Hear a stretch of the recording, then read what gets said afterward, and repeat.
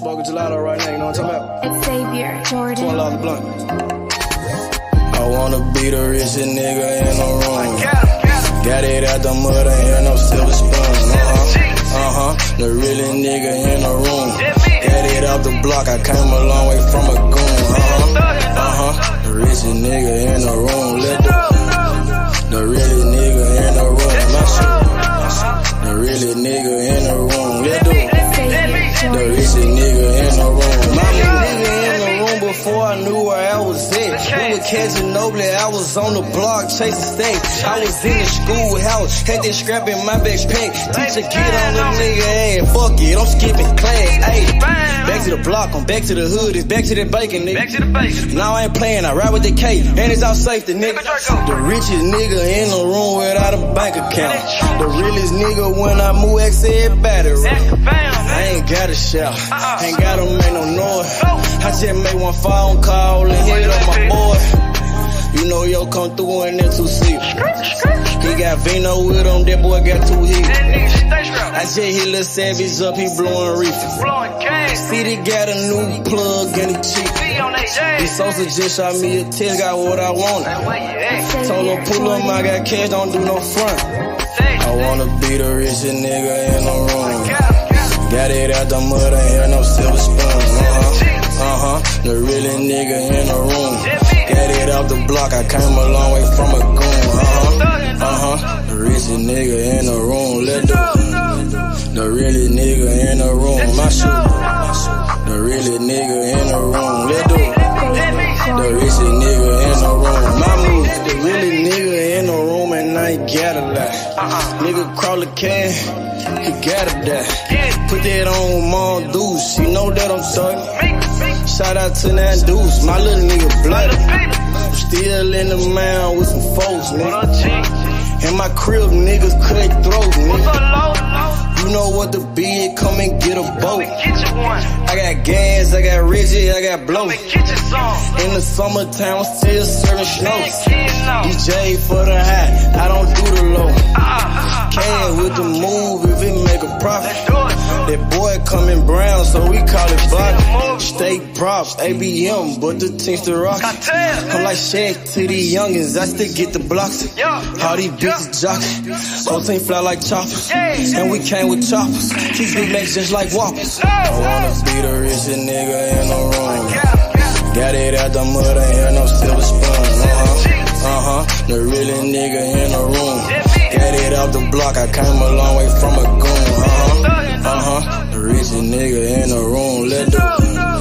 The realest nigga in the room. My shoe. The realest nigga in the room. The richest nigga in the room. My move.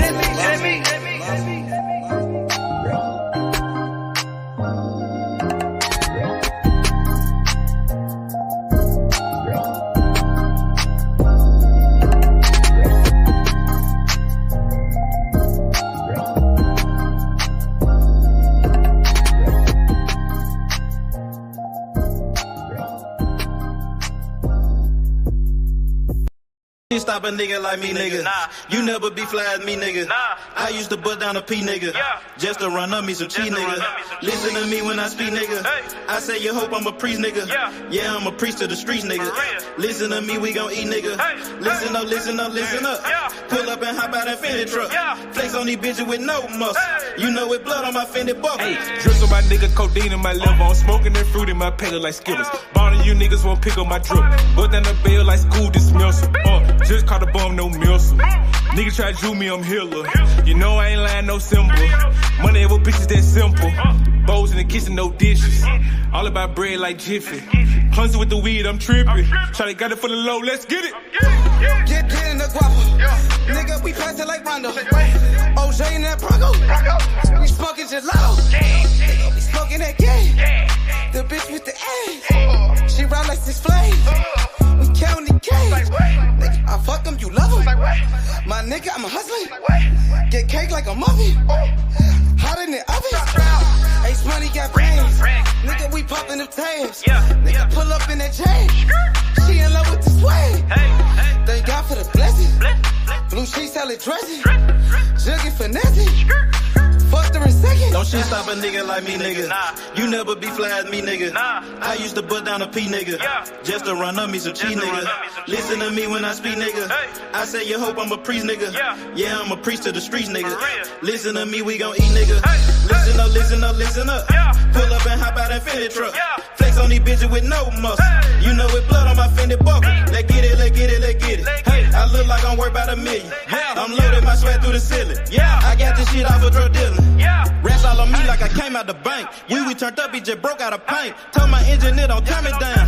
Toss it to blue, told him break it down. Back to back rolling up out of pound. Got some little gangs to come out the mouth. Shoot around me when I'm out of town. Soon as I hit him, it got around. Fuck all these niggas who doubted us. Bitch, I went 4 years without a fuck. I do not give a fuck, no nigga killing us. I know you broke, you ain't feeling us. My life expensive, I live it up. These niggas wishing I give it up. Still the same shit, I can't switch it up. These niggas bitches, they switching up. Gucci the lure, I switch it up. Rags, packs, switch it up. Run it up, run it up. Your life ain't worth shit but $100. 4-0 don't pull up without it. No limit, we bout it. Strong, got it, clouded. Nigga, come through in the out it. Don't shit stop a nigga like me, nigga. You never be fly as me, nigga. I used to bust down a P, nigga. Just to run up me some cheese, nigga. Listen to me when I speak, nigga. I say you hope I'm a priest, nigga. Yeah, I'm a priest to the streets, nigga. Listen to me, we gon' eat, nigga. Listen up, listen up, listen up. Pull up and hop out that Fendi truck. Flex on these bitches with no muscle. You know it blood on my Fendi buckle. Let's get it, let's get it, let's get it. I look like I'm worth about $1 million. I'm loaded, my sweat through the ceiling. I got this shit off of drug dealing. Warren, what's up with it, Warren? What's good? What's good with you, H Money? How you doing today, brothers? I'm good, man. You know, another week, man. We had a great week of boxing. Let's talk about it, man. I know you got some breaking news for me, man. What's going on? What you want to talk about? What's the word? I guess the ticket went on sale today. That's all. For Terence Crawford? Yes, sir. Man, I ain't gonna lie, man. I'm just excited to watch Terence Crawford get back in that ring at the end of the day. I'm a boxing fan. I'm a fan of Terence Crawford. And Terence Crawford is the best fighter in the world. He's #1 pound for pound for a reason. You know, and I can't wait to see Terence Crawford get back up in that ring. The last time we seen Terence Crawford fight was almost a year ago. That's a long time. Yep. Yeah, and I'm expecting fireworks. I'm expecting Terence Crawford to go out there and take care of business. And hopefully we can get that fight with Errol Spence Jr., man. Hopefully they could, make the fight happen. Because to be honest, I think the only reason why the fight didn't happen was because of business at the end of the day. Yep. That's the bottom line to it. And that's what stops a lot of these fights from happening. That's the reason why Deontay Wilder and Anthony Joshua never fought each other, because of business. It's the same reason why Riddick Bowe and Lennox Lewis never fought each other, because of business. It's the same reason why Sugar Ray Leonard and Aaron Pryor never fought each other. It was business. It was business. Okay, shout out to my boy Smoke Dog, Big Smoke. Shout out to Taco, Anna Lee, my boy Jeffrey. What's good? Get the Smoke says, Ruiz says he drops Wilder with a temple shot. So Andy Ruiz said he will knock out Wilder. And he says, well, why are you laughing? You don't believe that? He knocked out Anthony Joshua. Wilder is almost 37. You know what I'm thinking about? I'm thinking about he said he'll knock Wilder out. Yep, Andy Ruiz, he knocked out Joshua. We seen Wilder get stopped 2 times. He got stopped by Fury 2 times. And Fury wasn't known as a knockout artist. Tyson Fury wasn't a knockout artist. Remember that. Yeah, but I know. So let me say this. I think Louise get him, let him get some rounds in. I'll be able to see Wilder, how his stamina is and, how his footwork is for a few more rounds. But that ain't happening. I know that. Wilder wins this fight. You got Wilder over Ruiz. So you really don't give Ruiz you really don't give Ruiz a chance. You laughing at it. You laughing at him. Right. No. Not with Wilder. 8 rounds.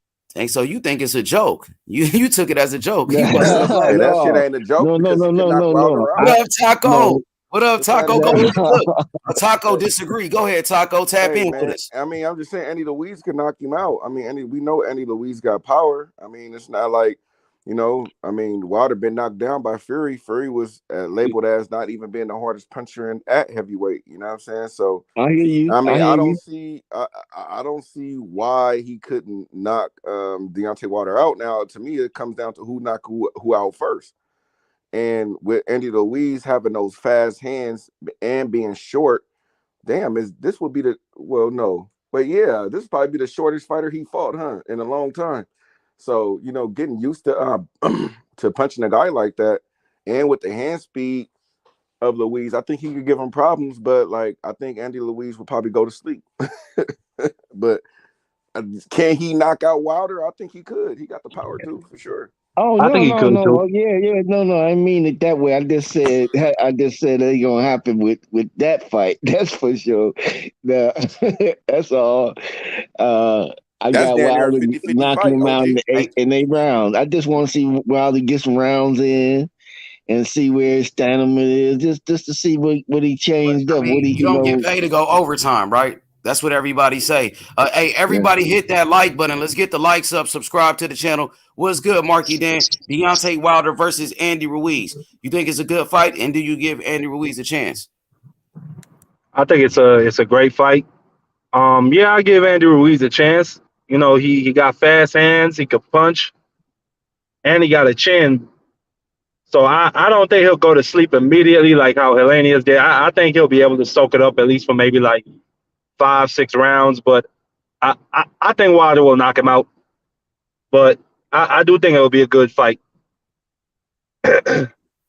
So, what you think about Andy Ruiz saying he would knock out Deontay Wilder with the same punch he knocked out Joshua with, and that was a temple shot? He said a temple shot. I love it. I love that shit. That's the type of shit I like to hear, man. Wilder gonna knock his ass out. Now Wilder gonna knock his ass out with the And we straight don't know right. if Wilder legs is really under him. Like, we don't know if Wilder still got his legs, because when he fought Hellenius, he didn't even get hit. So, we got to see what happens when he get punched in the face, because Fury stopped him 2 times. Fury was beating his ass. Let's just be honest. Yeah, facts. And that's why I want to see. I want to see what he got in the tank, And he's older now, so it ain't like, And I think AJ was the only person to knock down Louise in his career. AJ, Areola dropped him. Areola dropped him. Okay, yeah, and AJ get a little slack, but that dude got some power on him, though. Like, you know what I'm saying? That boy's strong as shit, and he got power. So, and Ruiz got a chin. Like Taco said, he's never been knocked out. He got dropped and got back up and knocked out Joshua. He got dropped by Areola, got back up, and he was beating Areola's ass. So Ruiz got a good chin, bro, and he big. Like, people were saying, Tyson Fury was almost 300 pounds. That's why he beat Wilder. He was so big. What about Andy Ruiz? He fat as hell. Like, that nigga almost 300 pounds too. We know Wilder got... Ruiz's only chance is to get inside of Wilder's reach and get to the inside. But if he get in the inside, if he stays out there, he can get knocked out. I'm sorry, he can get knocked out going to the inside. So that's why it's a hard fight for him, for the both of them. To me, it's then a 50-50 fight. You know what I'm saying? That's true. Both of them got power. Wilder. Both of them been champions. Yeah, Wilder, he could catch you. Who was Wilder's best win, y'all would say? Deontay Wilder best win. Ortiz. Andy Ruiz just beat Ortiz. And then Andy Ruiz knocked out Joshua, the guy that Wilder was supposed to fight first. Wilder never got a chance to fight Joshua. Ruiz did, and he knocked him out. So who would y'all say got a better resume? Deontay Wilder or Andy Ruiz? Who beat better fighters? I would say Ruiz, but that's just off of the one AJ fight. But Deontay Wilder was fighting at the... Nigga, you just said Luis Ortiz was Wilder's best win. Andy Ruiz. No. You asked who got the better resume between Ruiz or who has the better win between Ruiz and Wilder. Mm-hmm. Yes. Oh, you mean over Ortiz or in general? No, just period. Who got better? Who got the better resume? Who got better? Yeah. That's what I'm saying. Andy Ruiz beat Anthony Joshua. To me, that's Luis Ortiz. and you just said Luis Ortiz was Wilder's best win. So Yeah, exactly. yeah, and he also beat Chris Arreola, who's also a common opponent with Wilder. Yeah. If I may add a twist to it, Yes. if I'm just adding just the resume, who got a better resume? I'm not talking about wins and losses. We just talking about the resume. I would say Wilder because he had to deal with Fury. But he lost though. We can't get. I mean, but he he lost, still got bro. that's still on his resume though. Win and lose. But it count. I mean, but we're talking about the best win right now, Warren, not the resume. I said that's why I said that's why I don't give. I mean, some fighters do good in losses. Like on it, I'm gonna put some a twist fighters on do it. good in losses, and you give him credit. Like he put on a good performance, even though he lost. But how much credit could I give a guy for losing? And Wilder put up a good fight with Fury. Wilder, he dropped Fury 4 times in those 3 fights, but Fury knocked him out. Let's go back in Fury time. knocked him out 2 times in those 3 fights. So let's go back in time. Sugar Ray and Duran. Sugar Ray beat Duran 2 times. No, Sugar Ray lost once. He lost 1 time and beat him 2 times, though. But my point is, Duran resume is a good resume. He had a good resume because he beat Sugar Ray. Wilder never beat because he beat Sugar Ray. Wilder never beat Fury. You see what I'm saying? Duran, he beat. Okay. Come on, man. Duran beat Davey Moore, undefeated world champion. Duran, that lightweight division, was possibly the greatest lightweight of all time. He was a champion like for 10 years. He was undisputed champion. He beat Esteban de Jesus 2 times. Roberto Duran, he beat Iran Barkley, the Blade. Iran Barkley. Roberto Duran is a 4-division world champion. You see what I mean? Let's talk about the Louise and Joshua fight. And also Roberto Duran, he beat Carlos Palomino, who is another great fighter. But go ahead. I'm sorry. Let's talk about Joshua now. Because we use Joshua as a measurement to or accomplishment, which is for Louise having a better resume. Doesn't that say something about maybe Joshua wasn't all what we cracked him up to be as well? I'm not really gonna throw him under the bus like that. But why you say that? Why you say? I think that's the opposite, Warren. Oh, only because of he lost to Usyk twice. Mm-hmm. He barely got through Louise the second time. He outboxed him. How we gonna say he won by unanimous decision? But I'm saying, but it wasn't. He just ain't knocked him out, but he gave him a boxing lesson, bro. It wasn't something like man. That was a boxing lesson. It was a master class. He made his adjustments. He became a 2-time unified champion. So the guy who beat him, he came back and beat him, but he probably didn't beat him the way you wanted to see it. Maybe you felt like he was running and he was scared, but it worked. He got the win. Oh yeah, no. I'm not taking nothing. Wait a minute. So we was talking about. So we went from Wilder to Louise to gauging. All I said is, I just believe that in the 8th round, Wilder, depending on his condition and everything, takes Louise out. Oh, hey, I respect it. I got Deontay Wilder winning too. I got Deontay Wilder winning, but when I brought it up, you just started busting up laughing like you don't take Andy Ruiz serious as if he wasn't a unified champion. I was laughing at what he said. He said he go knock him out and with a temple shot. What's so funny about that? I mean, it didn't sound like a joke to me. Because no. Because if you catch it, if you really see it, that's how on his temple. If you look at side of Wilder's head, there's a little indent where he got hit by in his head. Yeah, by temple. You think that's funny? He got a dent in his head. This nigga crazy. He said he goes knock him out with a temple shot, and so I started laughing because you remember Wilder had that dent in his head after he all these videos about Tyson Fury. Remember they was like this nigga got a dent in his head. Remember that's why he had loaded gloves because Wilder had a dent in his head. Remember that, Mark? You remember that, Marco? But yeah, I know what you're talking about, Warren. Yeah, I started cracking up because Yeah, I I took a remember. little deeper than that. That's all. Yeah, but I don't think he was saying it like that. But because he knocked out Joshua with a temple shot, and people, we saw Wilder get stopped 2 times by Fury, and Fury, they said Fury was pillow fisted. So if Fury could stop Wilder, you don't think Andy Ruiz got a chance in doing it? He was pillow fisted. Wilder went down a few times every time, and look, Wilder had to pick himself off the floor every time he fought Fury. So I don't know now if that's being pillow fisted. I don't know how you get pillow fisted, picking yourself up off the mat. But So the many thing with times. Deontay Wilder, he does have a lot of power. Wilder is tall. Wilder got a lot of speed as well. But Deontay Wilder, he doesn't know how to fight on the inside. And that's when Tyson Fury was able to maul him. And Tyson Fury was able to push him on the back foot. And Deontay Wilder, he didn't know how to fight going backwards. See, even though Wilder got that 1-2, Wilder got the right hand that can knock anybody out. What Deontay Wilder, he doesn't know how to fight on the inside. Deontay Wilder doesn't know how to fight going backwards. So if Andy Ruiz is able to put pressure on Wilder, work his way on the inside, and push Wilder back, maybe he will have some type of success. You never know. Oh yeah, no, you're right. No, he has a fighter chance, but I'm just saying, but by the magnitude of this fight and the comeback that Wilder's wanting to do,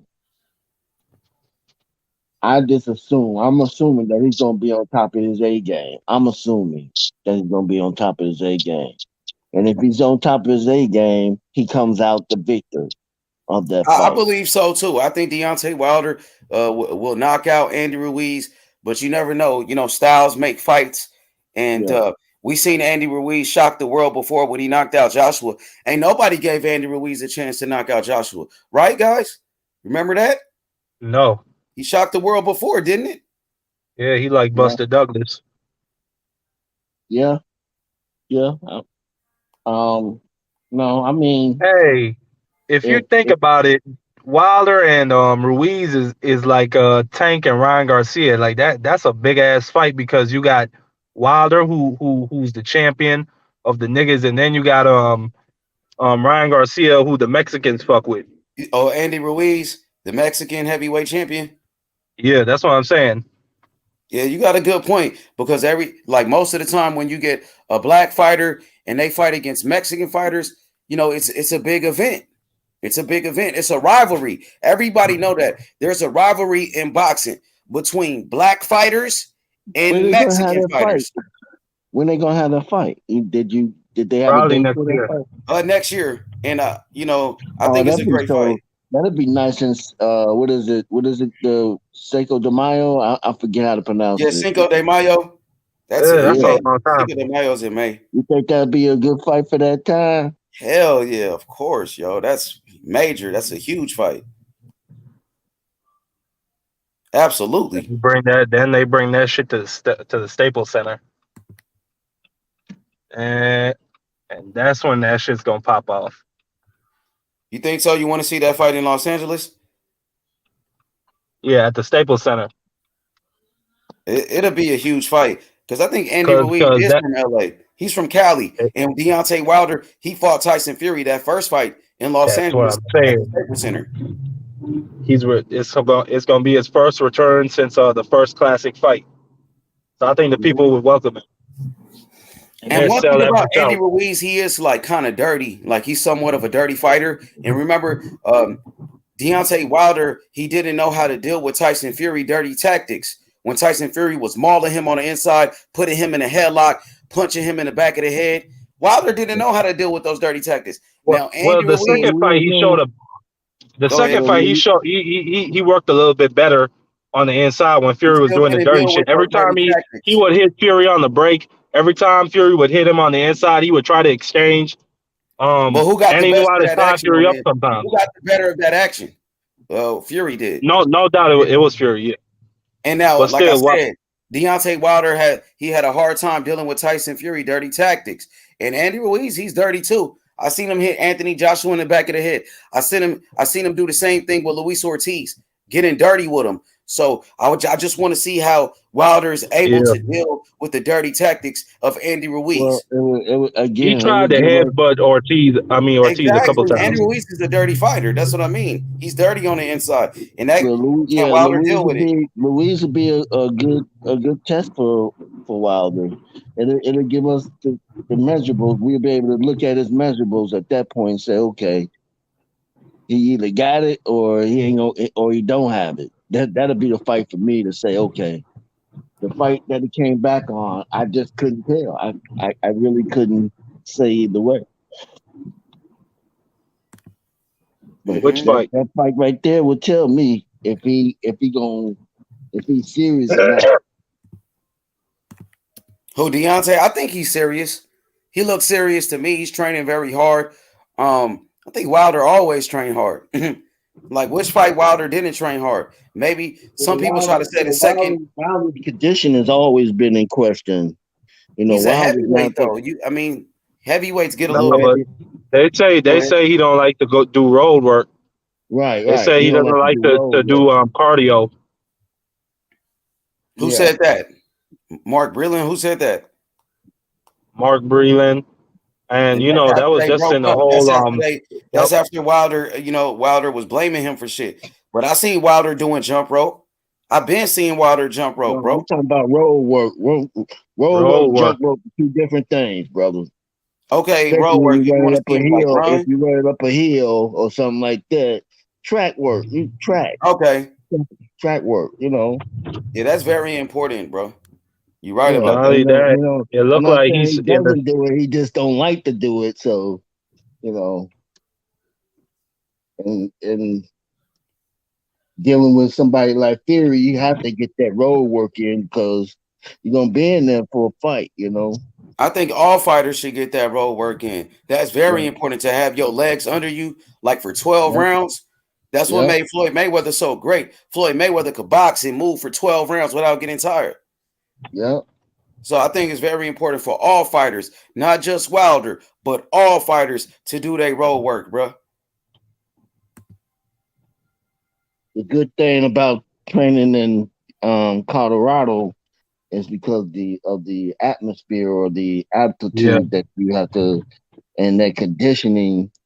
When you go there, you're dealing with different dynamics. So, I don't know if you ever seen the documentary. I'd be damned if I run up a hill like that. You talking about Terence Crawford? How they be running up that hill? Them stairs, man. I said, shit. Are they getting in good work over there in Colorado Springs? Yeah. You're training at high altitude. That's good for your lungs, But I seen like at the snack gym, they had created some shit like, you seen that Marky Dan, where Devin Haney went inside that little thing and they said this is like training in high altitude. You seen that? Y'all haven't seen that? Mask on his face and everything. Yeah, he had the mask on, but he went into like some type of chamber. And Victor Conti was like, yo, this is like training in high altitude. You don't have to go to the mountains. He said, we bring the mountains to you. And, that's advanced, bro. Like technology is crazy nowadays.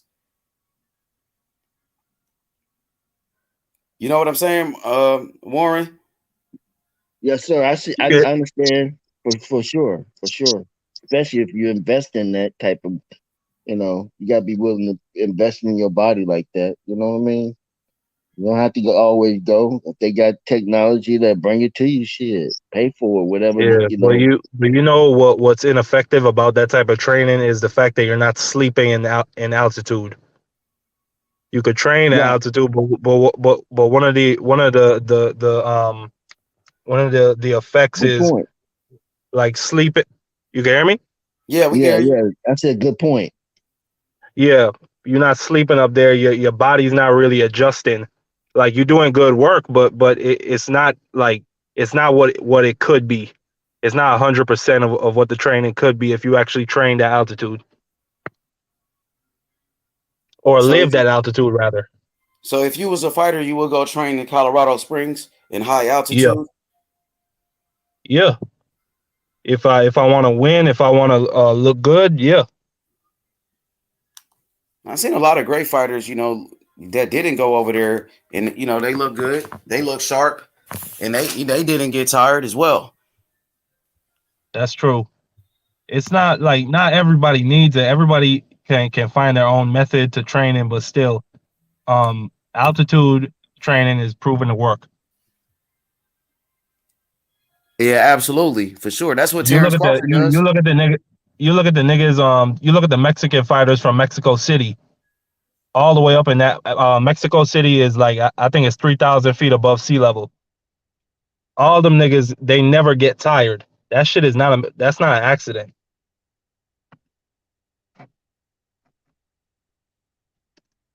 But anyway, Hell yeah, but yeah, I We'll can't be wait for right that back, fight. fellas. I can't wait for that fight between Deontay Wilder and Andy Ruiz, bro. That's gonna be a hell of a fight, bro. You know what I mean? I want to see yeah, more fights like that, competitive matchups, bro. That's what people want to see. The best fight, the fucking best. And when you get a former unified champion like an Andy Ruiz, and then you get Deontay Wilder, the Bronze Bomber, that makes fireworks, bro. And I want to see more fights like this. And then, of course, Errol Spence against Keith Thurman, possibly. Maybe Errol Spence move up to 154 to go challenge Sebastian Fundora. Another great fight. Jermell Charlo versus Tim Tszyu. Another great fight. Man, this shit is going to be fire. Devin Haney versus Lomachenko coming up. Another good fight. Devin Haney and Lomachenko, man. What's your thoughts on that one? Let's talk about Haney versus Loma. Are you guys excited for that? Or did yeah. Lomachenko's last performance kind of, I mean, what you I'm thought excited to see. I'm excited to see Lomachenko get his ass whooped. That's all. I've You been think waiting for it. Lomachenko got a chance against a fighter like a Devin Haney? No. After that, you look like that against Jermaine Ortiz, who, I mean, Haney is like Jermaine Ortiz, but like 10 times better. I mean, he's I don't bigger think than Haney's like Ortiz. Jermaine Ortiz. Devin Haney, No. Jermaine I'm, Ortiz was I, I'm nothing like Devin Haney. He's no. nothing like Devin Haney, bro. Devin Haney's Yeah. on a different level. You know what I mean? No, that's why I'm trying to say. Like I said it didn't come out right. But anyway, yeah, I think Lomachenko is gonna get destroyed. What you think Straight about out. my boy Cook Sports, y'all? What y'all think about Cook Sports saying Lomachenko is done? Do y'all think It's he's done? accurate. Or do you think I think Lomachenko's so. probably playing possum because I Devin think Haney was so. at his fight and he wants people to think that like he's done, but he's really not done? Do you think Lomachenko still got something left in the tank? Or do you think he's done No. like Cook Sports said? He got enough to give you entertainment, but he ain't got enough to win it. You don't think My bad. I Lomachenko had could something in my mouth. possibly like shock people and put up a good fight against Devin Haney? Oh, he put up a good fight, but it won't be. Let's just be entertainment. He'll give him some. He'll give him some resistance for about 3 or 4, 5 rounds, and after that, it's over. It's a wrap. Okay, shout out to my boy Buckle Up Boxing. Make sure y'all go subscribe to his channel. Buckle Up says Loma not done at all. He said Loma ain't done. He said y'all got Loma fucked up. And then OD, shout out to, hey, shout out to Big OD. He said Loma ain't done. Damn. So you still got people that believe in Lomachenko. What y'all gotta say to that? They say Loma is not done. Belief ain't got nothing to do with it. Haney is gonna go in there and he's gonna whoop his ass. Straight up. Like Do you y'all think it's a niggas can chance that believe you got in your great white hope. My bad, go ahead. No, go ahead. Say what you finna say. Nah, I was gonna say these niggas could believe in the great white hope. They could believe in white Jesus. They could believe in all that weird shit. The reality is you dealing with Lord Haney. You dealing with Devin Haney, nigga. It's his time. Get the fuck out of here, Lomachenko. Facts. All right. Hey. Y'all funny as hell. Yeah, and they ain't Yeah, gonna do man. Fuck at that Lomachenko. Fuck Lomachenko. at that weight class that he's at with the people that's in that weight class, he's done. Let me say it that way. He's done in that division. You think so? Dang, it sounds like you Man, guys come are on, like man. low-key counting them You out, got though. Haney, It sounds like you y'all got counting Shakur, Lomachenko out, yo. I'm you counting him got out. Yeah. I'm counting that nigga out. For real, at so that y'all weight just gonna class, count him he's out. So y'all don't done. even look at Lomachenko as a threat or anything like that. It His seems like time you has guys come are and overlooking Lomachenko. his I time has am. come and gone. Dang. People Hey, are come catching cook, up to him OD. now. You OD, know, it's tap just in. like Oh, come cook on it, OD. so. What happens is, just like you have um all these different types of iPhones, iPhone 4, iPhone 5, iPhone 6. Everybody's catching up to him now. He can't, he ain't gonna be able to handle what's coming after him. Who in that division at the top 5 is he gonna be able to handle? Who, Loma? Oh, Lomachenko? Yeah. Yeah. What about Tank? You think he Okay. got a chance against a Tank? What about against No, No. what? no. You No. don't think so? No. No. Tank has still Tank has become he has come into his own now. He might have had a chance when he first was when they were first trying to get into his ass. He might have had a chance, but right now he don't. What's up, Everybody's baby? filling out in that Yo, what up, division. OD? What's good, my boy? What's Salute. up, my brother? What's Not good, bro? much, What you bro. think about the Hell, topic?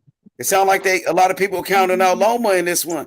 Man, cause I'm gonna I'm tell you counting this, out bro. Loma, OD. Wait, Marky, wait, bro. Hey, these motherfuckers, they counting Loma. I ain't counting Loma now, bro. I see it's a 50-50, bro.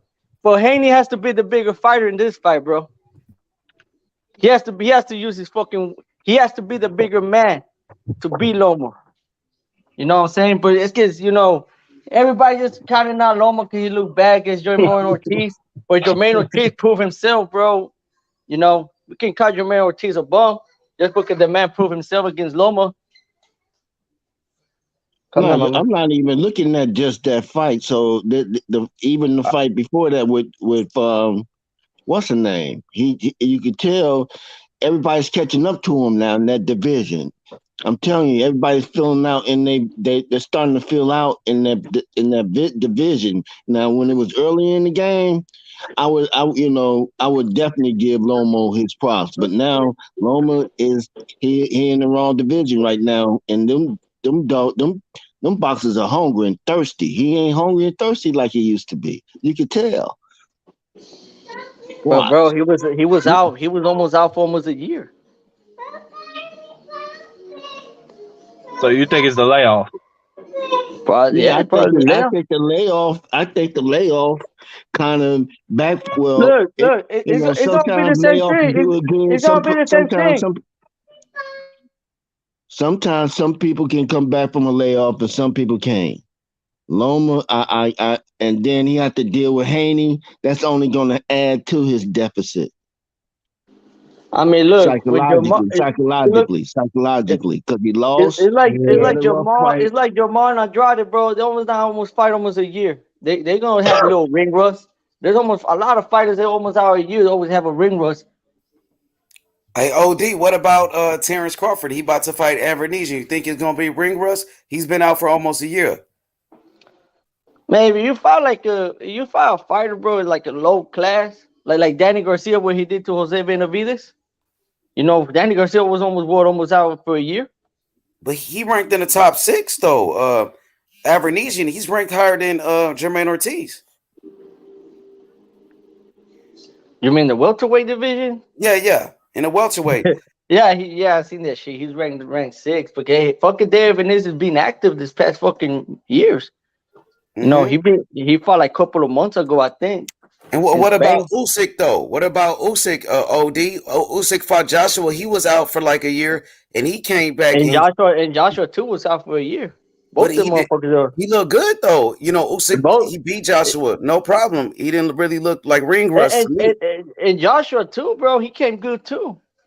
I mean, if you active in the gym, If you're active in the gym, you know what I'm saying? Because this motherfucker was in war. Both of these motherfuckers were in war, Usyk and Loma.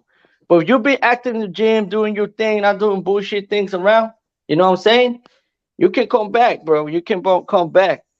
But when you're just not training, just chilling and all that shit, and then you come like 8 weeks later and shit, like you go back to your camp weeks later or months later, and then you got like an 8-week or 10-week camp. Shit, sometimes you show your ring rolls right there. So let me ask you a question then, brother, if I may. Lomachenko, who you think? How do you find the fight going with him and Devin Haney? How you see that fight going?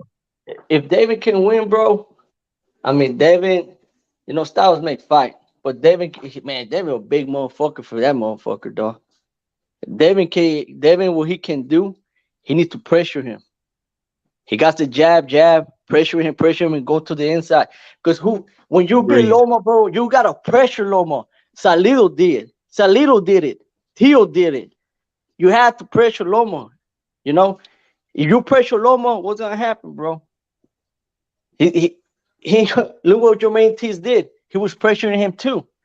Haney needs to be the bigger man to beat Loma. Yeah, I think for me, I got it 50-50. But if Haney does that shit, bro, Haney will take this fight. So let's talk about the division now. Okay, but before you get into it, let me just read this comment. Shout out to Rachel Donaire. Rachel Donaire says, Nonito was out for a year and a half before fighting O'Bali. And O'Bali was an undefeated world champion. And Nonito Donaire knocked him out. So she's pretty much saying, like, the excuses that Loma is making, that the layoff and that fighters came off from a longer layoff. And Nonito is older than Loma. Nonito is like 38, 39. And he still was able to knock him out after a year, 1 year and a half layoff, But go ahead, Warren G. Go ahead, Warren. With everybody that's starting to fill out in the 135, I think Loma time has come past in that division. Because them guys is coming. You got the Shakur. How do you fare him going against Shakur? Shakur, Haney, Loma versus Shakur? Yeah. No, I mean Loma versus Shakur? Yes. Man, it'll be a good fight, But no, I never. So I said that he'll give you good entertainment, but far as winning, I think that time he either gonna have to do something. He's gonna have to do something real drastic, man, because I think the other fighters just caught up to him. He's an iPhone 5 now. There's i6, iPhone 7s, iPhone 8s now out there, iPhone 10s, and a better version. Yeah, you keep going. Hey, OD, you said that Haney is like too big for Loma, but we know that Nakatani was bigger than Devin Haney, and Loma beat him with ease. Like Loma beat Nakatani ass. He knocked him out, and Nakatani's bigger than Haney. So Nakatani wasn't too big for Loma? Nah, Haney's more bigger, like more wider. Nakatani was like more skinnier and more scrawny. No, Nakatani's taller. Nakatani is taller. Yeah. I'm just saying. And he got a longer arms, and he's way just bigger than Haney. I'm saying, but he's scrawny and taller. Haney's like more big body. You know what I'm saying? No, I don't. I disagree. Like Nakatani, this dude is damn near a fucking welterweight for sure. Like he's big as fuck. And then Lomachenko also beat Luke Campbell, and Luke Campbell is bigger than Devin Haney. So Luke Campbell wasn't too big for Loma, but he's bigger than Haney. So how is Haney too big for Loma and Luke Campbell is bigger than Haney? Like I don't understand that one. Like I mean taller? No, I'm not talking about like tall. I'm talking about like size wise, like thicker wise. You know what I'm saying? Like Haney's more bigger. Nah, I disagree. Those guys are bigger, bro. Like Nakatani is huge, bro. Even Nakatani was so big, like Tiafimo after the fight with Nakatani, he said, "I'm never gonna fight big guys no more. We're not fighting tall guys anymore." That's how big he was. So what I think Haney, his skills, like Haney is big with skills. Like Nakatani was big, but he didn't have skills like Haney. I agree right there with the skills, the skills. Yeah, the size and the skills make it even harder. And the size harder, and the skill, yeah. know. and the bigger the size of fucking how wider Haney is. But it will be a Facts. good fight, bro. That's what I'm saying. The skills, the wider he is and the taller he is. I agree right there, H. And but I'm gonna tell you this. Haney, bro, if he pressure Loma, you know how the way he fought in, it's gonna be a different fight, bro. Styles make fights and shit. But if Haney can pressure Loma, he can take the fight. You know, But you see Tio was when Loma. outboxing Loma. Tio was boxing Loma from the outside when Tio beat him. Yeah, but what Tio did in the beginning of the rounds? Pressure him, right? Yeah, but he was like, he was, but he was boxing, and Loma was running like Loma didn't throw any punches. No throw any punch. If Haney can do that, bro, it's over. Loma could be outboxed. I thought Ortiz was outboxing Loma too. Ortiz was out jabbing Loma. I mean, yeah. In the last rounds, Loma, you know how Loma is, bro. He just like fucking, he just takes his time and shit, but he took his time real fucking late. Not only that, Tio was getting ready tired too. I don't know if you see like in the 9th round or 8th round, he was already gassed out. Yep. Loma stepped it up. Yeah, that's what Loma took advantage. Facts. If Haney can pressure him, you know, Haney got some good cardio, bro. He really fucking surprised me. Like, even though he looked weight drained, I was like, oh shit, motherfucker still got cardio on him. Like, that would be good for Haney, bro. Like, if you just pressure him and everything, he'll take the fight. You know what I'm saying? I think he could outbox him too. I think Haney got better boxing skills than Loma. Haney got a better jab than Loma. Haney faster, better footwork. He younger. I think Haney could, like you said, walk him down, be aggressive, put pressure on him. And I think Haney could also outbox him. I think he could beat him two different ways. Haney, I haven't seen him. Haney fought with some guy can do lateral movements like problem. Loma did. That's the problem with not fighting when you should be fighting these other fighters, because you risk them getting adjusted to the division that they're in and developing the skills that they need. Loma already beat like how many guys in light welterweight? Even in different styles. But he was shying away from some of these tough. He was shying away from some of these black boxers like Devin Haney, and I think. Hey, bro, I don't care about race. I don't care. I don't like talking about race. Wait a minute. Hold on. No, I wouldn't. No, I didn't mean that. You know, H knows me. I don't like talking about race. I don't care about that. What are you talking about, man? I said black fight. Why do it every time somebody identifies somebody by their color, that is automatically a racial intentional thing? Y'all got to get off of that. Come on, this is not about that. I'm saying, just like, okay, let me just use Errol Spence and Terence Crawford. When Terence Crawford first was introduced to the 147, you would have had a good shot at defeating Terence Crawford because he just moved up to the 147. Now that he's acclimated into the 147, it's gonna be hard to beat Terence Crawford now. Even though it's gonna be hard to fight him then, but at least you had the narrative that he was skinny and that he was too small for the division, and now, but you can't say that now because now he's adjusted. And what I'm saying about Loma is that a lot of these boxers that's at 135 now has come accustomed to the 135 division, and his time has run out. It don't matter whether he's black, white, it don't matter. I'm just saying, Loma, most of the boxers at 135 right now are black or either Hispanic, right? Yeah, you got Raymond Montoya. You got Raymond Montoya coming up. You got Keyshawn Davis coming up. You got two American fighters. And them guys want to eat, and they know that Loma is a good plate to eat off of. If you have Loma on your resume, you're saying something. If you can win against Loma and you saying something, so he has some fights in him, I just don't see him ever recapturing them belts.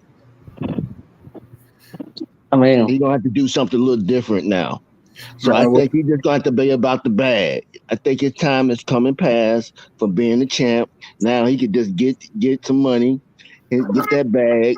And he'll put don't get me wrong. Haney's hungrier, bro. It's time for Haney. It doesn't matter if it could be Shakur, Raymond, Montoya, Keyshawn, even Ryan Garcia, bro. Even though I don't like that prick. All them fools will fight Loma. It's time to take it. Supposedly he got the crown. For me, Haney got the crown. He beat Loma. But I mean, but Loma is still a bag. You know, he's still a bag. You know what I mean? So so let's talk about Cruz for a minute. Let's say what you think about Cruz and Loma. Cruz and Loma, a hell of a fight. That'll be a hell of a fight, bro. But I'm a favorite Loma in that fight. Right. Well, I'm just saying, but you don't think that'll be a hell of a fight? That would be a hell of a fight. That would be a hell of a fight. That's a bag. That's a bag, right? Yeah. And you get a good fight out of it. That's what I'm saying. Even if you're trying to, I know Devin Haney is the goal. You're trying to beat Devin Haney, but at the same time, reaching up to Devin Haney, I can stop over there by Loma and get me a bag. You know what I'm saying? True. Yeah, it's true. No, I agree right there, bro.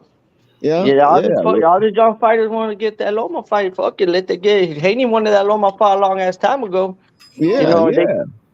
And they give him the franchise bill. They know that he a bag. He a bag. And not a bad bag either. You get a good bag off of Loma. It was like that time when Tio wanted to put, it was that time when Tio was gonna pull out a Loma fight. Because he wasn't getting the bag he deserves. I don't know if you remember that. Yeah, I remember that OD. They almost canceled the fight. And I think Loma took like some of his money off to pay Tio. So Tio could take the fight. I think almost like $100,000 or $200,000. I think Tio probably took like $900, $800, $700. I forgot. Yeah, man. Loma did some real shit to make the fight happen. But what's good with it? H, what's good with it? OD, what's good with you? What's up, Q? What's up, my brother? What you think about Haney versus Loma? How you like that fight? Shit, I like it. Shit, I was saying that shit. That's the fight I want to see. Shit, before Devin beat Kambosos the second time, but it is like only thing I'm saying is like with what OD was saying. Loma, I don't know. I'm pretty sure they want that Loma fight, but he kind of sound unsure of himself. I don't know. Even Bob was saying, they might need another fight, before even fought Jermaine Ortiz. So, that's the fight I do want to see. I think that's the fight. I think Devin beating Loma, that's really what's going to give him the light that he need to just go to the next level in his career. That Loma name on his resume is just going to shine brighter than all them other ones. So facts. That I do like that. But if Loma can't, he ain't ready, he don't want to do it, fuck him, and I say go at Tio neck. You know what I mean? They gonna hell nah, man. But Tio got a fight though, Q. Tio got a fight against what's the name? Pedraza. So you want Haney, if Loma is not ready, you want Haney to move up to 140? Yeah, because I think what they might be trying to do is, set Tio up to get, Josh Taylor old belt, if not fight Josh Taylor. I think Josh Taylor might move up after the Catterall fight, and that belt being vacated, Devin and Tio would be a good ass fight for that belt. That's a good one. That's a good match. AQ. But I like what Bill said, bro. If my son's gonna move to 140, bro, they want all the smoke. He said he wants to fight Regis Progress, bro. The winner of Jose Cepeda, Regis Progress. I was like, damn, bro. Yeah, I like that. I like that too. Right there. I like that shit, bro. I heard Bill say that a long time ago. But that's smart. That's smart business, though. That's smart because Devin to get to 140. Yep, that's he being smart about moving his son up. He ain't being too greedy or trying to bite off. He trying to get a nice little bag with Pro Day, and then whoever fighting for that belt, it ain't make a little nice little bag. With Devin, excuse me, bless you. excuse me, like anything It's all Devin do, it's not for no bag. It's not for nothing. Anything Devin Right. do, go up to 140, and he say he want a shot at a belt. That's what he deserves. You know, you undisputed. That's what you should be able to do. I don't look at undisputed champions or even unified champions at that to be champion, drop their belts or whatever, go up a weight class and be fighting for no belts for 1 or 2 fights. No, get you straight shot to that belt. You know what I mean? If it can happen, especially if you undisputed to any of which one of them belts you choose to go at. You know, when So Hey, Yeah, can I ask y'all? Hey, that's why I think the Regis to pay the winner of that. That's like a perfect fight for Devin to get his feet wet at 140.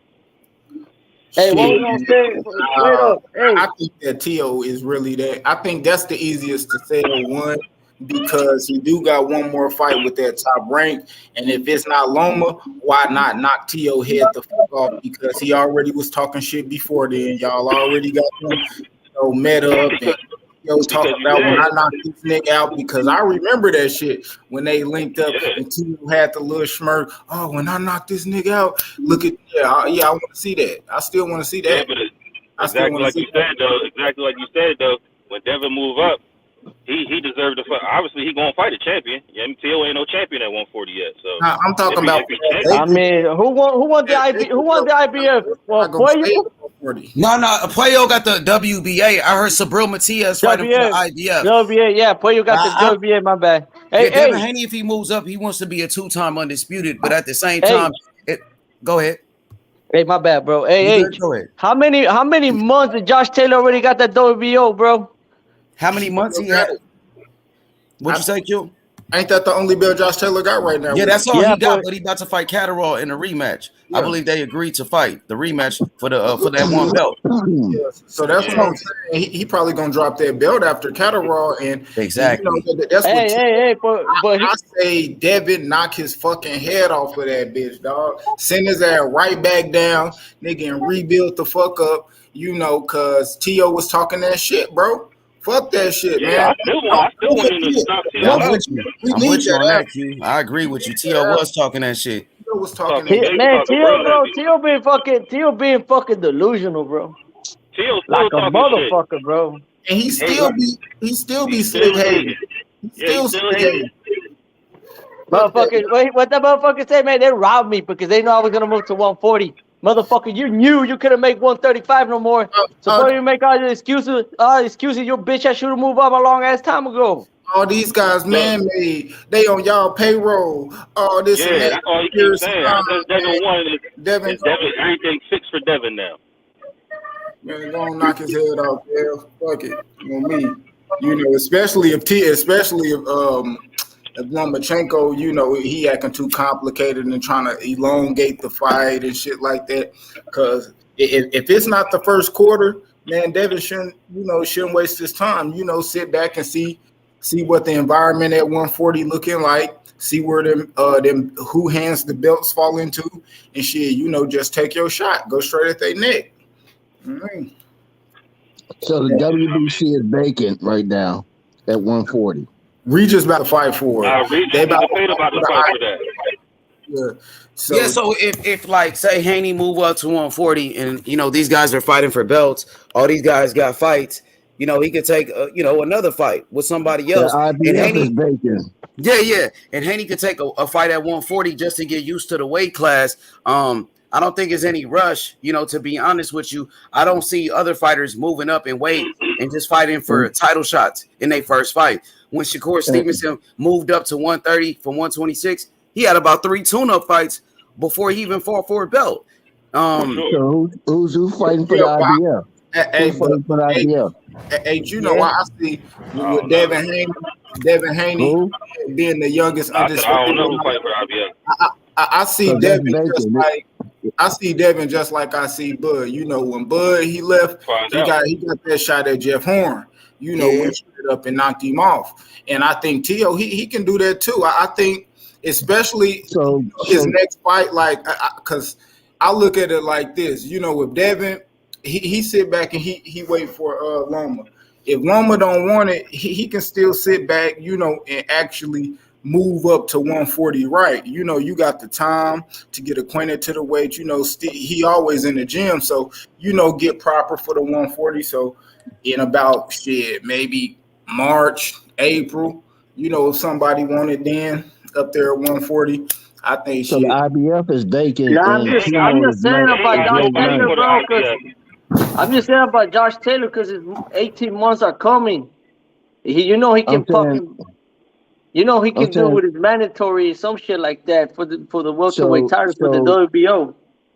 So the IBF is vacant. Well, Catterall was his mandatory, so he already solidified that. Only reason he's fighting him now is because he forced to do it because everybody said he lost and he won't stand on the square. Nah, I know I'm saying, bro. That's what I'm saying when he beat Jack Catterall, bro. Because in February he's almost 8.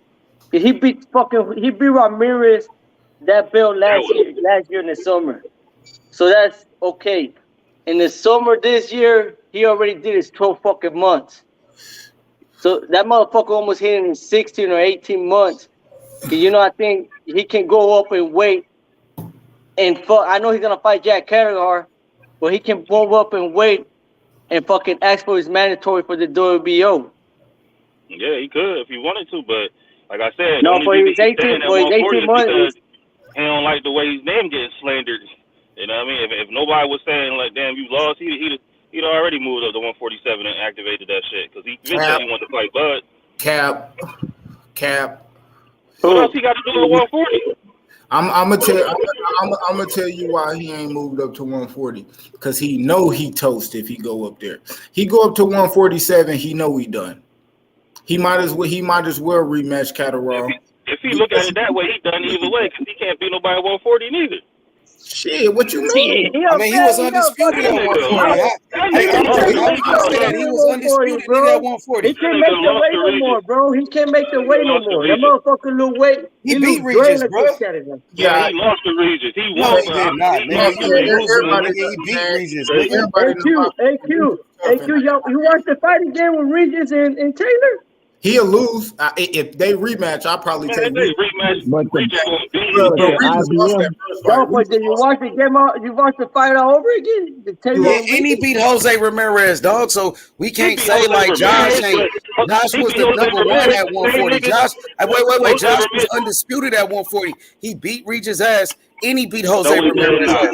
Yes, he did. Nigga, I watched that fight. Regis, man, you watched the fight all over again, brother. You watched the fight all over again with Regis. I was rocking with Regis in that fight. But Taylor beat his ass, bro. Yep, he did. He did beat his ass. He fucked up in the last rounds, bro. In the championship rounds, fucking Regis fucked up. He threw a lot of punches, and Taylor fucked his ass up. All those fucking rounds, bro. I'm gonna bring you facts. All those rounds that were swing rounds, to the first to the 10, bro. 11 and 12, it was all Taylor's. Nah, I can't give you that. Was a draw.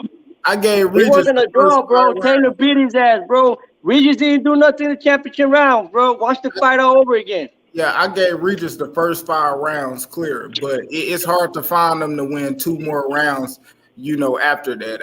I'm gonna keep it a buck. You know, Josh Taylor was beating up on him, but I do understand people that think he won because I know people that think he won, but I fuck with Regis and I think he lost. I don't think think Josh Taylor beat him in the rematch for sure. I rock with Regis and Taylor, bro. Yeah, so who should fight for the IBF? Like I said, he can't beat nobody else at 140. That's so who should fight for the IBF at 140? That's vacant. Who bro, should they fight already for that? got Matias and Matias.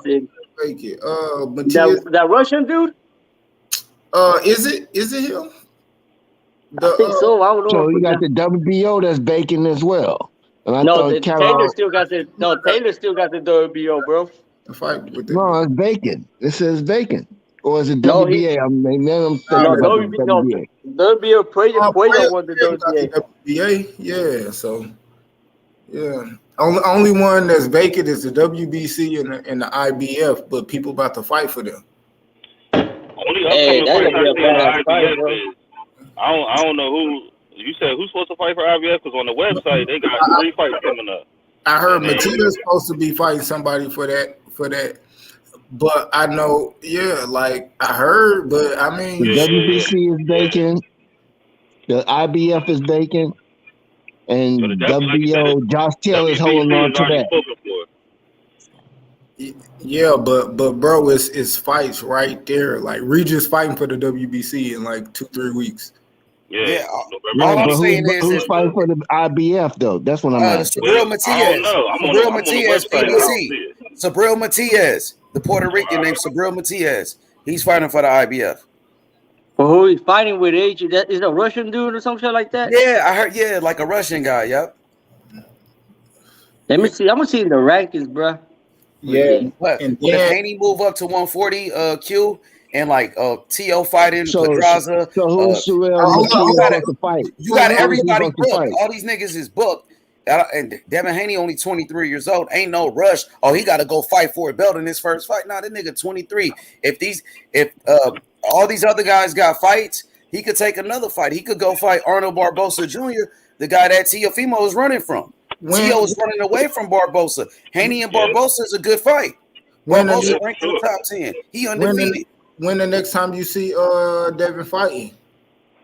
Devin, soon. They want to get right back up in there. Probably like in February. Did you say Surreal I didn't know they Matias? was looking at it like that. I didn't know they was looking at it. Yep, they trying to get right back in there, and Shakur trying to get right back up in there too. So he He's got to Puerto make Rican Probably boxer. fight in June. June. That's a Haney? long That's a time. long time. Yeah, June kind of far from now. Yeah, we talking March, February type. It's only shit. 6 Exactly. months. I'm with you on that one. Yeah. I think Barbosa's a good dance partner, bro. Barbosa's calling for the smoke. He's undefeated. He's ranked in the top 10. And Teofimo Lopez is ducking Barbosa. So you could go fight the guy that T.O. is ducking. And that's a good fight. That's a good fight. I just want to know who y'all know that fought within like 5 months after a fight. Because February, Canelo, Haney just came back in 4 months and fought Cambosis again. Okay. David Morrell came back in 5 months. He fought, in 5 months. Canelo ain't gonna fight till September, bro. Yeah, now because he got wrist surgery. Bro. So yeah, man, but a lot of guys been staying active. Tyson Fury came back soon after he beat Wilder. He came right back and knocked out Dillian White. The new undisputed champion, bro. He's gonna be the new undisputed champion. Man, Tyson Fury? Hell yeah, bro. You know how I rock with Tyson Fury, bro. He got a fight coming up, OD, like in a month. In a month against Chisora. Yeah. Yeah, these guys smart, bro. Like they know, bro. They need to stay active. They need to stay sharp because there's people right there. They ready, and they pushing for their mandatories. And if you don't got if you not no guy ready to unify, and you ain't got no undisputed match set up, got a belt, man, there's always pressure on you. These champions gonna have to stay active nowadays, especially when you're looking at, a majority of these high caliber dudes, man, they fighting a lot. Like Bivol, that's how it's supposed to be. Bebo. Yeah, he just came back and fought again. Canelo, 6 times, 20 months. It's well-deserved rest. Devin been staying active year after year after year. Man, like these guys be in there. They spoiling us. And they still trying to stay active. And I think, it's just crazy that some of these other guys, that got belts, just sit around and they fight once a year, not really unifying, shit, man, they're going to have to do something. They're going to have to this week's card in Top Rank is going to be good, bro. I like this prospects. They're coming up and shit. It's gonna be a Top good Rank got the best prospects in the game right now, man. They got all the young talent: Jared Anderson, Keyshawn Davis, Xander Zayas, Abdullah Mason. They got Emiliano Vargas.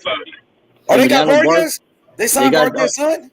The youngest one. The best one. I heard he was the best one. They got Emilio. They just signed him. They just got him. Yeah. He's gonna find the Janibek card. He's gonna find the Janibek card. I've been hearing good things about him, bro. Like he's more. Even Fernando Vargas said at age that, man, everybody wants because my 3 sons they want to sign together. But the only one they want to sign is the what's his name, Emilio, the General. Those are the only one they want to sign because he don't want to put his other two sons down the hill, bro. But he fucking said it like fuck, bro. Top rank only wanted Emilio, huh? They only wanted to sign him. Golden Boy, what the brother said. The brother had said he came on the boxing voice and basically was saying what my man was saying because he was talking about the Triller shit, and he was saying that they all wanted to sign together, and he was like, but you know, if whatever happens, if somebody got to make different moves, then they're gonna make different moves. It is what it is, and and that's what happened basically because he was saying that they didn't want to sign all of them. They only wanted the one brother, and the brother was like, nah, I don't even want to do it without my brothers. So that's why they went on the Triller shit. Yeah, Andrew probably told him, hey, take the deal, bro. You know, you're well deserved and shit. Like, we don't want to hold you back. Yeah, that's what they said. He was like, and they was told their brother like, nah, don't even operate like that. Go ahead and do your thing. We ain't trying to hold you back. If they only want you, you know what I mean? Then yeah, fuck with it. And then we just heard. I just heard like last week that he signed the Top Rank now. That kid got talent, bro. That fucking kid got talent, bro. Emilio Vargas. Emiliano Vargas. Fernando Vargas' son, one of his sons. The youngest? Yeah, the youngest one. Yeah, they got to get in there and do that shit. I like that shit, you know, man. Top Rank, you know, they on their shit signing these guys. Seems like they get every Olympian that come out. Because they got the network, bro. They got ESPN. Everybody wants to fight on ESPN, so they got that machine behind them, bro. Yeah, and they keeping them up in the motherfucking ring. Getting a lot of times. They stay busy too. I think Top Rank prospects stay busy a lot. Yeah, they keep them active. They always fighting. Yeah. They got those dates. Keyshawn's fighting on Teal's undercard. Who? Keyshawn, I think he's fighting Teal's undercard. He is. I remember him and T.O. and Keyshawn had like beef back in the day because they sparred each other, and I think Keyshawn was beating them. And they got into like a big old altercation and shit. But yeah, it looked like now they're gonna be on the same card. So hopefully we can see that fight. Bro, that fool Keyshawn acts like a cheerleader, bro. Oh shit. He can fight though. One thing about him, he do that. He can fight, but he acts like a fucking cheerleader, bro. Yeah, he does. He does. I give you that. Yeah, niggas do be like, I do think, you know, people on the sideline, you know, they kind of OD a little bit, you know, hype they boys up, man. But he was overdoing it though. This nigga was like, God damn, jumping, bro, like jumping in the jumping fucking on. He back. ready to jump on Shakur's back and shit. That nigga was a man. I heard Keyshawn be dealing with a mental illness too. Did y'all hear about that? Nah, I didn't hear about that shit. No, he dealing with stomach problems, bro. No. He said he got mental illness, like for real. No. He dealing with it. He got stomach problems that he has to deal with. And if it gets off kilter, it affects him. That's why he pulled out of those fights. Because he pulled out of like 2 fights this year. You say it's all in the gut. Yeah, he pulled out of 2 fights this year, but he also said he was dealing with like mental illness. So that's probably why he be acting all crazy and shit. You said no, I never heard that. I just heard that. Yeah, he pulled out of like 2 fights this year, but he was sick, like Warren said. Yeah, damn, and it's hard.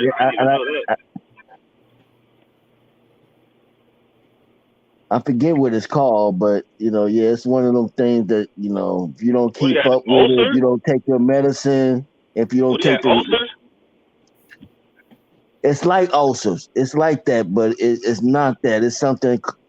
It's around. Yeah, it's like that. Well, it's in that family, but it's something a little bit severe. If you don't take care of it and you fall off your medication, it's a hard thing you to get back under control, and you have to stay on that medication. Man, in a young age, bro. In a young age for that shit. Then not get stopped. Yeah. I know young people had that kind of stuff, man. They gotta get with Dr. Sebi. Fuck that. But he finally got it under control, and I think what he was trying to, you know, when you're young, you know, you think you're invincible sometimes, brother. You know, you be like, you know, if I'm gonna do something different. I don't want to take the medicine, but shit, sometimes that's not the case. Shit, like 4 years ago, 3 years ago, I got high cholesterol. Yeah, I was like, damn, early 26. How the fuck I got this shit? Dang. It's true, That bro. shit You make gotta you take feel care of how, that yourself. shit make you feel like different, like on a daily basis or something? Or you ain't even know. Hey, look at this comment. He said Keyshawn posted on his IG story that he promised himself that he wasn't going back to the mental hospital. Told you that nigga was dealing with some mental shit. Told Damn. you. I ain't knew about that shit, bro. That I thought that kid would look like a happy kid, bro. Every time I see him, he's all smiling and shit, fucking and shit like But that, when bro. was that? When was He that was though? So, wilding on but the when? motherfucking what's But his when name? was? I Live mean, one time. I think we. So you know, you can. When was that?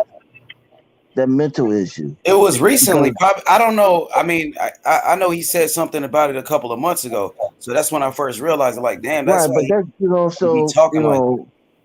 I lost both of my brothers, man, to the streets, right? And I had to go see a professional because it just mentally bogged me down.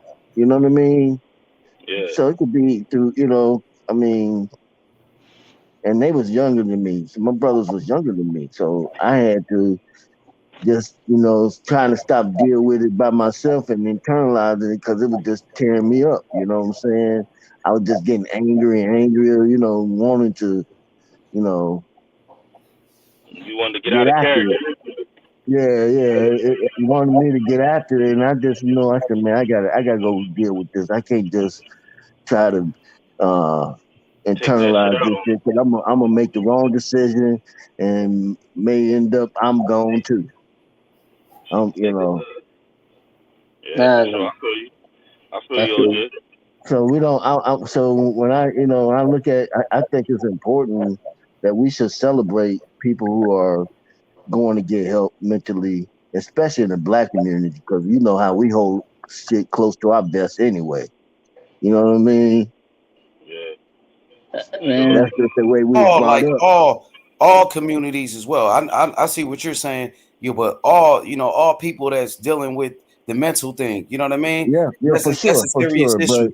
We I seen know, Ryan but Garcia pull out of a couple of fights dealing with mental illness. I believe Teofimo Lopez, same thing. He dealing with it. You got guys like Adrian Broner. He said he was dealing with mental illness as well. So that shit, it is real. Tyson Fury, another one. So that shit is and real, you bro. got to understand, I didn't grow up with social media, but it was just a taboo for us as men to, as black men in the black community before the social media stuff. I'm talking about before that, to say that you had something wrong mentally, that you were struggling mentally. And the OG know what I'm talking about when I say that, I mean, It's how just many niggas you know taboo. that went and seen a psychiatrist? You know what I mean? H Money, you need a I pack? don't know Hey, many. what's up, BNB? H Money, you need a pack? Man, I need one. Let me know, bro. I got I need packs. Let me one. know, H Money. I got you. Man, I need what? one. Yeah, we need some of that I'll shit. shoot Hey, this whole what's up? fucking box. Yeah. I'll shoot this whole fucking box to Memphis for you, H Money. I need Write it. your name right on that box. I was God looking. Hey, what's damn. up, B? I need me a box. Shit. Salute to the fellas. Salute to my boy H Money OD. Everybody in the chat, man. Salute. I'm out, H. Peace out, Black. Damn, it's Christmas already. My boy got the You know what I'm Christmas saying? trees. Hey, I'm the co-host already in Black and Brown H. For real, that's what's up, bro. Shout out to He Black already and Brown Boxing, man. he Shout out to already my put boy. in my co-host, bro. Every Free Smoke Friday and shit. Hell yeah. That's where I met you at, right? Yeah, man, we been each other, man. We be tearing that shit down, bro, every fucking Friday with these motherfuckers, dog. And shout outs to Black and Brown, bro. The real one, bro. Real motherfucker, dog. Yo, so what y'all think about Johnny Beck fighting this Saturday? He's the main event on Top Rank. He's the WBO world champion. For who? For what rank? Johnny Beck. Beck. He's the champion at 160. 160. The Oh, dude Boogie was supposed to fight. Shit. Yeah, Andre was supposed to fight, but who he fighting though, H? He's fighting Denzel Bentley from the UK. He's like a a domestic that level name. fighter from the UK. I think Johnny Beck is gonna Who win, he but with? They already What said about promoter he Top with? rank. He said he was. Oh, he went Top Rank? Okay. they That's already in the United States or overseas? here in the United States. Okay. Yeah, but he's from Kazakhstan. He's from the same country as Triple G. Is the undercard where what's his name? What's his name? Emiliano Vargas gonna be the young one, whatever his name. Emiliano, the youngest one. Emilio. Yeah, Emilio. I think it is Emiliano. I think it is. Yeah, it's Emilio. He's gonna be in the undercard in that fight in the prelims. Oh, They're gonna try to make Vargas a star. Top Rank is gonna try to build him up to be a star. Watch. I mean, hey, they already said got the name already. Yeah. They already said how is the kid? I never saw him fight. How is he? He's Fernando Vargas' son. Remember Fernando Vargas? Yeah. That's his son. They said he's good. I heard he was pretty good. That's what people are telling me. He has a good amateur pedigree, bro. He got a good amateur background. I don't know how many nationals he won, that motherfucker, but he won some nationals. No, hey, they already said it, bro, that the WBO, that Jonathan has to fight Munguia. Man, I don't think Munguia gonna take it, bro. Like, you see who Munguia fighting next, bro? He's fighting a nobody, bro. A guy from Argentina. He get no slack, dog. Like, don't nobody say shit about him not fighting nobody. Yeah, because I think people know, like, Munguia is like, he might lose if you put him in there with a very good fighter. It's a chance that he might lose, but you still got to give Munguia credit because he was a world champion at 154 pounds. He was a world champion, WBO. He knocked out Saddam Ali. So, he became a champion. And a lot of fighters, they never became a champion. Even though how much a nigga love Boots, Boots ain't never been a world champion yet. Munguia has became a champion. Let's get, man, bro. It's time for fucking Oscar De La Hoya, bro. Stop babying that motherfucker, bro. It's already time. He's the one who fucked up the Jamar Charlo fight. Mm-hmm. Oscar De La Hoya fucked it up, but like I told in your panel, I said it, bro. Hey, motherfucking Munguia should have told Oscar De La Hoya, hey, motherfucker, why you fucked up my fight? Sometimes you gotta blame the motherfucking fighters too, bro. Not pushing the promoters for the fight. But I understand you're in a fucking contract. You can say what you can say and shit. But that's what fucking Munguia fucked up there too. Should have pushed. He even said it in the Eric Morales podcast. We 90% sure the fight is gonna happen between him and Jamar. Even Steven Espinosa saying Munguia wanted the fight, but it was all fucking Golden Boy fuck everything up. See, Oscar's trying to protect his fighter though. Oscar want to protect his fighter, bro. He don't want his fighter to lose. He's not gonna put Munguia in a fight and he might lose. We just seen Zerdo. That's an Oscar fighter. Zerdo took a loss. Yeah, but it's like, how long you gonna wait? Zerdo's 31. It's like I know, so they put him in there. It was time for Zerdo. It was time for Zerdo to fight, so they put him in there. He was 31. How many like 26, 20, like 25. He like 26, 20, yeah, like 26. Yeah. So, I mean, I'm not saying that he ain't, but nah, it's about to be time for him too, bro. Like it's time for him to get battle tested. So you want him to lose then? You want to see him lose? I'm just saying, fight somebody who I want him to lose. I don't care if he loses or not. Nah, I just want him to. I know what Andrew's trying to say. It's time for him to. It's time for him to step up his competition. That's what Andrew's trying to say. Yeah, bro, that's it. Yeah, but if he steps up in competition, it's a good chance that he might lose. That's what I'm saying. I mean, I'm not gonna lie. Hey, title fight. What happened, Andrew? No, I was saying. So A's saying if he step up in competition, he might lose. So I'm saying, so what's he trying to keep his O until he can get a title fight and then get in there on some Dorado shit? That's what a lot of these fighters are doing. That's what a lot of these guys are doing, bro. He's not the only one doing that. And that's why we keep staying the same champions, because these dudes keep stepping up to get beat down.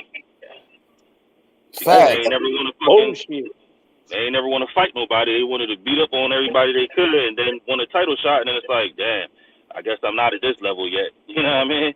That's why you should have been fighting the step-up fights. Niggas who was somewhat nice but wasn't champions, but still ranked top 4, 5, 6. You know what I mean? Let's get Munguia gonna fight probably like a top 20. Yeah, probably like 20, top 30, I think. Bro, the guy he's fighting next, like, I never heard of this guy. And the guy he fought before that, never heard of him. Jimmy Kelly. And now he's fighting this motherfucker. That motherfucker fought against. Hey, that nigga fought Hey, you never know. Hey, he can bust up Maidana. Look what Maidana did to Victor Ortiz. I know. You never know. Exactly. You never know what can happen in boxing. We never know if you never step the fuck up. It could be a cherry pick gone wrong, but I know one thing, Munguia, bro, you guys are right. Like, he does got to step it up in competition, but he does have some good wins. Like, let's be honest. He knocked out Saddam Ali. He became the youngest champion at 21 years old at that time. He beat Liam Smith. He beat Liam Smith, the guy who just beat Jesse Vargas. Liam Smith is the same guy that fought Canelo. You remember Liam Smith from the UK? Yeah, he beat what's his name too? The boy who Maul was having a hard time with.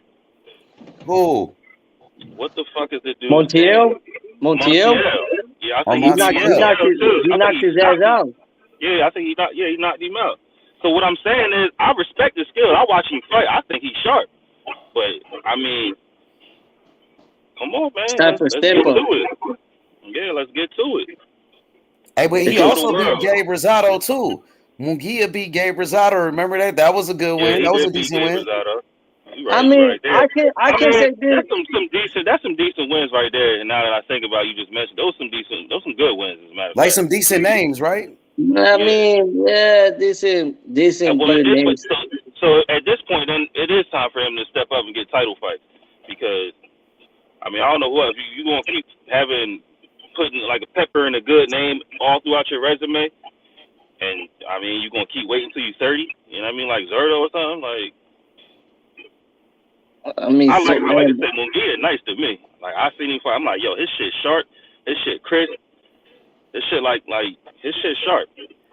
I think he's an exciting fighter. Like even though he be fighting like bums, sometimes he be fighting bums and shit. His fights still be exciting though. I can't lie. Even his fight with Jimmy Kelly was crazy. Like all of his fights when he fought Dennis Hogan, he almost lost to Dennis Hogan, but that shit was exciting fight though. It's like he's almost like Arturo Gatti, where it's like this guy is all action. Munguia. Every fight is all action. That's what I think. Damn, that's another fucking name he got with fucking Charlo. Fucking Hogan. Dennis Hogan. But Charlo knocked out Hogan. Munguia had a close fight with Hogan. And even he fought that Japanese guy, Takashi Inoue. He gave fucking Munguia a tough ass fight. You remember? I went to that fight. I remember. I went to that fight. H. It was a war, wasn't it? Yeah, it was over here in Houston at Toyota Center. I remember. That was a war, wasn't it, bro? It was a fucking war, bro. It was that time when he wasn't with Erik Morales. Erik Morales teaching him good techniques, how to fight good. Yep. You're right. He's getting better. Hip movement, using the jab, how to use his jab in the inside. You know, Erik Morales was a technical fighter, bro. The way he beat Pacquiao in the first fight, he was using a lot of techniques just to box the shit out of Pacquiao in the first fight, what Erik Morales did. I remember I used to use Erik Morales all the time on motherfucking fight night. Like, that was one of my favorite motherfuckers to use, because this shit was just crisp. Nah, Erik Morales was a bad. Morales was sharp, yeah. I mean, I always put Erik Morales out of those top two motherfuckers, out of Marquez and Barrera. Yeah, I think Morales was better. You thought Morales was better than those other guys? They're all three. He has skills. They're all good age. I mean, Marquez was a bad motherfucker. He knew how to corner. He knew how to find the back foot. Barrera was a pressure ass fucking fighter, bro. Motherfucker, he was a beast, Barrera. That motherfucker was a killer, bro. You saw what he did to Prince Nassim Ahmed. He beat Morales 2 times, and man, they thought he beat him 3 times. Even the fight where he lost to Morales, a lot of people thought he won that fight too. Erik Morales and Barrera. They fought 3 times. Did you watch those fights? Yep, I watched those fights. Man, those were fight of the years, bro. It was like some of the greatest fights ever, to be honest. Yeah, I don't even remember if I watched them bitches. Now that I'm if you would have watched it, you would remember, bro. Like, because it was it was a badass trilogy, bro. It was a badass trilogy. Even the third trilogy, it was a pay-per-view trilogy. And so you saying it was like Diego Corrales and what's his name? Like that type? Diego Corrales and Jose Luis Castillo? Yeah. Fuck yeah, bro. It was an outlaw war, bro. Eric and Morrell, bro. They found 3 weight classes, bro. And it was 3 of those. I gotta watch them bitches now. Bro, it was a fucking outlaw war, bro. You gotta watch it, bro. Like those are like classic fights. You know, Don P. What's up with it, Don P? What's up, H Plata, man? What's going on, fellas? What's going on? What's good, bro? Good. Same old shit, different day, man. Just, watching my daughter here, talking to y'all. Hey, Don P, man, what you got for Andy and Wilder? Who you got? Oh, well, I got Andy. You know that, man. But, Wilder got that right hand, bro. Wilder got that right hand. Hey, so what makes you pick Andy over Wilder? What makes you think he could beat Wilder? He's the better boxer, man. And he's got a chin. Damn. Oh, I can't. Two of the things you need to beat Deontay Wilder, brother. Andy does have a fucking chin, bro. Motherfucker, I was surprised when Joshua knocked his ass out, and the damn thing about Andy Ruiz, bro, he recovers. Yeah, but you see, Areola stumbled his ass too. Yeah. Mm-hmm. He's got good punch resistance. When Deontay hit that nigga, it's lights out, guaranteed. It's gonna happen. That's the key word. It's like if he could stand up to that punch, it's over. I said when. It's gonna happen. He's gonna land it. He's gonna land it. Andy and Deontay Wilder. Yo, Deontay Wilder gonna put that man to sleep, bro. Hey, that fight's gonna happen or not? Deontay Wilder. No, I mean it's supposed to be already in the mix. That was it's gonna happen, man. It has to happen, bro. He'll get in trouble if it doesn't happen. Who? He said he'll get in trouble. Who? He will, bro. I mean, it's a conspiracy theory, but I mean, why else would they have him at number 1 contender, bro? Well, you talking about Andy? I'm just saying. If Andy don't fight Wilder, because Andy should be number 1, right? No, Wilder's number 1. So what is Andy then? Number 4. Andy, he's just been fighting in like eliminator after eliminator. So then he should be the number 1 if he didn't fought eliminators. That means a title eliminator. So that's for the title, right? That's the thing, though. It's supposed to work that way. It's supposed to work that way, but it don't. No, I'm saying I understand that part. That's why I ain't checked the ranking, so I didn't know Wilder was. I thought Wilder was right behind Andy Ruiz, so that's why they said this was Wilder's comeback fight. That's why he gets the shot to get at. Basically, this is another title eliminator for Andy Ruiz, but whoever wins this joint is going for the fucking belt. Now, Deontay Wilder, ever since he lost against Tyson Fury, he's been the number 1 contender. No. Already, the rank is already here. Deontay Wilder's number 1 in WBC, and Andy Ruiz is number 2. Then Frank Sanchez is number 3, and then Axlavik Magduf. He's number 4. Magdalov or whatever. Magdalov, something like that. Yeah, but the point I'm making is that like he's been number 1 for the longest, you know. Yeah, because you're right. Because motherfuckers was complaining and saying like he retired, but why he ain't removed from the number 1 spot? I remember seeing a video about that shit, but I don't see what the problem would be because Deontay Wilder, if he's number 1, then he ain't got to fight. Why he got to look back at Andy Ruiz? He could go straight for the title again. Because Andy Ruiz fought twice, bro. That's a good point. What'd you say? What you say, Andrew? I said, I mean, if he's number 1, he really ain't got to look back. If he's number 1, then he's in a position to fight for a title his next fight. So he ain't got to fight Andy Ruiz. That's their fault. They didn't want to make Andy Ruiz number 1. If they would have made him number 1, then Wilder would have been number 2, and then he would have had to go through Ruiz. If he's number 1, he ain't got to go through Ruiz. That'd be crazy, bro. Wilder fights Fury again, bro. Hence the hypocrisy of the WBC, brother. Hence the hypocrisy of the WBC.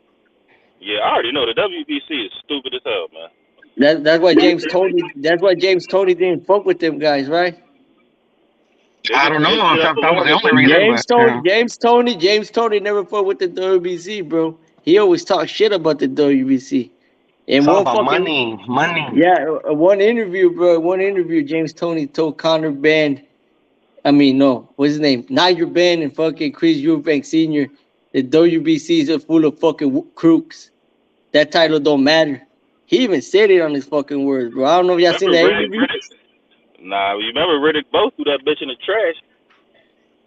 Oh, Yeah, you really both did throw it in the trash, correct? Really That nigga threw that bitch in the threw that trash. bitch in the trash. Like, man, fuck this belt. Like, Yeah, they were actually supposed to go bankrupt back in the early 2000s, but apparently the guy that lost that won the lawsuit, he felt it out the kindness of his heart, not to.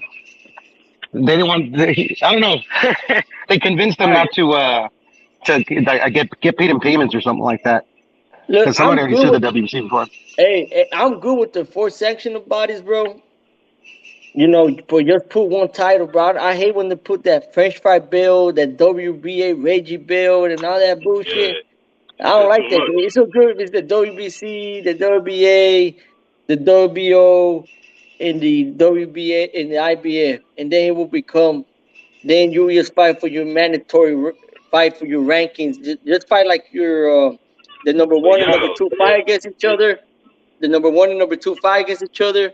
In case the number two gets hurt, the number three can come, or the number one gets hurt, the 2 versus the 3. Whoever wins becomes the mandatory of the title. Well, I'm against all 4 sanctioning bodies, to be honest. My bad. Go ahead, Max. You got it.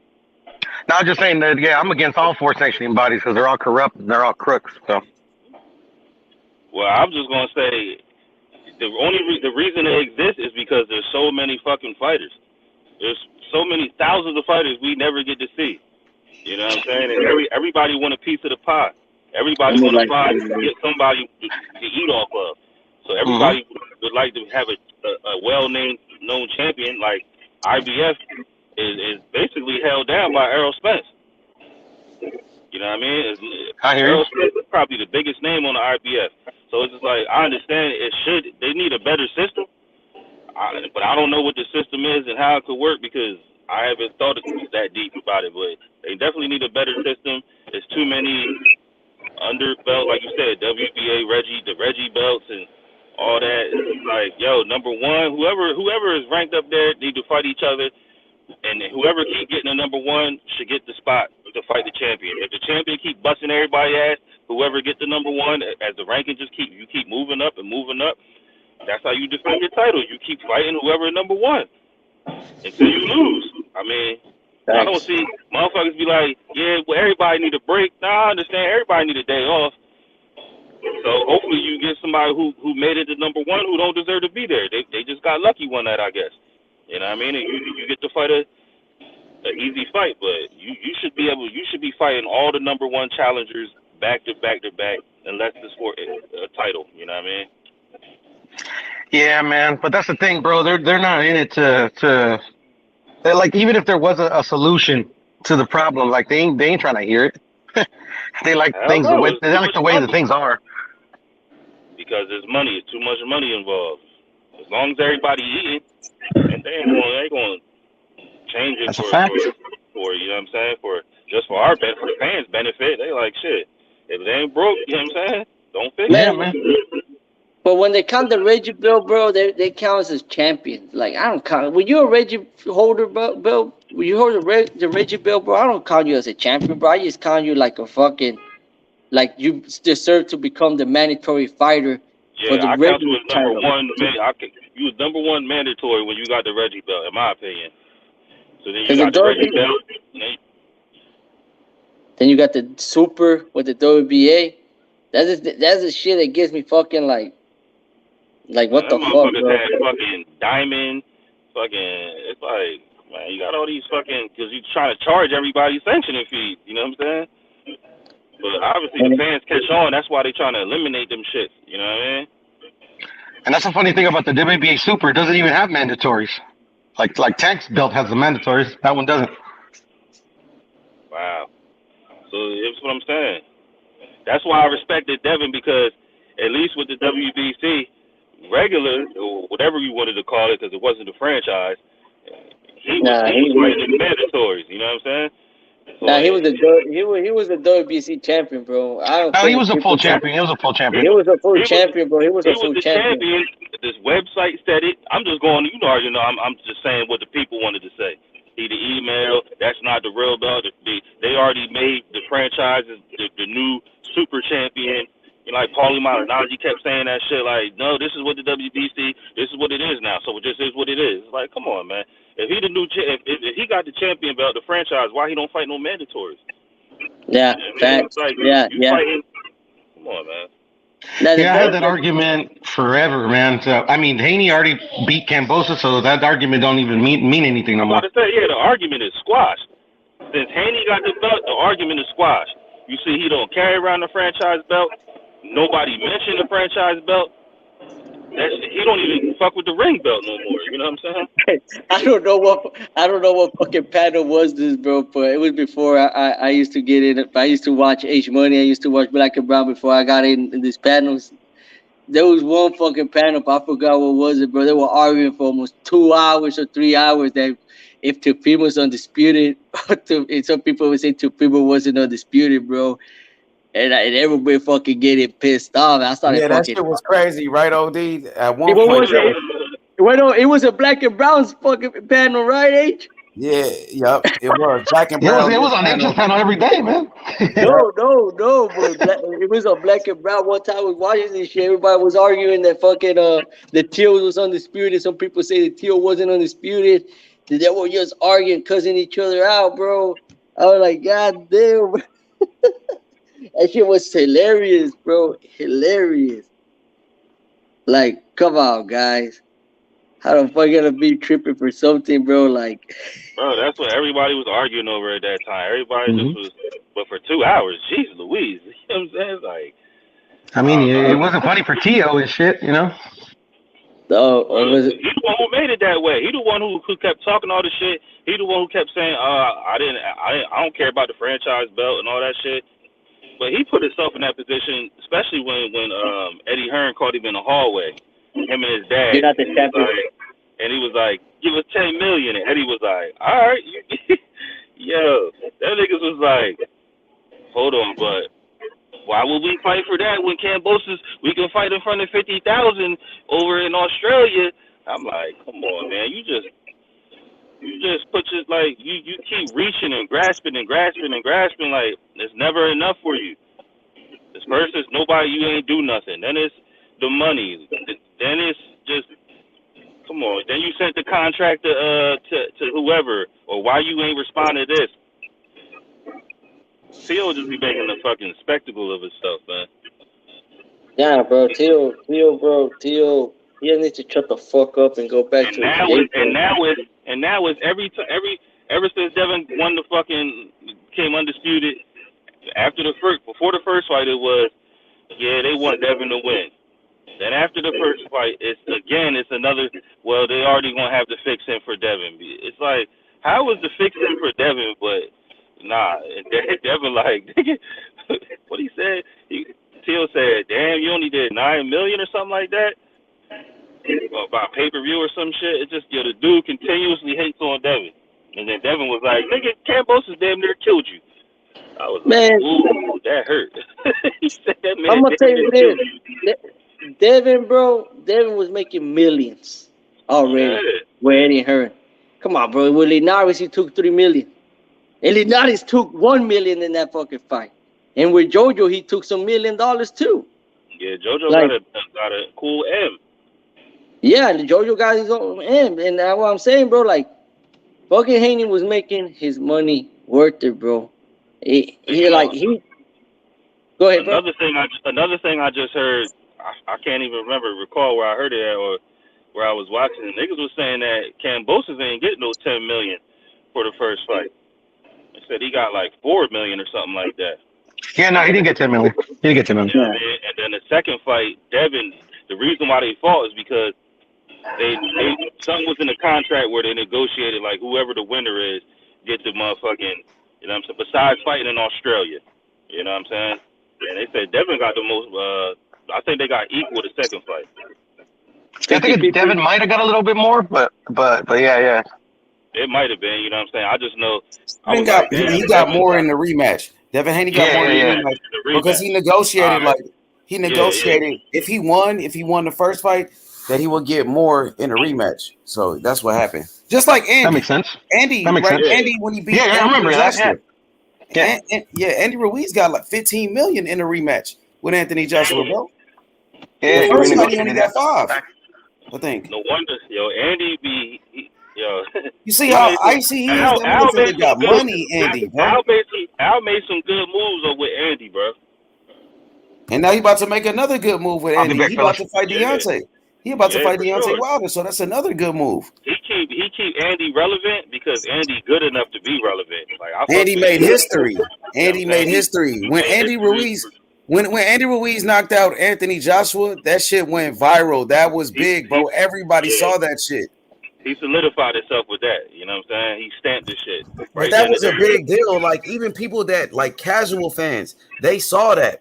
That shit went viral. Like it was this fat man, this fat guy knocked out this guy with all this muscle, this bodybuilder looking guy. You know, it was crazy, bro. That shit was crazy. Even when I watched it in real time, I'm like, damn. I couldn't believe it. This strong ass looking nigga. when you saw that shit, H, when Andy Rock when Andy Ruiz got up, H, what you thought when he fucking rocked Anthony Joshua in the fucking first I seen knockout? it coming. I saw it coming, to be honest, OD. I'm watching the fight with my brother, and I seen Joshua drop him, boom. And then Joshua just try to rush him like he got reckless. And he left himself wide open. I said, man, he might get caught. I was telling my brother he might leave himself open. And Andy caught him. Boom. They exchanged hooks. They were exchanging. And Andy Ruiz, his hook got in there first. Bow. Hit him. But I saw it coming because when he dropped him, OD, I seen Joshua just try to rush him. He got reckless. And when he did that, left himself wide open. I seen it coming right there. When he went like that and what Andy did, he just put himself little like this with his guard up. And then when he went like that, he came with the fucking left hook, hit Joshua on the fucking here in the side. Yep. And then when Joshua felt fucking done. Right there, Joshua was done the whole fight. I'll be honest with you. I thought Andy was done after he got dropped. I'm like, oh, he about to finish him. Yeah, I thought he was gonna finish him, but the way he did it, he ran out. Then when he ran, like you said, Ace, when he ran out there and just started getting reckless, I'm like, damn, you teeing off all crazy. You better get control under your shit. He made a rookie mistake. Yeah, he made a rookie mistake. I ain't gonna see Andy Ruiz become champion again. It was just a one-time thing. Probably. As of right now, I don't see him becoming champion again. Like who? Because Usyk. You don't think he can beat Usyk? Y'all don't think Andy can beat Usyk? Hell no, bro. Hell no, he not beating Usyk. You don't think so? Hell no. That nigga had a difficult time with Ariola. But styles make fights. You could say. Usyk had a tough time with Derek Chisora. If Andy caught him with a good punch. Bro, Derek Chisora gave Usyk a hard time, and he old. I think it's like the style of fighting, and you know what I mean. I just think Usyk, because remember in the rematch, what did fucking Joshua do? All he did was box and run around, but granted, Andy Ruiz he didn't care. That nigga made bread. He the champion. He ain't coming. He obviously wasn't never in shape coming into the shit, but. I don't know. You know what I'm saying? Joshua just boxed around his ass. You know what I'm saying? I think Usyk is giving that work when it comes to boxing class. Like I said, Andy nice with boxing. I don't know because the way he take care of himself now is he on a total different level. The way he take care of himself now, though. I mean, look, Andy Ruiz weight is good for him, bro. Like 245. When he fought Joshua in the first fight, he was like 245. And that's a good weight for him. He cannot go low. He cannot go high. 250, 245, that's a good weight for him. You know, like he did with Luis Ortiz. I mean, I know Luis Ortiz low. You said he was 245 when he fought Joshua the first time? Yeah. Bro, I find that hard to believe, bro. In the second fight, bro, I'm 5'11". I'm fat.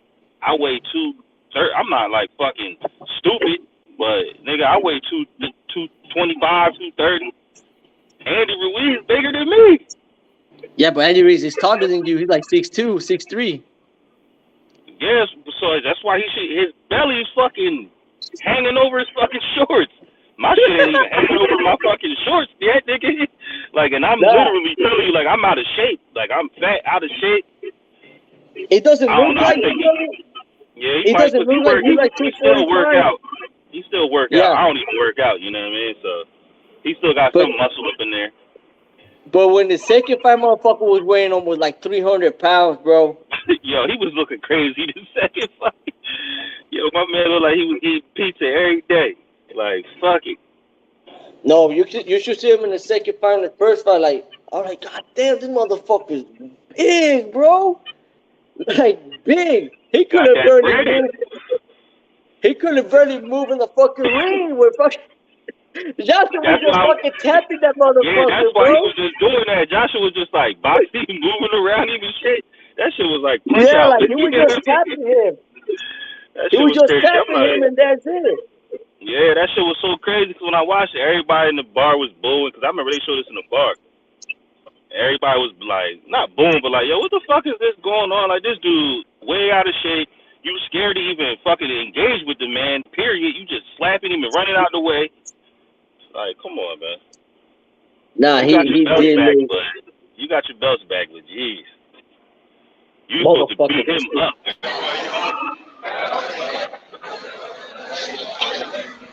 Yeah. Yo, did y'all watch the WBC convention today? Yeah, they're right there right now. Yeah, they're there right now. There go Rachel down there. I'm putting her on the big screen. Oh, shit. And my boy YB right there. Look at YB. Oh, YB. YB suited in YB. That boy looking sharp. What's up with you? That boy looking like that's money. Big Daddy Bo. Oh, Big Daddy Bo. My boy Tarver looking sharp. My boy Magic Man. Former undisputed champion Riddick Big Daddy Bo. There's Pandora. If you can see. Sebastian Pandora. What up? What's up with that? You ready for Errol Spence? I wonder if he's ready for Errol Spence. Man. Come back and I'll grab some champions when we get to. They're in Cancun, right? That's Cancun? Yeah, that's Cancun. Nah, they in Acapulco. Yeah, they in Mexico. No, they're not in Acapulco. No, they're in Cancun. They're in Cancun. They're in Acapulco. I was watching it earlier. That's why I asked you if you watched it because TV. Yeah, I think they in Acapulco because YB went over there. YB, he out there. You know how fucking dangerous Acapulco right now is, bro? Bro, I'm telling you where niggas said it was at. It was like we live. Yeah, no, I know, but like I'm saying, how the fuck Acapulco's fucking dangerous right now, bro? That's what I'm saying. Like, look, bro, niggas was on there like, where the cartel at? That's what niggas was saying on the fucking comments and shit. Niggas like, yo, where the cartel at? I understand they went to Cancun over there by Yucatan, but Acapulco, Guerrero, bro, I'm like, damn, right there's like a hot spot right now, bro. Yeah, niggas like, the cartel outside making sure they get their money. Nah, that's not them, motherfuckers. These are ones that you like. I'm just saying that's what motherfuckers kept fucking putting in the chat. That shit was funny as hell that you mentioned. I don't know shit about Acapulco. I didn't know it was like that over there. You know what I'm saying? It was a nice place back there, bro. Like, oh, nice. But after that, I don't know. They started doing some bullshit ass. But I think they put it more safe, bro. You know, because that's a tourist place. You know, a tourist place. As long place. as a tourist, you know what I'm saying? That mean the cartel getting paid. Man, even the Charlos go a lot, bro. They go to where Canelo's from. They always go from there. Remember they was on the horse and shit? Yeah, over there for Puerto Vallarta and shit. Like, that's a beautiful ass place. I've been in that motherfucker, dude. Word. I've been in that motherfucker. I ain't never been to Mexico. If you want to go to Mexico, go to Rivera Maya. That's a beautiful ass place. Yeah. You know what's crazy that you say that? That's the same shit, motherfucking what the fuck? What I heard that shit on Nipsey shit. Is that the he was like at the Mayan ruins in the Maya Rivera? You know what I'm saying? Yeah. Yeah, it's a beautiful ass fucking place. And I remember reading about that shit in school too. Oh, he gets packed, especially in the fucking summer. And right now too, when holidays are coming up too and shit. Hey, OD, what you thought about, David Morrell's fight this past Saturday, man? His opponent is now in a hospital fighting for his life, bro. What did you think about that whole thing? Man, fucking Devin Morrell, bro. How he look, bro. Offense and hey, bro. Devin Morrell's a fucking complete fighter. I haven't seen a complete fighter to him since Roy Jones, bro. Like offense and defense at the same time. Mm-hmm. You know, facts. You know what I'm saying? Like but I know what he did to idols, bro. Man, even Morrell, bro. You gotta respect Morrell. Picking him up, bro. Picking him up, bro. Like good heart for the kid, bro. Sportsmanship to the ultimate. And you know what's crazy? We was talking about this shit last night, and it was one dude in here. I can't remember his name, Ace, but he was like, "Nigga, I'll pay to see niggas die in the ring." So we was arguing and shit. He was tripping. We just want to see a good scrap. You know what I'm saying? It's like I ain't trying to see all Who that. say that shit, bro? David Morrell was a prime example of what we want to see. Nigga, get the good scrap in, and sportsmanship to the ultimate. Like he's celebrating and see the man about to fall and just stop immediately, ran over and helped the ref.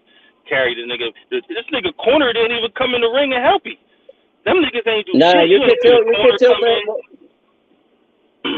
You could tell Morrell, bro, he was like, you know, in the interview and everything, like he said, I think he called Benavidez a pussy, right? I don't even remember that part. I don't know if he covered him, but now, bro, good sportsmanship. What'd you say? You said somebody called somebody a pussy? Morrell to Benavidez? Oh yeah. Yeah, I thought you was talking about to the boy Idol, whatever his name is. No, yeah, Morrell. I don't remember. Yeah, he did say that. Yeah, for sure. Man, you can be saying, man, I hope motherfuckers die in the ring, bro, because they human beings too, bro. They got families and shit, bro. They got kids and everything, bro. This dude was wilding last night, bro. He's like, nigga, I want to see fucking you. This what you signed up for. This what America love. Like, it's like, damn, bro, you going like on the deep end. You know what I'm saying? We just want to see niggas fight. That's what they train for. You feel me? It's a sport, but it's a combat sport, and this is what people train for. We ain't trying to see motherfuckers die in the ring, dog. They got families to feed, like you said, the kids to go home to and all that shit. Because I think it was Warren who came on and was like, yeah, for all y'all. He said something, and then he was like, the dude. Oh no, he was saying for everybody who was here, because when H was watching it doing the commentary, and niggas was like, yo, stop that shit. This shit getting brutal. And it was like, yo, they put that man in induced coma. He got fucked up because that shit should have been stopped. His corner should be barred for that shit. They should have threw the fucking flag, bro. Yeah, they should. They should have threw the fucking towel, bro. He should have. That was fucking. Man, bro. They did not even come into the ring after the fight was over in the 12th round. If you see, when David Morrell went and helped the referee pick the man up and carry him, his corner never even rushed in the ring to help them carry their own people back to their own corner. They was like, find a stool, get a stool. Like, they didn't even have a stool ready for the man. Come on, man. That should be like, yo, that shouldn't be allowed. Get back to Morrell, bro. But Morrell skills, bro. Man, his IQ and everything, bro. His foot movement, in his lateral movements, bro. In his fucking in his body shots, how he faces his body shots, bro. And Morrell in the future, bro, motherfucker gonna be a problem, bro. I can see Morrell going to cruiserweight in the future, bro. Mm-hmm. Me too, bro.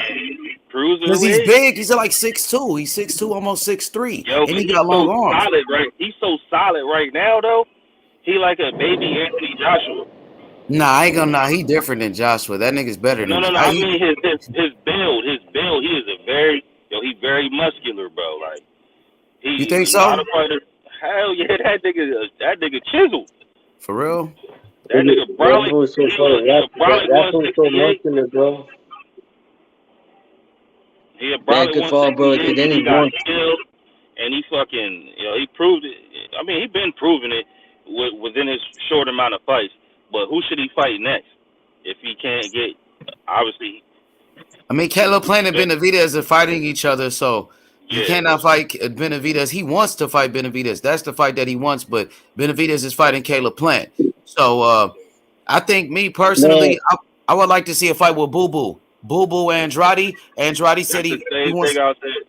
Yeah, but or Canelo. Because I mean, when Canelo come back, because Morrell is the regular champion, Canelo is the super champion. So Morrell wants to fight for. He wants the real belt. He don't want the Reggie belt no more, right? He want the real belt, and Canelo got it. So, me personally, I think it's 2 fights. I want Canelo. If you can't get Canelo, he should go after Demetrius Andrade. I think that's a good fight. What about Parker? What about the winner of Parker and John Ryder? The winners. See, they fighting each other. Ryder? You know, Parker and John Ryder fighting each other. Yeah, see, I didn't know Parker and John Ryder are gonna fight each other. Yeah, they're gonna fight each other. You know that? Did you know about that? Nah, I knew he was fighting somebody because Andre had backed out of it. I didn't know it was John Ryder though. Yup. Yeah, they had a press conference. Yeah. Zach Parker versus John Ryder. They're fighting. I would definitely like to see Morrell fight. Or what about Danny Jacobs? Get Danny Jacobs in that motherfucker. Ooh, put Danny Jacobs. I think he'll stop Danny Jacobs out, but that'll solidify him within his 9 fights to say like, look, man, Canelo, you gotta fight me now because you fought him and see what I did to him. Like we gonna, you know what I'm saying? We gotta mix it up. Nah, Canelo right now, he don't give a fuck about that. Right now, Canelo's concentrating. He wants to fight Big Bo. He wants to get his rematch just to get his ass beat again. I mean, I know what Canelo wants. I know he not thinking about fighting none of these young lions. Yeah, so if Canelo moving up to 175 again, Canelo undisputed at 168. It's like he's holding up the division though, OD. Yeah. Like he beat Caleb Plant for undisputed. Then Canelo went up to 175. Then he came back to 168.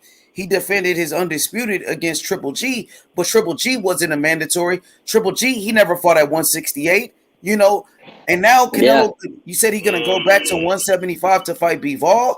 What about 168? He's holding up the division, bro. Drop the belt. You got shit or get off the pot. That's what I'm saying. Yep. That's exactly what I'm trying to say. He needs to drop his belt. See, if he ain't gonna fight these guys, bro, you gotta drop the belt. Now that you just mentioned that, H, he fought Bivol at 175, right? Or Caleb Plant at 168 became undisputed. So then he fought Bivol, then he fought fucking Triple G. So his motherfucking mandatory got to be coming up. But if he can't come back till September, he either gonna have to fight a mandatory or get his belts up and go up to 175 and get your Bivol rematch on where you probably gonna lose again. That's why I give shit to these 3 motherfuckers: Canelo, Errol, and Crawford. Crawford and Errol holding the division because they fucking don't want to fight each other. And Canelo holding the fucking 4 belts. You gotta fight your mandatory. If you cannot fight your mandatory, move your ass up to 175 if you want to get your ass beat again. You're in a position right now, bro, that you fuck. Yeah, and that's goes for all 3 of them. Bro, they should strip Canelo, bro. They should strip Canelo for the belts. At least put him in champion in recess. Put Canelo champion in recess. He's about to be out for a year. This man about to be out for a year. He got wrist surgery. They said he's not fighting until September. So, and then OD just told us when he comes back, he wants to go to light heavyweight. So you're going to be out for a year. You don't defend your belts at 168. And then when you come back, you're not even fighting in the weight class. You're not defending the belts. You want to go to 175. So then you put him in champion in recess. You put him in champion in recess at 168. I don't know which sanctioning bodies do that. Like I know. Well, they did that to Manny Pacquiao. No, I know one sanctioning body do that, but I don't know if all the rest of them do that shit. I mean, they might. The WBC, they put Devin Haney champion in recess. You remember when Devin Haney was injured with a shoulder surgery, right? No, and also, I remember I know WBC do it, but I don't know. What about the WBA? The WBA, they put Manny Pacquiao champion in recess, and they made Ugas the super champion. Remember? Yeah.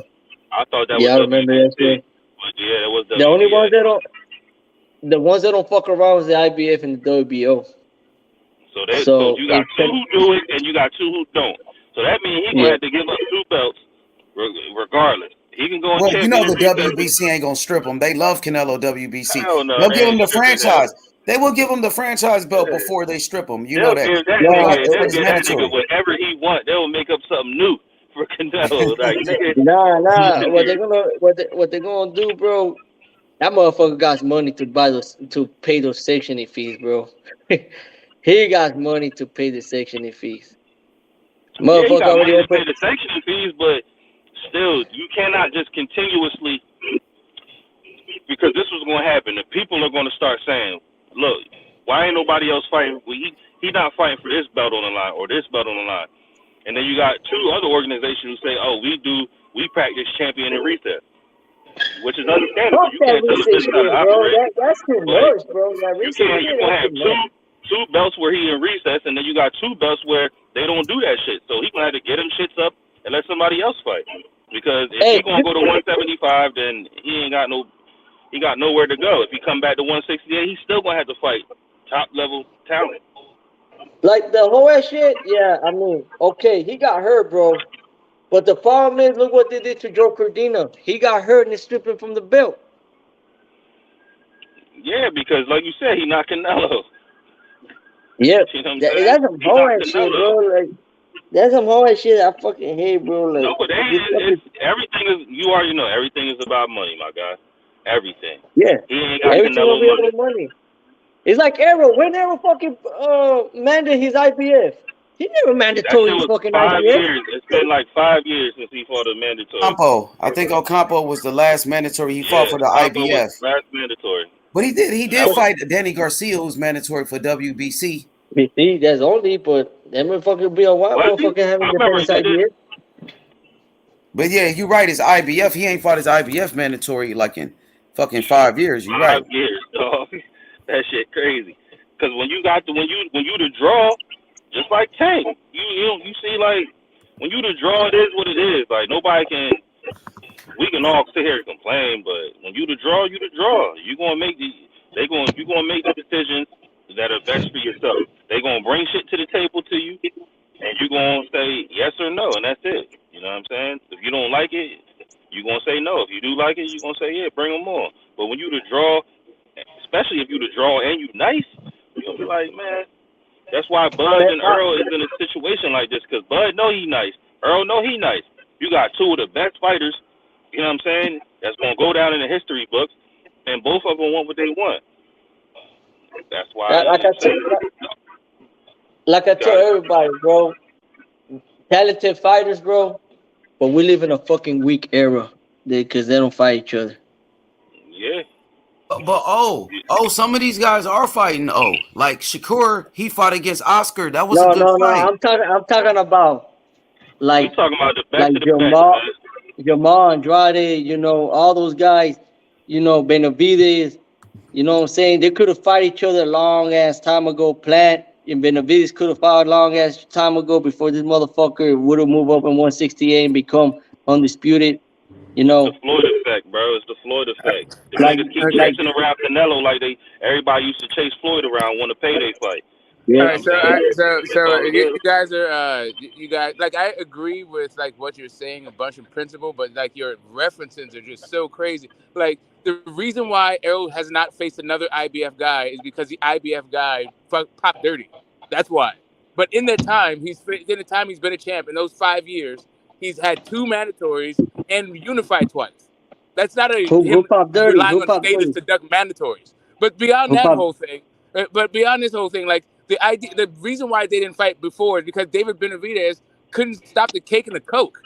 Like, it's not because guys are just fighting each other like, guys are supposed to be fighting for a title. Like, that's what you're supposed to do. Like, you're supposed to be fighting for titles. Yeah, this guy lost it, but like H Money was saying, my man is not even about whose fault is it? I'm gonna land my plane. Whose fault is it, Mo? Whose fault is it? Wait. In 168, wait up. No. I don't need you to interrupt me, so just ask me a question. Just table it. Let me finish let me finish though. Like I was saying, like H was saying. Nah, you just get on your feelings, bro. He won't be, like H was saying, he won't be defending his title until September. He knew when he signed that DAZN contract that he wouldn't be facing any of those 168-pound guys for years. That is, to me, that's a travesty, Canelo. That is a travesty as a champion, right? Like I feel like that is a horrible way to represent being a champion in a division. Like the only But whose guy, fault is it the only who lost person his you're gonna belt? Whose fault is it who lost his belt? Let me finish. The only person you're going to actually defend that your titles against is against Triple G, old ass Triple G, who has never fought at the weight class. That is a slap in the face to all those 168 pounders who fought to put themselves in a position to fight for a championship. Go ahead. What's your question? You know that was on his contract to fight Triple G. You know that, right? Correct, and he had that choice, right? Nobody put a gun to his head to put that sign in the contract, Yeah, right? okay. But why you get on there your you go. fucking So then feelings? No. He There's chose been a video. to fucking duck all those guys at 160. Okay. 168. There's been. Man, bro, you getting your fucking feelings, Smoke. No, not in my feelings. Ask a question. You don't want to just it was rare to interrupt me. Yeah, don't worry about my feelings. Don't trip on my feelings. Question for you. Yeah, don't trip have on a question for you. Yeah, don't trip on my feelings. I don't have a question for you, but when you say that, all right, well, like GD just said, or OD just said, it was already in the contract, right? Because he expected to beat Bivol. So whatever he did with Triple G, that was already solidified. You said nobody held a gun to his head. Nah, but he made sure. Did you hear what I said? Do you understand that you're making my point? What I said was, when he signed that contract, he knew he wasn't going to be fighting any 168 contenders because he's fighting Triple G at 168. Understandable. I don't even know where you're coming from left field with this. Like, it's not left field. I don't know why you think it's left field. It's the exact conversation that we're having. I'll tell you how it's not left field. I'll tell you how it's not left field, since you seem to be confused. What are you getting to from the conversation that we were just having? I'll tell you how. I'll tell you how. Because what you guys are trying to do is talk about how Canelo is part of some overarching thing between celebrity. Like Errol Spence is getting some Canelo treatment. No, that's not the case. What Canelo is doing is just what Canelo is doing. It's just not the rider thing of the sport. It's not anybody else. It's just him. And not only is it just him, he knew it was just him going into this whole thing. Oh shit, bro. All right, so you try to blame Floyd. You try to blame Spence. It ain't Floyd. It ain't Spence's fault. This is Canelo. I said it's the Floyd effect, bro. I said it's the Floyd effect.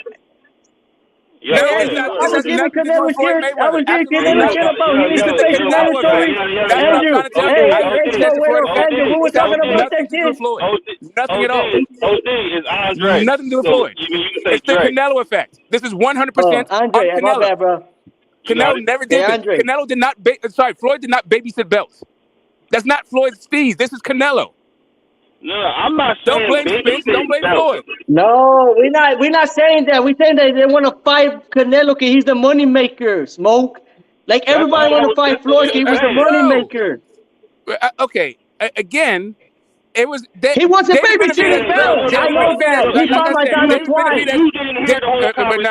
I got it. You just pushed what I just heard. I heard what you said. You just need your ass up, bro. You're coming like your fucking feelings and shit, bro.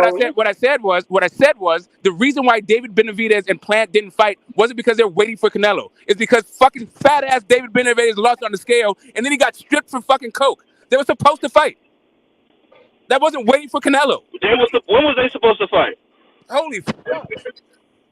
No, never. They say, why the fight didn't happen? I never heard that they were supposed to fight. I never heard that. No. Ever. This is what I say. Cool. Andre, this is what I say. It's a simple Google search. It's worth a Google. They never want to fight, bro. I'm just saying they should have fought. They should have fought. That's what I say, Smoke. They should have fought before this motherfucker would have come to 168. There was supposed to be a unification, but the dude lost his belt. So then it became, what's the fucking point? Because Canelo had to fuck up everything 168, bro. That's what I'm fucking saying. What? He had to come up and Canelo fucked up going to 168. He fucked it up for everybody. Because none of these motherfuckers fought each other. I started off with saying I agree with a bunch of what you're saying. I agree with a bunch of it, but the way that you guys, I told you what I didn't agree with. I told you what I don't agree with. I don't agree with this idea. Holy shit! What I don't agree with. What I don't agree with is that this is somehow some Errol Spence is somehow doing the same thing, or that this is some sort of never Floyd said Mayweather. that. I didn't say you did. And okay, please stop getting triggered. Or that it's some sort of knock-on effect from Floyd Mayweather. Somebody was out there talking about how you were out there talking about how Errol Spence is crazy, how he only got one IBF mandatory. Yes. Meanwhile, you left out the point.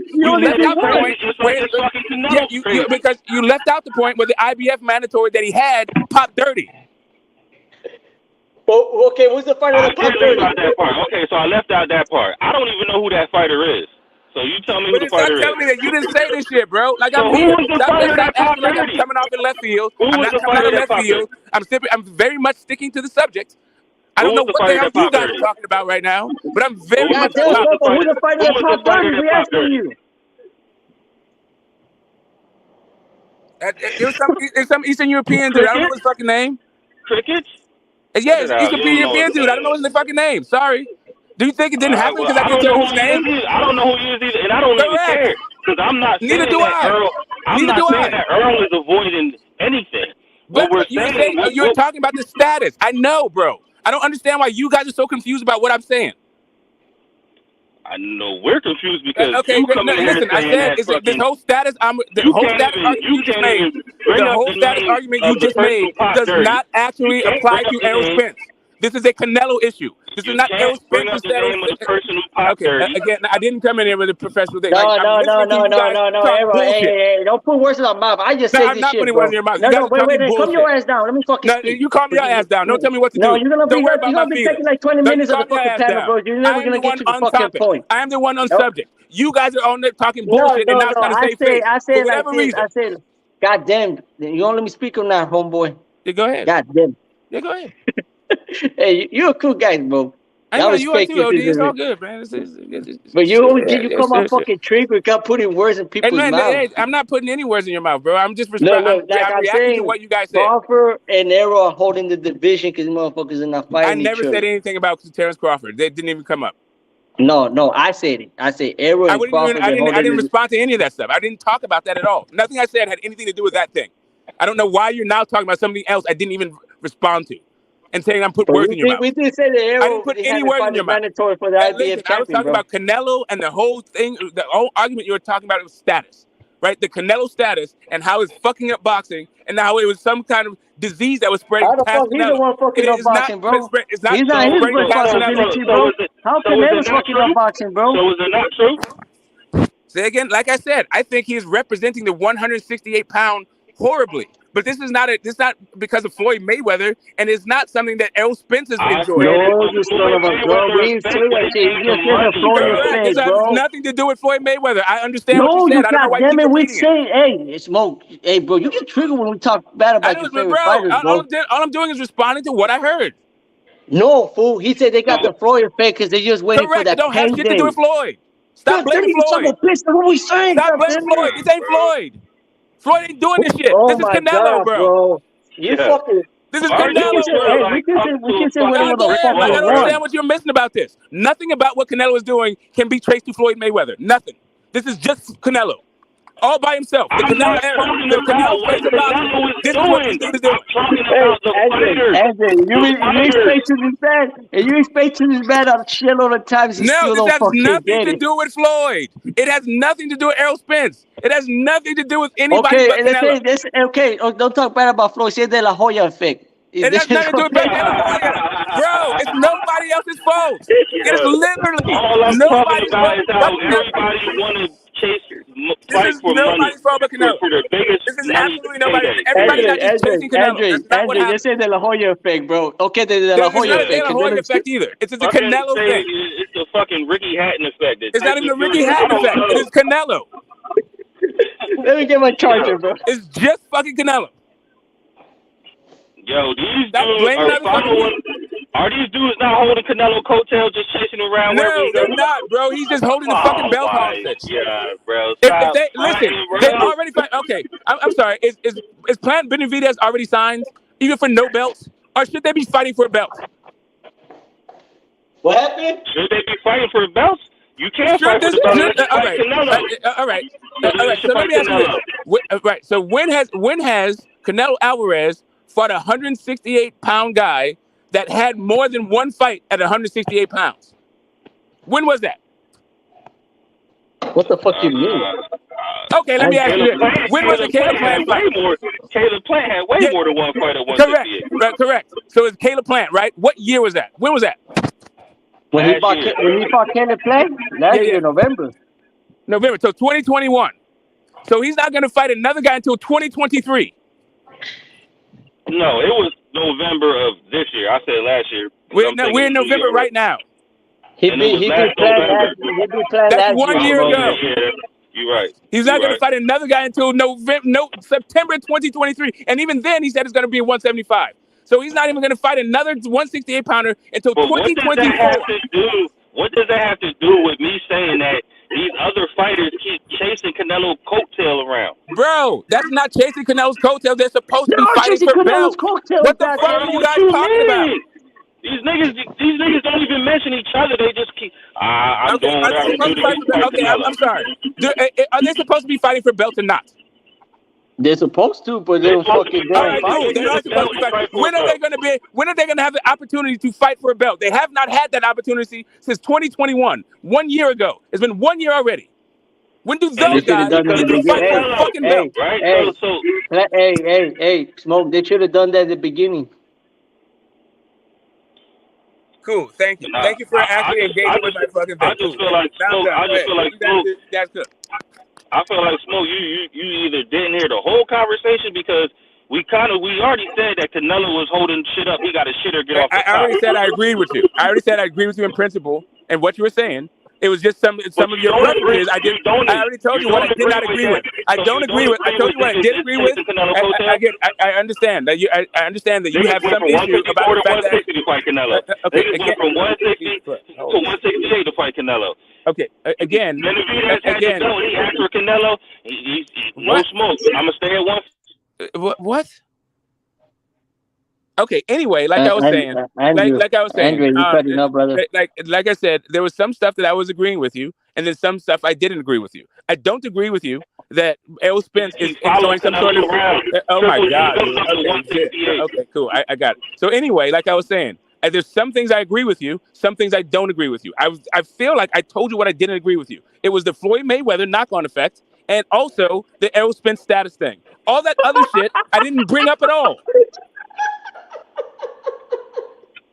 When I say Floyd Mayweather effect, I'm not talking about like Canelo is moving like Floyd Mayweather. I mean, it's the fighter, the effect that he had on the other fighters, right? Everybody wanted to fight Floyd instead of fighting each other. You know what I mean? Instead of fighting each other, they wanted to fight Floyd. That's why I said they were going to fight each other. Fat ass lost his fucking belt. These guys are trying to fight for belts. Like, listen, this is what I said. Just real fast. The reason why people, I'm gonna land this plane. I'll be very fast. The reason why you fight for belts is because your fights are guaranteed to be televised. You get more money fighting for belts. They're not just supposed to be fighting each other like it's the fucking Kumite, just because we want this shit to happen. Oh, you think we don't know that? I don't know why. Like, okay, that's what I'm telling you. The guy's hoarding belts. He's babysitting the shit. We said he was holding the belt. Yeah, but you guys are talking about they're supposed to fight each other. Fight each other for fucking what? He's holding the fucking belt. We were saying this, bro. We were saying if he doesn't defend his fucking belt, he just might as well. God damn, bro. We just said something that we already said. Hey, Smoke, are you high, bro? Again, I already said that I agreed with you on that point. What are you missing? The thing I don't agree with you is that the guys are just fighting. Okay, let me tell you something. What I don't agree with you is, okay, what I don't agree with you is, I'll tell you what I don't agree with you. I don't understand what you're missing. So I'll be as simple as I can. And if my voice is too loud, I'll speak in soft tones. What I agree that he is holding the belt hostage. What I don't agree with is that these dudes just should be fighting each other while this dude holds the fucking belt hostage. True. You say you don't agree that they should be fighting each other. Fuck no, bro. You fight either. Okay. Wait. So wait. So Benavidez. But they still need to fight each other. Yeah, facts. So Benavidez and Plant should not fight each other. Wait. Smoke. So Benavidez and Plant should not fight each other. I mean, Benavidez and Plant can fight each other. That's cool. They've been waiting. Like that's cool. Okay, Like okay. the Why the reason why, fuck these but that's a very specific situation because Plant just had the fucking belt and he's the last guy to fight. It's like a year ago. Like that makes sense. Plant is a former champion. He's already been at both of those guys have fought for fucking titles, right? But So even still, the fight would still have more at stake if a belt was on the fucking line, right? Not just the interim belt around fucking Benavidez's neck or waist or shoulder, whatever the fuck. So who's if they should be fighting for belts, right? Or Canelo holding up, like we said, Canelo was holding shit up. So you saying this fight between them, they would make more money if the belt was on line, right? Correct. And when Canelo came back and fought him, So when he would make more money. The fight would be bigger too. The spread, and the fight would be bigger too. Like, listen, like I'm saying, like, yeah, not only would the fight would be bigger, but when Canelo came back to fight those guys, that fight would be bigger too. The winner of that fight. They're supposed to fight each other. Smoke. They're just supposed to fight each other just cause. Like there's no I know it sucks. It's not gonna be on the it doesn't suck. It's bullshit. It's a bullshit excuse for fucking Canelo Alvarez. That's why I'm not feeling the whole Spence and Floyd and all this other shit. This is Canelo being on some bullshit. All these fighters can say each other. We're talking about money, bro. They just want the money. Exactly. When it comes to the money, like even when it comes to the money, it would behoove everybody. It would behoove the sport of fucking boxing if Canelo let these motherfucking belts go. That's what he won't. That's what I'm trying to tell you. Yeah, I know that he's not letting him go. I know he's not letting him go, but I'm not letting it go. But I'm not letting it be everybody else's fault. I'm not saying nobody else's fault. Okay, then why are we talking about Floyd and Spence and everybody else need to fight each other? It's Canelo's fucking fault. Okay, there's a cause and effect. You know cause and effect, right? Facts. A reaction is a reaction. All I'm saying is that the way Floyd did business in the boxing realm, people watched it. We all watched it. This does not have anything to do with Floyd. Again, you can keep talking about how Floyd did business, but how Canelo doing business is not how Floyd did business. It is how many times we gotta explain to you? I don't. You haven't explained it to me once yet. All you keep doing is explain it to me. All you're doing is name dropping. I just came in. Floyd is not behaving the way Canelo's behaving. I'm gonna tell Marky. What's up, Marky? I'm gonna tell you one last time. Floyd Mayweather is not behaving the way Canelo is behaving. Stop blaming Canelo's bullshit on Floyd Mayweather. Yes, we all saw how Floyd did business and how Canelo's doing business is nothing how fucking Floyd Mayweather did business. You want me to tell you how it's not nothing like it? First off, we just saying the fucking hot. Keep going, Smoke. Keep cooking. Nah, fuck Smoke. Nah. What we saying, bro? Tell me, give me some context to the argument. Okay, me and Andre, we say about the Canelo's having the Mayweather effect, and now we say the La Hoya effect, because the La Hoya effect. Let's do it like that. Because everybody wants to fight Canelo because of a payday. Yeah. Yeah. That's what we're saying. What's wrong with that? Keep going, OD. What's wrong with that? So, let me keep going. Let me keep going then. So we were talking about beforehand. Holding up 68. Hold on. Let them say their point of view. He got all the fucking titles, and he's looking forward to fighting B-Ball again, which is like a dead end. So what happens to 68? So it looks better if he vacates. But if the Benavidez fight goes through, most likely it will be for the his interim title, because Plant already lost to fucking Canelo, which made him undisputed. So most likely then the WBC not going to strip him. Now, if another sanctioning body, the WBA or the IBF, I don't know about the WBO, but either the two, hopefully they might strip him. But I kind of agree with Smoke. Like, he's holding up the game. Hold on, Nah, we were not. We explained that too. We explained whether there's only two sanctioning bodies who enforce the rule of champion and reset, is what H was saying. H was like, well, he should just go on champion and reset. So we already went over that, and we was like, all right, there's two who do that, there's two who don't. So if the two who don't, he need to be stripped. So we already got He's on not the in topic of recess, he need to He's be. not in He need to recess. be. He's What not we in were saying recess. was he need to be because he can't fight until September, right? So there are two who enforce the rule and there are two who don't enforce the rule. So the two who don't enforce it, he need to be stripped, just like fucking Keith Thurman got stripped. Get them shits up and let somebody fight for him. If you don't really care, but you already completed undisputed, right? And for Canelo at this point, I'm pretty sure everything is about bread. His legacy is solidified. It's stamped, signed, sealed, and stamped. So for Canelo, everything is about bread. Everything. After we got off that subject, then we went into why I said the Floyd effect, and I was just talking about the money aspect. Canelo is at the Floyd level, bro. When it comes to money, making money in boxing. So the champions, they keep bringing up. I just follow Canelo around. I want to fight Canelo. I want to fight Canelo. I want to fight Canelo. Fight each other, and then fight Canelo. It's like they don't even want to fight each other. But fam, all of that is agreeable. We can agree on that. But he could be the prize fighter without any of those crowns. Like you said, his name is set in stone. Exactly. He is the genius self at 75. If you go fight at 175, take some time, let 68 unify again, and then maybe you fight the unified champion, whoever, you know what I mean? I 100% agree with you.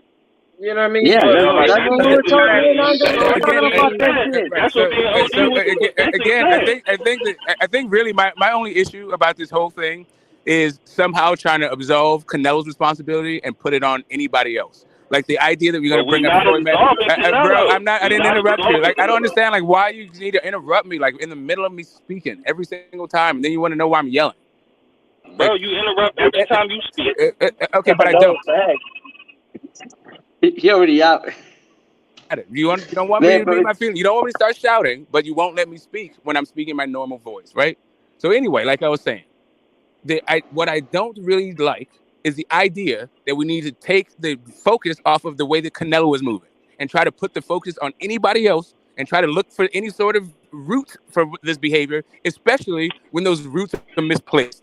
With the way that we saw the way that Floyd Mayweather did business, and what we're seeing is a totally different way that Canelo is operating.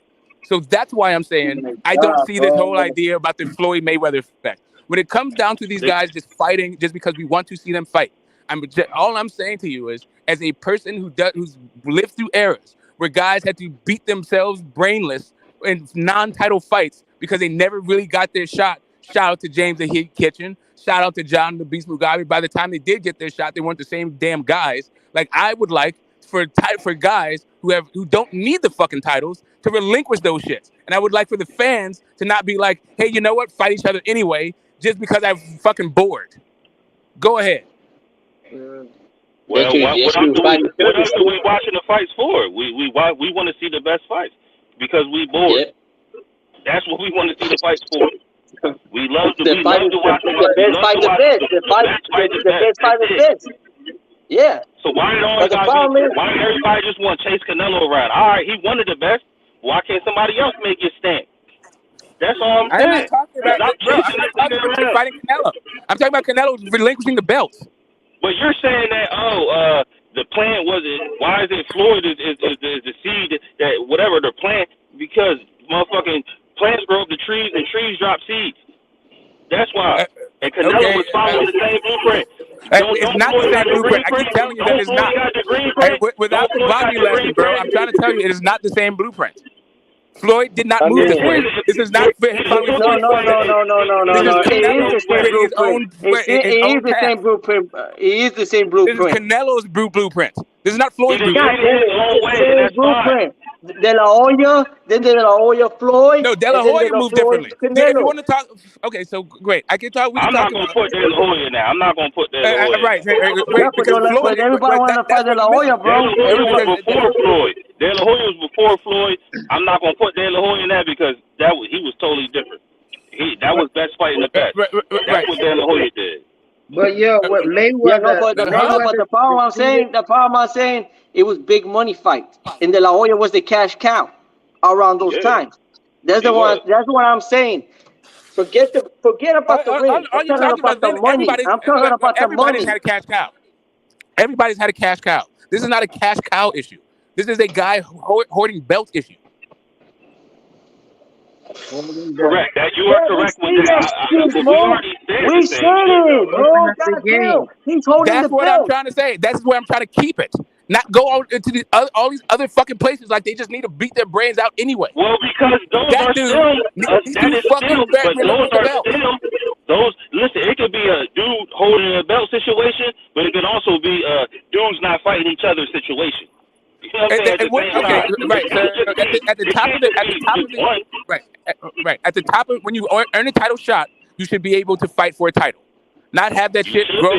Not somebody holding that shit out of reach still, and then fans go, "Hey, fight anyway." Yeah. You're right. You're right about that. Like that's what my issue is. I mean, I'm with you on that issue, but at the meantime, what else can you do? There's a whole bunch of things you can do, but what you shouldn't be made like to do what? is You fight can't fight Canelo, so what else can you do? Okay, I'm telling you there's a lot of things you can do, but what I find to be a little bit I guess self-indulgent, self-interest, like completely self-interested from fans, is the idea that the top guys who've earned title shots, instead of getting those title shots, should beat each other's brains out in non-title fights and for less money than they would otherwise get. That's my issue. Yeah, but you say that's your issue, but that's our issue as well. Okay, but I'm not demanding that they fight it. But I'm not demanding that they fight one another. And I'm not demanding it either. What's wrong with it? What's wrong with it? What's wrong for them fighting each other, Smoke?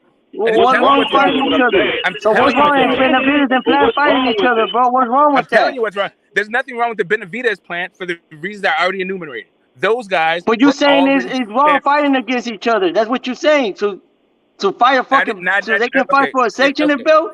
Who else is there? I'm not sure if you're hearing me, but let me say it for like the third or fourth or fifth time. I don't think for David Benavidez and Caleb Plant to fight, I think that is just fine. Caleb Plant was just a champion a year ago. He's only had one fight back. David Benavidez is a two-time champ who lost it on the scales and is the interim title. That is a good fight because there's that interim thing on the line, and they can both be in line. They can knock each other off.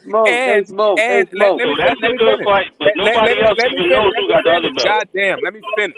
And like I said, they were already supposed to fight when they were both champions. They were supposed to unify back when they were both champions. So that's a good fight. Hey, Smoke, me and Andre and you, bro, we sounded like fucking broken records, bro. We repeating the same shit all over again. Well, you keep saying I didn't say it. You keep asking me the same shit. Do you think it's a good fight? How many times do you want me to say I think it's a good fight?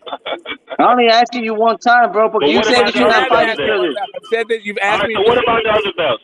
Who's in line for the other belts? Parker Ryder. Ryder. Ryder's in Morrell and Ryder. And no, Parker has to fight Ryder for the interim. So if Morrell fight the winner of Parker Ryder, is that a bad fight? If Morrell fights Parker and Ryder, I mean, I'm not talking about whether or not it's a bad fight. Again, we're talking about. Okay, I feel like we're talking past each other. At no point did I say these are bad fights. You just don't understand like why you need to move to. I don't understand why you can't instead of trying to make. Okay, so you tell me why you think you need to ask me whether or not those are good fights. Please explain that to me. Listen, what you said was they shouldn't have to go through that. They shouldn't have to go through that gauntlet. They should go immediately once they reach the number one position. If it's a gauntlet,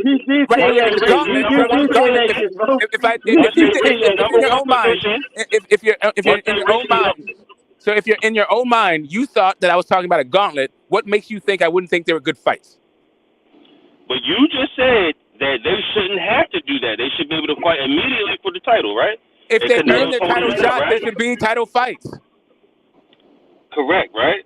Yes, I don't understand. Why are you asking me that? We already agreed on this. If they earn a title shot, there should be title fights. We already discussed this whole situation. Okay, wait, then why are you asking me a question about whether or not I think it's a good fight? It don't make any sense. You came on here. Okay, Jesus Christ, now you came on here. Okay, now can we just move on? Enforce your will. What? Enforce my will, man? Now you're just tripping. Okay, whatever, dude. Bro, we already discussed all this. It was only me. It was only me, OG, and H Money on here. It was only me, OG, and H Money. We already discussed that topic as well. Uh-huh. You do realize that all I did was respond to the things that you said. I said I agree with a bunch of what you're saying in principle, responded and only to the enumerated things that and you only heard talked when about the you got things and on. only talked about the things that I did not agree with. Right? So, Remember fellas, that part? Hold on. Smoke. Yes. So we all can agree that no matter what, if Canelo fight Bivol at 75, win or lose, he decides to come back to 68. He's still an A side. Whether he holds all the crowns now and harbors them, vacates them, fights Bivol based on and vacates 68. And let That would be the Floyd. That would be the Floyd Mayweather way of doing things. Yeah, I mean, he's no matter what, he's the A side. He's the ultimate prize fighter. He controls everything. Yeah, because he is, He is the cash cow.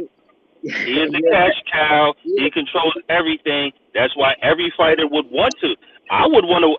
Basically, it's like saying that, damn, I got an opportunity to work for this motherfucker to make this much. You know what I mean? Everybody want that opportunity to fight Canelo. And that's what I say is the Floyd effect. I'm not talking about, like, nigga holding up. We already discussed he already holding up shit. And we already discussed all that. I know you keep telling me about what it is. What I'm telling you is nothing about it is Floyd. Floyd is the first boxer. Floyd is the first boxer to motherfucking make the amount of money that he made, right? That has nothing to do with what Canelo's doing. You keep saying Floyd Mayweather, bro. Nothing that Canelo's doing is like Floyd Mayweather. I keep saying the same thing over and over. Nothing that Canelo's doing is like Floyd Mayweather. I'm not talking about Canelo what I'm saying is the fighters underneath them. They want yes, even the fighters. Nothing about it. There is no characteristic about what's going on with Canelo that's like Floyd Mayweather. Bro, everybody want to fight Canelo for the bag, bro. Cut it out, man. Yeah, everybody wants to fight the cash cow. And everybody that's not a Floyd Mayweather issue. That's everything. Everybody, that's Sugar Ray Robert. That's literally the sport of boxing. Okay, look, entire history of sport of boxing. Let me put this. So look, then it's not the Floyd, it's the money aspect. Then is that better for you? I mean, I guess now I understand what you're saying. If you're just saying everybody wants to fight the cash cow, then yeah, that's not a Floyd thing. That's everybody. Nigga, I was born in 1983, so I'm not a boxing historian. I'm a historian from when I was born on. Like, I look at old shit, but all I meant was just money. Period. Okay, now I see. Now we're on the same page. I get you. We're on the same page now. Yeah, like that's the whole thing. Like everybody wanted to fight. Everybody wanted to fight the cash cow. The reason why, the reason why Joe Foreman was getting all the fucking fights when he was because he was the guy that guys could make 7 figures off of. They couldn't make 7 figures fighting each other. Michael Moore and fucking Vander Holyfield. Yeah, nah, like that's all. That's the only thing I obviously from my era, I fucking use Floyd as my example because in my era, that's who I seen do it. Oscar De La Hoya too, but Floyd was the money man. I mean, the name stands. I mean, it speaks for itself. Money Mayweather, the money man. And I just feel as though that's what all these dudes is trying to do because they know you're gonna get at least like 10 million. Yeah, man, 8 million to fight Canelo, and if you somebody like fucking Errol Spence, which I was like, man, why the fuck would Errol Spence fight fucking Canelo? Now $50 million, but that was 2 fights. That was so. But everything is about money at the end of the day, and I'm always focused on money just because that's what I do. You know what I'm saying? So I always bring everything back to money and business. I like the way you talk. That's me too. But yeah, you know what I'm saying? So we was definitely, like I said, we was in agreement the whole time. It's just because I used the word Floyd, the Floyd effect. I'm just, like I said, nigga, I'm born in a certain era, and that's what I'm, you know what I'm saying? No, I feel you. So it was just that the idea of like Spence is getting some sort of special treatment against his mandatories, and also the idea that these guys should be fighting these really tough fights at probably like below their market value. Spence not getting specialty because everything since he fucking won a belt has been a fucking high fucking level fight. You know what I'm saying? So that's going to take precedent over, you know what I mean? It's money, you know what I'm saying? At the end of the day, it's money. So why would he fight a fucking man? I don't even know who the fucking IBF mandatory is. It's some Well, Cuban now I know dude. who it is. Now I know. No, Nah. now I know who it is because The IBF is the IBF is a Cuban dude. The IBF is a Cuban guy. No, Boot No, I'm is the IBF. I'm talking about super middleweight. With Okay, Canelo's yeah, mandatory. yeah. I don't even know who that is. Like I don't know. He's a but Cuban the guy. IBF, Yeah. So as we talk about 68, it's about six to eight guys that's in line to fight for the title, like, and viable fights. So Canelo need to vacate and keep the honor that he's undisputed. He has that Ring Magazine belt. Nobody else can get that belt, no matter how much they unify unless they see him. So we need to campaign and have this motherfucker vacate. You see what I'm saying? Like, if you putting it, once he put it in the air that he's saying, "Oh, be raw," yo, vacate, man. Don't waste nobody's time. Everybody else can carve out their own journey. You know, with all these sets of fights, one of these set of fighters is going to become that individual. You know, where Canelo might have to look at that person like, but that's neither here or there. You know, that's like damn near fancy because all of them are far away from fucking fighting him. Because most of them are like tune-ups, a pick 'em tune-up. But is he gonna fight at 68? You know, and we know that's like. What's going on, Look, fellas? what's up, John? The only thing we said, That's why I say this this fight between Plant and Benavidez is not only important for their careers, it's important for the division, whether they're champions or not, because we don't know what Canelo gonna do in the new year. Exactly. We don't know when he gonna fight or who he gonna fight. That's a fight for the division. Most of them fighting for the championship is for the division. The man's gonna be off for like fucking almost like 9 months. I don't know. I don't think he's gonna fight Cinco de Mayo.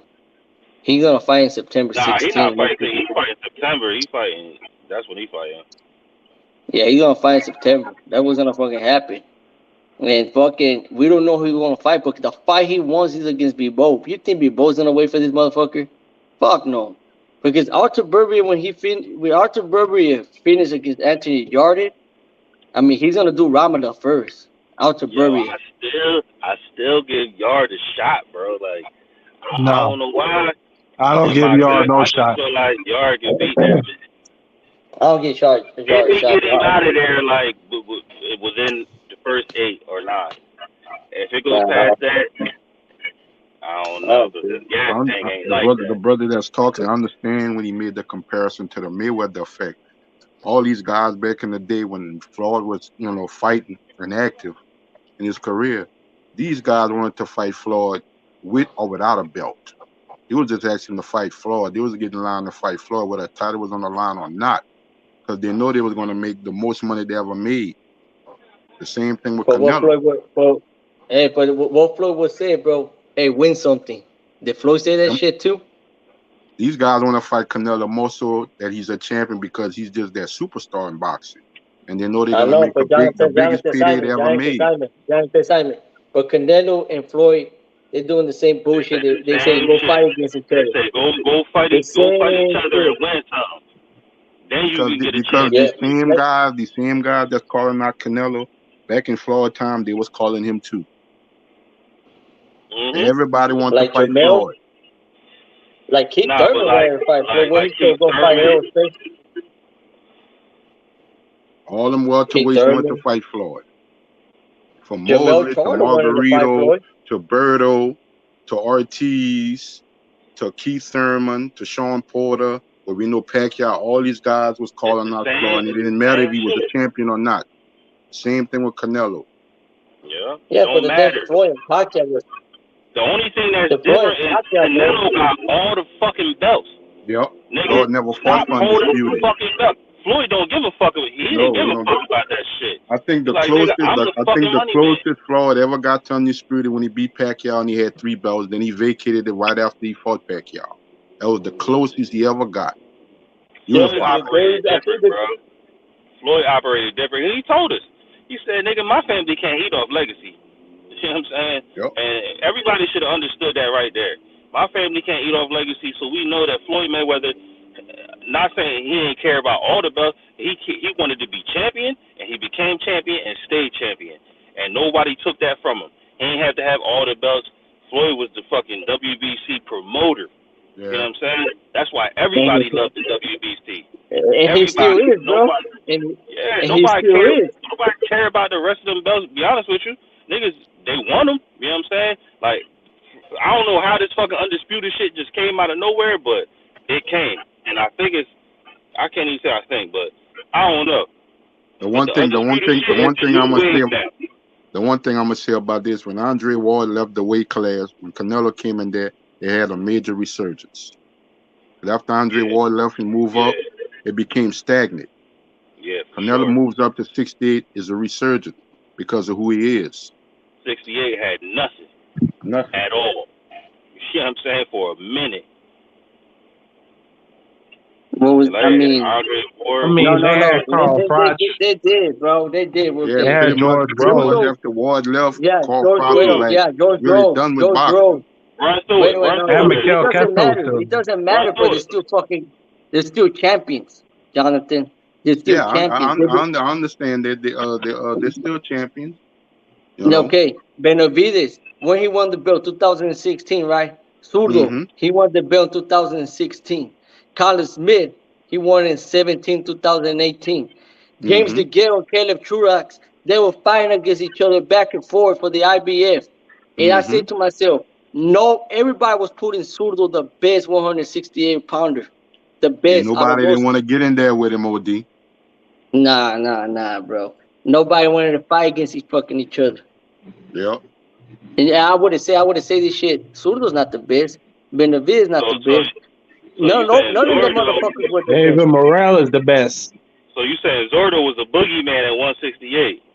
That's what Jonathan Simon said around that time. Man, David Morrell is the boogeyman. Don't nobody want to fight him. We're talking about 3-5 years ago, bro. Mark it down. We're talking about 4 or 5 years ago. Oh, you're talking about in the past. No, what I'm saying is when these guys was all champions, they weren't thinking about unifying with the other champions. Exactly. Yeah. Exactly. Sure. That's a big problem. Everybody want the big bag, man. Everybody want the, like, what human being don't want the most money they could ever get? That's why I don't understand. Look, they were this close to make this fight one time. This fucking close. The Carlos Smith and Zurdo fight.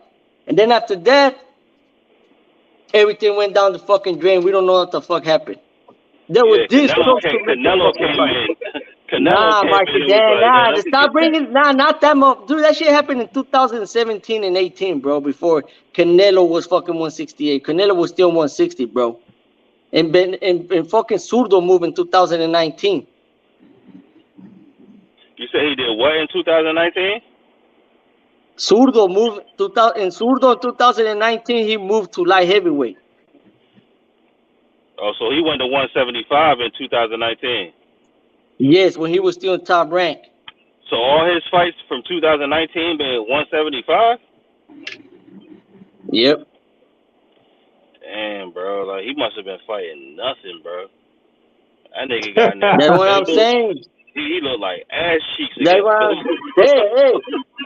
I'm bringing you right there facts, bro. I'm bringing you there facts. For sure. There's no narrative, bro. There's no fucking narrative. I never watched the man fight, bro. Like, when I seen him in there with Bivol, rounds 1 through 4, I had it tied, like 2-2. And then it just became, you know what I mean, a separation. I mean, the separation was clear, man. That dude. Hey, bro, you cannot blame Canelo, bro, to move to 168. That motherfucker wanted to fight 168. He wanted one fight in 168. Yeah, you can't blame that man. No, but them motherfuckers are still blaming him. Why he went to 168? Doesn't matter, bro. The motherfuckers want to chase legacy. They want to chase legacy. He feels as though that was the easiest. Well, I don't want to say that was the easiest pass, but he seen who had the belts at 160, and he seen who had the belts at 168. And he was like, man, look, man, like I said, dog, I'm 5'11". I weigh 225, so it's easy for a man. 6'2", you're not that much taller than me. Like that ain't gonna. Yeah, you might have a little bit of reach or whatever, but if I got more skill than you, I can easily come in at motherfucking 175. Like that's 168. I mean, that's easy. You know what I'm saying? 168. These dudes is in tip top shape. Like we were saying, like Andy Ruiz, you said he weighed. Desliga esse computador agora! 1, 2, 3!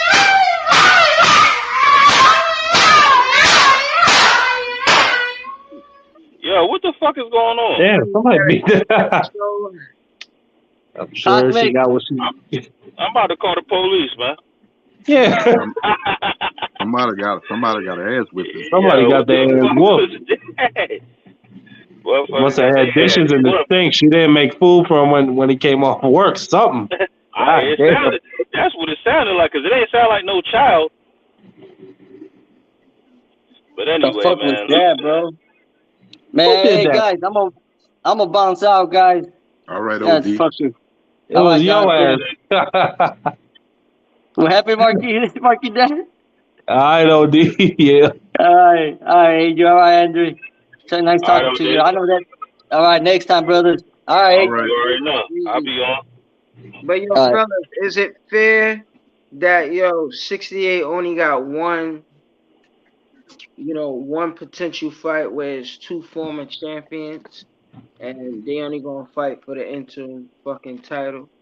It's not fair, bro. We already know it's not fair. So anybody that's campaigning at its highest, in my opinion, it is fair. If the one man, look, I say it's not fair, but I will say it is fair because Canelo already fought the one bull. You know what I'm saying? He beat Caleb Plant, and then David lost his shit on the scale. He lost his shit twice. You know what I'm saying? So, I mean, that's what's fair. What's fair is fair. You know what I mean? But what's not fair is Canelo trying to stay on the pot. You know what I'm saying? That's what's not fair. Like, nigga, like we already discussed, dog, you got shit or get off the pot, bro. Get the fuck up out of here, bro. Everybody got to motherfucking do their thing. You know what I'm saying? You ain't the only one. But he the fucking cash cow, so that's why I said the Floyd effect. It's not a Floyd effect. It's a money effect. You know what I'm saying? Like I said, you know what I'm saying? I wasn't born back then when Muhammad Ali and all them niggas was fighting. I'm not from that era. You know what I'm saying? I can go back and watch tapes and shit of niggas fight, but I don't know too much about this shit. Like, the one main thing I know is, damn, Ali was chasing motherfucking Frazier and pulling up everywhere. Like, that shit was crazy. That shit was crazy. If that's what it takes to get a fight, that shit is unheard of, bro. Like, nigga, get in the ring and fucking swing. That's it. That's what you signed up for, right? That's what Floyd did to Corrales. I want to ask the panel a question. Take Canelo out of the equation. What is the next best fight at that weight class? Benavidez versus Morrell. And motherfucking Morrell. Or David Benavidez versus fucking Caleb Plant. Okay. So those three, so without Canelo in the equation. Or Morrell versus Caleb Plant. Yeah, you can mix all three of them up and have a derby. Yeah. That'll be the best fight. That's what I'm saying. It's still, this fight with Benavidez and Plant is important for the division. Regardless if Canelo is the undisputed champion, it's still an important fight for the division because you're still bringing attention to the division with or without Canelo. Yeah, but that was Smoke was trying to. That was his argument. Like, why do they need to fight each other? It's like because you know what I'm saying, we already know who the dog is. If you really think about it, Caleb Plant done had his big fight. This would be his biggest fight of his career in that weight class. Benavidez. Yeah, this would be David Benavidez's biggest fight of his career. Yep. Caleb Plant already been at the pinnacle. He done already touched the pinnacle. You got in the ring with motherfucking Canelo. That's the pinnacle. That's the pinnacle, right? And be honest with you, him against Darrell, just like with Canelo against Floyd, it seemed like you obviously iron sharpens iron, bro. That's what the term means. And from him getting there with Canelo, I don't think David Benavidez can beat Caleb Plant. And I would like to see, You know what I'm saying? Morrell get in there. I don't think Morrell can beat Caleb Plant. I think Caleb Plant is it's a tight one. It's a 50-50. Man, Morrell will knock the fuck out of Caleb Plant, nigga. David Morrell will knock the fuck out of Caleb Plant. Capping ass nigga. David Morrell knock the fuck out of Caleb Plant. David Morrell beat the shit out of Canelo too. Like Caleb Plant just got his ass knocked out by Canelo, my nigga. What is we talking about? And Morrell fuck up both of them. I did say iron sharpens iron. Iron sharpens iron, bro. So right, man. They should have called that fight early, man. They should have called that fight. They should have called that fight. Morrell with Tatum. The show he put on. Like you saying, like, yo, when you kept screaming out like, yo, this nigga bloody as hell. I told you, bro. I don't. Hey, listen. Hey, Andre. I don't be sitting here lying and capping, bro. I told you what was going on. Everybody thought I was playing. Everybody thought I was playing, and now look at that brother now in a coma, bro. I ain't got nothing to play about, bro. Oh, he's in a coma.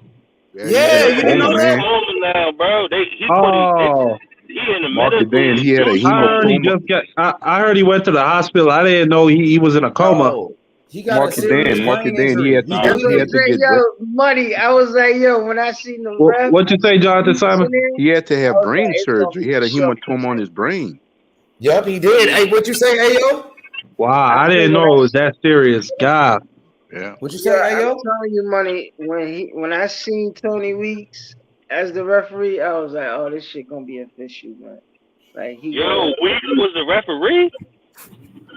Yeah, he was. He a piece of shit. He did a terrible job, bro. Yo, Tony Weeks, he gotta retire, bro, because he on that bullshit, bro. Yeah, but, hey, actually, David Morrell told the referee, yo, stop the fight, yo. He's fucked up. He had enough. Stop the fight. And Weeks didn't listen. Wow. So I think Weeks just. I didn't even notice that was Weeks. When Weeks was taking the point, he should have stopped the fight because you could see dude was blinking. Like his eye was fucked. First knockdown in round number 12, he should have stopped it after that knockdown because he was already done. Thought he was done already. To be honest. Yeah, he could have. Because the reason why I say that every time he took a punch, the way his body and how he reacted to it, I kept saying, "Ref, stop the fight! Stop the fight!" He's not reacting well to these punches. Yeah, he's not even responding to them bitches. Like he had no response to them punches. That means his brain is not working how it should. You know what I mean? I was watching that fight Saturday night. You know what? I went back in time. You know what fight I thought about? Nigel Benn and Gerald McClellan. Yeah, because he was blinking, huh? Yep. The way he started blinking. Kept blinking. That's what I'm saying. Man, I know, you're right about that, bro. For sure. That's why I wasn't joking, Andre, when I was telling you, like, there's blood everywhere. This nigga full of blood. Like, I was being serious, bro. I hope y'all don't think I be lying. You know how see how serious it is now. Now everybody taking it serious. But while he was taking the damage, I was the only one saying it. Like, yo, stop the fucking fight. Yeah, for sure. That's what I don't like about boxing. That's what I don't like about the sport of boxing. That's why I went back in time, Miss Money, because I love that. Yes, because I kept looking and the referee too, and the fucking doctor, all of them, the referee, all of them and the doctor responsible for that shit. How you gonna allow that to continue on like that? Yeah, we hear he wasn't even really responding to his corner when the rounds was over with. That's why I kept thinking about the McKellen fight. They kept talking to him, and I kept looking at him in the face like he was like just out of it. He wasn't even responding. You know, he was able to finish that fight just on heart. Like once again, like we were just saying, like all the niggas need to be held responsible, but yo, the main key is that, bro, why is David Morrell celebrating after his victory, a major victory? Why is he the one helping your fighter back to the corner, bro? Yeah, you seen that, huh? Yeah, I didn't see his corner at all. Them niggas I didn't see none of his corner. They ain't supposed to come in the ring. They ain't supposed to just jump in the ring. Bro, I don't give a fuck if I see my guys wobbling like that. I'm coming. It wasn't a doctor. It wasn't a doctor. Look, Ayo, I'll give you that. All right, the corner ain't supposed to come in the ring. It wasn't a doctor that came in that bitch. It wasn't nobody. It was David Morrell and Tony Weeks. Nah, I saw some doctors. Help that man back to the corner. Bro, I just watched that shit 3 times today. Good thing Morrell was able to walk him to the corner because he had no balance to walk on his own. Exactly, Nah, he was falling. bro. That nigga could not stand up. His own corner didn't come in there. The doctors didn't come in there. It was just the referee and David Morrell who stopped this celebration when he was celebrating which he should.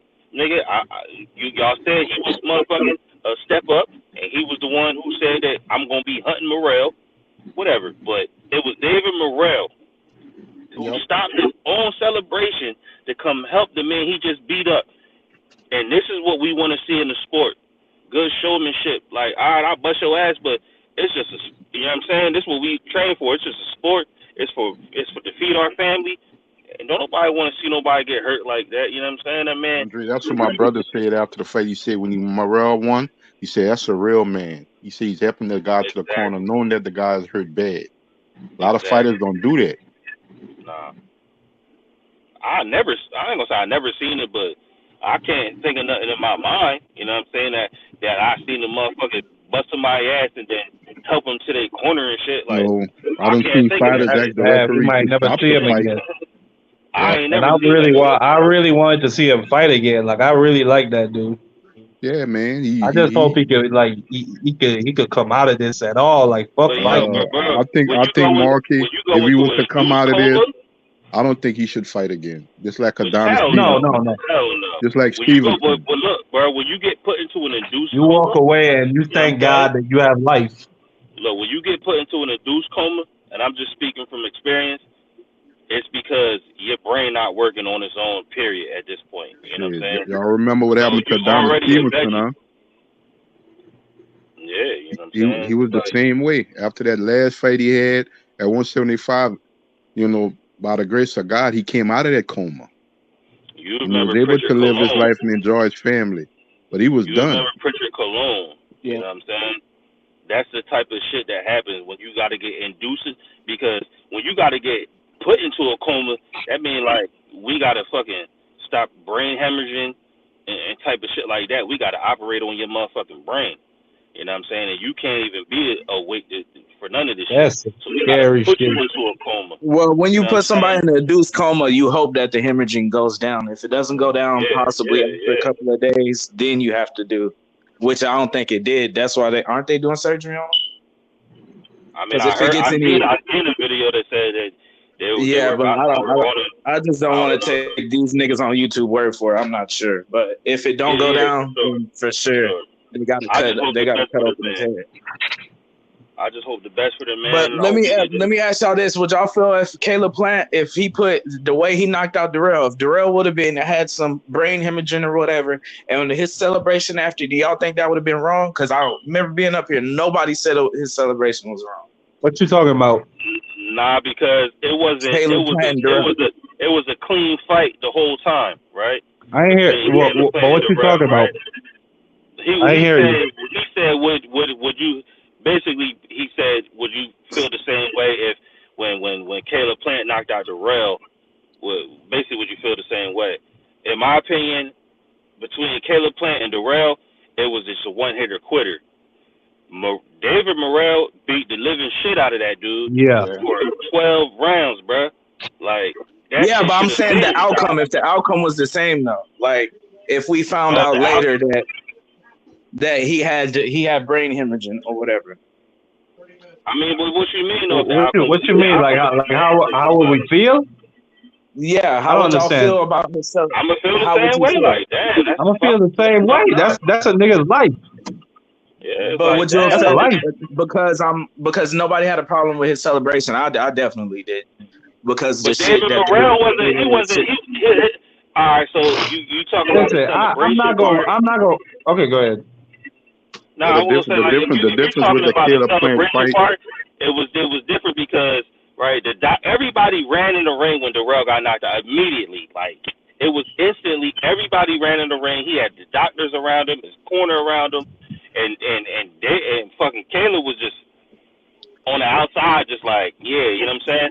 The difference between the dudes, he was standing and he got up.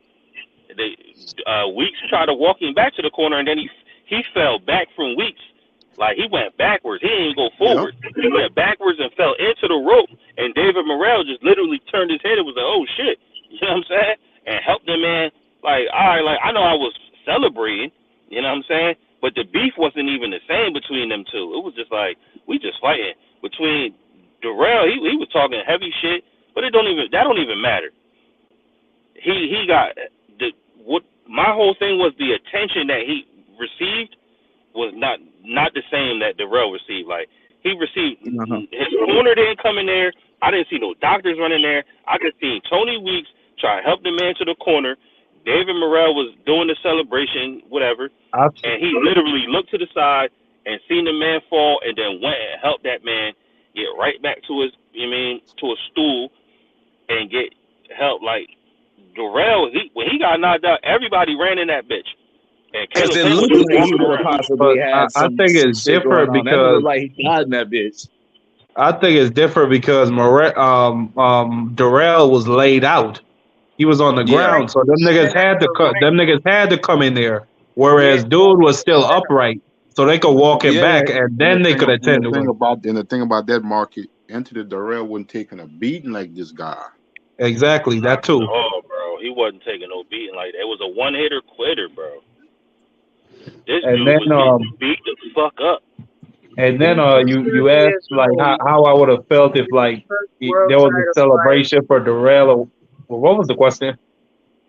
How would basically like you just said? How would you have felt if it was the same thing? Like if it was, you know what I'm saying? Like obviously Darrell was on the ground, but dude stood up. But what if they were in the same position? You know what I'm saying? Like all right, like what if David Morrell was celebrating? Would Caleb Plant have been out of pocket? Is what I'm saying.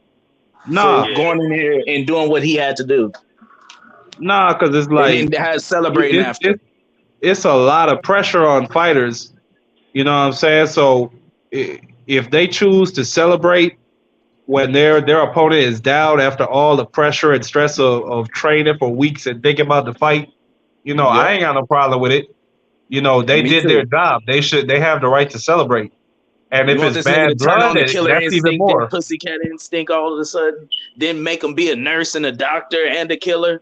Like, no, nigga, just go in there and kill. That's all I need from you. Well, the thing with the killer playing Darrell, they who had a lot man? of Who is that? Who just said that? Who said go in there and kill?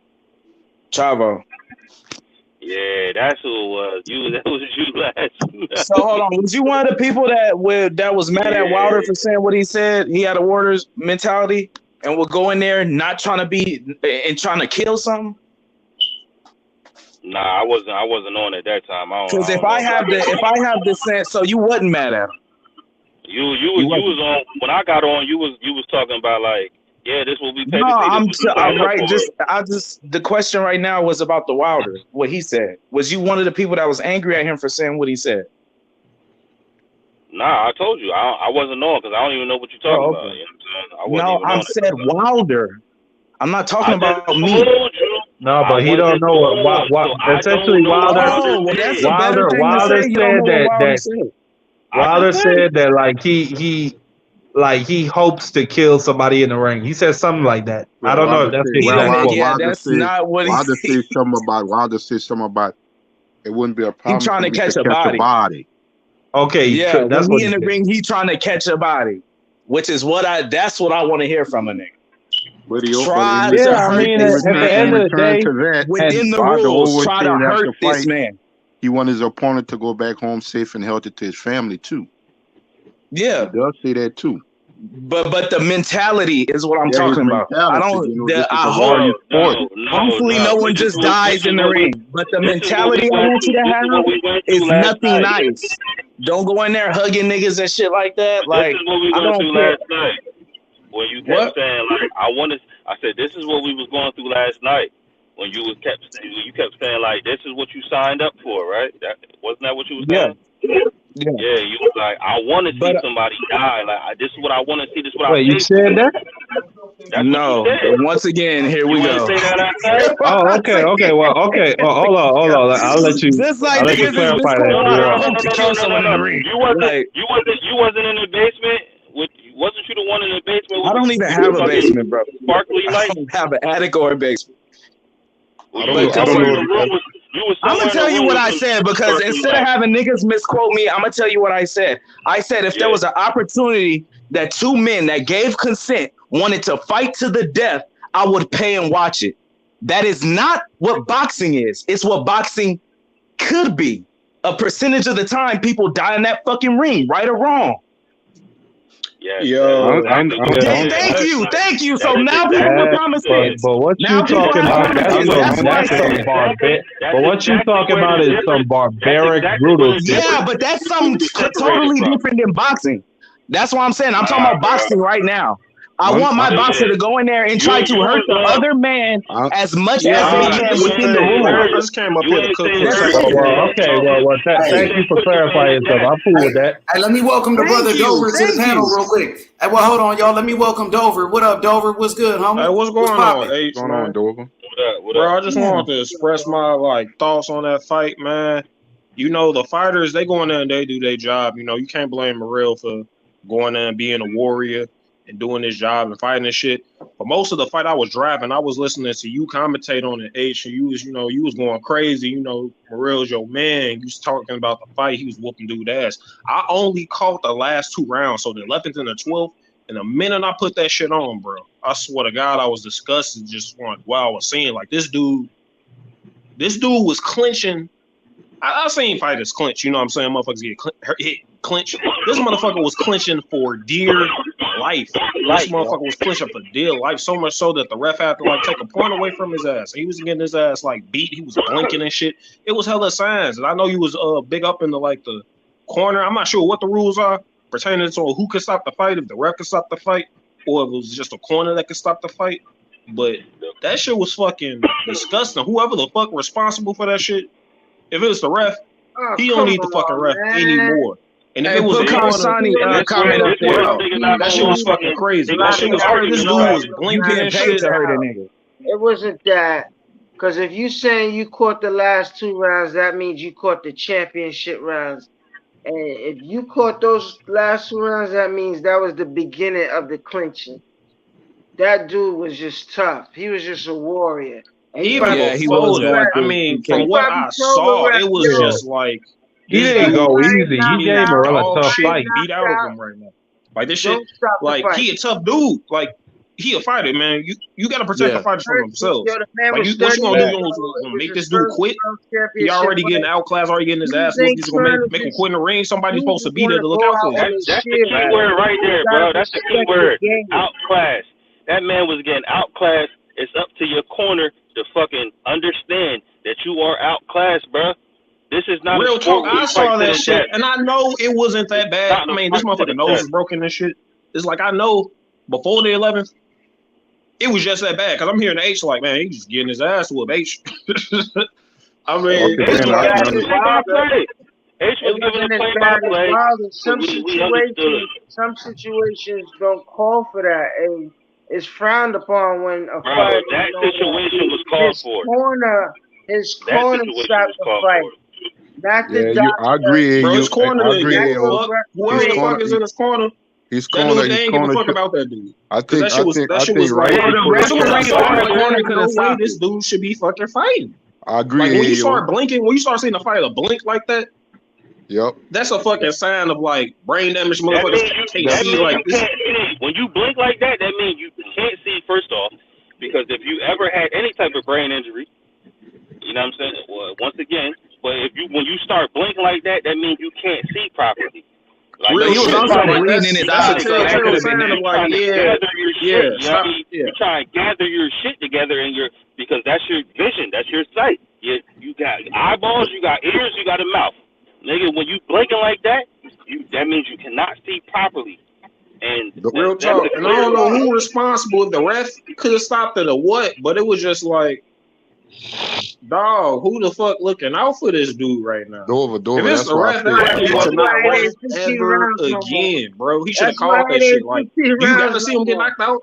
Do we have to see him get knocked out? That's why it's not 15 rounds because of that type shit. Andre and Dover. That's why I made the assessment. I went back in my head when I was looking at that fight Saturday night of McKellen and Nigel Ben. He was doing the same thing. Round after Right, round, that Tony blinking kept shit ain't blinking. like, when the motherfucker started to get the blinking, that's like too far already. Like he was getting his shit ass not working whooped. right, bro. Yeah, when you get to blinking like that, that means your shit not working right upstairs. You know what I'm saying? Right, That is and what his it is. clinching, like he wasn't clinching like, oh, I'm just trying to gather my head. He was clinching like I'm scared as That's fuck. called, Like, that's the great thing about understanding, like, you know what I'm saying, like, whatever. I ain't gonna go into all that, but when you blink bro, he like was that, hugging Morrell, like, but your arm bruh. still work because it's called, you know what I'm saying, that's just the instinct. Your body know what to do. You know what I'm saying? Your brain still got something working up there and know the fucking, bitch, you better hold on for dear life. You know what I'm saying? This is what He you was better clinching do. like his life depended on that shit. And it fucking damn near very well may have. Like shit. But what about like, do we need to see fight? him getting, I don't know who, the ref should have stopped that shit. I need to see this dude What get about knocked out. Like, all that shit should have been stopped. You said what? I have to see this dude get knocked out. You could have just called that shit and gave TKO to Morrell. Like, 7 rounds. Right. And the knockout this might wasn't fuck like Morrell. a Like, let's say this dude knockout. fuck The around nigga today, just got right? right back You see up. what happened to Nigel Ben? Like, he was never the same after that shit. Fucking Sugar Ray Robinson, he killed somebody in the ring. He was like, shit, I ain't gonna fight no more. I'm retired. Like, motherfuckers going there, they prepare for war and all that, but like killing somebody in the ring, like that shit might fuck up Morrell. He might be afraid to punch hard off that shit. You know what I mean? I doubt that. I doubt that. Because he was beating the fuck out of that nigga the whole time until he knocked him out. Yeah, that shit cool until you fuck around and He kill was somebody. beating his ass He's the whole time. he training. You in a different space. When you training and you building up. You could tell when he goes to fight, he's a whole different person when you gotta be, because this nigga is paid to beat your ass. So you're not going in there being buddy. We could do that after I knock your ass out. And somebody was talking about Wilder seems sympathetic. Yeah, after he knock your ass out. This ain't nothing. These niggas, the nigga that lived, his life was on the line too. I think people forget that his life was on the line too. He going in there and trying to beat the fuck out you. He not trying, well, let me protect him. That's not his fucking job. I ain't saying it's a protected thing or that's his job. I'm not saying you said that, but you going in there. How many boxers actually kill somebody in the ring? Niggas not going there to kill a motherfucker, bro. That's not what they doing. I understand what the brother said. Killer. No, because if so, they'll be bringing guns and shit to the ring. Yeah, but that's just the mentality. Killer I be understand killer. that. Right. That's You have to have that mentality. So the mentality can end up somebody dying in the ring, as we can see. If y'all remember, that's a very traumatic experience for anybody. Killing somebody. If y'all can remember, because I watched that fight live, the Hagler Hearns fight. In the post-fight interview, when they asked Marvin Hagler, what you think would have happened next if the referee wouldn't have waved the fight off? He said, I probably would have killed Tommy Hearns. Yeah. He didn't say That's I what would have his stopped mentality fighting. was. He said, if the ref wouldn't have waved it off and Tommy would have got up and they let him continue, I probably would have killed him. Don't no man want that on their conscience, bro. Right. Don't no man want that on their conscience, bro. Knockdown in the Morrell fight. Unless you a maniac, bro. Unless you a maniac, you don't want that on your conscience. And it's like you building up for a fight, you ain't fucking for like months, you fucking working out, you thinking about hurting a motherfucker every second of the day while you training, but after that shit over, this dude got a family. Like, he probably got kids and shit. Like, you just took somebody really, that's putting a lot for him to think about rather than think about their own family. But it's like, that could fuck with him going forward. Like, that shit shouldn't even got to that point. I'm like, not saying it. Everybody saw Morrell beating his ass. Like, did you just need to give this motherfucker another knockout? Like, just give him the TKO. That shit could have been stopped. Like, by the time I watched that shit, it was way too much. Here's a prime example of how I know that fighters think about each other. Remember when Loma was whooping Comey ass? And he stopped. Let's not bring that up. No. He was trying to get an easy way out of his corner. That was just showboat. He looked at his corner was like, he was doing the Roy Jones. That was the Roy Jones. Easy way out that fucking fight. Because he didn't even finish him. He didn't even finish him, bro.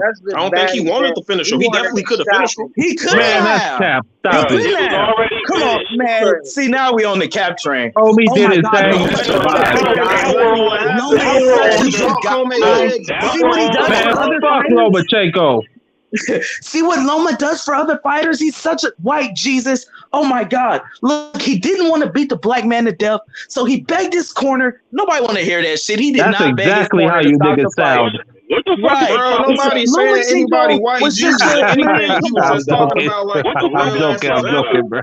Come on, I like how nigga. motherfucker respond. Not everybody like in that bitch to murder. Not everybody come into the mentality like, oh, I'm Deontay Wilder. I'm about to catch a body in the ring type shit. Unless you can't. Some motherfuckers just really what you better do. than you want to outclass you. Win the fight. Bro. You don't get paid for overtime. Listen, bro. If you fighting somebody, right, just you personally, right, and damn, you getting the best of him, you gonna beat him up till you try to kill him? It depends. I mean, you want the knockout? I'm Do you doing want the knockout? Hold on. Somebody on the ground ain't the type of nigga to walk over and stomp on him. If y'all getting a clean fade, bro. If you ain't getting and I seen niggas like that before, and they disgust me. Like, if you drop somebody on the ground, I ain't gonna walk over and stomp you with my fucking boots. Like that goofy shit. I'm not talking about you. I'm not talking Oh, about you. no. We talking about in the ring. No, I'm talking about motherfucking in real life. Okay, we talking about nigga, I'm fighting for my life in real life. So however that ends up happening, whatever the outcome ends up being, if you get a clean fade, just you one on one, and you beat and you buckle the nigga, and you just see I'm saying the nigga he done for. You gonna I'm beating the nigga till something else happens. I'm beating the nigga till somebody pull me off this thing. But you can't let him get up at the same time. I'm fighting for my life. This is in the street. This nigga can pull out a gun when he get up. Anything. Exactly. You you niggas can't can let play him with get y'all up life like that. I'm beating this shit. I am beating this. Bro, I'm beating this nigga. Okay, okay. You ain't never been in a clean fade. You ain't had to worry about okay. Yeah, I'll leave him alone. I'll just walk away. Drop you or anything like that is me fighting my friends. And that has very rarely happened. And we fight with gloves on when that does. You said fighting your friend is a clean fade? Yes, that's the only time I'm giving out clean fades where I let a nigga get on all that shit. You ain't never fucking fought then, man. Then you ain't never Bro, yeah. Most of the fights I ever had with clean fades, and not only that, nigga, what you talking about? Ain't never fought. When did that become rules in street fighting? Where are you from? I got cool as hell with the motherfuckers at the fight. Where are you from? Where are you from? Hold on. Where are you from where there's rules in street fighting? Because we would all love to know. Rules? I said you only fought your friends. You said clean fade? What the fuck is that? Look like you only fought your thing. I don't fight my friends. You know what I'm saying? We always fight with gloves on. We getting a scratch. That's different. I'm talking about a clean fade, nigga. What is that? I'm trying to spit it out. I don't know you. You don't know me. I don't fuck with you. You don't fuck with me for some apparent reason. So that is the clean fade, other than giving your friends a clean fade. You can fight your friends. I fought my friends in gloves and shit. But like I'm talking about, just regular street shit. Your friends, but you give clean fades to strangers. Like in school type shit when you a kid. Like I haven't fought that much as a grown ass man. Like that shit changes when you grow. Yeah. Like, it definitely do. You hit a nigga once, he fought on the back of his head. I was like a kid growing up. Like them shits was clean, and most of them shits end like in 45 seconds, so somebody catch you. Right. The most recent time I fought was in a bar, nigga. And I picked up. What the fuck are you talking about? I ain't never fight my friends. I ain't never fight my friends. You just said you did fight your friend. Y'all got in scratches or whatever the fuck that's supposed to be. I said no. You said what the? You said. I mean, who? Hey, but who? Hey, I said I'll fight my friends with gloves on, bro. Andre Chavo. Yeah. Who gives a fuck? Like who cares, bro? What are you talking about? Because, I mean, I don't give a fuck about it. I was getting to a point, but now, you know what I'm saying, I ain't gonna hold you. Oh, okay. Well, I'll let you finish. Go ahead. We done went off topic, so now I don't even fucking remember the point I was getting at. I think we're talking about Loma being merciful on Comey.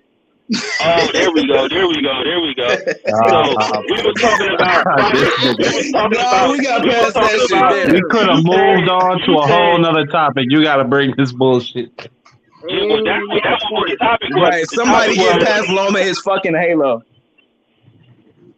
Yeah, but hey man, I'm just happy that fight about that, bro. I'm waiting for that y'all said that everybody who get in that ring, we said, yeah, you got to have the killer mentality. But the killer mentality don't mean I want to kill you in the fucking ring. You know what I'm saying? And when I made the fucking point of Loma saying like, look, dog, I'm beating him up. He can't fuck with me. That's something that should be commendable. Like, look, this is not a fucking fight to the death. This is not a fight to the death. Yeah, this ain't the Kumite, my nigga. This is we about to fight to see who's better, and you can clearly see that the nigga can't fuck with me. Period. Like, so what do I need to? That sounds more like he couldn't finish his. That sounds more like he couldn't finish his opponent. Oh that's what that sounds like to me. That's exactly what I seen. That's some bullshit. He being merciful. Fuck that. Nah. Bro, he was trying to do the Roy Jones. It's understandable legs because get locked that's how up you for like operate. 5 seconds as he leaned back on the ropes. Like, I could have ran over there and knocked him out. Come on, stop playing.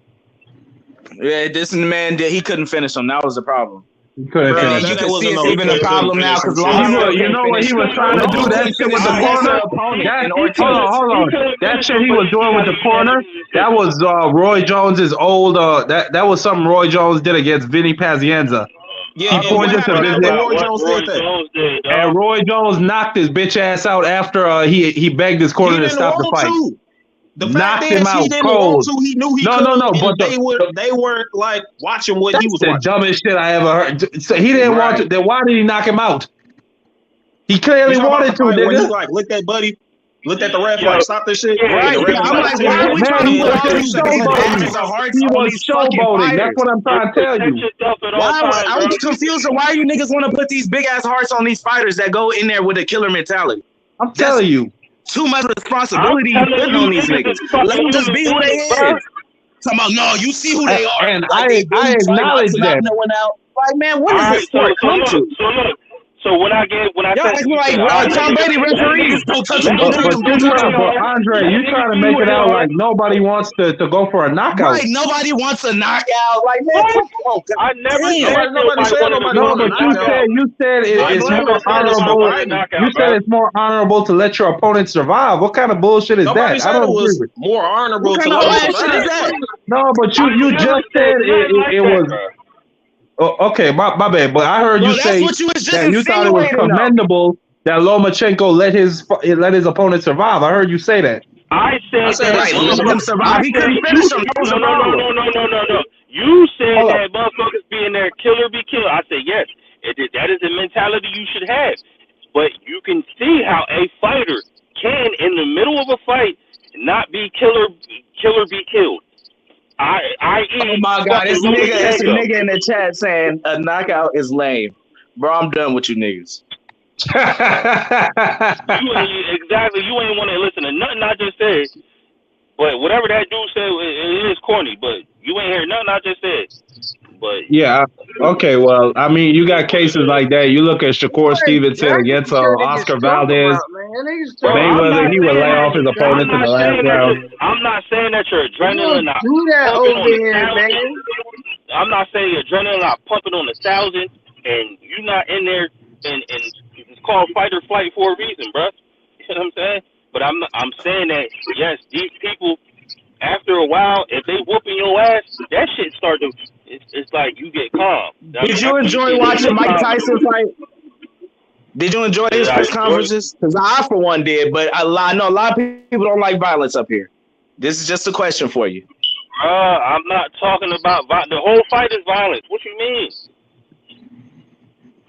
I guess I'm a little bit confused. Like you don't want.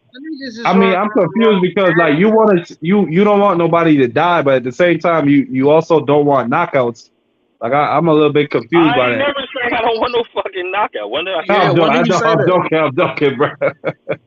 I just said I want to see a knockout. I love a clean knockout. Is more graceful than getting your ass beat 12 rounds, though. Exactly. So when you see go ahead and knock me out in the first, nigga. When you getting his ass whooped, that's the same. That's called a TKO. It's like that's a technical knockout. Stop the fight. That's what a TKO is. I ain't gonna lie. When Dominic Brazil got knocked out, I thought that nigga really died. I thought he could really be dead. I thought Manny Pacquiao actually died when he got knocked out. Right, that nigga, man. Yeah, that was the first nigga I thought that. I was like, damn, Manny, get up, get up. That nigga was done. When Deontay Bro, Wilder, that last dude, Richard Torres fight, not this upcoming week, but the last one he fought, he like blew this dude out the water. I was scared for his ass. You see how common it is? But he had his eyes open at least. It's common to see somebody get put to sleep, right? You know what fight that? I thought Fury died in the second fight. Hey, hold on, let Jay Tommy go, bro. You know what fight I didn't think was gonna ever recover when Deontay Wilder knocked out Arthur Spilker. Yeah, he hit that nigga and he went flying. He had to leave on a stretcher with a neck brace. Deontay Wilder's so motherfucking weird, man. God damn. So look, before y'all all got on, H asked who y'all got like between Ruiz and Wilder. I got Wilder. Wilder, like I don't know how Ruiz, like the reach is too crazy. Like Ruiz could get in and fuck him up. He got on the inner side, but at the same time, it's like Wilder just gonna put him to sleep. It's too much reach. You know what's intriguing about that fight to me is like how both guys gonna fight. One is tall, one is short. How Ruiz will reach Wilder, how Wilder handle a fighter at that size, that height. Because I don't know if he ever fought a guy that's short. Well, normally everybody fights is short. He gonna just move around the ring until he reach. Both them niggas will get beat by Joe Joyce. That's the motherfucker. Bro, I don't know if Joe Joyce taking Wilder shots. But I mean, that's what I'm saying. Who has Joe Joyce even faced that was a power puncher? Near Deontay's level, near his level. Daniel Dubois. This is the thing, man.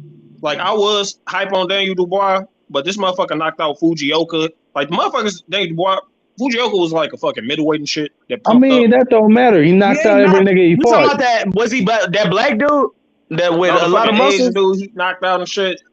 But no, I'm talking about the Dubois nigga. Is that the nigga with the black dude with a lot of muscle? Yeah, I'm just telling you. He's diesel like that.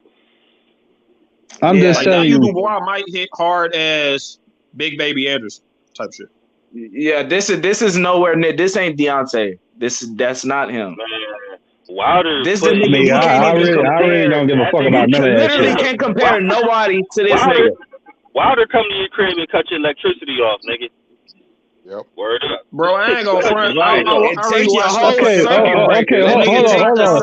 I have a question. Slow motion. You niggas are acting like Deontay Wilder is hard to hit. Hear the punch? Like that shit is crazy. It's crazy that he knocked him out like how he did. We ain't saying it was hard to hit, but he been hit by everybody, and he done dropped everybody still. He done dropped everybody. He ain't never. Well, let's see that Joe Joyce fight. And only one man dropping that nigga. Where he ain't dropped niggas. So remind yourself of that. And AJ said he knocked Joe Joyce out in sparring like in one round or some shit. So, well, Joe Joyce had no step up in competition. I heard Joe Joyce fucked his ass up. I don't know about that, but I know. I don't know. AJ came out of AJ mouth. He said like, yeah. Spark niggas lights out. I don't give a fuck who get in the ring. And Tyson Fury is the only man to beat that man, and he still dropped me every single time. I'm letting your ass know right now, if Deontay Wilder get his ass in the ring with Joe Joyce, he will get drowned. That nigga's pace is too much for Deontay Wilder. He got better skills. I think the way how he go to the body, he just wear Wilder the fuck down. And then eventually he'll take his bitch ass out. Now, I'm not going to lie to you. Deontay, hold on. Deontay Wilder definitely is one of the hardest punchers to ever live. I'm never taking that away from Wilder. So he always got a chance. But I don't think he fucking with Joyce. That's too much for that boy. So who is Joe Joyce that also beating? 275 in the heavyweight division. I want to see Joe Joyce, Frank Sanchez. Talk to me on that shit. I want to see that shit too. He'll knock his ass out too. Who, Frank Sanchez? Hell no. Hell yeah. Frank Sanchez on point. Bro, you see the hype train around this man is run over Frank Sanchez, boy. We beat the shit out, boy. He'll beat the shit out of him. Hell no. Hell no. We run Frank Sanchez over, boy. They don't want that smoke. Bro, Frank Sanchez, What power he got? To do that boy dirty. Frank Sanchez is doing how motherfucking stalk Joseph Parker was gonna do it. He just going out boxing. Frank Sanchez will get his jaw broke. He will get his shit split. I don't know if Joe Joyce will beat F.A. Jogba, bro. I'm gonna be 100 with you. Joe Juggernaut Joyce, nigga. Who's best win? Yeah, Joe Joyce will fuck up F.A. Jogba. I don't know that. Who's his best win? Jagba. He ain't fought nobody, literally. Who's Frank Sanchez's best win? Can he beat Deontay Wilder? Who, Joe Joyce? Yeah. Joe Joyce? What the fuck do you mean, can he If he can take the punch. Wilder gets tired after 5 rounds, man. I don't hear that shit. The motherfucker do got a big ass head, but I don't know if he's taking that punch. Wilder gets tired after 6 rounds. I want to hear that shit, man. It should be. You only seen that with Tyson Fury.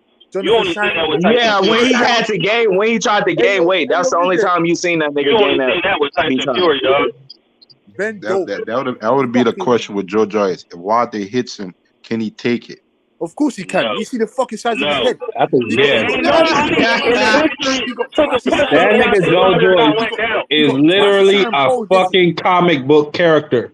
They said this nigga got his skull density is 5 times thicker than a normal human being. Man, that shit, they just be on. Nah, that's real shit. They tested that nigga for rugby. Hell yeah, nigga. It's scientifically proven, nigga. Marvin Hagler shit was 2 times thicker than a normal human being. That means Joe Joyce got a harder chin than Marvin Hagler if you think about that shit. We'll give you that. And watch Deontay crack right through that bit. But you know what Marvin Hagler. He gonna eat that shit. You know what Marvin Hagler also said, Marky Dan? What? Tommy Hearns was the hardest punch he ever went in the ring with. Because when Tommy hit him with that right hand in the first round, Tommy broke his hand. He said that's the hardest I ever been hit in a fight in my career when I fought Tommy Hearns in that first round. He ate that shit. Yeah, in the first seconds. So I was hurt. And Tommy broke his hand. He said that was the hardest. And Marvin Hagler been in with the rugged of the rugs. And he was a tough fighter, mentally and physically. He said, Tommy hurt me. Well, Deontay, I don't know one person throughout history that got as much one-punch power than Deontay. Deontay Wilder gonna put you down. I mean, you got a couple dudes. You got Mike Tyson. You got Lennox Lewis. No, Mike Tyson was a cumulative puncher. No, Mike Tyson was 1 round, maybe 1 to 3 rounds. It was over. No, I'm not talking about rounds. I'm talking about one swing. One swing, the fight is over. That's Mike Tyson. Now, Mike Tyson killed one punch away. Mike Tyson had Mike Tyson catch you with 1 punch and put your bitch ass to sleep. There's literally a Mike Tyson combination. Yeah, the right hook to the body, the uppercut. I didn't say he wasn't a combination puncher. The nigga still had over. This nigga Deontay hit you with 1 right hand. 1. You own your ass. Deontay Wilder land right hands on people and they just took it. Like Deontay Wilder might not have. He has knocked down every single opponent he's fought. I ain't saying he hasn't knocked him down. I'm not saying just every time this nigga land a right hand, it ain't like you fucking out. Like I'm saying him hit people with right hands and they was like still there. But I'm talking about I'm talking about 1 punch though. Where every time you see him knock somebody out, it was 1 punch. It wasn't a body shot, hook, and right hand. It was a right hand that took everybody out. Have you seen Tyson's highlight tape? That shit is ruthless. This nigga would hit dude. Bro, it was over. Yeah, it was ruthless because he was beating their ass. It's not a 1 punch knockout. No, bro. Oh man, my God! Niggas out with 1 punch for sure. He has, but that's not most of his knockouts. Watch Tyson's fight, bro. George Foreman had a pretty good 1 punch knockout. He ended up with his jab. Now that's somebody we could talk about. George Foreman. Man, we was getting pissed off that Tyson was knocking out motherfuckers so quick. What are you talking about? Yeah. No one said quickly or slowly. I said 1 punch. Once again, 1 punch. He talking about 1 punch. I see what you're saying. Mike Tyson, you know, he was skilled enough to have multiple weapons. You know what I mean? So yeah, he would go to the body. I mean, but that being said, the nigga still had 1 punch knockout power. I don't know what the fuck he's talking about. But his knockout power was not on the level of Deontay Wilder. I want to explain something to you. I don't know. This one, when you say knockout power, are you just talking about one single punch? Power. Because Once again, that's what I'm talking about. I don't know why I gotta keep saying that. AJ is a harder puncher overall than Deontay Wilder because he can hit you with both hands. I'm talking about one punch power. Man, do you Once again fight? I don't know why I gotta keep saying go past one round. No, you understand it, Mike? You don't know what you mean. You understand? Jesus Christ, this Floyd nigga Patterson left foot was a motherfucker. So Mike Tyson wouldn't come in there and hit niggas with an uppercut and knock them clean the fuck out? Yeah, he definitely could. That's what we Man, said. no, So Mike Tyson got one punch power. Mike Tyson got one punch powers like Deontay. Deontay is just in a different era. Man, I ain't even arguing this shit. We arguing that Mike Tyson had one punch knockout power. I'm not arguing that. That's not my argument. You know what I'm saying? I'm saying Mike What Tyson percentage of the opponents did Mike Tyson knock out? I don't know.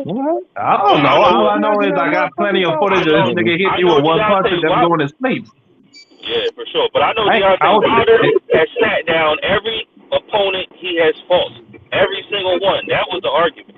Now, I don't know if Mike Tyson came into this, but we say. Oh, no. Mike Tyson definitely has to shut down everybody he fought. But Mike Tyson fought better competition. You said Joe Joyce could withstand it, and all I said was, look, nobody else has withstood it. Y'all say he got a score that's unlike no other and all this shit. Maybe he do, but no fighter that's fighting today that Deontay Wilder has fought has withstood his fucking punch. I agree. So let's see it. It's an unstoppable force versus the immovable object. Let's see it. Yeah, I like that. I like that. I love that analogy. And the other fighter is 6 foot and beyond, like a basketball player. So Joe Joyce got a real good jab too. And how but it's just Deontay Wilder so tall. You know what I mean? Had a real good jab. But I want you to understand this: Joe Joyce does not ever get tired, ever. And this nigga walks around at 275. He comes in the ring at 275. He paces himself very well. I think so. I got Joe Joyce versus everybody, nigga. That's my fighter. All right. I mean, I don't know if he beat Usyk. I think he definitely beat Usyk. If he come in there with the body work, not only that, if you look at the fight against Joseph Parker, and yes, I know Usyk has better footwork than Joseph Parker, Joe Joyce was not letting that man go anywhere. He was cutting off the ring perfectly. He had him trapped in a corner for almost a whole minute, and he wasn't even touching him. He wasn't even throwing punches that he had him trapped. He was I'm just saying, he's a skilled fighter. Usyk a different monster. Yeah. I give you that. Usyk's footwork is different, but still. Not even footwork. I'm just talking about his hands. Like Usyk, Usyk is all around a better fighter. This is a bad trying to compare that nigga to him. So no, I'm not. Compare who? No. I'm just talking about Joe Joyce's skills when it comes to cutting off the ring and being a pursuer. But can Wilder beat Usyk? Y'all think Wilder can beat Usyk? Yeah, I think he. Matter of fact, I pick Wilder to beat Usyk. Yeah, I think if he catches him, it's a wrap, and I think he will catch him. So you got some niggas think Usyk beat Joe Joyce. If Usyk win, that'd probably be a boring ass fight, though. I ain't gonna front, because I doubt he'll be trying to go for him like he did AJ. This nigga looks faster now that he down to, what is he down to, 212 or some shit like that? 214? Yeah. This nigga looks so much faster like he did. Yeah, this nigga is so fast. Yeah. Because he lost that weight. I remember one day we was talking about what's the boy Hellenius took a you know what I'm saying, took a drop from Wilder punch. You know what I mean? Saying it was faulty, it wasn't real. I thought that if you look at it from the replays, I can't remember who said that shit, but y'all, I think some of y'all had it. TBH. No. I thought that, like, from looking at the replays and shit in slow motion, that shit kind of looked funky. But when you actually play it in fast motion and you hear it, it's different when you hear that shit. When you hear that shit, it's like, God And who's taking a Wilder punch as for a dive? Like, punch me in my face. I'm not gonna block it. Nothing, dude. Just send me to hell, and we're gonna get paid. Who's signing up for that? I'm trying to remember who said it, but Who the I can't fuck remember. would sign up for that shit? But I remember Malik also when I You had literally brought probably it don't up care that- about your life if you do. Remember when? I mean, that's one punch. I mean, would you rather take one punch or get knocked, fucking get that Morrell beaten? You know. But look, but remember when Andre But he Ward wasn't gonna fought beat him like Kovalev the Morrell first because time? he don't put on beatings like that to people because he knock them out. So you don't got to worry about that. But who wants to sign up or just take a who's taking a dive like that? Like nigga, just punch me clean in my shit. I don't know, but what I was going to bring up was y'all remember when Ward fought Kovalev? You remember when Ward fought Kovalev the first time? And he got dropped. Remember he got dropped? Yeah. Yeah. It was the same exact punch, bro. Kovalev and Ward swung at the same time, and it was both like they was in each other motherfucking shit. And Kovalev hit him, and it was fucking short as fuck, right on his fucking nose, and dropped Ward. And Kovalev was the bigger puncher too. Exactly. Yeah, Kovalev had pop, super pop. So that just brought But back. that shit was so fast, bro. That punch was so fast. I didn't even really. I was watching it in real time, but I didn't see. I looked. As soon as I looked away, he literally knocked this nigga out. I had to wait to the replay, but it was hard to see it then until they put it in slow motion. And in slow motion, it do look kind of funky. But like hearing that shit, he hit him hard as fuck. He hit him hard as fuck from a short distance. You hear it like one of the shortest punches I done seen. You punch sandbags for a living, bro. Like ain't nobody. I wonder what he gonna be like when he his next like fight. A damn sandbag. A whole like when he extend his punch all the way. All day. You know what I'm saying? Bro, he can do that shit close. He can do that shit far. Like that shit was nuts. Like that knockout right there was just he like, gonna fuck around kill Andy Ruiz, bro.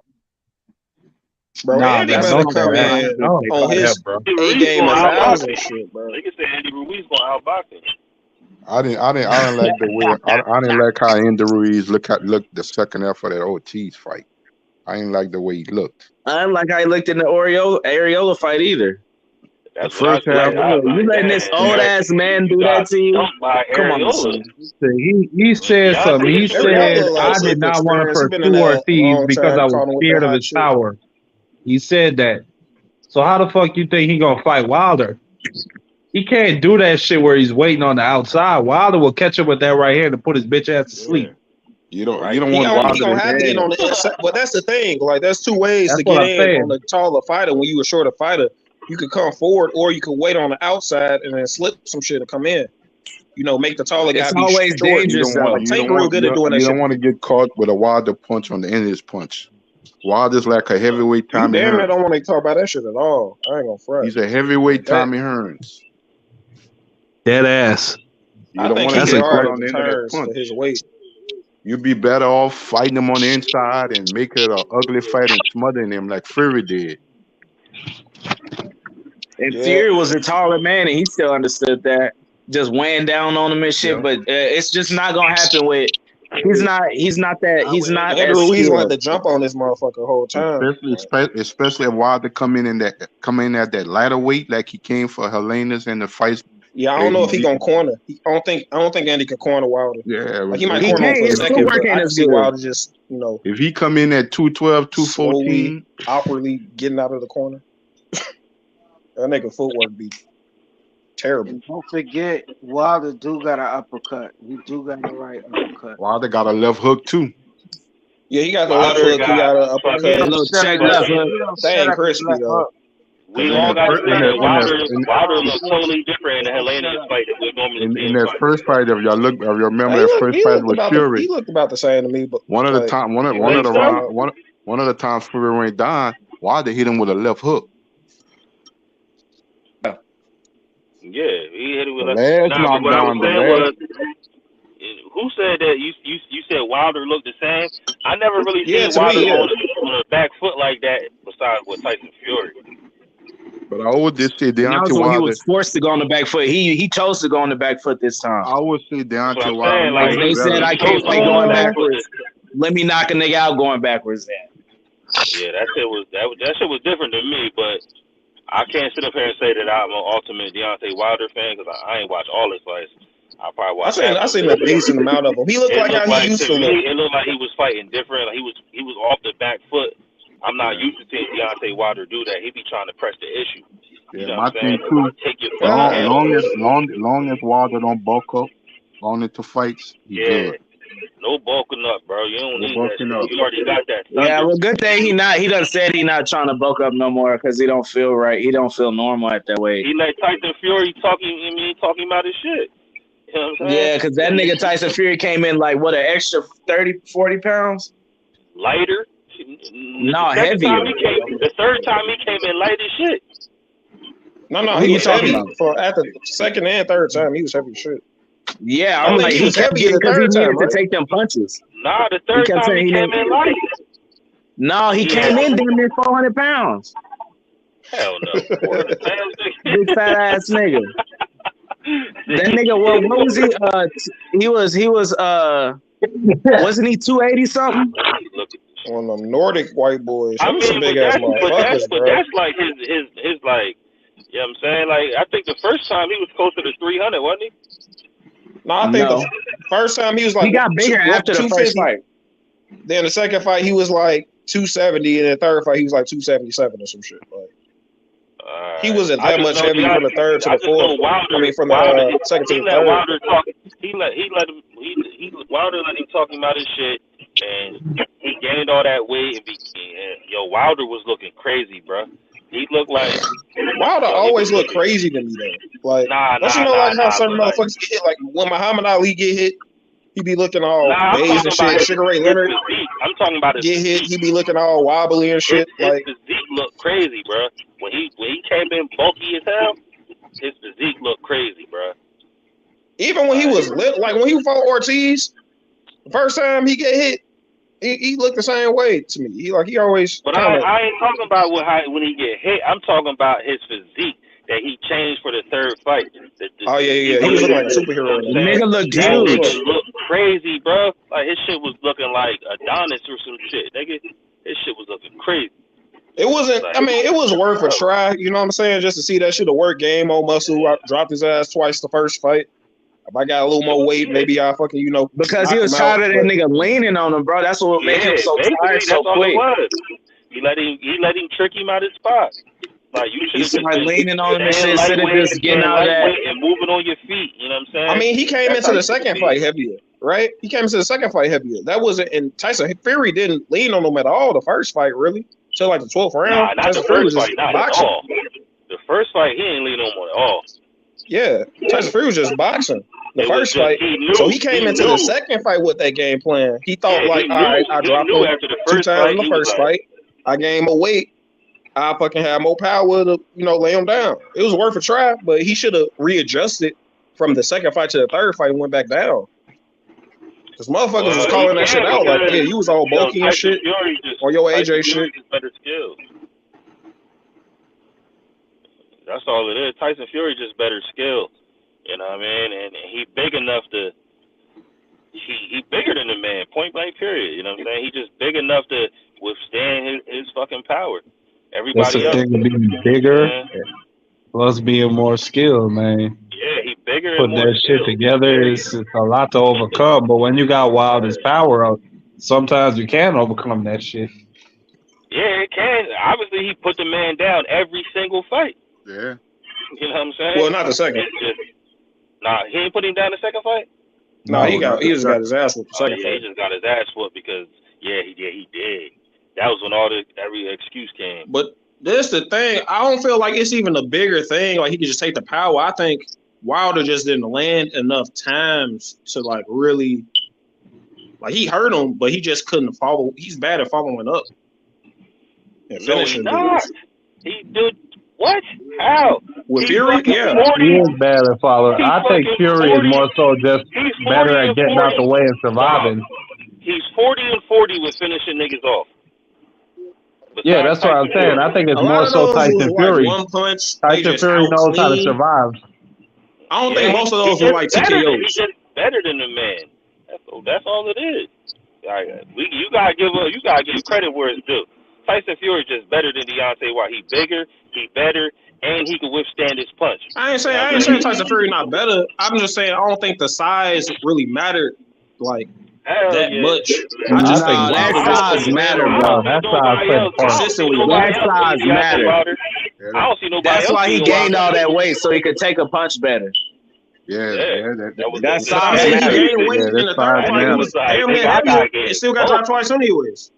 He did, but that's the credit to Wilder though. But he could take. You can get dropped, but he got back up. Was the whole thing. Yeah, he did. Yo, Wilder. But that's what I'm saying. While he was dazed and hurt, like you remember the third fight when Wilder dropped him and then he got back up and dropped him again. Yeah. What I'm saying is, if Wilder was able to hit him more, he was more accurate. Was able to hit him, he would have just got rid of him right there. Because Fury was hurt. And that's what I'm saying. Tyson Fury is just a skilled fighter when it comes to surviving and getting out the way of it and getting out of the way of punches. Yeah, that's it. Like Tyson Fury just better than him, man. He know for one, we see he took his shot, he got dropped, but he got back up and he survived. That means he know how to fucking. If you get buckled by Deontay Wilder, bro, who else won't be able to beat Tyson Fury besides Deontay Wilder? Usyk might be. I don't think nobody. I don't see nobody. Joe Joyce could beat him. Maybe AJ could beat him Joe too. Joyce in the trash. I think people just let AJ off. Man, that nigga Joe Joyce will fuck up all these niggas. You put him in the ring. That shit is hilarious. Matter of fact, why he don't fight? Why the fuck he fighting Derek Chisora? Why he ain't fighting Joe Joyce? He don't really. I was just talking about this other day. I don't know why this nigga does that. He always never fight somebody unless he's damn near forced to fight him. Because Tyson Fury is on his motherfucking King of the Hill shit. Same as everybody. Nah, he on some bullshit. That's some bullshit. That's some bullshit. Nobody want to see that. Canelo on his King of the Hill shit. You know what I'm saying? Canelo fight other champions. And he'll move up and fight champions. He fight the best people. Like Tyson Fury fighting Chisora. It's like, what the fuck? Exactly. Him and Joe Joyce is on the same fucking network. They have the same promoter. Was Tyson Fury not trying to fight Anthony Joshua when he had all the belts after he beat? No, I don't believe he actually wanted that fight. Because that I think that was some bullshit. Like niggas saying about Monday. I think that was some bullshit. I don't know. That's why he gave him a certain time limit. Because that wasn't going to happen in that time limit. And Frank Warren literally said, yo, I hear my name. After AJ just I want to ask beat, Mark like, a question. he's on some, he's on some shit. Isn't Joe Joyce supposed to be lined up to fight Usyk? Isn't he a mandatory? I think AJ will fight anybody. Yeah, Frank Warren. Yeah, he's the WBO mandatory. I know. I'm like, outside of Fury, I'm like, isn't he should be lined up right now to fight Usyk? Frank Warren said he wants to make that fight happen, but if they decide to make the Fury fight for April or March, I don't see how Joe Joyce can get that fight. So I really don't know. But the thing about that market, Usyk always he also talking about Wilder. Of the Tyson fight, I think he backed off of Wilder for whatever reason. He wants to fight Wilder. But you got Joe Joyce standing right there. I ain't gonna lie, man. The heavyweight division kind of lame as fuck to me. It's like there's a whole bunch of talent, but shit ain't moving fast enough. The thing about it is, Joe Joyce is high risk, low reward. Yeah, that's what I'm not saying that he's dodging. I'm not saying that he's dodging Joe Joyce, but I don't hear his name coming off of Usyk tongue neither. Exactly, and he been called Usyk out. But the easiest fight to make, who they both signed under, is Fury. But you know they not gonna ever do that, ever. Who both signed? You gotta understand. It ain't a must to fight Wilder anymore. Like what he did to the Viking. Hellenius. Hellenius. You know, it just showed Usyk, that's that's a because there was a whole lot I want to fight Wilder talk before that. Wilder, he can't. I thought he was injured. He got that one punch. No, he just taking his time. No, but I thought he was all he got to do is that nigga know he gonna get sat down. He went to a trilogy with Fury. All he got to do is beat Fury. And that's what supersedes. That's why unification supersedes mandatories. He beats Fury, he's a man. He ain't gotta see Wilder. They gotta throw a stupid bag at him for him to jump in that ring with that motherfucker. Yeah, because if he do, he won't fight Wilder, but he won't beat him. He won't beat him. Wilder gotta No. work his way up, and this is what it's about. If he's gonna fight Ruiz next, it is a good tune-up fight to show what he can actually do. He has to show us. I don't think Ruiz is a tune-up. But they gonna come up with a bunch of excuses after he knocked him out too. I don't think Ruiz is a tune-up. I ain't saying that. Just like how AJ came back in the rematch and reclaim and defeat Ruiz. That's what we need to see from Wilder, that he could produce a boring fight. But that wasn't. And he ain't been knocked out yet, right? Ruiz ain't no tune-up. You see what I'm Ruiz saying? ain't no tune-up. Andy Ruiz ain't been knocked out yet, right? No, he ain't been knocked out. Yeah, this is gonna be the first. And he's the first Mexican heavyweight champion. You know. Yeah, he gonna put that nigga in the toilet bowl. Ruiz ain't no tune-up, dog. He not no tune-up. Yeah, I wouldn't say he's a tune-up. I understand why I said he's a very good tune-up, because most heavyweights that stand up to Wilder's height, they're gonna get obliterated. They're gonna get dropped. It's gonna be over. Fury has been escaping. You see what I'm saying? The first fight was the best fight because it was Wilder's best weight. You know what I mean? Athletic Wilder. Anything other than athletic Wilder is a dub when it comes to Fury. But when it comes to the realm of him climbing back into the championship in this fight, in this big fight, he got to show boxing ability. Anybody I think the longer anybody waits to fight him, it's gonna be worse. Hold on, keep going. Hey, I'll finish what you were saying. If it's Sanchez, if it's Ruiz, if it's homeboy from the UK, that big monster. Joe Joyce, nigga. Joe Joyce. So, The Juggernaut, nigga. You know the Juggernaut for X-Men. Yeah, absolutely. And he's gonna be a problem. You know, and Wilder is still gonna have to fight him. Because Usyk not gonna step in the ring with Wilder. I know that for sure. When he say, before the fight, he say, Wilder, I'm a Usyk getting in there anybody, dog. Usyk getting in there anybody, dog. He getting in there anybody. Usyk. Yeah, Usyk showing that he about it. How? He only fought one person. That don't matter. He only fought Anthony Joshua. What has he showed you? He got up. He's not beating Tyson Fury, and he's not beating Wilder, bro.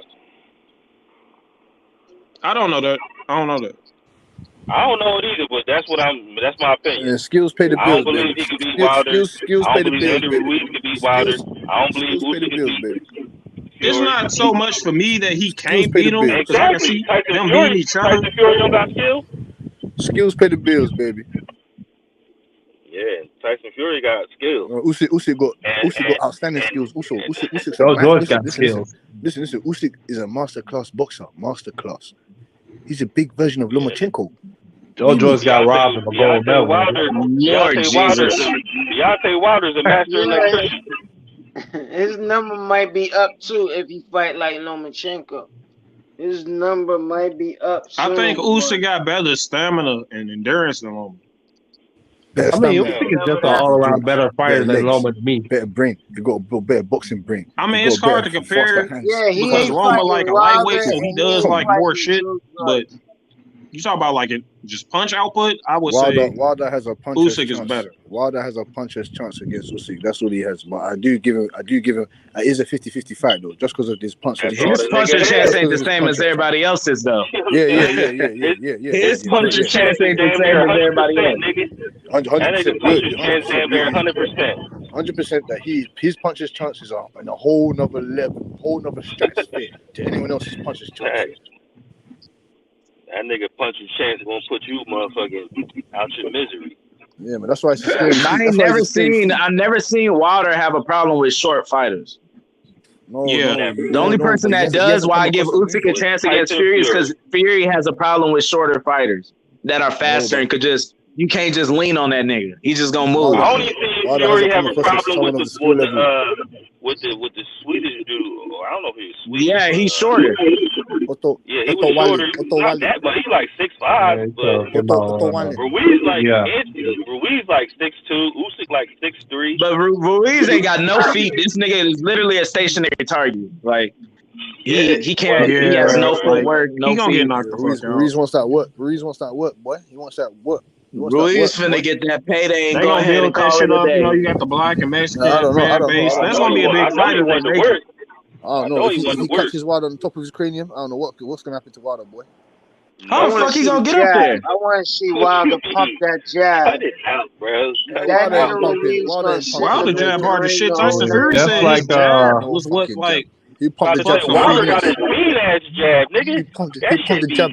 He pumped the jab for 6 minutes. What's the name of the dude who Wilder beat to win the title? He pumping gas at the gas Who? station. You say winning the what? To win the title, who did he beat? And then he knocked that nigga out in the first round. Like Bermain Stavern. Yeah, Bermain Stavern. That's how Wilder needed to fight. He was boxing Stavern. He was using a jab. He was standing on the outside. He was a lot younger too and hungrier. Like we got to remember Wilder rich as shit now. I mean, he really don't need to be boxing. Like all these niggas just kind of. Yeah, he said it from his own mouth. He don't need the sport, but he said that's the best thing. When you don't need the sport, it makes it even better. That's why he said I'm gonna give the sport 3 more years. Hagler said it's hard to fucking get up and train when you on silk sheet. So as long as he can stay motivated. Yeah. But I mean, when people coming up, they hungry. That'd be a totally different. It's hard for motherfuckers to stay like to be Mayweather. You know what I mean? I think it's the fans that keep that nigga going now. Yeah, that's the whole reason he came back. He been on the top for a while, and he needs a second run. Knocked off his fucking pedestal, and he still got the chance to redeem himself. And bro, all he need to do is fight AJ for me. I still want to see that shit. Me too. I need to see that shit before they retire. I want to see that shit. Yeah, you notice I ain't mentioned that motherfucker. He's definitely not wanting to get in the mix. They just said today. I just seen. They both sides said they kind of want to fight. But nobody everybody, he want to stay home, or he needs to stay home, or whatever. AJ little chinny ass. Look, it said Eddie Hearn said. Yeah, AJ got a punch count on his. The niggas had sleep counts on their mattresses. That nigga got a punch count on his chin. You hit him a certain amount of times, it's like he ain't gonna recover. Yeah, like Usyk would just tap him up a couple times. Nigga looking shooken up. I'm like, damn. Bro, it took about 3 rounds, and it was just like I don't know how many times Usyk hit him there. He probably hit him like 30 times. He can only take 30 punches. Ruiz had him shook daddy. Ruiz had him shook daddy. No. Yeah. Yeah, he was over there dancing. Anthony Joshua got the fucking Erickson Lubin chin. Wilder knocks him on his back and like AJ really, and it sucks because he got the power to do it, but he just ain't got the chin to do it. But as long as he know his limitations, it's like, bro, you got to go in there and just get rid of motherfuckers. Like, no, he need before you get hurt, because you gonna get hurt. Yeah, he knows all the limitations. I think he should stay with who was he training with when he fought Usyk the second time? With Garcia. He need to stay. He need to stick with his ass. Yeah, he should. He need to stop. Yeah, AJ just don't got the right mindset for boxing. Like he got that nice. He need to go in there trying to kill something. He didn't do a bad job to me in that second Usyk fight. Drinks too much tea, yeah, that's what I'm saying. He did a good job. He was trained to go to the body. He just didn't want to finish him. He didn't want to hurt that man. He didn't want to finish him. Like he didn't when he smelled the blood. The nigga just didn't do nothing about it. Like he didn't have a Crawford turn him on moment. He just don't have that mode in it. Period. That's what I'm saying. He just don't got that shit. Like part of it was that Ukraine shit. You don't want to be the dude who stopped the nigga from Ukraine. Man, I'd have been the nigga to step on their ass, and I would have wore a Russian flag to the motherfucking fight. Nigga would have me pissed off, nigga. You embarrassed me, nigga. Want to be that dude in history? I don't know. That was some fucked up shit. It's like, all right, this nigga. On some You old a Manny fucking Pacquiao got demon, touches to man. handle. What the fuck is wrong with They you? all watching his fight, and then you the dude that just beat his ass. Like, Nah, nigga, ain't no way I'm letting a nigga whoop on me and I'm coming trying to show some grace. Nigga, fuck you and then after and the fight everybody today, that like came with a you. lot of his purse to the fucking call, so he was already, you know what I'm saying? We just talked about a clean fade. That's when you in the boxing ring. That's a clean fade. Ain't no way you about to let him in. That don't mean you ain't gotta like, try to hurt that, like you just said. He ain't had that mindset. That's what I'm but saying. you just That's said what he I'm lost saying. because he ain't had that mindset. I didn't say That clean He shit. needed that. Nigga, it's getting dirty. I said you I'm not gonna be winning. there with that That's what mindset. you need to have. I'm taking a dub. I don't give a fuck about the extras. Yeah, I'm taking a dub too. I don't care if you just. I don't give a fuck about the extras. somebody like Bust a bottle over that nigga head. Nah. I see. Here you go. Nigga, we're the bomb. Bust a bottle over a nigga head. That's some outside the ring shit. We not talking about that. Yeah, do some nigga need to do something. Wrestle the nigga. Like nigga, I want to see. I'm trying to win. Like I'm not trying to lose. I'm not taking it easy. He don't have that mode in him. You know what I'm saying? He definitely don't. Cause he definitely hurt Usyk in that fight, especially to the body. Hey, y'all want to answer that? Y'all want to answer that question by Robert Sanchez? What? Zepeda versus Regis. What about it? Well, he said what y'all think about Regis Zepeda versus Regis. I got Regis at 7. I got Regis. I got Regis for sure. Regis a killer. That nigga. I'm not big on Regis, man. I just seen Zepeda get dropped 5 times. Something about him was just like. And he had a shitty fight against another journeyman. He knocked that dude out. Vargas. Regis or fucking? No, Zepeda. I was gonna say this don't sound like Regis.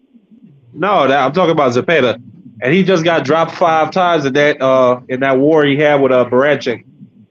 So I don't know about that. He got dropped 5 times. That was a good ass fight. That shit was crazy. A good ass fight. It was 8 like, knockdowns in like 5 rounds. I ever seen. I ain't gonna front. That shit was cold as hell. Man, that's crazy. 8 knockdowns in 5 rounds. I still got Regis winning. I mean, like. Yeah, I definitely got Regis. I'm glad he got this opportunity too. It's almost like when Devin got his opportunity, he got it off some bullshit with niggas didn't want to fight him. Yeah. I was watching because I followed the nigga on on Twitter or whatever, and just I ain't know shit about it. I just be watching him fight. I watched him fight on Triller when the bull act like he gave him a low blow when Regis just popped him in his body and shit. The Red Cash dude, and then I watched his other Red Cash was so damn trash. Yo, I'm just saying. I remember seeing this fight. This is a good fight. But Zepeda and Brankin, whatever that nigga name is. I don't know. I was just never high on Regis. Like I just need to see more fights from him. But it's like the first time I really got introduced to him was like that Josh Taylor fight, and it was just like, bro, how are you letting this motherfucker just beat you on the inside like this? You got a shorter arm. It was just weird to see. Just like you can watch that. His last fight was good. Who was he fighting though? I think he was fighting a good puncher too. Let me see. I don't know who it was, but he got him up out of there early. Yeah, I mean, you fight low competition, you look spectacular. That's cool. But I'm saying, like, when he was fighting Josh Taylor on the inside, it was just like, bro, how? Oh, thank you. But it was also Josh Taylor. That was a closer fight than people was like. I think the scorecard said. Josh Taylor was beating his ass like close up, and I'm like, I thought it could have been going either way. Like, I thought, and then that wasn't Josh Taylor's problem. Josh Taylor ain't nothing to play with. But now it's seeming like it may just be that style matchup of him going against this dude. I bet you if they fight again, we were saying that earlier. If they fight again, who's gonna win? Regis and Taylor. Regis for sure is winning. Regis versus who? Taylor. If they fought in a rematch. One sec. Versus who? What? Regis versus Josh Taylor. Bro, Josh Taylor beat Regis' ass. I'm playing. We seen it. He didn't beat his ass the first time. That first fight was a war.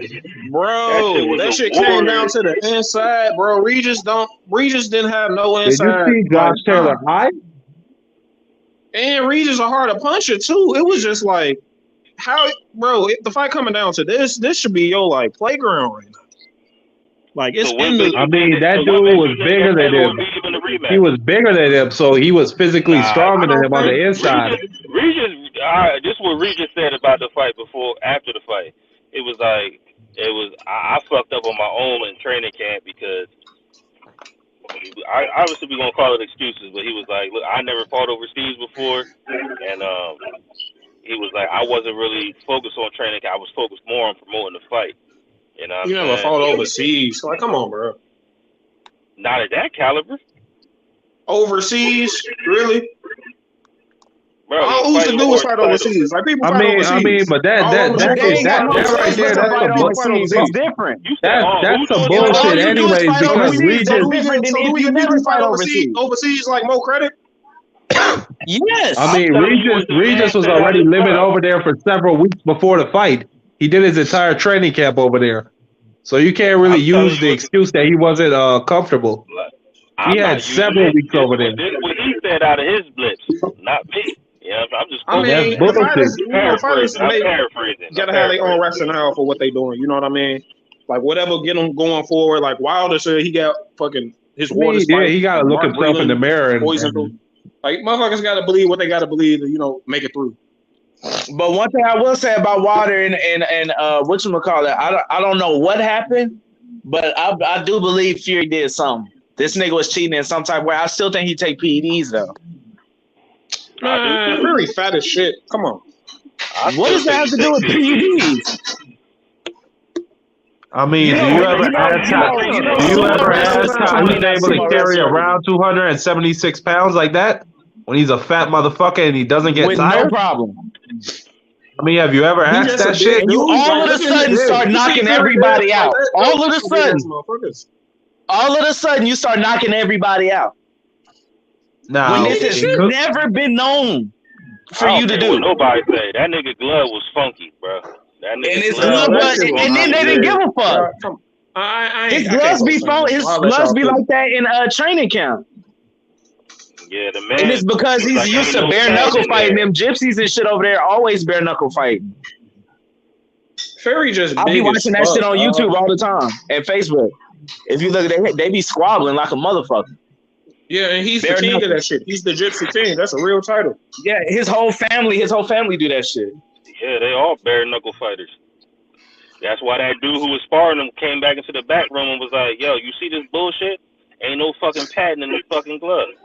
You know what I mean? Yeah, that shit was wild. I'm like, God damn. I would have had to sue a nigga. They had to check that shit. Wilder made such a big ass fuss about that shit. They definitely checked all that. But they did check it in the same gloves he didn't want. They was like, "Fuck you. He can wear them."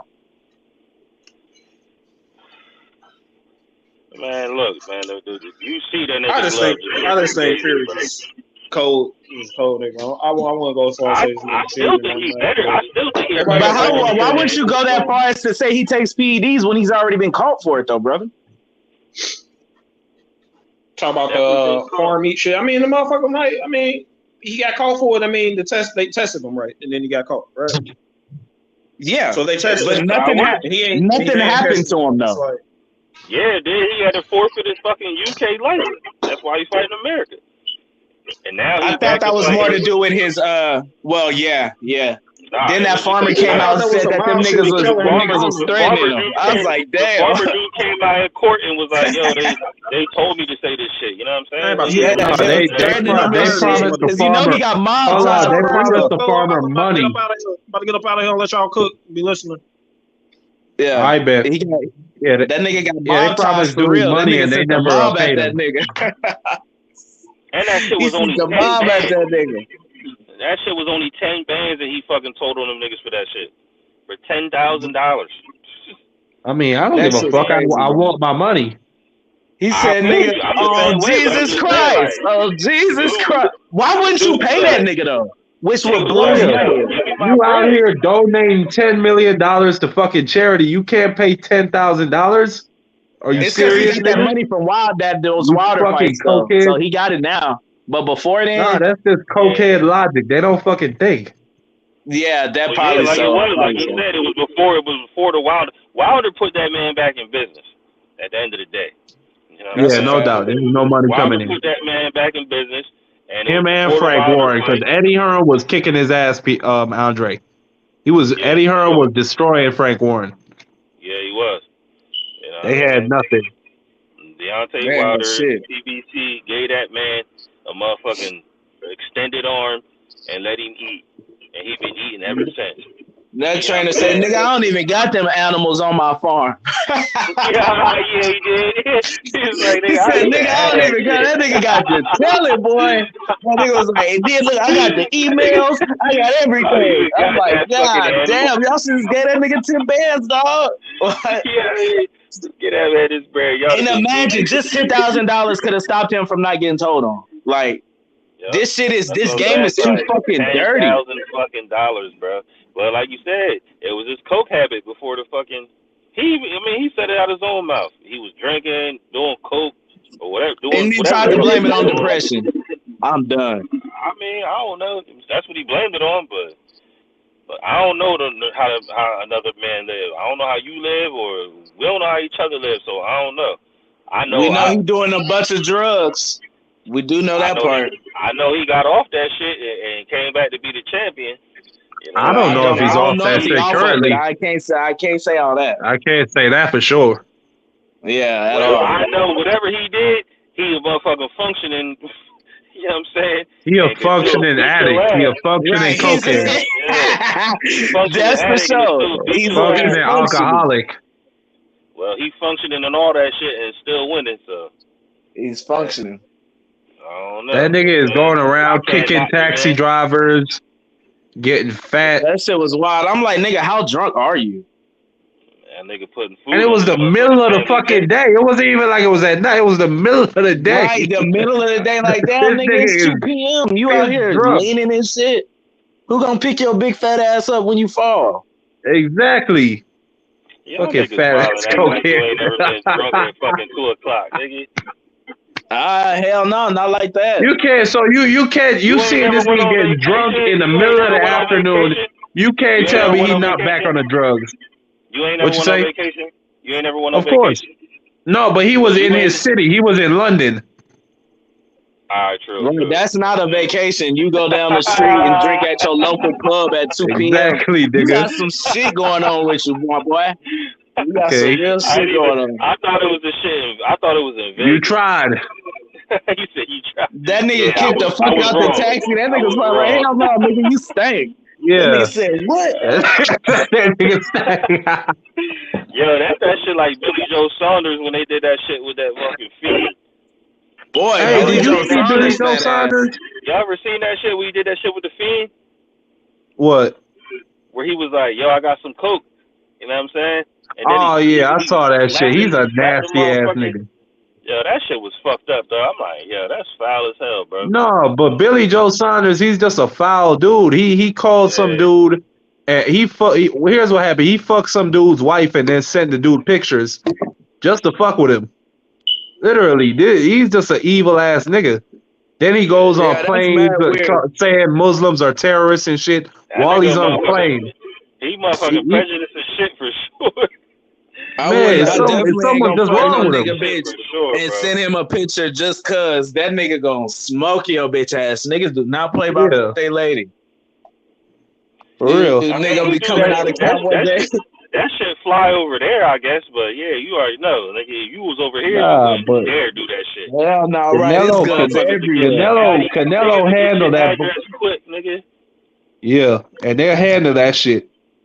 Real quick. The nigga will kill your ass crying. He gonna show up with a hoodie on, crying, shaking, holding the gun. You motherfucker, you. Boo, boo, boo. Smoke his ass. Yeah, but now his bitch ass, he just fat and just disgusting. Fuck, dog. He fat as shit, bro. Canelo is destroyed this man. That money was not that good. He must have been broke as fuck before that. Money was that good. That's why he that fat. But he only got a couple M's though. Yeah, I think he got like 8 million. He got like 7, 8 mil. Oh shit! Okay, I thought he got like 2, 3. Hell no. That's why Caleb Plant didn't want to fight because he was like, I need at least 8 to 10. You know what I'm saying? Yeah, Caleb Plant got 10. Because that nigga ain't shit. And the next fight gonna be he gonna get hella bread. I'm glad that shit ain't unfocused that nigga though. Seemed like the lost focus some more. Like I was tired of niggas going in there with Canelo and just for a check. I said that the Caleb Plant shit is damn near. I feel like for Caleb Plant, it's like Canelo was with Floyd. You know what I mean? For him, it just made him. I think it made him sharper. But I don't think Canelo got too much better after Floyd though. I just say he just started picking people different. I agree. Yeah, man. You still see he will kill himself before he fights an undefeated, athletic, slick black boxer. Name one he fought. Let me ask you a question. Do you know who are the best wins on Canelo's resume? Shane Mosley, Triple G, Miguel Cotto.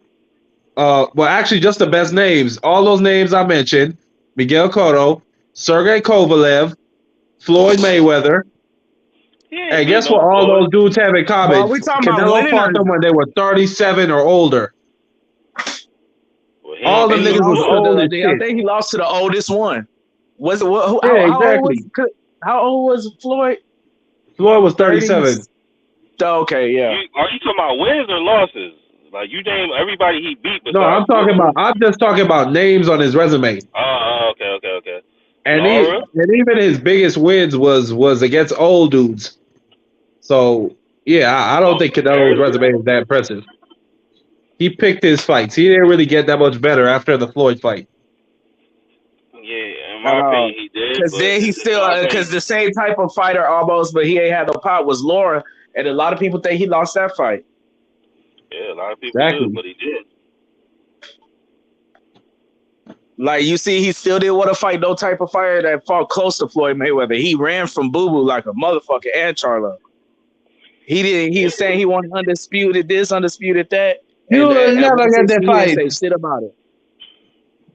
You will never get the fight. Right. Get the fuck out of here. Hey, I know that.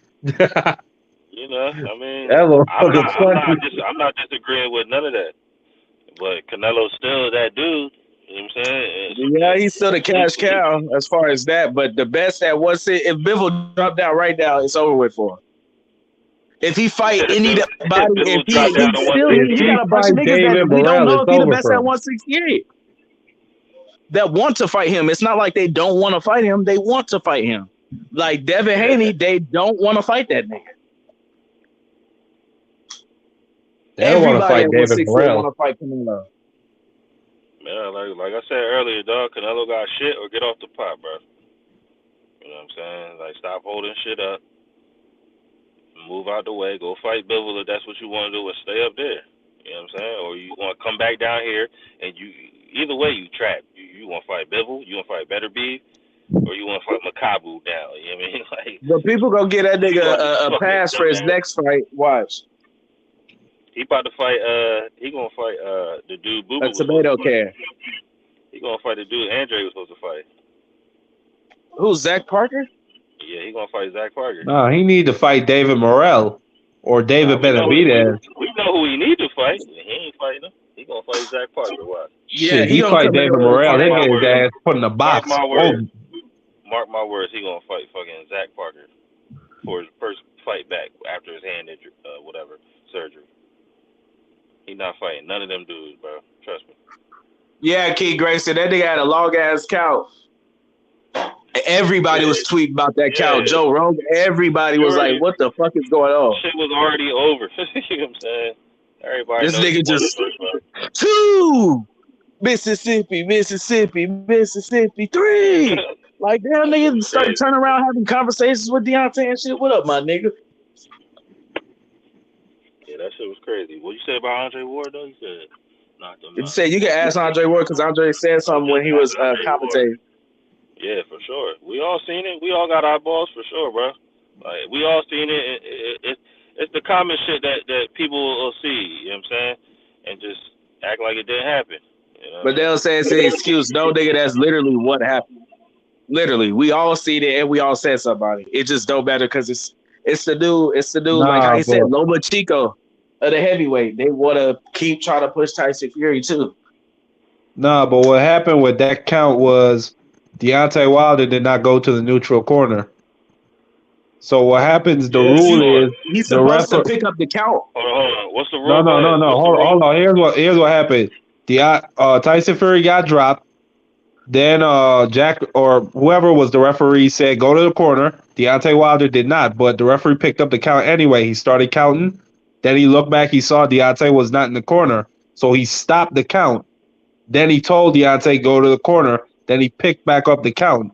That's why the count was so long. And that's the rule. That's the You're supposed to pick up the count from it. There's a nigga on the side of the. There's a nigga that still count on the side. He did pick up the count, and once he picks up that count, that the timekeeper stops counting. He stops keeping track. He stops counting. It's all on the referee, and it's all on his discretion. Yeah, some bullshit. I'm tired of this referee discretion shit. 2 times this nigga got knocked out. Well, it's up to the referee's discretion. Like what the fuck? It was all about Wilder not going to the neutral corner. That's like when niggas get pulled over with weed, with blood of weed. It's up to the police officer's discretion. But you know your black ass going to jail. You know your black ass going to jail though. Nah, it's a fight. It's a fight you need to watch if you want to understand the rule. Look up Jack Dempsey versus Jess Willard. If you want to understand the rule, because what them niggas used to do back in like the 50s and the 40s, when you get knocked down, you didn't have to go to a neutral corner. You could stand over somebody, and as soon as they got up, you could hit their ass right there. It was some brutal shit. As soon as he get his knee off the ground, you can hit him. Damn, that ain't even no fight no more at that point. Exactly. So that's why they have this rule in place. Yeah, you got to stand at a certain corner. The nigga was in a corner. He just wasn't in the right corner. Exactly. Because he was so hyped. I mean, I'm not surprised. You got 20,000 people screaming at the top of their lungs. You just knocked the nigga down. I mean, you ain't really thinking about the corner. And often fighters don't know which corner is the right corner. Often you see them have to tell them to go to the other side. The ref will point. You know what I mean? To which corner you're supposed to go to. Yeah, and when he's pointing, that's when the count is stopped. That's the rule. Yeah, see, I didn't even know that was a rule, but you just put me on. But you're definitely right about when the fans get to screaming, that shit is a fucking eruption, bro. Like when I was at the Tank Rolly fight, when Tank dropped Rolly, that shit went crazy, bro. Crazy, like you damn near needed earmuffs on. That shit was so fucking loud. So it's understandable for a fighter, you know what I'm saying, to be hyped and not pay attention to which corner he going to, because they pay attention to the crowd, because the crowd when they erupt, they just look at the crowd and get hyped like, yay, like, you know what I'm saying? I just did this that. This nigga said, how do you prove that Fury wouldn't have gotten up if the fight had been more concise? Nigga, that's not the point. Man, if you get up after 10, it don't matter. Yeah. There is no how do you what kind of fucking question is that? If you'd have went into the right corner, the fight was over. That nigga had like a 15-second count, bro. 12-second, 13-second count. I mean, I don't know what other way you want to prove it. And somehow this nigga keep getting grace every time he get knocked down. Oh, well, I just wanted to give him a chance because he was the great champion. Who refereed the first fight and said that shit? Because you supposed to call that fight where the nigga laying flat on his back like that. Yeah. Yeah. I just wanted to give him a chance because he's a great champion. I'm like, oh my God, we need to take away these niggas' discretion. Some more concise rules. That's why I said everybody need to be fined. You know what I'm saying? Everybody need to be held accountable for their actions in the fight. The fighters, the refs, the corners, everybody. The doctors, if you ain't throwing in the towel, or the doctor don't come in and say stop the fight, if the ref fucking make a mistake, you need to be held accountable. Point blank, period. Boxing is the only place where if a mistake is made, a so-called mistake is made, nothing gets overturned ever. Who just got cheated like a motherfucker? Remember the Michael Fox? No, but that's sports. That's sports in general. I mean, you look at football. When a bad call gets made, like the Saints pass interference call, them niggas will not overturn that shit. But the thing about that is, you could challenge a play. They got so much shit in place. They have the slow replay. They have so many things in place. Even when you get to the fourth quarter, everything is a replay. All that shit is a replay. Even in baseball, they implemented. Not for everything. Not for. I hear what you're saying. But the last couple of minutes, it is. Oh, they have instituted that. I didn't know that. Yeah. The last couple of minutes, it is. Everything every 2 minutes. Oh, okay. So and in baseball, they implemented the replay, even though a lot of fans were like, no, that's gonna take away from the game. How, nigga, you want to cheat? Yeah, that's why. That's exactly. And baseball is known for cheating. This shit used to be worse than well, not worse, because nothing worse than boxing, to be honest. Yeah, they used to have spitballs. You would spit on the ball to change its trajectory. Yeah, you can't do none of that slick ass shit no more. You can't do none of that shit no more. They on your ass. All that money in baseball, and you niggas out here cheating.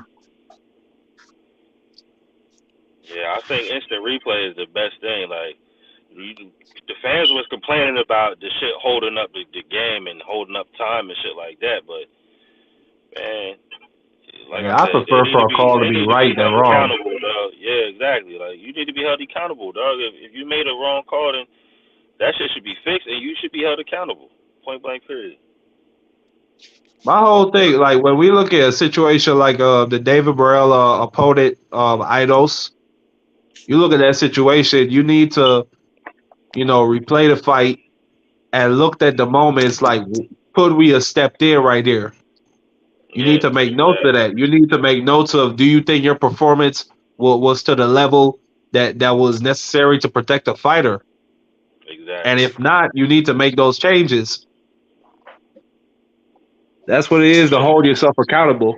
They should all be doing that shit like already. Like, I'm sure they do that shit, but I'm sure money talk. You know what I'm saying? I don't know. Like, that shit just crazy when shit like that happens. Like, you see the man getting obliterated. Like, literally getting obliterated, bro. Like, he can't do nothing. There's nothing he can do to win this fight besides. After that 10th round, they should have stopped it.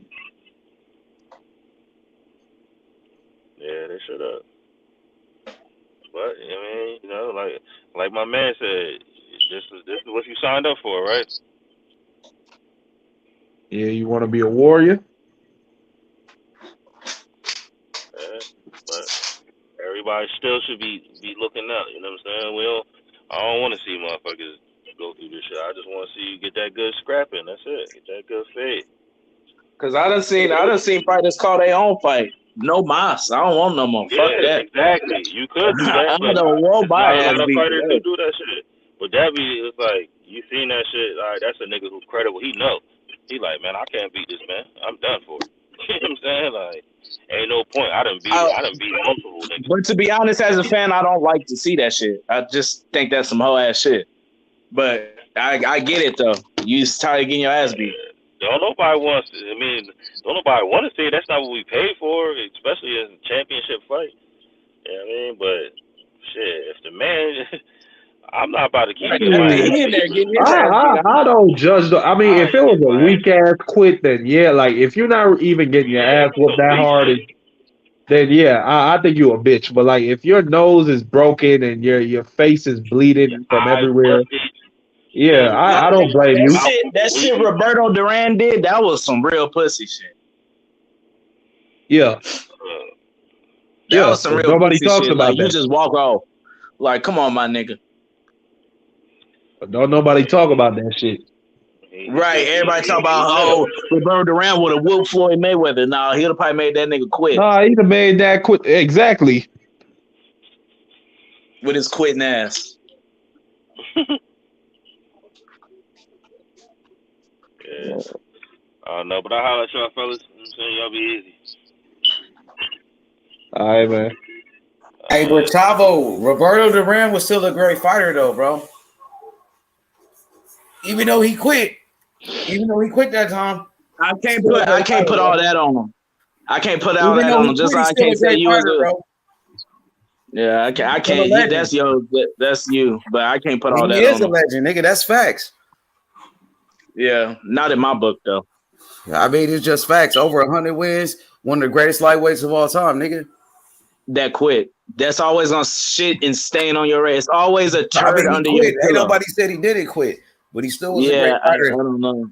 How Many more great legends in your fighters book quit? besides How many him? legends in your book He quit? ain't the listen. He If ain't the you like only great quitters in fighter. your Hold on, book, let me how many finish, of them nigga. quit? Y'all been talking. Now, he ain't the only great fighter that quit though. Like even Sonny Liston, he quit against Muhammad Ali. Nigga, he didn't want to come out of his corner. The nigga was getting his ass beat so bad by Muhammad Ali, nigga. He said, "Fuck that! I ain't getting off this stool, nigga." Swear to God. But he didn't get off. It's different from not getting off your stool. But exactly, and you that quit nigga got no respect mid-fight. for that. It don't take away from them being the great fighters. I agree. That was some bullshit. Like that nigga, that was some some like mid-fight. Like nigga, y'all swing. You mad? Fuck yeah, this. he quit. He just was like, turn around. fuck that. I was just watching that shit. I was watching the Four Kings documentary. I was watching that Four Kings documentary. Yeah, and he made excuses That nigga about how his stomach was hurt. Sugar And Ray then was in the beating his documentary, ass. all these years Sugar Ray later, was fucking him up. all these years later, he said nothing was wrong with me. He just made told his all type of translator to make something after up that with it. shit. But the whole world got on his ass, his own country, nigga. They wanted to kill that nigga. They said that nigga had to walk down the street with a tiger, with a lion. He had to walk down the street with a lion so that people wouldn't bother him. They was that on nigga his was ass cold. when he came back. Even after that, though, he still came back. He became a champion at 154, knocked out Davey Moore. That nigga, he came back. He knocked out Iran Barkley in the fight of the year. He went decision with But he Iran beat Barkley. him, though. My bad, he beat him. Yeah. But he dropped him. He almost knocked his ass out. He was beating his ass. That was a great fight. Them niggas. Let me ask y'all this: how much credit did y'all give Alpo for still being a gangster, even though he was here on you the go with these fucking examples. I'm just saying, once you do that, nigga, all that shit for me goes in the garbage. Yeah, but I'm just saying he came back even after quitting and moved up in weight. Went all the way. I don't know. I think that's why I like Wilder so much. I don't want to hear nothing about quitting. Name a nigga in boxing right now at 135 that could go all the way up to middleweight and become a champion. That's what he did. Then it was like 40. Like that nigga's a legend. I don't give a fuck if he quit. I know. I agree that was some bullshit when he quit, but I can't take away. You know what he did because he's still Roberto. Well, we'll see where Devin tap out. He probably tap out at 154. Nah, Devin ain't quitting for nothing. No, I'm talking about tap out as far as weight. We'll see if he goes. I think it's 154. Which weight class you think he could go to? You think he could go all the way up to 154? Like Mayweather? I think 154 is the limit. That's me. Yeah. He even said out his own mouth. But it's hard, nigga, just because Mayweather did it. Mayweather ain't stay at 154. He only took Mayweather was way smaller than him. Mayweather was way smaller. He a little bit. They damn near the same size, nigga. I think Devin might be a little bit longer. Devin might be a little bit longer than Floyd, but they damn near the same height, my nigga. Yeah, that'll help him though. But then his weight, his body, Floyd Mayweather body never he wasn't no natural 154 whatsoever. I know, exactly. He only stayed there for a couple he was coming at 148. He only fought Oscar De La Hoya at that weight. I think he fought Cotto and he fought Canelo at a catch weight of 152. But yeah, he only had a couple of fights at that weight class, but he still became a champion right there. He started off at 130. Haney started off at 135. Floyd started off at 130. He was killing niggas at 130. Mm-hmm. So Floyd got a longer reach, but Haney is taller. Yeah, exactly. I think the reach is almost the same though. Sometimes they be off, but that's what you looking at, Box Rick? No, I'm looking at Wikipedia. It's only off by an inch. Wikipedia, Wikipedia. What they say that might be wrong though. Haney looks like a little bit taller. Haney looks a little bit taller than Floyd, a little bit longer, just a little, and he looked longer than him too. And you give him a couple more years, probably about 2 or 3 more years, he can still be growing. Yeah, it's possible. But which weight class y'all think Haney could go up to? How many weight classes? I think he go to 154. He said out his own mouth 154 is where he think he might stop, but he don't know. What about 160? But if he go to 160, it means he's trying to prove something. Yeah. He's trying to establish his legacy. Fights, like a couple of fights at 160, but I don't think he could stay there. That wouldn't be smart to stay there. No. Nah, just get your little belt and get on. Exactly. Yeah, unless there's some money over there at that weight class. Sugar Ray Leonard, nigga, he started off at 147 though. Sugar Ray, I think, did he go to light heavyweight, Sugar Ray? Yeah. Man, I think them niggas was chasing money a lot more back then though, because this nigga Devin been getting money since getting money. So by the time Devin Haney one of the only fighters that came from money, because boxing it's a poor man's sport. Like niggas from the poor people box, nigga. Like people that didn't graduate from high school, niggas who didn't graduate from high school. Boxing is a poor man's sport. But Devin Haney came from money. He came from money, and he wanted to be a fighter. It ain't too many people like that. Like, you know what I mean? Because Bill Haney had money and shit. So he didn't have to box. A lot of these niggas, they was forced to box to get out the hood. Devin Haney could have did anything else, though. That's what I'm saying. That nigga just a scratcher. He liked to scratch. Mm-hmm. But like I said, boxing, it's a poor man's sport, bro. Nick, like poor people, they box. You know what I mean? Like Joe Frazier was poor. Third world country ass niggas. Exactly. That's what I'm saying. Like niggas like Sonny Liston was poor. They had to fight, nigga. You know what I mean?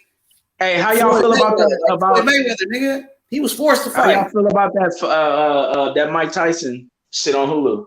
I didn't see it. I heard Tyson was pissed off about that shit though.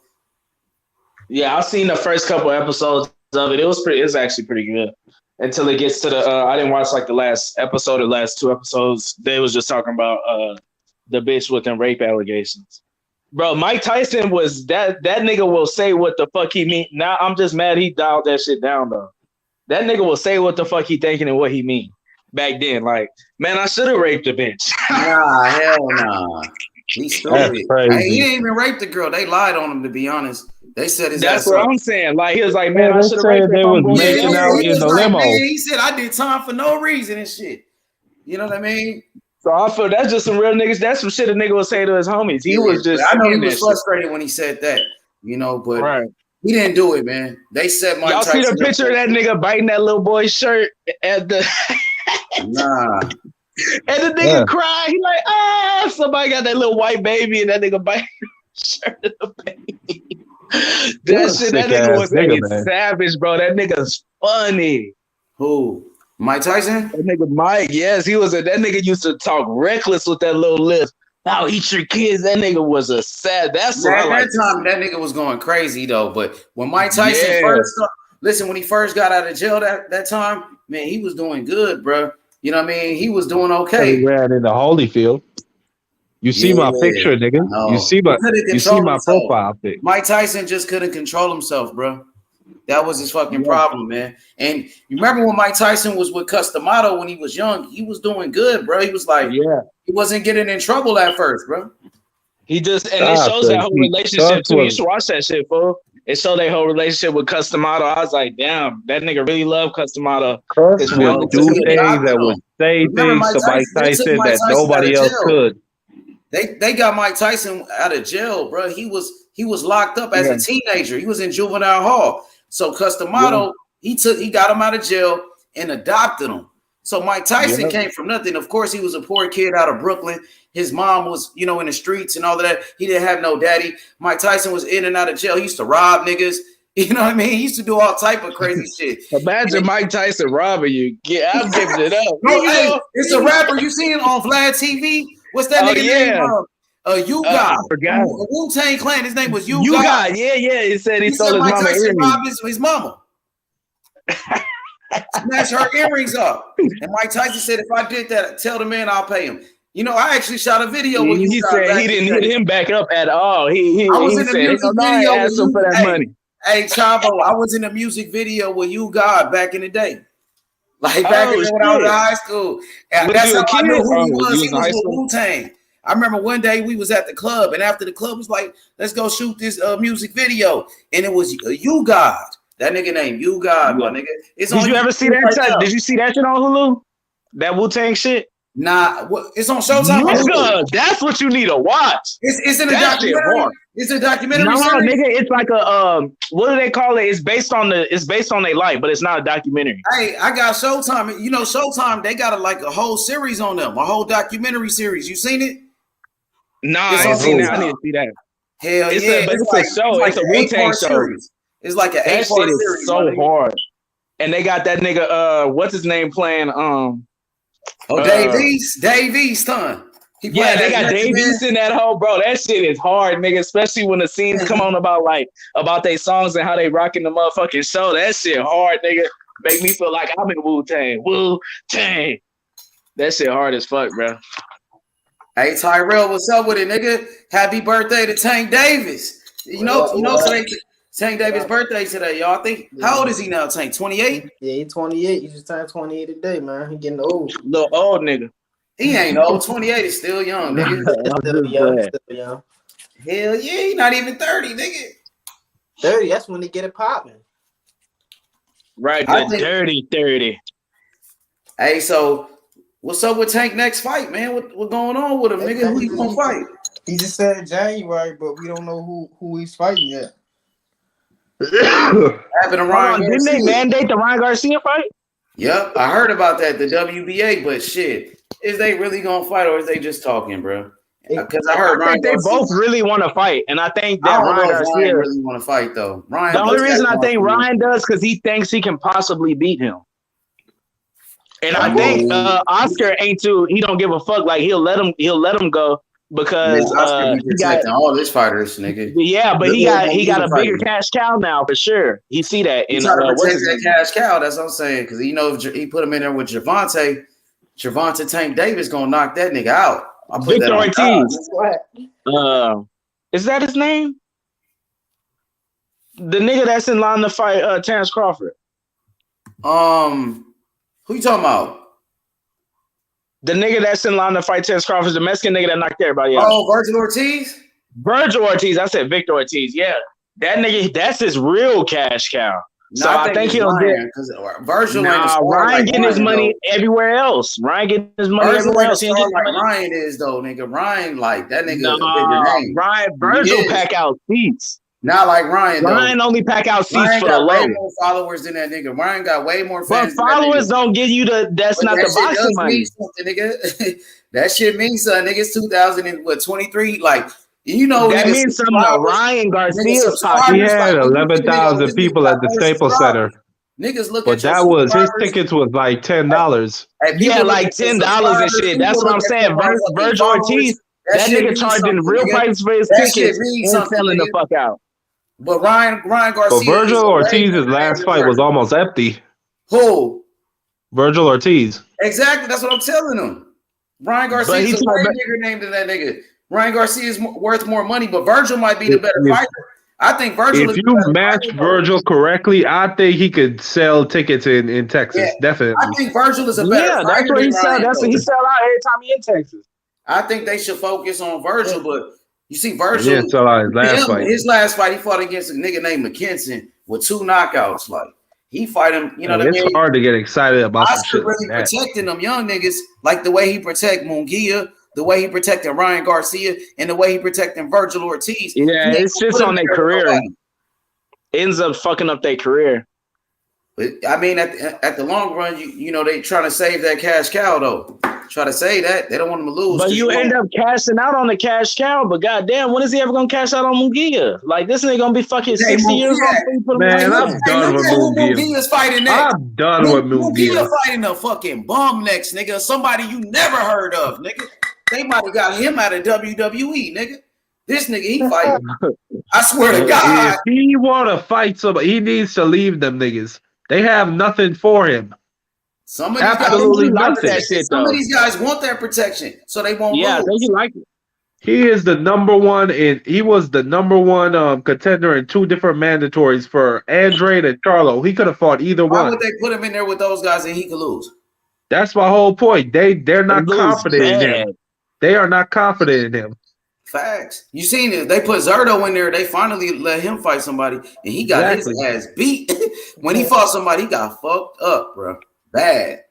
Why would that be the first one? Like he didn't get a nigga no step up competition, no nothing, just getting there in the love with the lines. Like, damn, this nigga don't know what to do. And you know, it's people out here talking about he really won because of his activity.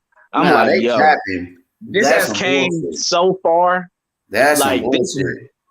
These niggas will say anything online, bro. He said, my boy Khan said Morrell only got 8 fights, but Morrell is different, nigga. You could tell that he's nice like that. But no one said that about Loma though. This is what pisses me off. As soon as it's a nigga, well, niggas got all these excuses as soon as it's a nigga. Facts. You know why. Yo, Tyrell, what's good though, man? You think it's gonna be Ryan next?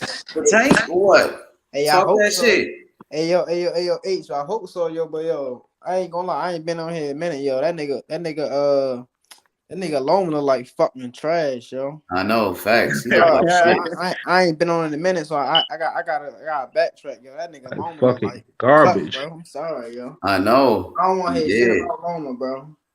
I know. That's what I'm saying. If Haney beat him, how much credit Haney really gonna get? Because niggas like Loma ain't shit now. So when he beat him, they gonna say Loma wasn't shit. I'm still giving him his credit because he better than Cambosis. Loma better than Cambosis. Yeah. I think Cambosis would have gave Loma a hard time though. If he fought like that, I think he would have gave him a hard time. Hell yeah, facts. Cambosis got a chance to beat Lomo. I ain't gonna lie. He got a chance, but he won't beat him. He won't. Nigga, Ortiz damn near beat. I thought Ortiz beat him. Ortiz landed more punches than Loma. He threw more punches than Loma. Shit, I thought Ortiz won.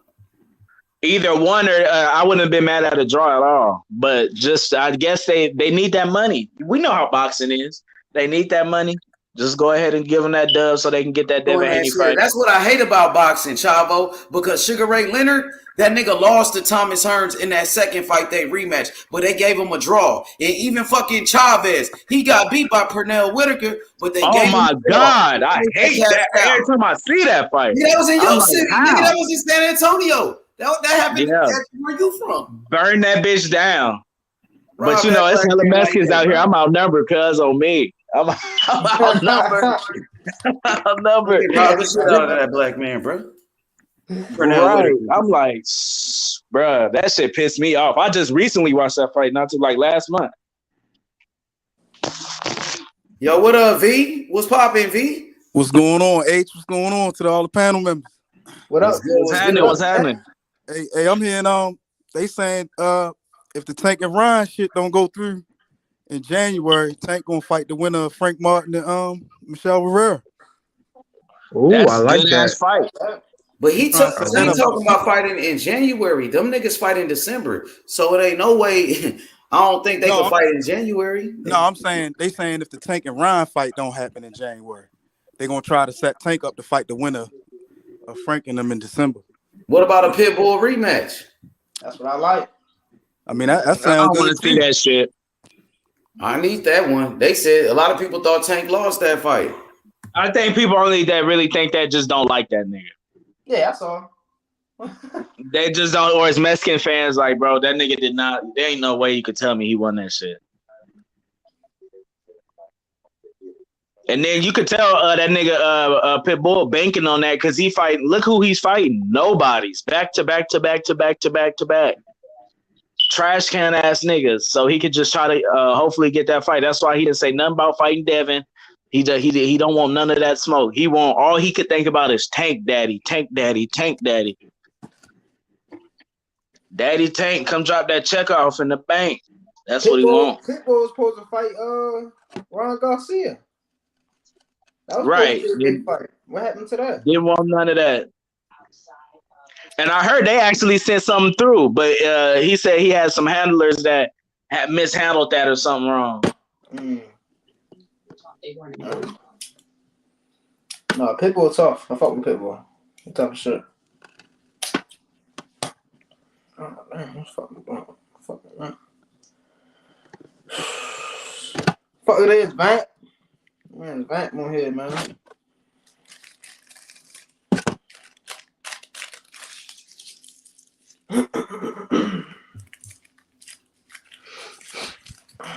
Hey, so what fight y'all watching this Saturday? They got Johnny Beck fighting.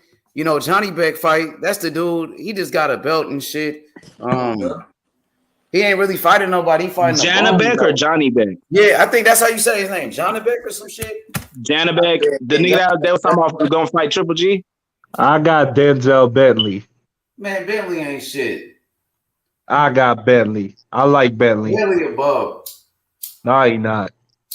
He ain't shit, really. He from the UK, right? I mean, no diss to the UK, but that nigga I mean, so that's what you said. That's what you said. UK fighters is Nah, I'm bums. just saying. I ain't saying it Nah, like that's what you that. just said, nigga. Nah, That's what you UK fighters said, do be nigga. trash. I'm saying. And the first thing you I ain't ask saying that is he nigga, from what I'm the saying is UK? that Why you nigga's ain't a asked bum. about his But I'm skills? telling you, that nigga's a bum. He ain't fought nobody, nigga. Who is that nigga Bentley, nigga? I mean, he a good I'm fighter. watching UFC that day. Fuck it, nigga. They got Israel Adesanya versus Pereira. That's what I'm. Oh, shit, fuck! for I real? forgot about that Oh, I 281 forgot. coming Fuck up. that. Yeah. Nigga, I ain't watching none of them sorry ass niggas scratch. Yeah, I'm that's going some straight bullshit. to Boxing Izzy. fights. Montana love fighting. He fighting a bum. I might fuck with that UFC that day. I can't lie. Hell yeah, Adesanya, we gotta support. We got to. Hey, that dude he fighting cold though. That dude. I know that's the only nigga that ever knocked him out. Hey, Cassidy here. Hey, Cassidy heard me talk about Bentley. He pulled up. Hey, no, but Cassidy, who he beat though? Like, tell me who he beat. Just tell me who he beat though, You want to bro. go one-on-one with the great one about All right, a come UK on. fight. Who he beat? What are you talking All right, about? who the fuck he beat? No, I don't want to hear that bullshit. Who the fuck he beat? He taking tough fight after tough fight. Who that nigga He beat? taking tough fight after tough fight. He fighting I'm just top 10 asking who he opponents. beat, yo. He taking top 5 opponents. Answer that question. Who he beat? He didn't beat no one of any relevance. Okay, So that's he's all a I bum. wanted to He know, bro. He ain't a bum. He ain't a bum though. Get that straight. He not a bum? He ain't like a domestic level fighter? You hating on UK fighters. He got 17 wins and 14 knockouts. Every time.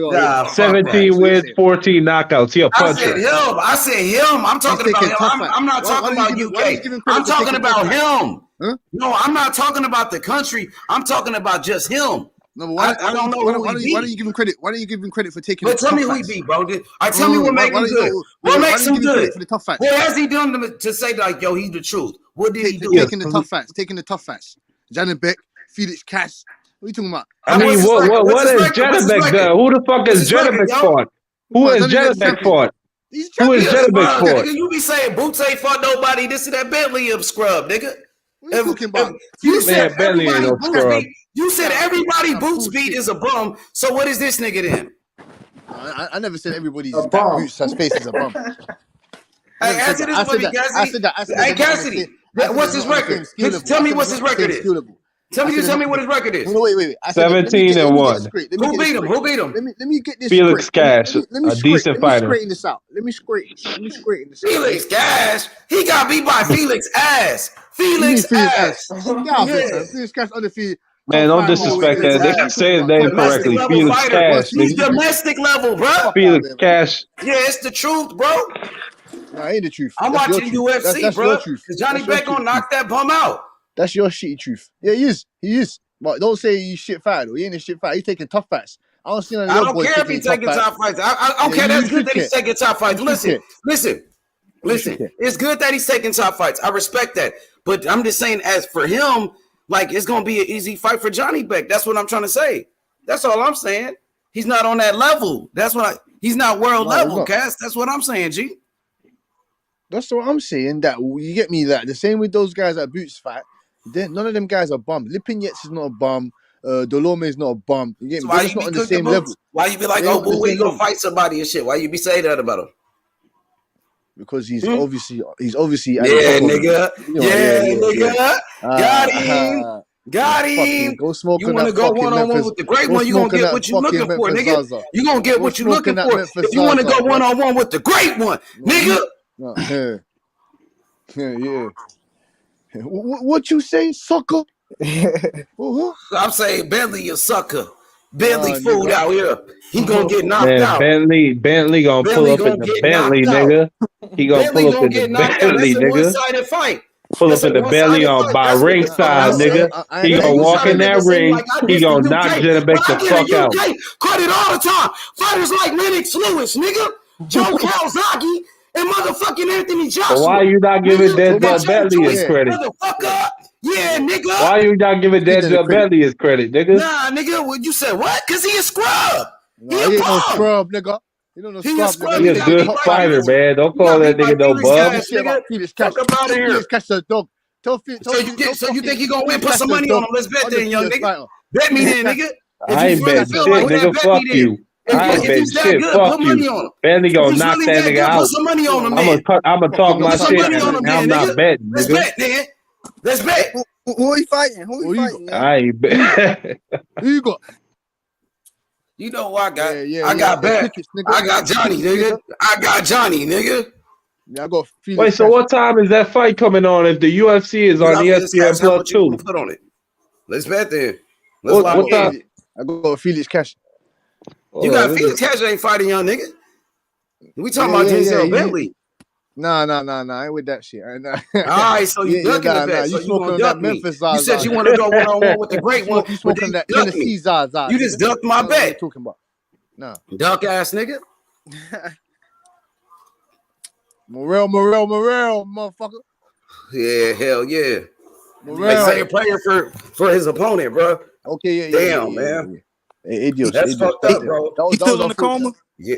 Hell yeah, man. Yeah. That was unfortunate, man. You gave me Now the people really ain't gonna fight Morrell now because they gonna see what they saw what he did to this brother, and they gonna like, damn, nobody want to fight him no more, bro. He's that dangerous, bro.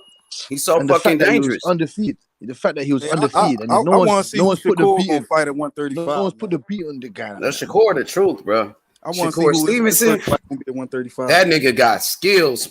They're gonna give him a tune-up, man. They're gonna give him a can in there to get comfortable. You know, Shakur Stevenson sparred Terence Crawford. He sparred Boots Ennis. He sparred Devin Haney, Lomachenko, Ryan Garcia, Teofimo Lopez. That big baby guy. He sparred Ugas. He sparred Big Baby. He sparred Tank Davis. And he sparred fucking Regis. He just sparred Regis Prograde. He sparred that heavyweight guy, man. Obviously, there wasn't going toe to toe. And he sparred Keyshawn Davis all the time. And he sparred Keyshawn Davis. That's right. Revis fighting later on this month, right? Yep. Yeah. At the end of this November. Yeah, that's gonna be a good fight. He gonna knock out Zepeda. I'm gonna put some cash on that. He gonna knock out Zepeda. Everyone, put your bets in. He gonna knock him out. And you think you gonna knock him out? What round? Yeah, man. Zepeda was going he was going knockout. What was it knockdown for knockdown with the other guy, man? He can't handle Prograde's power, man. Prograde most probably the strongest at 140. Okay. Yeah, he be running out of gas in them later rounds though. That's why he lost the job. Mm-hmm. But maybe he's added an extra element to his you get me, to his stamina issues. He's added an extra element because you can work on that. You know what I'm saying to you? You said you can't. He sounds more hungry now as well. He sounds more hungry. He's getting older as well, man. He's getting older up in there, so he sounds more hungry. So I want to see if he's added any more elements to his game. You know what I'm saying to you? He can't just rely on that big power punch that he relies on. You know what I'm saying? I need to see more head movement. I need to see more drop steps. I need to see more using that jab to full extent. Yeah, I got you, Cass. You right about that. Yeah, man. I need to see him doing the more technical stuff, man. I need to see him using more of his fundamentals, man. With Regis, it's like his Tasmanian devil in there sometimes, man. Who are you talking about? Regis, man. There's certain things he needs to work on. Yeah. He's good. He had good potential, but I think that loss to Josh Taylor fucked him up. So he had to go back to the drawing board, work on himself again. You know what I'm saying to you? Add some more stuff to his game, man. Because he was a very, very good fighter at 140. He still is. But I want to see if he can get over the hump and try and become unified. I like Regis. Well from a loss. Yeah, man, I like Regis. He's winning tough fights, man. I want to see him and Tank. That's what I want to see. Yeah, that'd be a good fight. That fight ain't happening. I got Tank knocking him out as well. That yeah, of course. Yeah, but I just want to see. I want to see if Tank can really take a shot, though. That's what I'm saying to you. Come on, and I know Regis is gonna hit that nigga. Come on now. Kind of question. Tank be knocking out middleweights, man. Come on. Yeah, no middleweights and no 12-round fights, man. I don't think Cassidy believe in Tank like that. You know, Cass, he feel like Tank need to fight better competition. That's what he been telling me since I met him. That's how me and fucking H Money bucked each other, fam. That's how. Yeah, you remember that day? Because that day I was going crazy for Tank. Money, fam. That's how we first met each other. Because that day I was cooking for Tank. I'm letting niggas know Tank the truth. Like, y'all niggas sleeping on Tank. He like, nigga, Tank ain't fought nobody. Nigga, when he gonna do this? When he gonna unify? I'm like, damn, nigga. Me and him was going at it because I was defending Tank that day. Like I was defending Tank hard. Shout out to Tank, man. If it wasn't for Tank, me and H wouldn't make each other, man. So shout out to Tank Davis. Javante Tank Davis, man. He knows his birthday today, Cassie. Yeah, exactly. So happy birthday to Tank, man. I'm a heavy hitter like Javante Davis. It's birthday and he in the lab working. He in the gym right now. He in the lab work. I heard he got fat as fuck. Mr. Smith, he in the lab working. Like yeah, he in camp training now. He in training. Yeah, I heard he having a fat camp. Oh shit. Man, he gonna I ain't hear that one. Hey, look, no, when he move up to 140, it's gonna be spooky pooky. Cause Devin supposed to be going up there, right? Well, yeah. That's the fact that I want to fucking see. Put all this shit to bed. Let's meet each other, baby. Ain't gonna happen. That's the fact I want to see him put all this shit off the bed, man. That's the fact I want to see. Tank Davis and Devin Haney. Two best in the game right now. And that 135. Exactly. Two. You can say that again, fam. Two best. But it ain't gonna happen next. So I'm not even gonna get excited. Listen, if they don't fight each other, I don't mind seeing. They could have a trilogy between them two. I don't mind seeing the first fight when Tank's 29, Devin Haney's about 25ish. You see me? Yeah, that's cool, man. You get me? That's cool. As long as they fight other top tier competition champions like Devin Haney's, there's no going back for Devin Haney now. There's no easy fights. It's a tough fight after tough fight after tough fight after tough fight. It's supposed to be. He the champ. Yeah. So is Tank Davis. Tank Davis is a champion as well. Yeah. So where's the tough fight after tough fight after tough fight, man? No more rollies. No more judo fighters. We don't want that. Stop disrespecting Rolly, man. Disrespecting Rolly? Rolly ain't shit. Rolly is not shit. Rolly ain't shit. He can punch, man. That boy can punch. I didn't say he can't punch. Okay, that's it. That's all. Exactly. That's all. He ain't got no punch. There's plenty of niggas can punch. Yeah, he's stiffer than a fucking ironing board. Keep his head straight up in the air. In the air like a fucking ostrich. You know what the ostrich is? Tank caught his bitch ass. You know what an ostrich is, my nigga? Look, all I said was he can punch, and that's fact. He can punch. So he can punch. There's a lot of if you don't knock his ass out, he catch you with one. Mr. Smith, there's a lot of guys that can punch. They ain't perfect. What the hell does that mean, Mr. Smith? Hey, I'm just saying that means he can knock niggas out. That's what that means. No, not A-class caliber competition. Not A-class caliber fighters. Not top of the creme de la creme fighters. he can get caught slipping too, man. So let me ask you this, Mr. Smith. Let me ask you this, Mr. Smith. Since Rolly can punch, do you ever believe that he'll become a world champion? No. Yeah, so that punching shit don't mean nothing. Sorry to deflate you, Mr. Smith, man, but you get me. You know you're my guy, son. But Rolly, I don't fuck with that, Rolly. Fucking Rolly. You sound like you fucking with that nigga, man. I'm just saying. You fuck with that nigga, man. You fuck with that nigga. That's all I'm saying. He can punch, and that's fact. I ain't saying that he the best. I don't know. I ain't saying that he can beat Devin. He can beat Shakur. He can punch, but he ain't got no chin, nigga. If you don't have a chin, you are committing a sin. Hey man, Tank knocked him out. If Tank don't fight Ryan Garcia next, I don't mind seeing that. That's that. I want him to clean up that whole division, like from on his so-called side of the street. You get me? Clean out Frank Martin. You clean out Michelle Rivera. I want to. That's two good names on his resume. Solid names. That's what I'm saying. Tough facts. I want to see. All right, who you taking? Tank or Shakur? At this moment, I'm taking Shakur Stevenson. Oh man. Oh come on, man. You have to respect his. He's the defensively. Come on, man. Defensively sound. He's way defensively better than Tank Davis. When I mean way, I mean like on a certain level where Shakur can see things that Tank Davis can't see. You get me? He can see punches coming from slipping angles where Tank Davis can't even get. He can't even get a fucking handle of. He was getting touched up by fucking what's my man's name? What's his name? Hugo Ruiz. What's his name? Hugo Ruiz. Hugo Ruiz was touching him up. Man, sound like you ain't respecting the man boxing skills.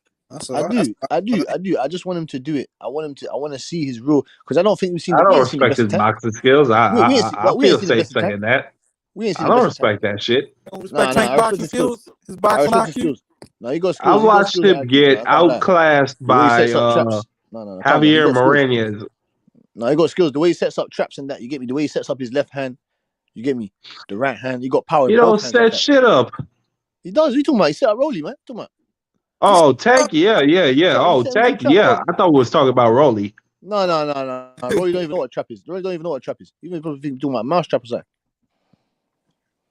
Yeah, that nigga is retarded. He's trash. He ain't shit. People don't respect Tank defense. No, but he ain't defensively. He's not on that level with Shakur Stevenson, Devin Haney. He's not on that. He's not Rigo Dow. He's not on that level, man. I'm not saying he should call Floyd. I'm not saying I'm saying, but he got defense though. Of course he does. Of course he does. Of course he does. He's never been knocked down. Of course he does. I'm not saying he's never been knocked down, but he knows how to avoid. He's very elusive. You get me? Very elusive. It ain't gonna be like it's a non-factor in the fight. That shit gonna be a factor. Yeah, he got good feet. Yeah, he got good feet. That's gonna be nimble. He got good nimble. He got good nimble feet, and because he's worked on his weight now, you get me. He feels comfortable at the weight. He walks around comfortably now. He's not bloating up.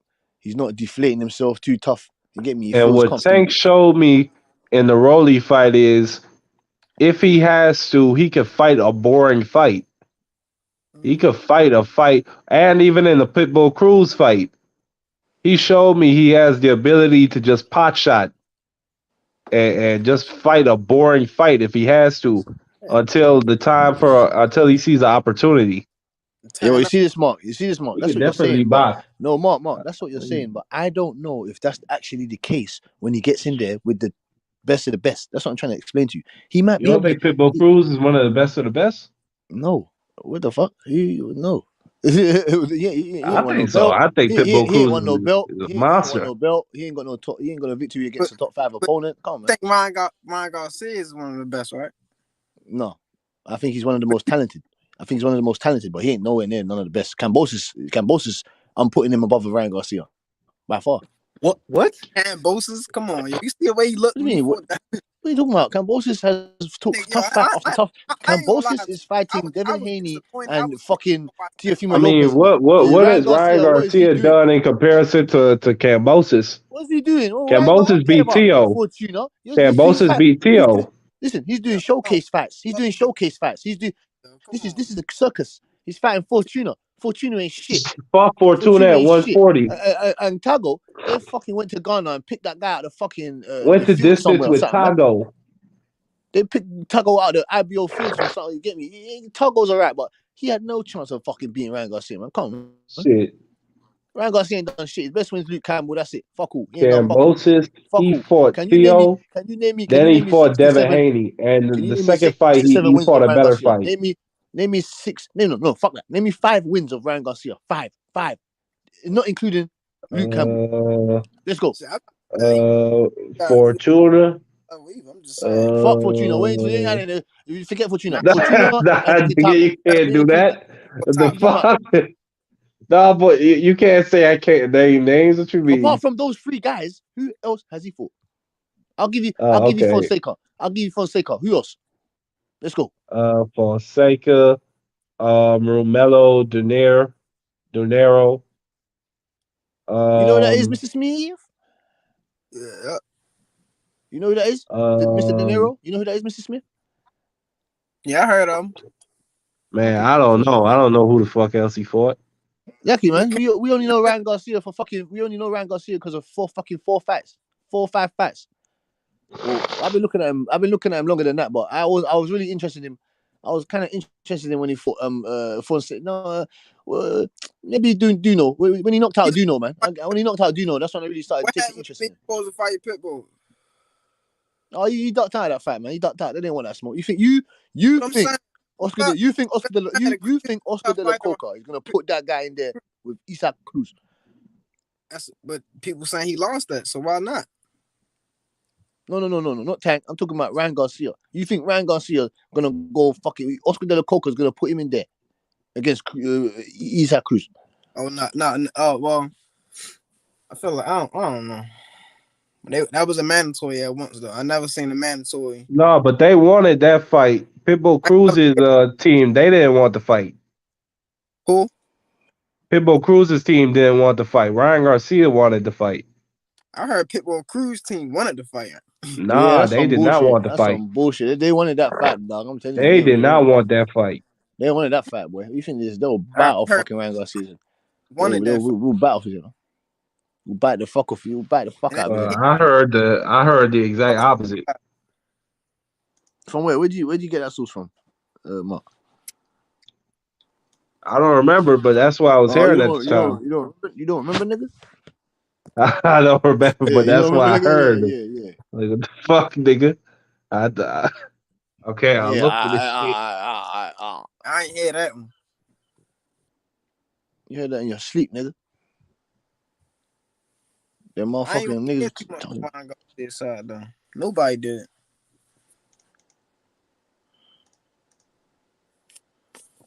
But He what didn't want that shit. the Caleb Plant, Benavidez. What y'all thinking about that? Yeah, tough I got fight, man. Benavidez in 11. That's a tough fight. That's a 50-50 fight. I have no idea. Like after that, that's a tough fight. Tough fight. It depends who comes in on the night, man. It depends who just comes in on the night, ready and prepared, man. It could be Plant. It could be Benavidez. Plant could box circles around David Benavidez. David Benavidez is flat-footed, but flat-footed could be a pro to some people. Sometimes it could be a benefit to you being flat-footed. You know what I'm saying to you? I've seen Danny Garcia. I've seen Benavidez. I've seen who else? I've even seen Errol Spence at times be flat-footed, and it helps him. It helps him to a certain extent. You know what I'm saying to you? So it could be a detriment, or it could be beneficial for David Benavidez being flat-footed against Plant. Runs out of gas. David Benavidez, he doesn't really get tired. You know what I'm saying to you? That weight, that added. I want to see who comes in on fight night, on the actual night of the fight. When they enter that ring, who comes in? What's the weight? Who's bigger than who? You know what I'm saying to you? Because David Benavidez, a way bigger guy than Plant. He'll put that weight on him. You know what I'm saying to you? He put them fast. He got heavy hands, so he put them heavy hands and fast hands on him. I want to see how Plant can adjust to David Benavidez's level of punch output. I want to see how he can adjust to that. Yeah, like what you just said. I feel like Caleb Plant probably rely on this defense a little too much. End up getting fucked up. You know what I'm saying? So.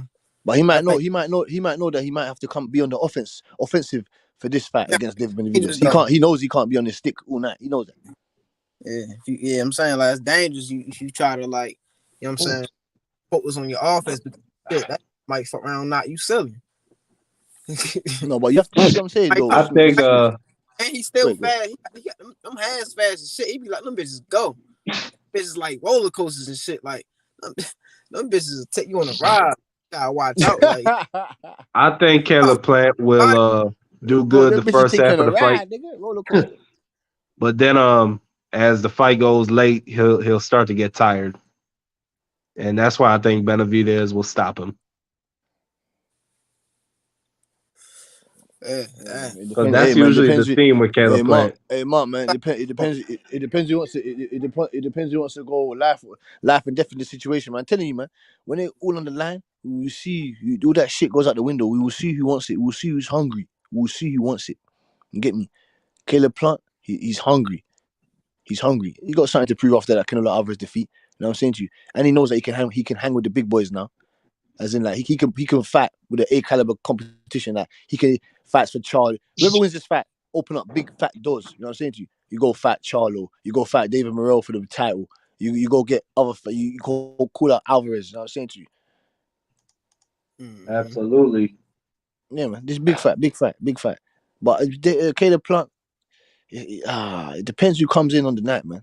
The best man on the night, man. You get me? It's a very 50. This is what I'm talking about. We want big fights, 50-50 fights like this. Yeah, like you got. I gotta give respect to Caleb Plant for going after these fights. You know what I'm saying? Hey man, I'm gonna head out. All right, man. Nice to y'all. Say no more, Marky, man. To blood clot, All right. Fuck are you a bomb clot? But yeah, me. Can't wait. When they talking about that fight supposed to happen, guys? When is it? When did they say, man? Fucking hell. I don't know. I think I heard. What date did I hear? I've been hearing the kind of different dates, man. I've been hearing next year? Next year, yeah. I heard. What date was it? I'm waiting for that motherfucker right now. Yeah, right now. Tomorrow, Saturday. Oh yeah, Friday.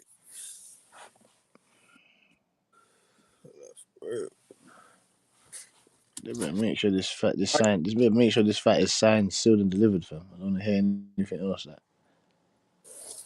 That's what's up. You know what I'm saying? What other fights we got coming up this year? That's real big.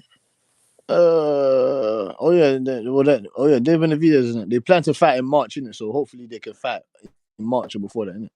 You said March? Yeah, hopefully. Oh, nigga. That's what they're saying. Innit? Because I think I'm not too sure because David Benavidez is meant to be fighting that Uzcategui, but I think that Uzcategui guy fucked off. So I think I'm not too sure if they find another opponent or whatnot. But he's meant to be fighting though. So after that fight, the Plant fight. Wow. And yeah, man, no real big fights this weekend, man. Just Xanabet, you know what I'm saying? You got Montana Love, Richardson Hitchens, Raymond Ford. Yeah. I'm gonna check Montana Love. I think he getting better each fight. I'm gonna check him out this weekend. Yeah, Montana Love's alright still, but he can't hang with a bit. You see that little sparring of him and Tank? Yeah. Recently? Yeah, recently where they're talking mad shit to each other. That. Oh no, I ain't see that when they was talking shit. Yeah, they're talking mad shit to each other. Yeah, go check that out, man. Yeah, it's a recent. I'm not too sure if the sparring is recently, but that video was recent. They're talking mad shit to each other. They're back chatting. Tank. What did Montana Love say? He's like, Tank's hitting him with some bombs. Montana Love's like, yeah, come on, there. He's like, come on, dog. Yeah. Yeah, he's saying that shit in sparring, but in a real fucking fight, his ass to be put to sleep with that shit. I don't know. It looked like he was holding them bitches though, man. Yeah, in sparring when you wearing 10-ounce gloves and head. Yeah. You're right. Still, you're right. But no, you're right. Still, you're right. You're right about that. Man, you're right about that. But he's bigger than Tank though. You know what I'm saying? He's bigger than Tank. You know what I'm saying? He want 40, legit. So that don't mean shit. Tank knocking out 150 pounds. That nigga Tank come from the gutter, nigga. No, but see, you seen Tank knocking out 150 pounders? That's that nigga fighting. Yeah. Fuck it, man. Come on, man. Nigga, they come from the gutter, nigga. Baltimore, nigga. Come on, Cass. Hey, I seen that video, Cassidy. I seen that Tank was beating the shit out of Montana Love. He was beating his ass. Hammering him that. Yeah, Tank was beating his ass because, you know, they used to train with each other because everybody was training with Kevin Cunningham. Remember, Tank was training with Kevin Cunningham, and Kevin Cunningham he was training Montana Love. He was training both of them and Adrian Broner. Matter of fact, Adrian Broner, he went back to Kevin Cunningham. So he trained Adrian Broner, Erickson Lubin. He's one of the best trainers in boxing. But he had all those fighters together.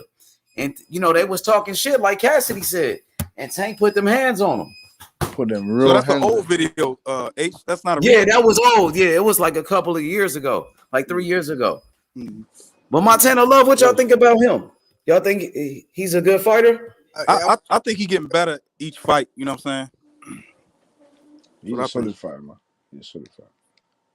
I don't think he's ready for the big dogs in 135, but I think he's getting better. No, 140, man. Not 150. We gonna see what he do. You never know what he might do in that ring. It'd be good to see like somebody like him and Stephen Fulton, somebody. Yeah.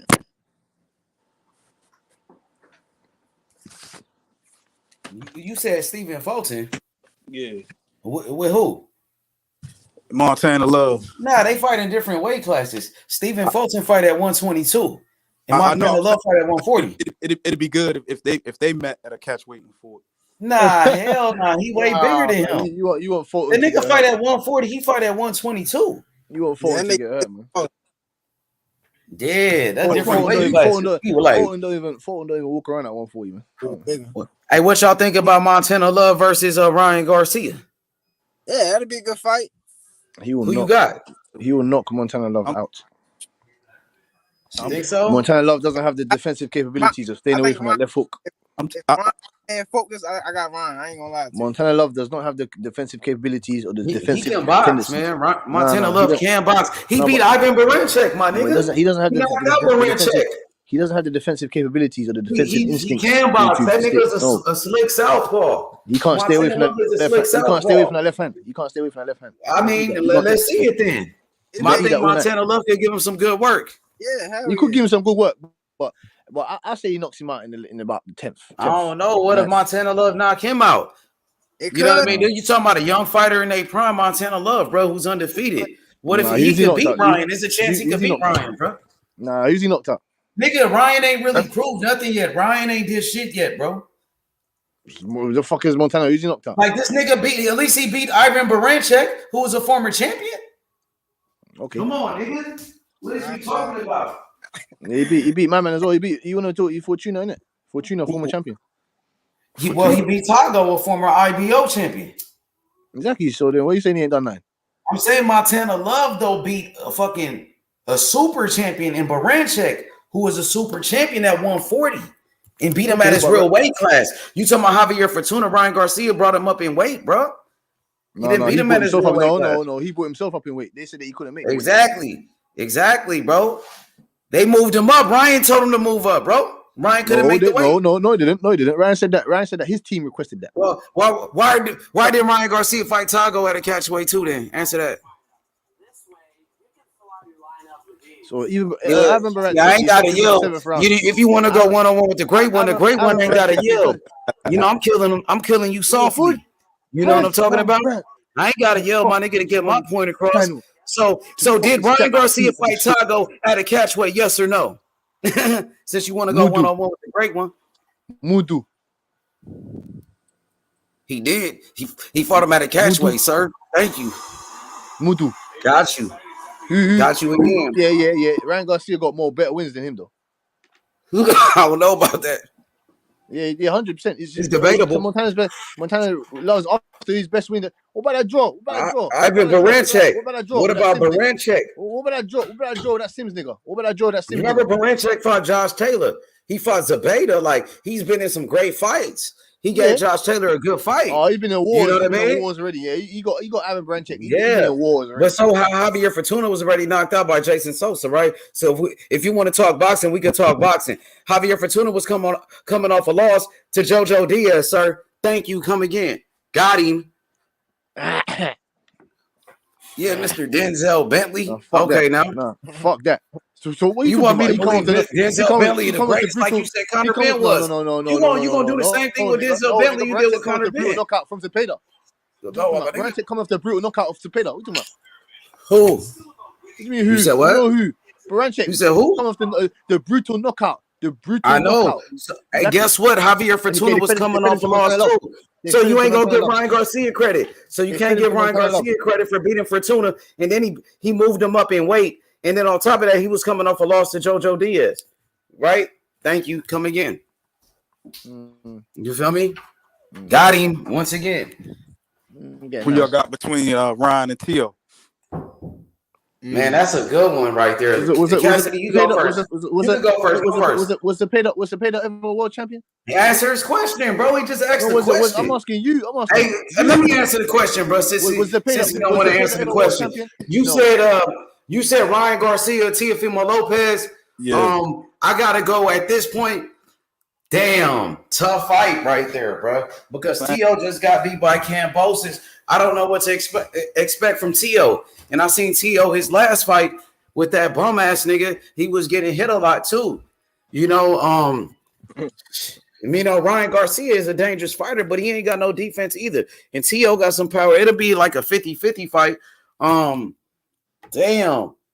I might go with I'm gonna go with Tio right now. I'm gonna still go with Tio right now. I'm gonna get a slight edge to Ryan. Damn. Yeah. Damn. I think Ryan a little bit too fast for him. Ryan's been fighting. No, not Ryan. Teofimo Lopez. Listen, competition matters, man. Teofimo Lopez has been fighting good quality competition in the last, not apart from Campa, that bum, because he is a bum. Why he ain't rematched bums. He just ain't that good. Let me refer to him as not that good. Campa ain't that good. He's not top quality opposition. So apart from Camper, Teofimo Lopez been in there with Lomachenko. He's been in there with fucking Kambosos. That's a quality fighter. You know what I'm saying to you? Ryan Garcia, I can't say the same.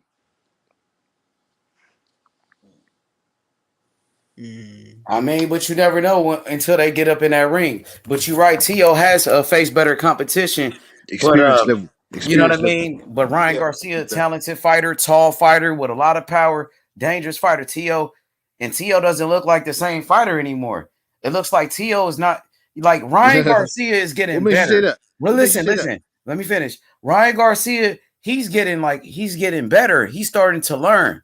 And then Teofimo Lopez, he's not the same fighter that he once was. He's not getting better, Tio.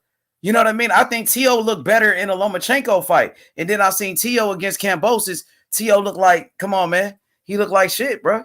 And then his fight with Campa, I wasn't impressed, bro. I was not impressed by that performance, bro. Yeah, he was tired like the fourth round, wasn't he? I know, bro. That's what I'm saying. And Ryan is getting better and better. So I think it's like a 50-50 fight, but I'm a lean towards Tio. You know, like Cassidy said, because he's been in there with better competition. Tio was a unified champion and all of that. So nigga gotta respect what he did, though. You feel me? So I'm gonna go with Tio. Yeah, man, 100%. He left his trademark on the 135 division and popped out and went to 140. You know what I'm saying to you? I want to see if he's serious, if he's on what he's talking about, because there's a plethora of fight. Go fight Honor Barbosa.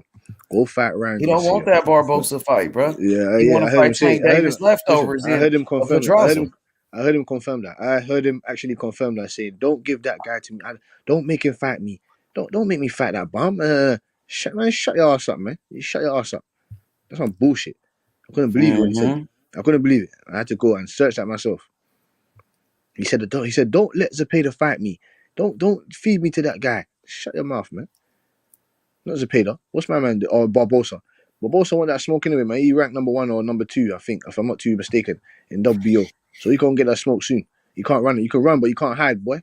Yeah, exactly. Barbosa looking like the boogeyman at 140. So I respect Barbosa. He's from Long Beach, California.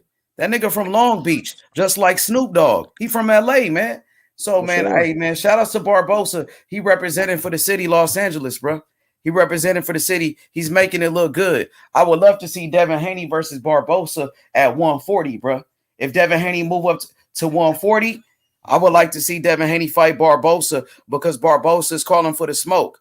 Teofimo Lopez been ducking Devin Haney since 135. He been running from Devin Haney, and now he's running from Barbosa. So I would like to see Devin Haney versus Barbosa, or even Devin Haney versus Teofimo Lopez. I like those fights at 140 for Devin Haney. Tio gonna keep ducking.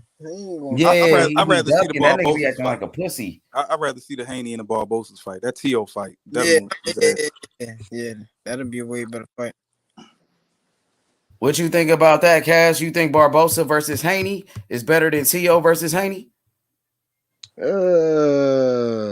Yeah, because I want to see Devin Haney at 140, man. I want to see Devin Haney at 140. What about he could fight Tio at 140? No, Tio don't want that work, man. Tio be acting like a bitch. You don't want that work, man. You ain't heard Tio open up his mouth about Devin Haney ever since. Ever since he beat Lomachenko, that nigga just started acting like a bitch. You put a beehive in his mouth, man. You put a beehive when in his mouth. When he beat Lomachenko, that nigga changed, bro. But he's still the same old bitch. But that nigga changed, though. I can't lie. Because when he beat Loma, it's like, oh, I beat the best fighter. Loma's so great. And now I see Loma versus Ortiz. Loma look like shit. Like, come on, you bragging about beating this guy? Devin Haney would beat Loma easy. Devin Haney might not get no credit for beating Loma when he do it. Everybody know Devin Haney gonna beat Loma. Everybody know it. Tio beat Loma. He's celebrating like he beat fucking Ali and shit. Motherfucking Devin Haney beat Loma. Loma would be like, it's nothing. You know what I mean? I remember when he beat Loma, it was like the biggest deal. Like, damn, Loma had a loss already. I swear to God, the way he was acting, I beat the number 1 pound for pound. Loma was the best. Loma is the fucking greatest. Rocky movie or something. He still be kissing Loma ass too. He be saying, Devin Haney can't beat Loma. No, he act like nobody else can beat Loma. Yeah, shut with that bullshit. You heard that? Come with that crap. Yeah, what are you talking about? Him and his daddy. I beat I beat Lomachenko. Devin Haney, he can't even. He said He ain't in the Shakur ring can't with beat those guys. Lomachenko. They said nobody can beat Lomachenko but him. That's what he said. And Ortiz damn near beat Lomachenko. I thought Ortiz won the fight. He landed more punches than Lomachenko, and he threw more punches. These are facts. You know, numbers never lie. You know, he had more numbers than Loma in that fight, bro. So shout outs to Ortiz. Ortiz, he made himself a player at 135 because everybody think he beat Loma. And Loma don't even want to get a man a rematch. He bet, man, hey, guess what, bro? Ortiz, he deserve a fight with somebody, bro, at 135. Let's make Shakur Stevenson versus Ortiz. Nakatilia versus Ortiz. You know what I mean? I need to see that. I need to see that because Ortiz beat Loma. You know what I mean? What you think about those fights, y'all? You know, Jermaine Ortiz versus Shakur Stevenson and Jermaine Ortiz versus Nakatilia. I feel like Ortiz would have beat Loma if he had slightly better defense. I ain't gonna lie to you. Like he'd easily won if he had slightly better defense. Not even the better defense. If he didn't fucking run out of gas, if he didn't run out of gas between the ninth and the ninth and the 12th, he would have been cruise control. Like he could have won that quite fairly. I mean, the judges still had him losing no matter what, even if he won those rounds. No, they had Lomachenko winning 117 to 111. Yeah, Bob Aaron slipped that yellow envelope already. But we know that he won the fight because he won the first 9 rounds damn near, bro. And if Lomachenko, he only came back in round number 9. So Loma only won 3 rounds. So the 3 rounds to 9. This nigga beat Loma. Everybody know it. He landed more punches. He threw more punches. He fucked Loma up. You know, but it is what it is. But Tio said can't nobody beat Loma. But fucking Ortiz done beat his ass, man. And Devin Haney gonna beat his ass too. What the fuck? But yeah, man, Tio is getting exposed, bro. He got exposed already. He got exposed, bro. And the Tio fanboys got exposed. All of them, bro. There was, you know, faking the undisputed thing. You know what I mean? Capping. And we knew Devin Haney was the WBC world champion. And he didn't want to fight Devin Haney for the real undisputed. At least Kambosos fought Devin Haney. And Kambosos beat T.O. ass too. And he beat T.O. ass. You know what I mean? Kambosos, at least he fought Devin Haney for the undisputed. At least y'all can give him his respect. And he took the rematch. We seen Canelo duck his rematch with Bivol. And you see why? Bivol just beat the shit out of Zerto. That's why Canelo ducked the rematch, because he beat the shit out of Canelo too. At least Kambosos took his rematch. And Kambosos beat the shit out of T.O. He beat T.O. ass. He almost knocked his ass out. Yeah, he dropped T.O. in round number 1 with a right hand. Boom! Dropped his ass. T.O. tried to go up with that nigga. He fucked up. He beat T.O. ass. And he told T.O. let's do a rematch. T.O. said no. He ducked the rematch too. And he ducked his rematch with Kambosos. And T.O. ducked the rematch with Loma. Remember? They wanted Loma and T.O. to do a rematch. And T.O. said no to the Loma rematch. He left Top Rank and went to Triller because he didn't want to fight Loma. Remember that? Remember that? That nigga ran from the business. And they was gonna give him millions of dollars to fight Loma again. He did not want to fight Loma again. Remember that, Cassidy? You remember that? Exactly, bro. Don't start ducking the smoke now. You said you wanted to go one-on-one with the great one. What about when he ducked that Loma rematch? Exactly, bro. Silence. Yeah.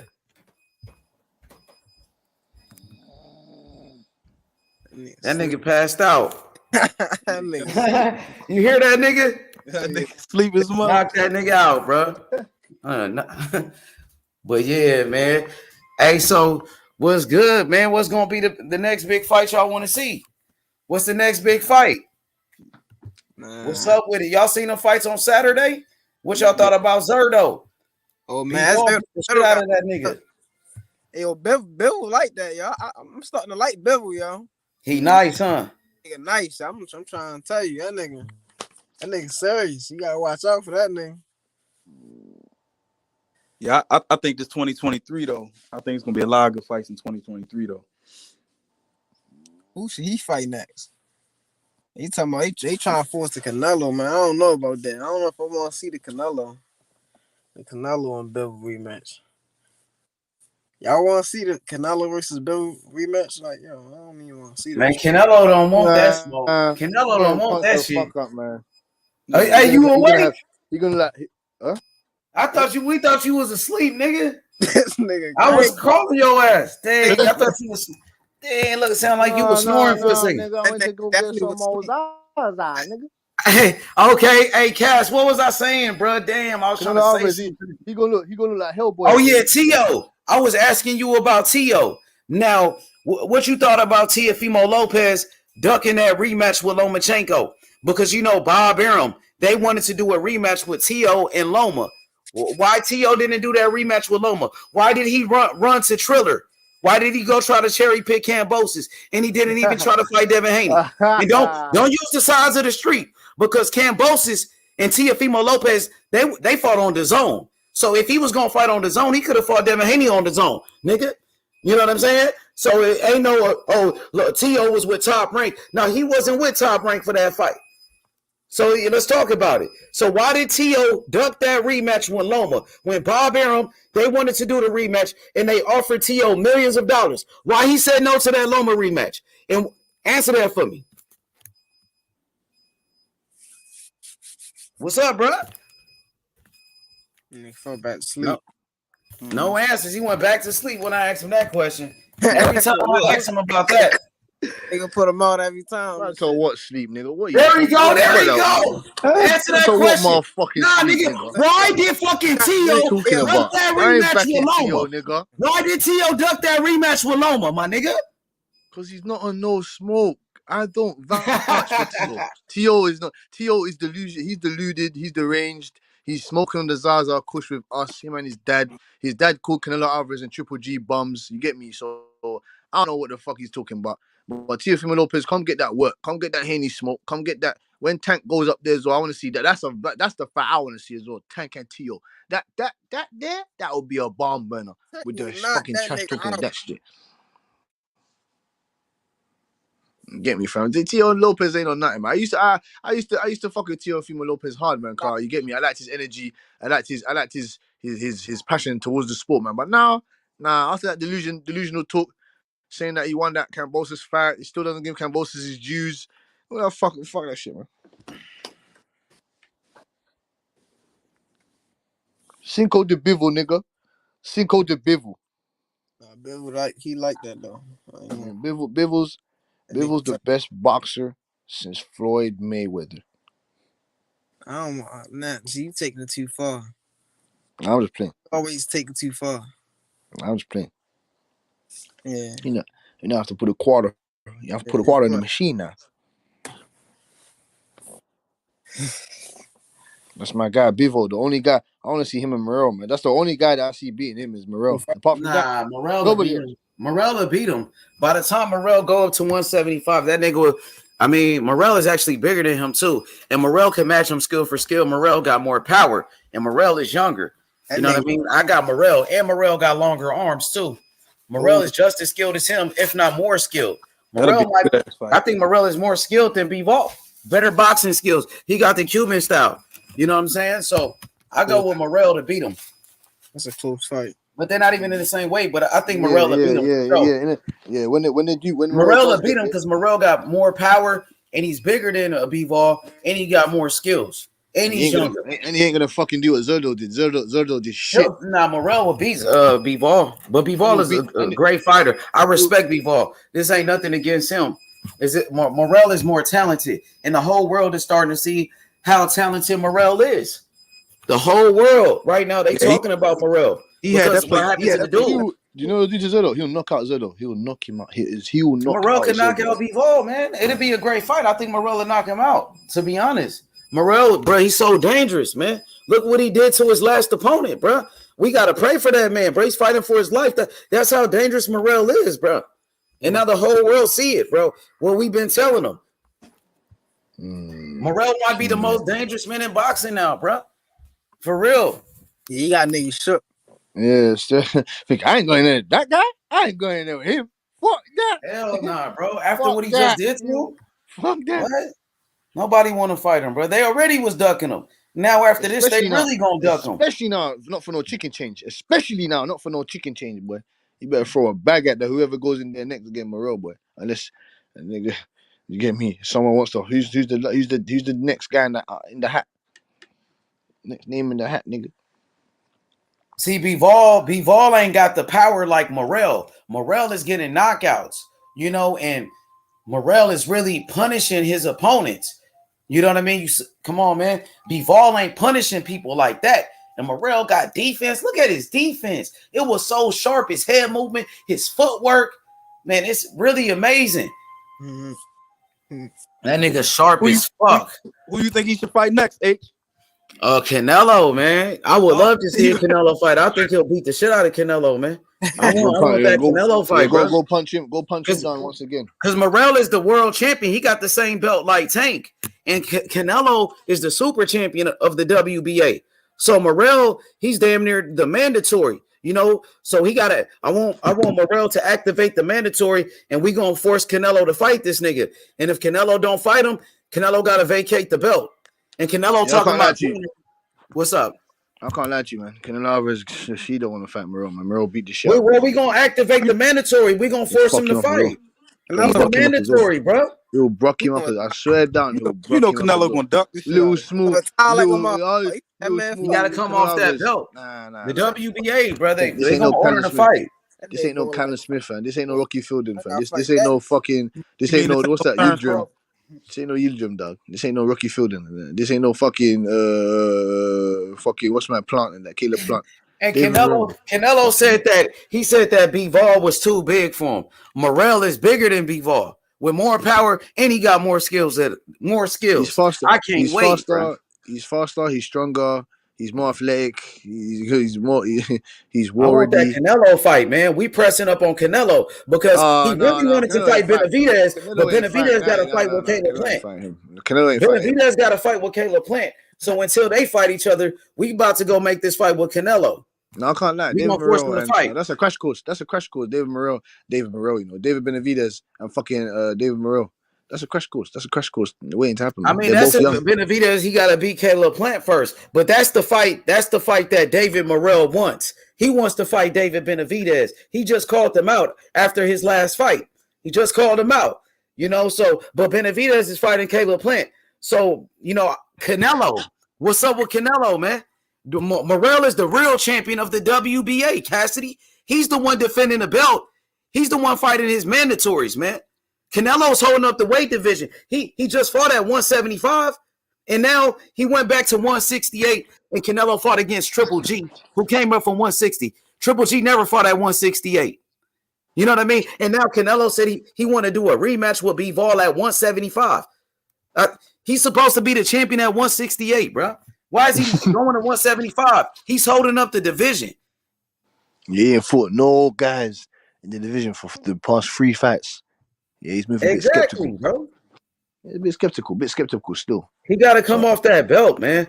They got to put him, and then Canelo is injured. They said Canelo, he's going to be out for a whole year. Put him champion in recess. Yeah, activate you know what I mean? Morrell should be the super champion. He's the real champion, defending the belt of the WBA. Yeah. He's the real champion, not Canelo, bro. Canelo ain't fighting his mandatories. He's not fighting at 168. He's not fighting his mandatories, bro. Morrell is. He's the real champion at 168. You hear me, Butch?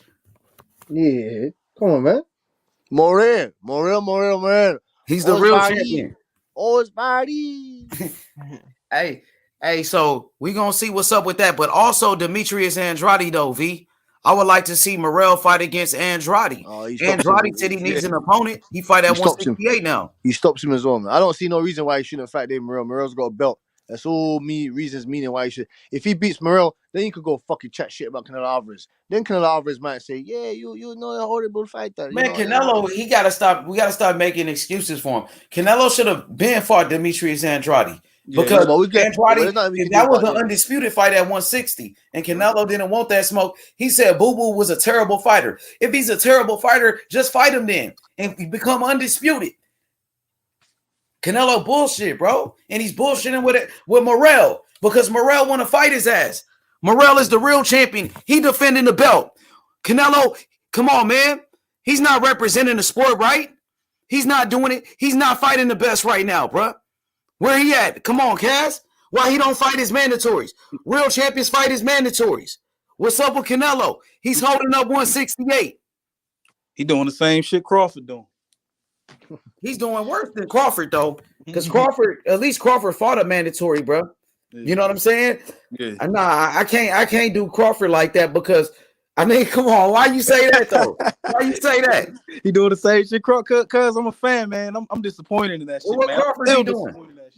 He ducked Errol Spence. That's what the fuck. Yeah, he ducked Errol like a motherfucker. What you think about that, Cass? You think he ducked him? You fucking duck. Yeah. For real, y'all think he ducked? Damn. Hell yeah. What? Come on, man. You got me talking about Bob Crawford, boy. Terence the hedge fund Crawford. Oh, here we go. You want to start that shit? So you want to go one-on-one with the great one, boy? You want to go one-on-one with the great one about this Terence Bob Crawford, Errol Spence. Don't get me started. Don't get me started on this bullshit.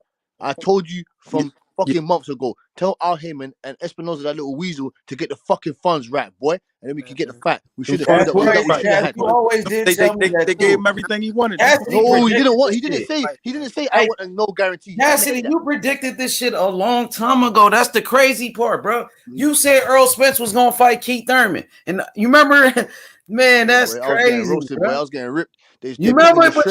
Hey, I gotta give you your props, man. You called it out, man. They put me in the shredder, nigga. I was down and out in the dirt. I was down and out in the dirt. Right though, bro. They put me in the dirt. Yup. Damn. Hey, but y'all don't think it was the business that stopped the fight from happening?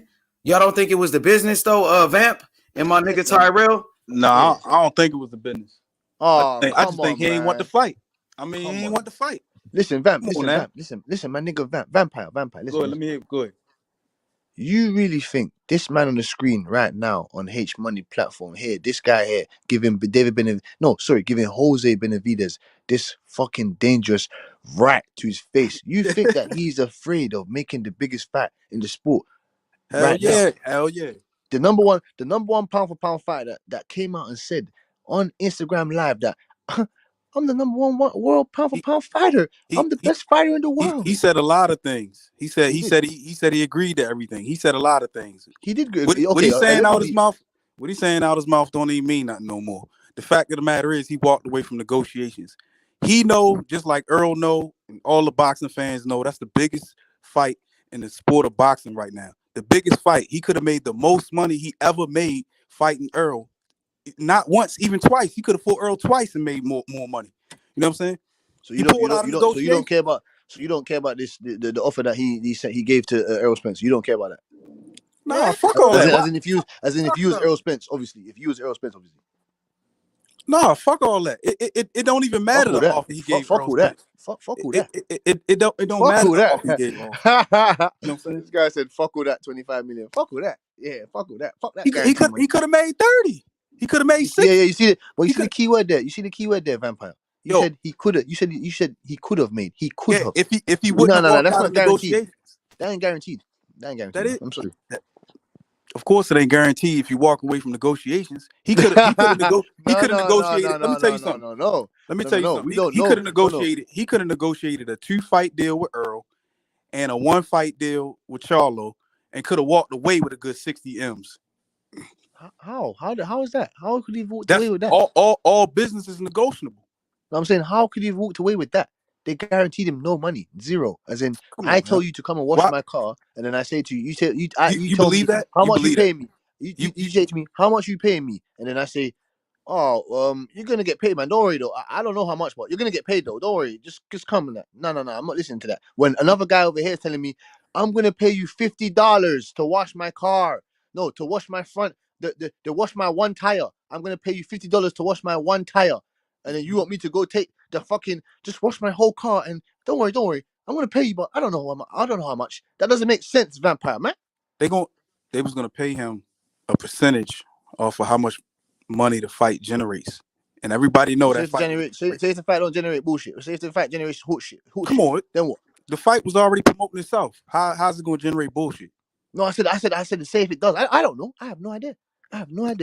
Because everyone's ripping Crawford. Everybody's ripping Crawford, saying, "Oh, Crawford doesn't do 350 pay-per-view buys. He doesn't do 250 pay-per-view buys. He doesn't even do 185 pay-per-view buys." So then Errol Spence don't do no 400 fucking pay-per-view buys. You don't do no 350 pay-per-view buys. So then what? Go on, talk to me.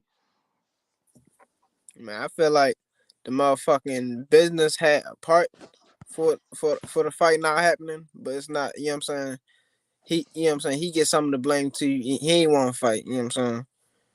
But he also didn't trust Al with them. He ain't trust Al with them at all. He ain't even trust his own lawyer. He ain't trust. Yeah, he ain't No, who told you that? That's what I'm saying. Who told you that? Errol Spence on that audio. He ain't trust his own lawyer.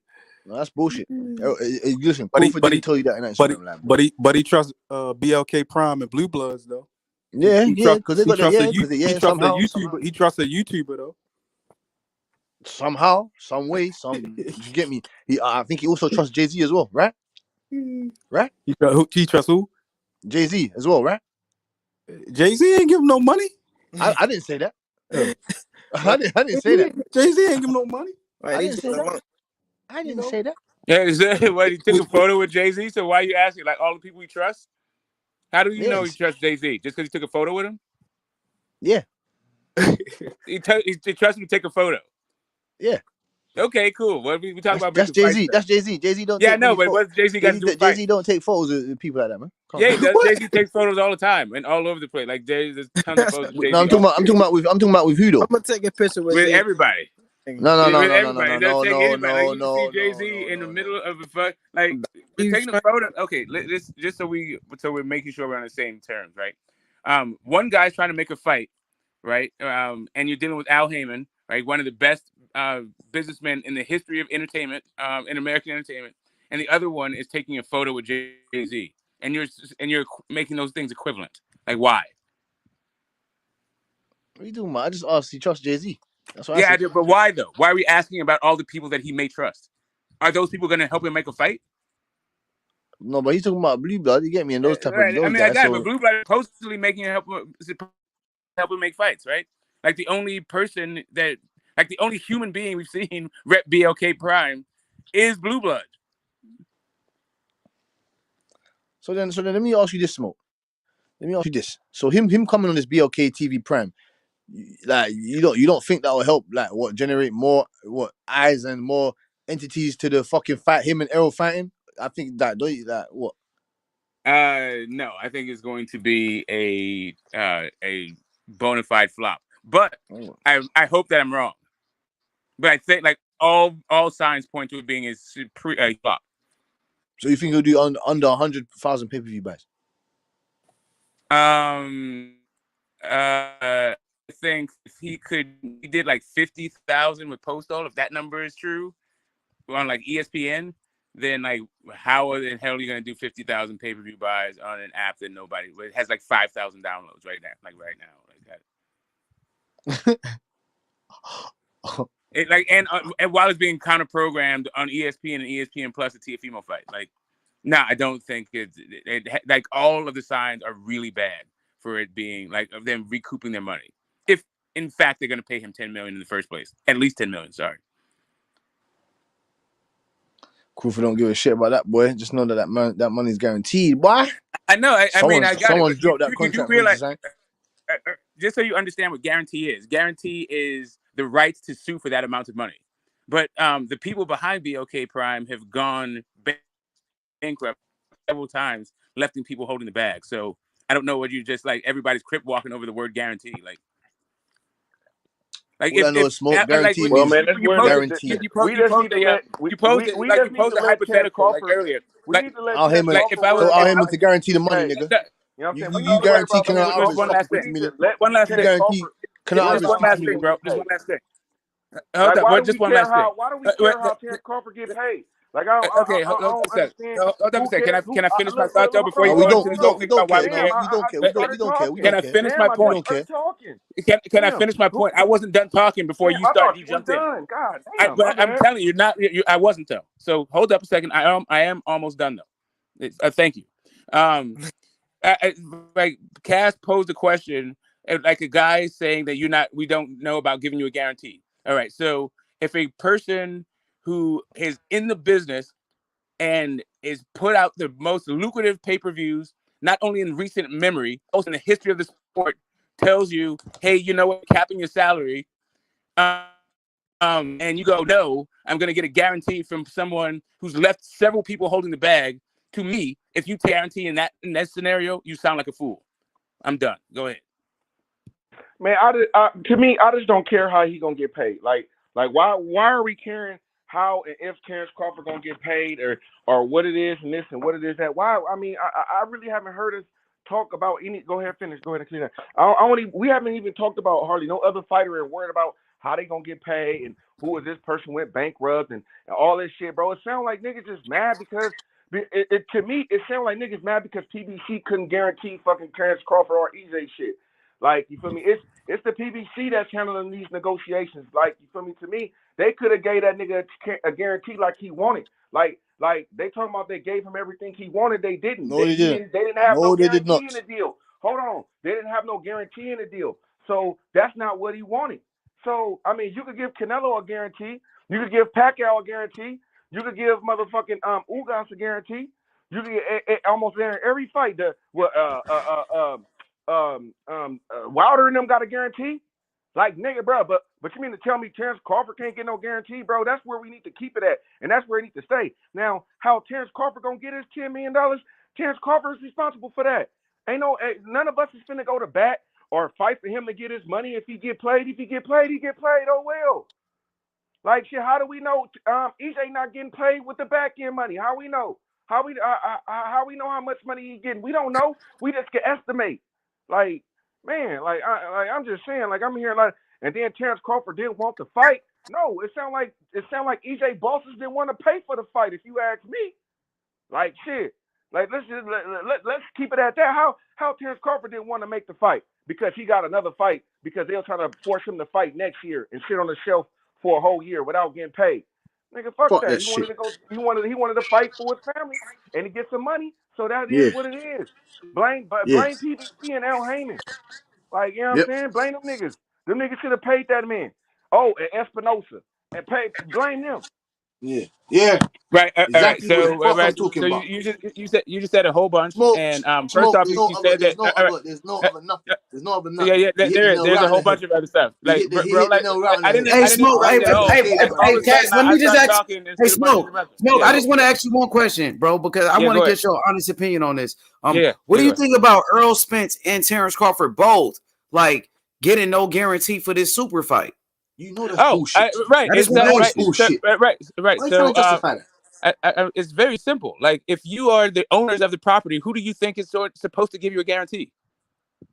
If you're the boss, who's supposed to give you the guarantee? If you're the boss, like, do you think? Let me ask you a question. Spence said he's the boss, though. Just so you understand. Just so you understand. Hold up a second. Hold up a second. Bro, can I? I'm trying to answer the question, Cass, but you're still talking, bro. So, like, what Terence Crawford said when he was not opening up the books, when he said he was not his own boss, he was getting guarantees. Now that he is his own boss, why does he still expect to get guarantees? That's a kind of a decent point, but that makes sense though. Still, that makes sense. Hey, Smoke, but he's getting a guarantee from BLK Prime. Correct. He's getting a guarantee from BLK Prime. Cool. Does that mean fighter didn't get a guarantee? Right, I got it. Do you think that makes sense? Like for me, so here's the thing. So here's the thing. If I am Terence Bud Crawford, I like, and I'm just like just a hypothetical. If they were to offer me 10 figures for the rights to the David Avenesian fight, I would take that. If the same group of people, if it's a different group of people, let's say a hedge fund, like somebody who is actually, like, you know, really established in the business, if they came and offered me $25 million for the rights to the Errol Spence fight, I probably would turn that down.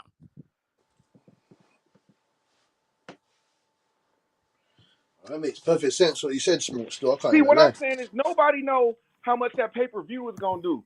So, like, to me, that's what I'm saying. Fuck that. To me, I would get at a look, cause you never know. And how do we know they signing the rights? Like y'all saying shit that I ain't never heard. Who said that they wanted the rights to the fight and all that shit? Who said that? So you tell me why would a hedge? So you tell me why would a hedge fund would pay $50 million for a fight? Man, we don't know, bro. I don't know. I'm just asking, like, what do you think? Like, it would be two things. Like to me, it would be two things. Okay, I'm just telling you, it's to make money. It's to make money, right? It's to make money. That's why they would pay the money, right? So there's only two ways that they can do that. Okay, so they didn't do it to lose money, right? Okay, so do you mean to tell me that Terence Crawford and Errol Spence can negotiate about the rights to the fight and shit? Like, we don't even know. I got it, but I got. Hold on. We don't even know if they said if it was a flat fee or not. He just said that they was willing to give him $50 million guaranteed. That's it. There was no other information that was put out there to say that they wanted the rights to the fight. That's the to me. That's there was information but there was information that put out there because Errol Spence asked him. Well, Errol Spence, the very next question was, "What's going on with the back end? What do you think that is?" 80, and then the other thing about that was Errol Spence asked, and the other thing Errol Spence asked him was, "Who's putting it up?" So what he wanted to know was what's going on with the rights to this fight and where's the money coming from. Sounds like two really good due diligence questions. He gave him an answer. He said 80-20. What he said? No, he said 80. And then when he asked them who it was, they wanted to sit down in a meeting because the people that probably was putting the money up probably didn't want their shit to come out until they know they had a meeting. We don't know. Awesome. So it sounds like they wanted at least. No, we're not guessing. Just from what you just said, just from what you just said, they wanted 20 points in perpetuity from just what you just said. They said they wanted 80-20. Yeah, that means they want 20, right? 80% was going to them, to the fighters, and 20% was hanging back with the money, the wallet. They wanted 20% ownership rights. Why would you give these guys 20%? Bro, like you are making it seem like PBC is not gonna get a percentage of the rights to the fight. So the PBC and Showtime is not gonna get a percentage of the rights to the fight. Is that what we're saying? No, correct. They're licensing the fight, not owning the fight. Bro, no. Are they gonna have some rights to this fight? Yes or no? To license it, they're gonna have a right to show it. Okay, so what's the difference from BLK Prime doing the same shit? That's what I'm trying to get to. Okay, so what's the difference, Smoke? Right. So it apparently, and I don't know this, but it seems like on the face of it, because they haven't talked about it. But exactly. It seems to me that they bought the rights to this fight because they're the one who put this entire because they put this entire bro. Because then how people run with that shit, Smoke. You know how these motherfuckers do? Bro, let them run with that shit. Hey, Taco, let them do it, bro. Like, but we're not stupid. But that's a fucking false narrative. We're not them. Though, it's not a false narrative. They trying to it's not fucking Terence Crawford and mad at Terence Crawford. Good Lord, dude. Bro, like, you have to stop being this diligent about. This is your fault. This is your fault because I told you niggas to put the onus in. I've been on here told okay, you gotta let me finish the sentence. You gotta let me finish the sentence, man. You don't remember I was like for real, bro. No, put the pressure on Espinosa. Put the pressure on the PBC to fucking make the fight. But we can't blame them. We can't blame There's nothing them. They not as okay. You too, Smoke. That was you too. I'm still not even done, bro. You're the okay. So, man, that's what I'm talking about. Oakland versus Oakland in this motherfucker. Smoke versus Taco. Hey, listen, I'm in Oakland. I'm not in. Yeah, you know what I mean, though. Like, it's a good debate. So anyway, so let me finish my thing. So let me finish what I was saying. What's that supposed to mean? I'm saying that I'm not in Stockton. It means what it is. Are you in Stockton? But what's that supposed to mean? That's because it means that I'm not in Stockton. I'm literally not in Oakland, and you're literally in Stockton. I mean that I'm not living in Oakland, and that motherfucking expensive ass shit. You got right, nigga. If I wanted to go buy a house out there, we go. Be an old can I finish my thought? Can I finish my thought? Can I finish my thought now? That's smart. I mean that there's not Oakland versus Oakland. It's Oakland versus Stockton. That's what I mean. Nigga, He from Oakland, nigga. Nah, nigga. He ain't no hell nah. He ain't no Stockton ass nigga. Too expensive. No. It's too rich for your blood right now. It's too rich for your blood right now, like you just said. No, I got you. You don't want to pay for it. You don't want to pay for it. Listen, I make this up. Yeah, exactly. There we go. Like I was saying. Like when you're just talking about where I live and where I'm from is two different things. Okay, I hear you. Okay, so I'm just saying for this conversation right now, you're stopping. Just because you live in Oakland doesn't mean you're from Oakland. Nigga, I know, but I am from Oakland. Yeah, but I live in Memphis. I live in Memphis, bro. I'm from LA though, and I'm from LA. You just be living in Oakland, nigga. You couldn't. I know I could be, and I also could be from there. But I am from Oakland. Nigga, no, you just probably live there. But right now, bro. The only thing I'm talking, man, you way too hyped for this conversation. You ain't ready for this conversation. The only thing I'm talking about is right now I'm in Oakland, and right now you're in Stockton. So right now it ain't Oakland versus Oakland. If you understand, woke up and went I don't understand. Like, what? Why are you so hype about this? Like, are you actually personally related to Terence Crawford? Stockton, Why you say, bro? Right now you're in Stockton. He ain't from Stockton. Right now you're in Stockton. He just right live in now, Stockton. for this He live conversation, in Stockton, don't mean he's from Stockton, Stockton. That's what he's saying. I didn't say he was from Stockton. Yeah, but that's how he took it. I said he's in Stockton. That's how he took it, though. I said, but yeah, I Stockton. didn't mean to start nothing like that. I was just saying it's a great debate. I'm saying like right now. What I was saying was, all I was saying was it's a great debate from two brothers from Oakland, and it was a great debate. But yeah, go ahead. There we go. Anyway, like I got no. It wasn't ever cool. It wasn't ever cool. As soon as it seems like it's Bud's fault, then all of a sudden you got all kinds of problems. I'm not trying to like yell and do all this other stuff. Like for real, bro. Let me finish my thought. I'm not into. But cool. Then let me just say my piece, and then you can say your piece when I'm done. So we don't have to yell over each other. My entire point is, Bud fighting. They could have fought Errol Spence in January. The fact that he's fought David Avenesian in December, to me, seems like you can at least hold Bud responsible for setting an arbitrary deadline and sticking to it. If you want to give him props for keeping his word, at least acknowledge the fact that he's the one who brought his word out the fucking blue. And if you think David Avenesian is cool for December when we could have got Errol Spence in January, cool. Then just say that. I think it's fine, and it's his own career. But other people are going to look at that and say, you know what? It's Bud's fault that we didn't get this fight. And I think it's reasonable to say that. But I personally don't think he's a duck, because I personally think him trying to get that 50 million, that 25 apiece is him trying to make the fight. He just doesn't understand, right? Or maybe he does, or whatever. Maybe he feels like that's a reasonable amount for that fight. I'm not saying that he is it or it isn't. I'm just saying I think that he was sincere. He really doesn't understand why they didn't take that deal. He really feels like, in my opinion, that they are trying to stall him out. So I'm not calling the guy a duck. I'm just saying that we can also, without calling him a duck, point out how he could also be responsible. Go ahead. But you know what? It's funny how Terence Crawford got to be responsible, but I ain't heard none of the people who support Errol Spence say that motherfucking Al Heyman and them is at fault. I ain't never heard none of that shit. I ain't never heard none of y'all say none of that shit. Like, none of y'all blamed them niggas. None of y'all. Nobody said Al Heyman and them is at fault. Why they can't get no guarantees? Hardly no EJ fan said that shit. Everything is talking about, what Bud didn't do. Nigga, but what about what Al and them didn't do? Nigga, it's a two-way street. You feel me? Well, it would be a two-way street. What I'm saying is this. Nigga, he should have sent the money. He should have sent the money. He should have sent the paperwork over right. Period, point, dot. He should have got a motherfucking guarantee. It shouldn't have been no cap in that shit. If we didn't have none of that shit, we could have had to fight. Like I said before, so what big fight that PBC had where none of the parties got motherfucking guaranteed money? Please name me. Tell me which one. So you tell me which fight. Which big I'll tell you which one. Fight where the fighters didn't get no guarantees.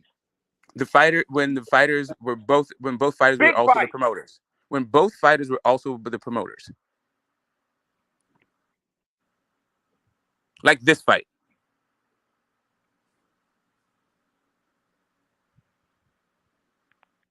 Exactly. All the fighters got a motherfucking guarantee to come over there and fight. Because they were just fighters, not promoters. What about Pacquiao? Pacquiao was a fighter, and he was when he fought when he fought Floyd, he was with Top Rank. He wasn't his own guy. I'm talking about when he negotiated a deal to come over there to PBC. Uh-huh. Who did he fight that was also a promoter? Nobody. Did he get a guarantee? Did Pacquiao get a guarantee when he came over there to fight? A guarantee, like a signing bonus? Did he get a guarantee to make a fight? Did Canelo Alvarez get a guarantee from the PBC? Hold on. Okay, so did Canelo Alvarez come over there and get a bag from the PBC? Yes, he did. Okay. My point exactly. But and he got a guarantee, but Bud can't. Right. You know who paid that bag? Man, I Showtime. don't care about Yeah, none of sure. I that know shit. you don't, but I well, don't care then your about you questions talking about the but Mexican then you fan don't base. understand I'm what's not happening. Well, then because if you I'm don't not care, saying then that why you you have ask to these get a kind of questions? $40 million guaranteed. I'm not Whatever. saying The that. point. I'm The saying, point. nigga, you mean to tell me that y'all couldn't crack open the piggy bank and give a $10 million guarantee for the Bud, 6 to EJ, whatever. You know what I'm saying? None of that shit. Nope. Right. According to people who talked to Steven Espinoza, they said that they did offer a $10 million guarantee, but that's not what Bud agreed to. But Bud agreed for some Man, reason. I ain't believing in Espinosa because when Errol Spence and what Bud was saying, they were saying they was talking to Al. I hear not one of them say they was talking to Espinosa. Well, Now, if could you he be remember, in the negotiations? Maybe. But if you from remember, what I hear, Al Heyman and Espinosa is a separate entity, and Al Heyman do his business. He don't consult with Little Steven. It's what Barbershop Conversations call him. That's what he said. What's his name called him? So I don't know. So yeah, who's to say that he was in negotiations in the first place? We don't know. right. So both guys, regardless of like going into some like this anti-realism thing where we don't know shit, we can at least go into the places that they both corroborated. Bud said that they were started negotiations in May, but also said that some other group was negotiating with Al Heyman and they didn't make any sense. So maybe all of that stuff with the other party, like with the Steven Espinoza, maybe that got caught up in that part. We don't know. He didn't specify. I'm just So saying I'm not that quite means like that. So that would the mean only reason that. I'm saying that I'm just going by going by what Bud did say. Bud did say I Okay, so told him I that wanted to means that. fight this year. Bro, just let me finish. Bud did say I told them I wanted to fight this year. They told me that the fight wasn't going to happen this year, and so I went to fight somebody else. So we know that is at the very least, we know that is Bud setting Bud's own parameters for why Bud pulled out. Okay, because he wanted to fight this year. That's cool. Whatever. So if y'all want to make a video or clickbait, but because he got to That's not fight a this year, clickbait. it's going to make the fight next year. Don't think he Hey, be my does. guest.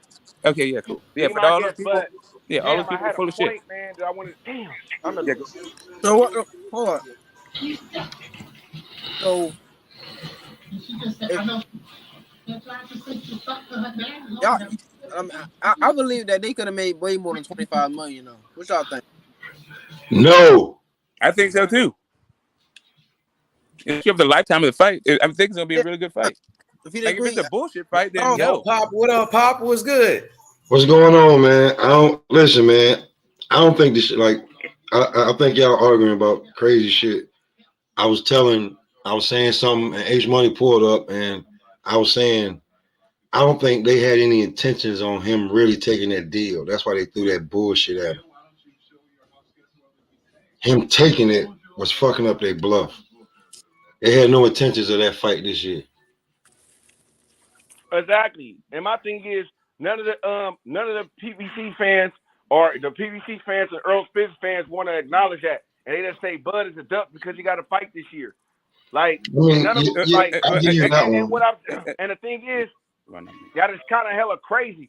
That motherfuckers would be cool with him taking a crazy ass deal like that. You know what I'm saying? It shows how grimy motherfuckers is. He don't know how he gonna get paid and none of that shit. Talking about back end money, all that whole weak ass shit that they try to throw at him. So you go with all that BLK shit. Prime. Bro, everybody don't want to do back end money. Some niggas like they money up front. And some Just people like like Canelo. and some He people probably got like some to back end deal money, with but he got established companies. upfront money too.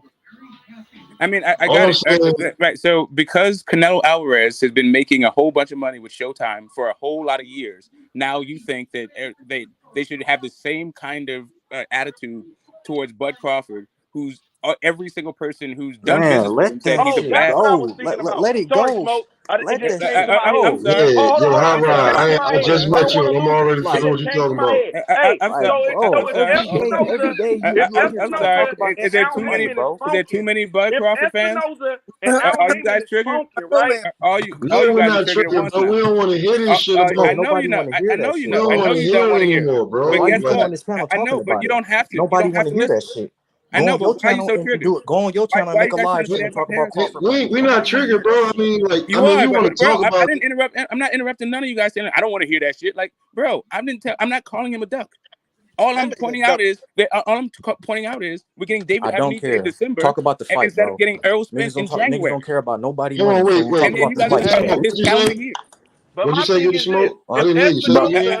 I said instead and I Errol said what we're Heyman talking is about. smoking, and if they don't see eye to eye, can you? Hey, if Errol Heyman and Espinosa can't see eye to eye, that's an internal issue.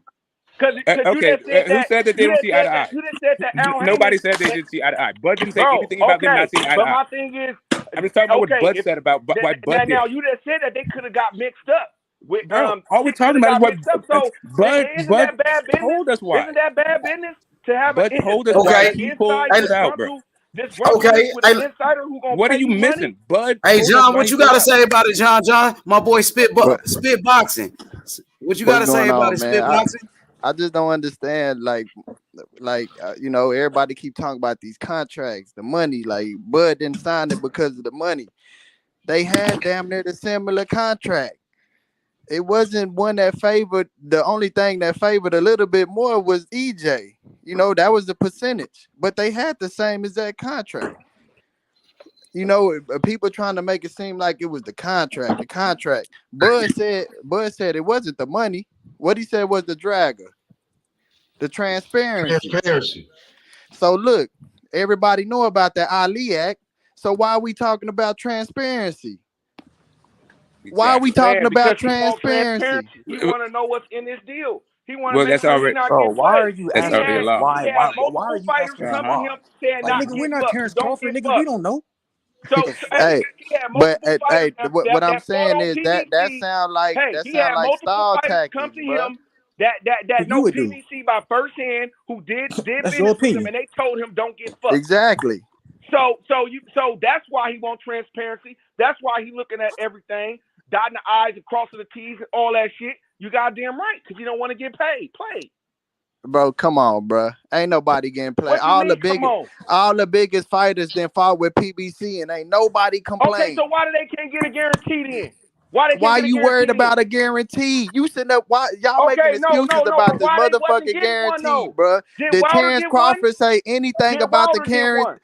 Did Terence Crawford say anything about his guarantee? He said he agreed to everything. Did he say the money was the hold up, or was the transparency?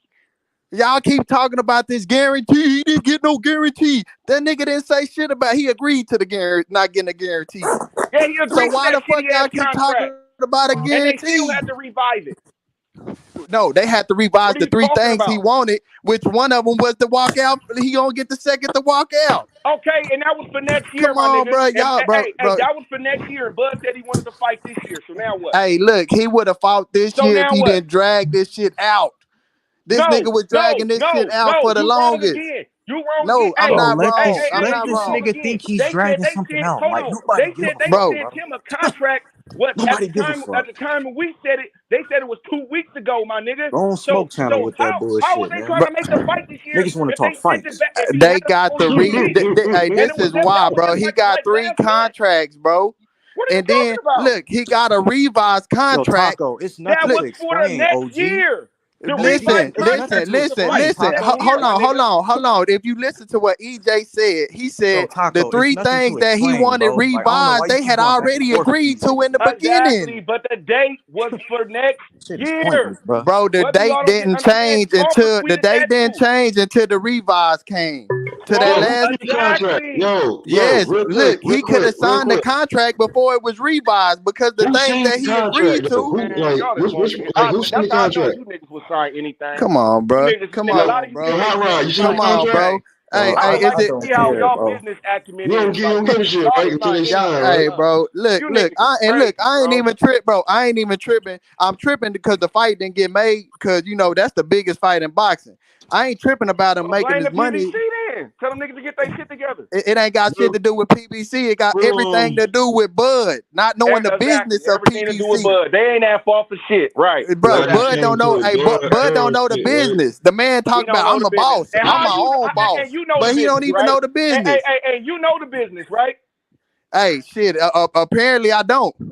Man, apparently you know he don't. Apparently he Be a don't. promoter then, man. Fuck it. Maybe. Go handle somebody's business then. Let your fighter go sign anything.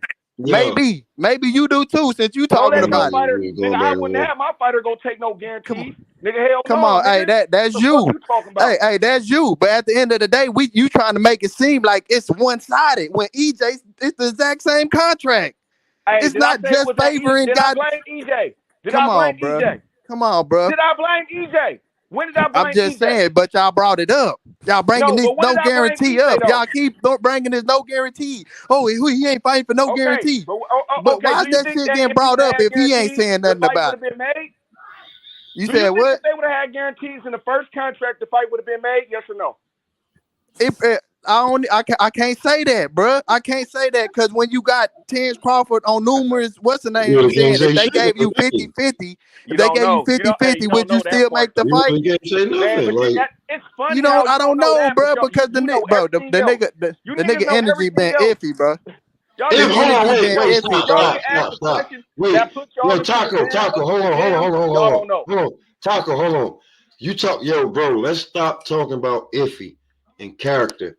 I can pull up something right now that's iffy that they tried to delete. I still got it. Errol Spence is iffy. Bro, come on. If you bringing something up from 5 years ago, but bring I'm something up when talking they've about been in negotiation. No. I'm talking about the Instagram post from yesterday. He looking real iffy. What'd he say? You want me to show it to you? I can show it to you. Yeah, because I got him on Instagram. When he said he's trying to put him in the ring with a shark. When he said, hey, bro, you asked for it, bro. You asked for it. Yeah, I want to hear it. I'm gonna show it to you. I'm gonna show it to you.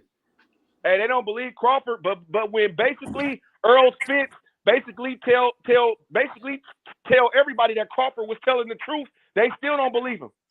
They still don't. When did he say that? 50 million was true. He told him about it. Bro, was that a lie? He told him about it. He also said he didn't tell him where it came from. He asked him where it came from. He couldn't tell him. But did he lie about anything though? Yeah, he did. What he lied about? Bro, come on, bro. No. Go down and break down the whole tweet. Tell me. What did he lie about? You don't want to go down and break down the tweet because for you tweet. don't know. You just come on here talking. How you know? So spit bucket. You in negotiation? You sitting at the table? Bro, I'm going out what both of them been saying. Bro. Like you weird. Nigga, you shut up, nigga. I'm gonna say what the fuck I want to say. Talking, bro. Just be talking. Y'all talking, bro. Hey, now you want to tell me? He said what he tell? Hey, John, you can say Mike what you want to say on here, John. What he tell Mike Thompson? What he tell Mike Thompson? Earl Spence didn't want to fight. What he say? Earl Spence didn't want to fight. He wanted to fight more. Come on, nigga. Nigga, keeping it boxing. We keeping it boxing, nigga. Hold up, nigga. Now go ahead, nigga. Try to have a good conversation, nigga. Nigga, stop getting in your feelings, nigga. That nigga came here and he keeping it boxing, nigga. No, he's not. I am, nigga. Y'all fan talk. He keeping it boxing, homie. Nigga want to do is talk exactly, about nigga. like a fan bitch. talk. That's what women do. That's what women do. Yeah, keep cooking. Niggas money. Hey, Spit Bucket. Say what you gotta say, Spit Bucket. You a woman? Yeah. You a woman? Hey, you the one sounding like a woman. Ain't nobody want to hear that. Nigga, shut up, bitch. Doing a good job, nigga. No, we don't want to hear that. Nobody want to hear that shit. We don't want to hear that shit, my nigga. We want to talk about fights, nigga. Nobody. If we were talking about fights, nigga, the fight was supposed to be made, nigga. The biggest fight in boxing, nigga. Y'all want to talk about this 10 million? Straight up, nigga. If you don't like the conversation, you can dip, nigga. Straight up, nigga. We talking about Crawford. It's Spence in this motherfucker. Hey, shut your bitch ass up, nigga. Hey, you a bud buddy. You ain't gonna do shit, bro. You one of these hoe ass niggas that don't see no wrong in nothing. You's a mark, nigga. You do what women do. You just like smoke. All you want to do is talk about a nigga money, fool. Nah, nigga, smoke the homie. And what the fuck you doing, nigga? What you doing? What you doing, nigga? Hey, you agree with that big ass shit, nigga? You weak just like that shit. That weak ass shit. You weak too. Hey, we got two bitches on the panel. Nigga, yeah, you the biggest bitch on here, nigga. You the biggest bitch on the panel, nigga. Nigga, check your plan, nigga. You the biggest bitch on here, nigga. You Bud fucking the shit out of you, nigga. Bud got your booty hole wide open, nigga. Fucking your mouth and your ass, nigga. You the biggest bitch on here. Hey, Chad, we got two bitches on the panel. Bud fucking your bitch ass, nigga. Hey, real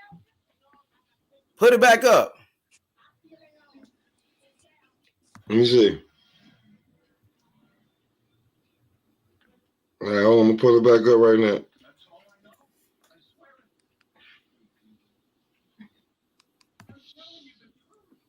They pulled this shit off of Instagram, so this is the only place that is still.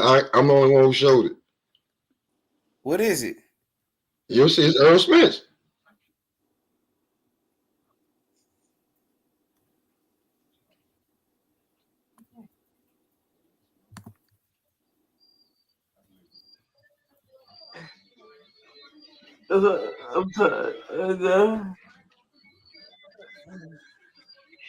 So yeah, it's just been so hard. I take full responsibility. I mean, he was cheating on me, so I did run that nigga over with my car, but we would appreciate. Would you want to go to Dubai, baby? Do you What the fuck? Now that's some bullshit. Play that again. You gotta be fake, bro, what it did, bro? Man, what happened? What is just you for doing? one, right? The What nigga is is going on? bro. This is Errol Spence. So you mean to tell me? Play it again. What are we watching though? Hey, be It's like, quiet. I don't think nobody fucking really love Errol Spence. Look how they do Errol Spence, bro. I'll bring it back for you, bro. I have no problem bringing it back. Nah, play that back, bro. What is that, bro? Bro, this is an Instagram post that it's an Instagram post. That nigga drunk? Is that nigga drunk and shit? My nigga, I don't know what he's on. He's out there and Dallas getting in it with some YouTubers. How you know that's ain't no old shit? Play that again. I have no problem playing it again. It's deleted now because it was up yesterday. It was just posted yesterday. Go ahead, play it. Link right there. You can be on here. But let's get to it real fast. Let's get to it. Be quiet. Be quiet. I'm tired. So yeah, it's just been so hard. I take full responsibility. I mean, he was cheating on me, so I did run that nigga over with my car. But we would appreciate. Would you want to go to Dubai, baby? What the fuck is that? Whoa, bro! Oh, is this fake? With a car. This has got to be fake, right? This got to be fake. I don't know. I don't know what that is, bro. On here capping For one, just for one, right? Nigga, spending all y'all time on defending. Look at that shit, bro. Hey, look. Hey, bro, I don't know what. Hey, bro, I don't know what that is, but I know when was that posted, bro? Yesterday. When it was I know wait, because I got it yesterday, and I can show you that now it's deleted from my Instagram. It's gone. Hey, all I know is last night. Gone. I don't know. Gone, all I know. bro. Hey, all I know It's is gone. last night they had show where EJ was in the gym on goddamn. I seen him in the gym today. He was in the gym today training. No. Him and Frank Martin was in the gym, bro. That ain't I old. seen that. Was old. I hate to tell you that shit, bro. That was old. If this wasn't old, why they deleting it right now? It's deleted off all of Instagram, bro. Everywhere on Instagram it's deleted. Right, I'm the only one that put it up on one of my lives. I ain't never I'm seen the only that. one that got it. I ain't never seen I can that, show bro. you that this man. Hey, bro, you didn't even hear when she said. Hey, but that wasn't even from his channel. That wasn't even from his channel. Hey, let him finish. Go ahead, my guy. Bro, Go ahead. listen, when she said, "Do you want to go to Dubai?" He said, "Do what?" Hey, but but that didn't even come from his channel though. Where you were showing that wasn't even. Do you think that man is ready for Bud Crawford? Hey, but look, that wasn't. Hey, hold up. Where's that from, bro? Because that wasn't from his goddamn Instagram. That's from his baby mama, the one who lived with him. Instagram. Now, no. That was from somebody's page. Go click that again. Cause that wasn't on no Instagram you clicked on. Let me explain something to you. That's my page. Okay, I don't know. I didn't see it. I didn't see it on Instagram. It's already been made a TikTok because niggas grabbed it from Instagram and already made it a TikTok. So it came from a TikTok. You used to know this shit. These niggas came from a TikTok. Shit. They don't want to tell you. Man, it was snap. Listen to me, bro. Listen to me. It was snaps from Instagram. This how I now look. This is why I don't think it's him. What I'm trying to tell you. The nigga hair, he got a fresh haircut on there, bro.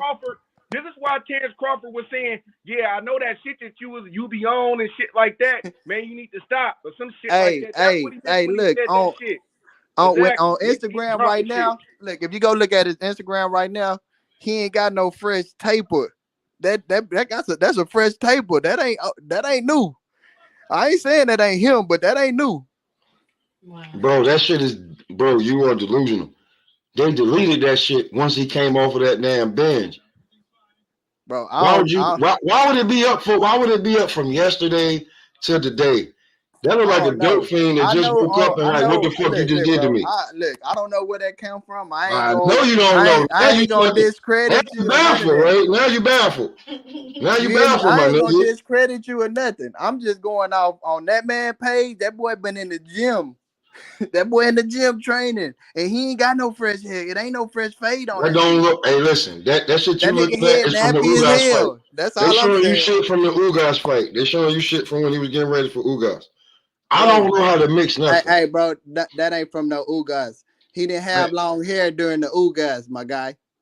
Man, listen, bro. You can cut your hair anytime you want, but you can't grow it though. You can't grow it. I'm just telling you what he just said. You can't grow it though.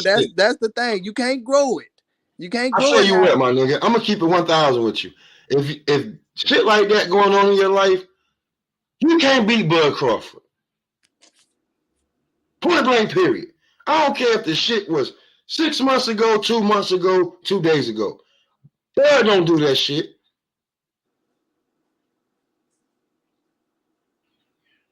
He ain't ready. You can't deny that. Bud live a boxer's life. He's ready for war every day. I don't know about this nigga. Man, trying to run people over with his car. Come on, man. I mean, bro. Do you need to see the footage of when his car flipped over and the car that was supposedly chasing him just kept going? Nobody stopped. Nobody said, "Oh, that's fucked up." Nobody made a call to ambulance. That car kept going. Errol Spence name is some shit that you don't. Let's not talk about iffy, bro. Because when you say iffy, this is the king of iffy, bro. This man is iffy. I don't know, bro. If that shit would hit Instagram, bro, everybody would have that shit. Bro, I just told you it's deleted.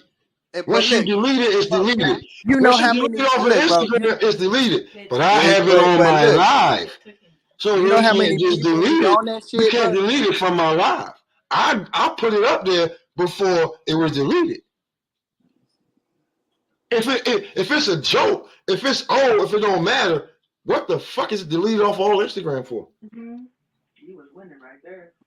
Hey, Bud ain't losing to no drunk smoke. Your boy over there getting drunk, slurring, leaning down, trying to hit people with his car and shit. He already got a car accident, so that means he's still drinking and driving. So, man, I'm just telling you, bro. Like, it ain't good to have this shit. Like, we don't want to talk about iffy. Let's talk about other boxers. We don't want to talk about iffy when it comes to Errol Spence and Bud Crawford. We see Bud Crawford try to kiss on another bed, drunk and shit. We don't want to talk about iffy. Let's keep it boxing. Like, just like Taco said, he was talking about the deal. You come about some Bud this, Bud that. He never said nothing about Earl. But you want to talk about iffy, I'll give you iffy. That's iffy. I don't know, bro. I just ain't seen it nowhere else. So it's I got it, bro. Just because you ain't seen it nowhere else. I know, bro. But I got it. What you mean? Breaking news. I got it. If you I tell you what. Hold on. If you seen it, a million other motherfuckers seen it, bro. You ain't the only one that's gonna see it. It would have been. I got it though. Everywhere. Here's the thing. Here's the difference, bro. A picture's 1,000 words, but a video's 1,000,000. Hey, but I swear, and none of those words have anything to do with who's gonna win the fight. Yeah, not one word from one of these words have shit to do with nothing. Yo, get the smoke. Get the smoke. Get the smoke. It wasn't about who gonna win the fight. Words that don't mean a goddamn thing. It wasn't about who gonna win the fight, bro. It wasn't about. He said iffy. We're talking about who's iffy. Like, what does this mean? He said who won't be iffy? What's iffy about that? What's iffy about what I'm watching? That was Bud doing that looks iffy, bro. Iffy about what? He looks definitely drunk. There's nothing iffy about it. What is he doing drinking? He just said he don't drink. Okay, great. And so I tell you what, bro. I just don't think somebody who get fucked up like that can beat Bud Crawford. Yes, can beat Bud Crawford. Yes, somebody like that can beat Bud Crawford. Yes, and then what? I'll see it. It's not gonna happen. I mean, if that's why you're picking Bud, if the reason why let me ask you a question. Did you have Errol Spence winning, and then you saw this video and just said, "Oh hell no"? No, okay, great, thank you. I've had Bud whipping Spence since he was at 140. I got Bud stopping him. He gonna make him throw up in the ring. I'm just telling you, bro. Just like he was drunk. We don't want to talk we want to keep it boxing and talk about the boxers in the ring. Hey, they don't want to do that. Let's not talk about iffy and how he's moving. Okay, they don't want to. I don't understand. I don't understand what you're talking about. And the way his name is attached to. They don't want to bring up. Okay, they don't want to bring up the so skills then of these fighters. You tell me how. Because if we talking about skills, Bud Crawford way more skills. So okay, hold up a second. I mean, you're not talking about if you don't say only thing I hear them talking about a whole bunch doing of is coming straight forward, like what? throwing a jab. That's the only thing I hear about this. Oh, he is a body puncher. He goes to nigga Burr. What we know about Crawford, nigga? Switch hitter, nigga. Got head movement, got feet, nigga. What you talking about? Got hand speed, got power in both hands. What we talking about? Man, we could write out a laundry list of what Bud could do. You know what I'm saying? Well, if y'all want to talk about boxing, we want to talk about boxing and skills. I mean, we can break it down. I don't think anybody thinks. So I don't think anybody thinks that. What y'all want to see? Who got the better career?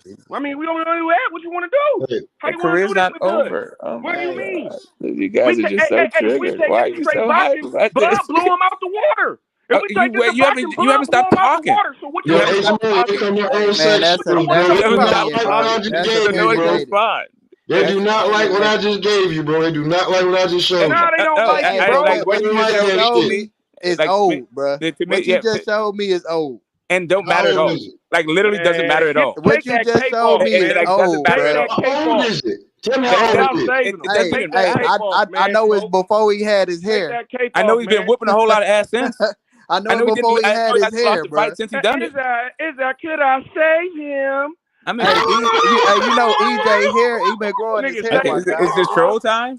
So now we're just trolling. This ain't troll time, bro. I'm just saying, let's just keep Hey, it Smoke looks boxing, like that talking nigga in East 40 sports, video bro. too with the We're cape on. trying.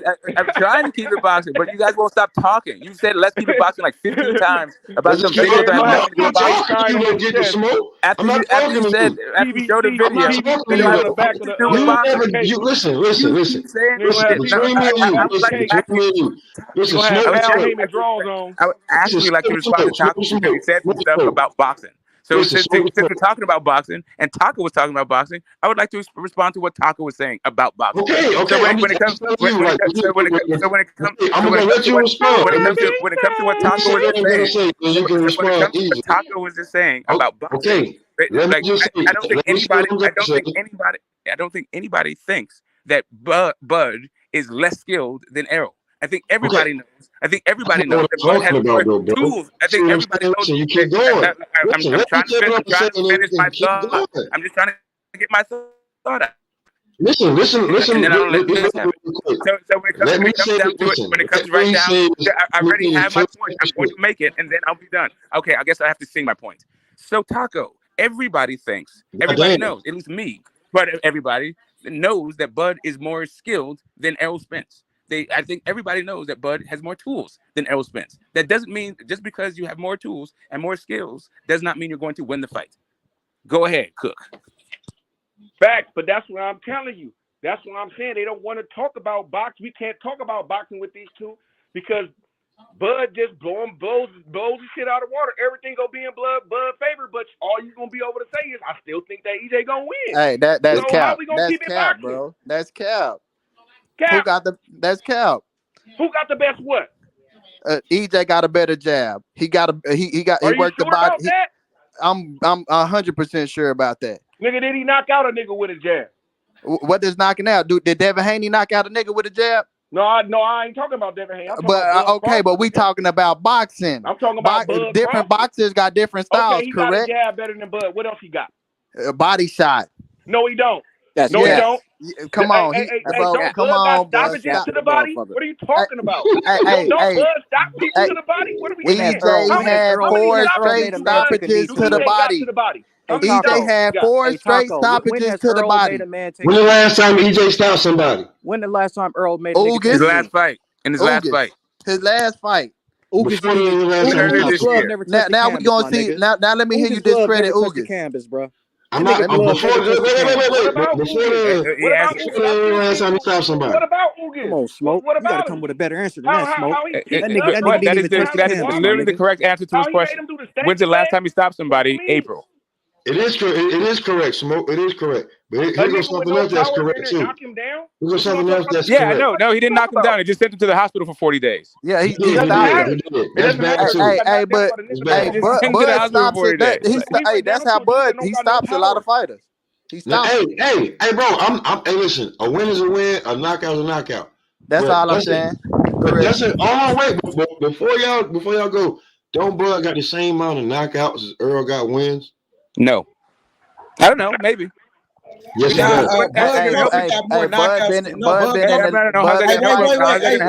up. Bud been fighting longer than AJ. Hey, Bud Crawford got more knockouts than Errol Spence got wins. Yeah. Okay, cool. Okay, cool. How's that gonna help him? Yeah, he been fighting longer than AJ. Knock out EJ. How's it gonna help him?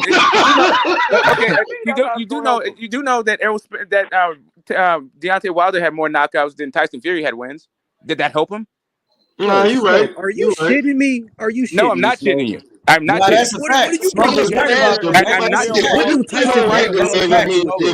not shitting. I'm just telling you these stats that you have, these things that you guys keep bringing up, as if that means you on your that shit Bud is right gonna now. go spin. Stick to the topic, my nigga. Smoke, you a beast right now. I mean, everybody a beast, but Smoke, that was a good one. I got to give you a call. That was a good one. That was a good one. That was a real good one. That's not a fucking. That's not a Bud fucking. is an Taco a excellent beast. fighter, Taco bro. been a beast on this What shit. you mean? Taco Hey, been I riding don't with Bud look. Crawford. I'm not saying. Hitter. Hey, I'm not saying that Bud cannot beat Earl, but it goes both ways. You know, I'm not saying that Earl can't beat Bud. I can't say Bud can't beat Earl. See, Hey, people get on. Taco. Where my nigga Taco at? Yo, man down, Errol. When the fuck is a man been down? What's up? Hey, Taco, you been riding with Bud Crawford since the beginning, my nigga. When the fuck has a man been I've been down? I'm trying to telling figure that one y'all. out. Hey, you said when has a man been down? What's his record? What's EJ record? Facts, Taco. What's EJ record? How Nigga, many man down, knockouts? I mean, he knocked them down. When the last time he knocked somebody to the canvas? And he been at that weight class forever, nigga, so he should have been knocking niggas out. Hey, bro, but look, why y'all worried about a knockout? Hey, bro, but look, you don't Hey, hold on, on, bro. Y'all do realize there's different styles to boxing. You got Devin Haney, you got Tank Davidson, you got Shakur Stevenson. You ain't answer the question. Hey, is Devin Haney a knockout artist? Yo, Spit, when the last time I asked you a question. Is Devin Haney a knockout artist? I'm about to answer your question right now. No, because he doesn't. Wait. Because he doesn't claim to be man down. This nigga he claimed big fish, Moby Dick, man down. That's all. Yeah. That's all the tricks he called it. Yeah. Ain't nobody been down since 19. Hey, bro. I think it's only 6 fights. He ain't put people on the canvas or stopped them. Listen. Only 6 fights out of his whole career. Listen, to be That funny sounds with like you, some right? man down shit. To be funny with you, he ain't put nobody down since 19.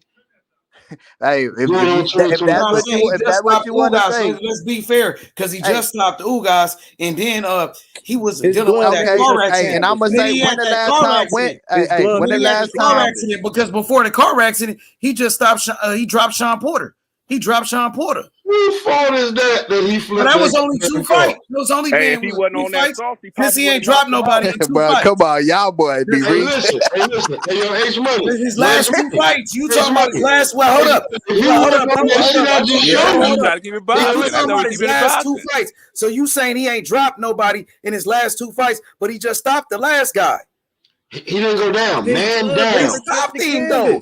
It's not don't matter.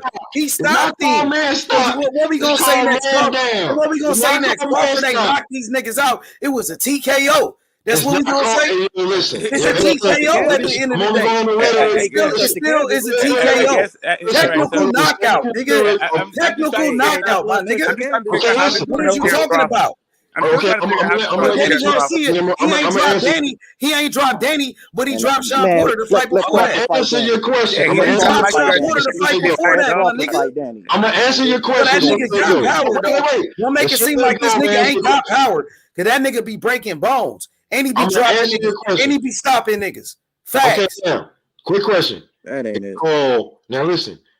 When I said that same shit about when Bud got the TKO over Sean Porter, they said it's not a knockout. I know, that's what I'm saying. Yep, they do be saying that too. Hey, I'm saying, so bro, I can't TKO. I'm only gonna give you the same energy you giving me. So motherfuckers is like Bud knockout. It wasn't no knockout. It's a TKO. It's a stoppage. Yeah, some people be saying that. Some people do say that. No. Not some people. Homosexuals say that shit. I don't know what that is, my nigga. I know real niggas that be Errol Spence fans. I know real niggas that be Errol Spence fans, my nigga. Hey, I'm a boxing fan. My nigga, Spit Bucket. He a real Errol Spence fan. He a real nigga. He ain't no Earl sexual or none of that. He a real ass nigga. Listen, there's a difference. I know a lot of my niggas that like Earl Spence. Listen, there's a difference between Listen. There's a difference between being a boxing fan and having your favorite boxer. I'm saying I know real niggas that fuck with Errol Spence. Them niggas don't be calling Bud Crawford like his fans know names. They don't be calling all blood sexuals and all of that. Ask Spit Buddy, did I ever call him anything out of his name? I mean, oral sex. What is that though? Hey, somebody did. I don't know what that is, bro. But I know. I understand, bro. Listen, I understand. I'm a fan of boxing. I ain't never heard a motherfucker make a name about a nigga fan base. Like that's crazy. Listen, I'm gonna tell you why, bro. I'm gonna tell you why. I'm gonna tell you why right now. Hold on. Hey, go ahead, Taco. Hey, bro. Hey, niggas want to talk about that Sean Porter TKO. Look what happened with that boy that David Morrell fought. I bet you he wish his daddy was in the ring and throwing a motherfucker. Facts, Taco. That's a good point. I bet you. Yep. Taco, you a beast. You a beast with it. Yeah, you right about that. And that's why Kenny Porter stopped it. That's why he stopped it. But even Porter wasn't taking punishment like that, nigga, though. But his daddy knew he could be hurt like that. If Crawford would have knocked him out cold, and he would have regretted that shit. Hey, that boy that Morrell fought, when I get out of my coma, I beat the shit out of my whole team. Because you motherfuckers just supposed to know that I ain't got no chance. You motherfuckers supposed to know I ain't got no chance. You let this motherfucker beat my brains in, and you just and then the ref, like, fuck that. But my team, nobody was like, yo, you look like the Hunchback of Notre Dame right now. I'm stopping this. They kept sending him out there to get his fucking head beat in. Yeah, that was facts. You right about that, Taco. I was telling you, Morrell was a beast. You know what I mean? He really damaging fighters, ending their careers, putting people in comas, and ain't nothing cool about that. You know, they should have stopped the fight. But I was telling people how dangerous he was. You knew it, bro. You knew it, and now look at Morrell. You know what I'm saying? But I hope that do be okay, man. Because I knew this should have been the topic though. Like this right here should have been the topic of the day. This should have been the topic of the day instead of. You know, he was helping them out. Like instead of us being such, he told the referee to stop the fight. David Morrell, he told the referee to stop the fight, and he didn't stop it, bro. And that's a 30-year vet that should have known better. 30+ year vet should have known better. Yeah, that referee Tony Winks, man, he full of shit, man. And the trainer, his trainer, you know what I mean, and I think the doctor, where was the doctor at, bro? They should have stopped the fight. The doctor. I mean, okay, the doctor, so he get bro. Yeah, the trainer. That you've been training me, and I'm with you all the time. Now I'm not saying. Yeah, you should have stopped this fight in the 6th. This man beating the shit out of me. Now I'm not saying. Now I know we're gonna have some people come on here and be like, man, you know, just like say what you said. I don't think that Crawford would have put Sean Porter in a coma. I'm not saying that, but what I'm saying is. His daddy knew that Terence Crawford accuracy was coming. It was early in the round. Yeah, he already been down twice. So nigga, he gonna have to deal with a lot of punishment. Nigga, that was smart of him to do that shit, bro. Like, nigga, and we know how blood finished. When blood smell blood, it's over. Bro, it's a difference. It's a difference from fighting a different fighter, bro. When we talking about Errol Spence, you talking about a David Morrell, you talking about a motherfucking Bud Crawford. Nigga, and even down there, Tank Davis, nigga, Wilder, bro, you gotta, bro, like you, bro, certain fighters, you can't just let them just fuck your fighter up like that. Yeah, you gotta protect your fighter. He would have laid him out. He would have laid Sean Porter all the way out, bro. All the way out, bro. And then look, you know what I'm saying? He saved his son, bro, and I respect that, bro. To be honest, but bro, if you go onto some of these other channels and they's like, what is he doing? Like, yo, bro, like, yeah, I mean, even Errol Spence walked out the arena. He was like, let that nigga fight. You know what I mean? When the last time one of these niggas got punched in the face? Right. He ain't got hit by Crawford yet. Any one of these niggas that was saying that Kenny shouldn't have done that. He shouldn't have done this. But they felt like Porter was ready to fight, though. Like, Porter wasn't that fucked up. He was fucked up, but he wasn't. They say he could have kept going. How do we know? Like, Kenny Porter, because he got back up. Because the nigga got back up. Bro, I swear to God, if you go back and look at that shit, he stumbles up. Nah, he didn't stumble up, bro. Bro, when you go back and look at it, bro. Hey, let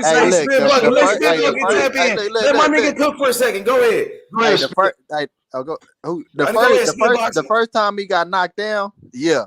That second time, it was more of he was like, damn, I got caught with the same ass punch again. This nigga was banging his feet his hands on the canvas. The nigga was mad. He hopped right up and then was surprised when he noticed his daddy threw in the towel. It wasn't no stumbling that second one. Bro, he did not hop up, bro. Go back and look at it. Bro, he hopped right up. Go back and look at it. After he punched in the canvas, when he tries to get up, bro, his equilibrium is off a little bit. He moves a little bit to the right. I think he could have kept going, but I think Bud Crawford would have stopped him anyways. You know what I mean? I think he would have stopped him. And I don't disagree with that, bro. I seen motherfuckers get hit with worse shit than that and come back and win the fight. Oh yeah, I've seen that too. I done seen people really hurt and get up and win the fight. But his daddy was smart though for stopping that shit because Crawford would have fucked him up, bro. Porter don't got that knockout power though, neither though. So it's a difference. You feel me? Like he's more of a ball and mugger type of fighter. Yeah, if you got some now, he already got knocked down twice, so he lost the round down. You already know bro. It's in the middle of the round, bro. It still was a lot of time, like at least 2 minutes left, bro. The balance was iffy. I'm just saying it was gonna be ugly for him, and then he already was down on the card. He was down on every card. So my thing is nigga. But I thought it was a close fight. I know he was down on a on an unofficial scorecard. But when I was watching, it was close as fuck. And even in Crawford corner, they told Crawford in his corner they said you was losing. You just made my point right there. Hold up. Hey, Taco, on the unofficial scorecard, they told him in the corner, they was like, they said you down. They said, for me watching the fight, it was close. It was really close, bro. H Money's absolutely right. Bo Mac said, yo, you losing, and they're going to try to take this fight for you. Bud said, all right, went out there and didn't leave it to the judges. And did what he did, bro. And bro, I'm telling you, bro, all the judges, now, the official judges had Bud Crawford winning the fight. You know what I'm saying? Facts. Yep, that's true. You're right about that. Yep. They had Crawford winning. You thought Crawford was winning to you? What you thought about the fight? For his dad, I mean, I would have did the same thing for my son, nigga. Fuck that. I ain't gonna let you get your ass beat by this killer, nigga. If you want to fight, you can still fight, nigga. You feel me? And it's your last fight. I don't want the image of you going out with your eyes looking up into the goddamn star. Look at him on this show now. He could talk, and you don't forget, Sean Porter been in wars. It ain't like he wasn't taking no punishment. It already fought everybody that you would think was at the welterweight division that meant something. Kell Brook, Errol Spence, Danny Garcia, Keith Thurman, Ugas, Terence Crawford. Man, let me go ahead and let you make sure that you can take care of your kids. I'm gonna save you. But that's what he did to his son. I got all respect for Bud and what he do in the ring, but that nigga ain't. Come on, bro. He ain't putting nobody to sleep or hurting people like that, bro. Bro, I listen, bro. Hey, he get a nigga out of there though. I don't care. He get the stoppage. I don't care about a nigga going to the hospital, broken ribs, broken jaw. I don't care, nigga. That nigga win. He knock a nigga out. It is what it is. But that ain't what we. The reason I said that, bro. The reason I said that, hold on, bro. We talking about Porter. We used to talk about Porter and the fight going on. If the fight was gonna go on, it was the possibility he could have got knocked down again. But I don't see him hurting Porter to where he's out of there. I don't think he. Bro, have you ever been knocked out? Have you ever been knocked out? Never. Okay, so you don't know what it do to you. I ain't never been knocked out neither. But from when the fighters. But if you listen to the fighters, we would just talk to Donaire, Nonito. If you listen to the fighters, I asked Nonito about this. Knocked out, bro. They say they when they really talk after nigga, that shit takes something out of them, bro. A lot of do you remember when Nonito was just on here and I asked him? I said about being knocked out and the type of knockouts. You know what I'm saying? He said them flash knockouts. He get up and he don't even remember being knocked out. He got hit. He get up and don't even remember, and then you get knocked out where you hurt. You hurt. He was talking about them flash knockouts when you get knocked out and you get right, your body get right back up, and you don't even know that you've been knocked out. And that's what was gonna happen to him because Bud was hitting with shots that he didn't see. Yeah, but the thing is, it wasn't hurting him. That's my whole point. It was them flash knockouts. That's why when he got knocked out the second time, I seen the shit coming. I mean, the shit he was doing was, it was predictable. He started becoming predictable, So not to mention, brother, hit him with that shot all fight. He hit him with that same look before he knocked him out the first time. he did the same punch, that step back uppercut, and missed. Yeah. And he came right back with it and hit him with it. And then came back though, hit him with the same punch again. You're absolutely right, because he was hitting him with that same that uppercut second punch in the was a body. right hand that to the same uppercut in the body. equilibrium, bro. That was not the same. The second punch was a right hand to the equilibrium, bro. The first knockdown was a right hand to the equilibrium.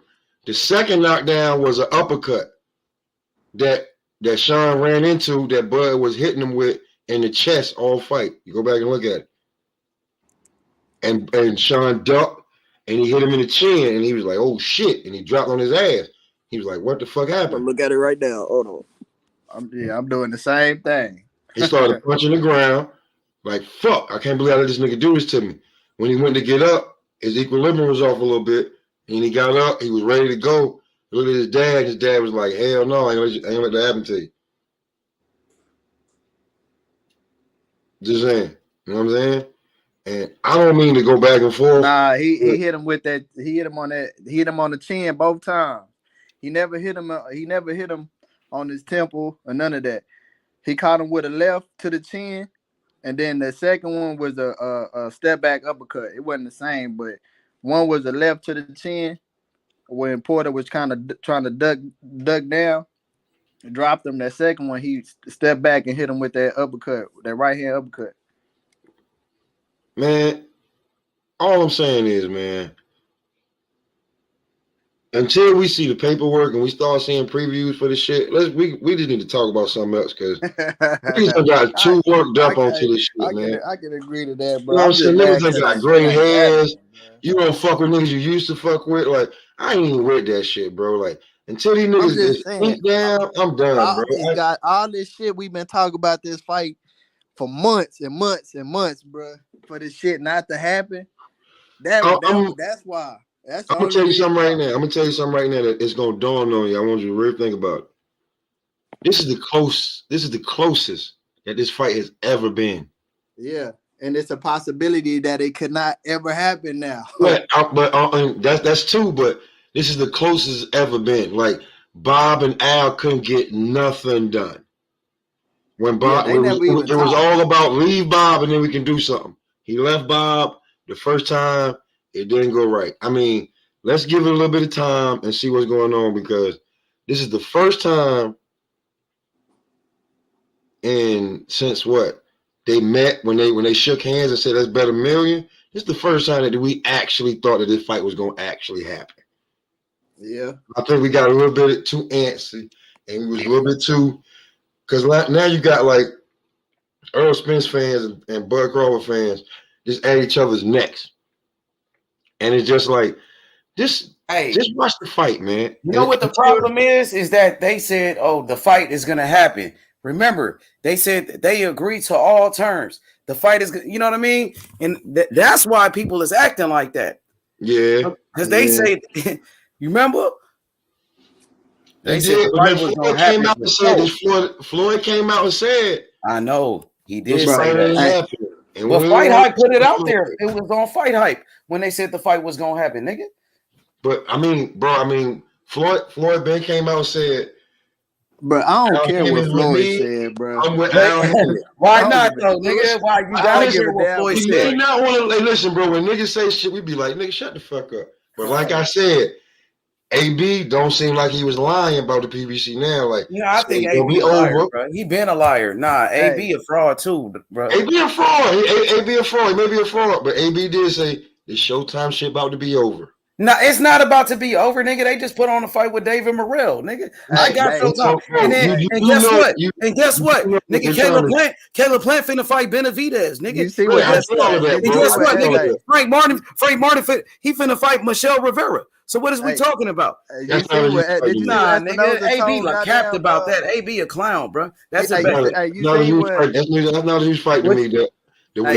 Espinosa told Rick Glazer today. What'd he say? Man told that nigga Showtime ain't going nowhere. We here for life. Exactly. Thank you, bro. Nigga, for life. Nigga, 37 years in the game. Showtime championship boxing, nigga. It ain't going nowhere.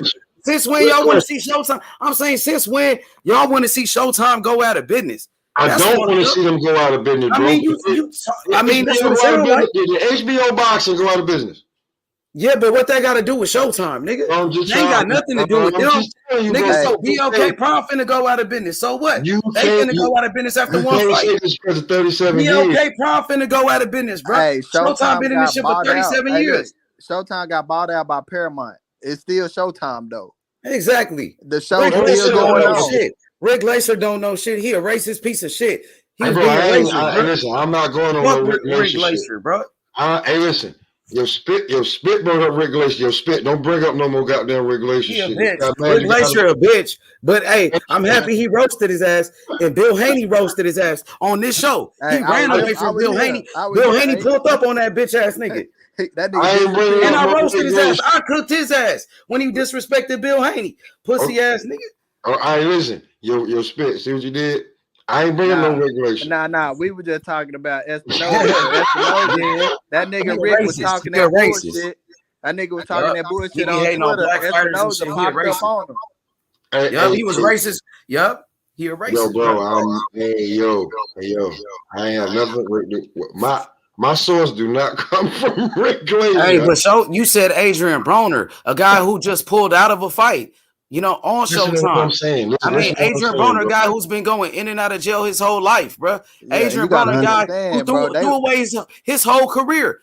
That made him the next Floyd Mayweather, and he threw it all away. So Broner ain't hands with him. They wash their hands with Broner. Come on, he a clown, bro. He ain't getting $12 million from BLK. That's cap. He ain't getting no $12 million to fight who. They cap. I don't know how much money he getting. None of that shit. I'm just saying. Let me get this out before y'all came in again, because I just got shot twice. All right. He did say that the shit was about to be over, right? There's speculation on the shit with Showtime. Whether it's real or not, it's still speculation. It's fake. That's fake. Okay. That shit coming from Rick Glacier and these fucking fanboys, bro. You know what I mean? Making up these lies on Al Heyman and PBC. That's lame as fuck. So guess who does that? You know what I mean? That shit is weird, bro. Showtime been putting on the biggest fights in the history of boxing, bro, for 37 years. Andre Ward was fighting on Showtime. Floyd Mayweather, Sugar Ray Leonard, nigga, all of them. Terence Crawford, the only nigga fighting on BLK Prom. He the only nigga I know doing that. So come on, man. We both could play that game. Y'all want to roll Showtime? Let's talk about BLK Prom. Who got that shit? Ain't nobody got that. Who buying that pay-per-view? I'm sure not buying that Terence Crawford pay-per-view. I'm streaming that shit. I'm streaming that shit. You know what I'm saying? People was just complaining about PBC pay-per-views, but Crawford gets to fight a bum-ass nigga on pay-per-view. And all of a sudden, everybody okay with pay-per-views. Now y'all like it. Just buy his pay-per-view, bro, because that shit gonna flop. We know that. He getting that guarantee money. He don't care. He said Terence Crawford, he brought up the fire sticks. He said people don't buy pay-per-views no more, but you fighting on pay-per-view, nigga. Bro, I fuck with Terence Crawford, bro. Me too. You know I'm picking Terence Crawford. Yeah, that's facts, bro. I just pick EJ, but as a fighter, bro, I fuck with Terence Crawford, bro. That's just the okay. thing. But what did Bud say about the 25 though? What did he say about that though? He said, nigga. What did he say? What did he say? He said, nigga. He basically said, nigga. Niggas got 5 sticks and they gonna be. And what did Earl say?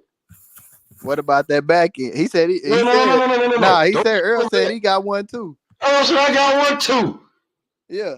So Earl ain't paying for no goddamn pay-per-view. Hey, nah, bro. But you gotta understand, bro. That fight of that magnitude, bro. Them two niggas fighting, bro. I'm just saying. I'm just telling you.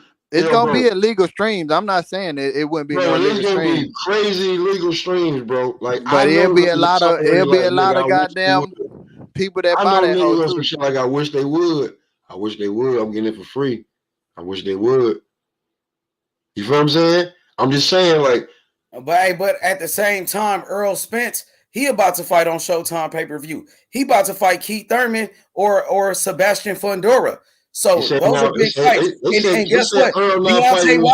Deontay Wilder, he's about to fight Andy Ruiz in another big fight. Caleb Plant going to fight Benavidez. And Caleb Plant going to fight Benavidez. Fighting this year. But they still putting on all fights. Nigga, the year's almost over. What is we talking about? Nigga, we got to fight in December. Nigga, Frank Martin finna fight in December. Frank Martin finna fight. They just had a fight. They just had a fight. It's Nigga, not about Showtime, bro. Hey, Morrell just fought on Saturday. Jake Paul fought the week before. They putting on fights. What is we talking about? You act like they putting on fights. Yo, H, I have no clue because my point was not about all Showtime. Oh, okay. Because when Adrian Broner, you brought up Adrian Broner, you said Adrian Broner said Showtime going out of business, and we know Adrian Broner is a lying motherfucker. And listen, I'm not doubting. Hey, it's a lot of lying motherfuckers. All right, but sometimes you got to look and see this motherfucker just tell the truth for once. You went out, bro. I'm saying. I'm just saying, did he just tell the truth for once? Listen, the Showtime shit, you got really stuck on that one. Like, I'm not stuck on the Showtime shit. If it is, hey, you brought it up. You brought up what Adrian Broner said. I didn't bring it up. You brought it up. You said Adrian Broner said Showtime going out of business. Who give a fuck what he talking about? Finish, bro. You brought it up. But yeah, but you didn't let me get to the I'm saying you brought it up. I didn't say nothing about Showtime. That's always the excuse. Oh, Showtime, the reason why the fight ain't happening. Showtime going out of business. These are all excuses for why the fight didn't happen. They try to make the fight happen, my nigga. You act like you happy with this Avernesian fight, bro. This nigga fighting anesthesia. He fighting anesthesia. Wait, listen. Errol Spence, you finna fight Keith Thurman or Sebastian Fundora. He fighting champions, nigga. He's not gonna fight either one of them. He's not gonna fight either one of them. But hey, Errol Spence at welterweight, he's fighting former champions and current champions like Ugas, and he beat Sean Porter when Porter was a champion. And he's fighting former champions though, like Danny Garcia. Keith Thurman was a former champion, nigga, unified champion. Where does that come in about me? Okay, I'm saying he's not fighting top. He's not fighting top competition. Okay, I got that. Okay, cool. Here's my thing with the Showtime shit, right? Here's my thing with the Showtime shit, right? I feel like Showtime wants to save that fight for next year. I don't know about that. How could you say that? How could you say that? Steven Espinosa said they try to make the fight happen in November, and they try to do it in December too. Hey, listen, bro. Listen, to be truthfully honest with you, this might have been. I mean, you speaking for that man. I mean, Steven Espinosa. Listen, Steven Espinosa is the spokesman. He's the spokesman for Showtime. Steven Espinosa is the spokesman for Showtime, my nigga. And you heard what the man said. Going on and just keep saying my nigga like. You heard what the man said though, bro. Well, who said? They try to make the fight in November and in December. Okay, so ain't no way around that. How you gonna tell me? How you gonna tell me they try to make the fight next year when he's sitting in November and December? That's all I'm saying, bro. I'm telling you what I think. Okay, go ahead, I'm not telling you what they said. Okay, you know what I'm saying? After everything that's like, after all the shit that's come out, and most of the shit that was reported was not true. I think this might have been the best negotiations in years because we weren't privy to everything in the negotiations. So I feel like this was a good negotiation because we don't know. I mean, we didn't get the fight, so how good was it, bro?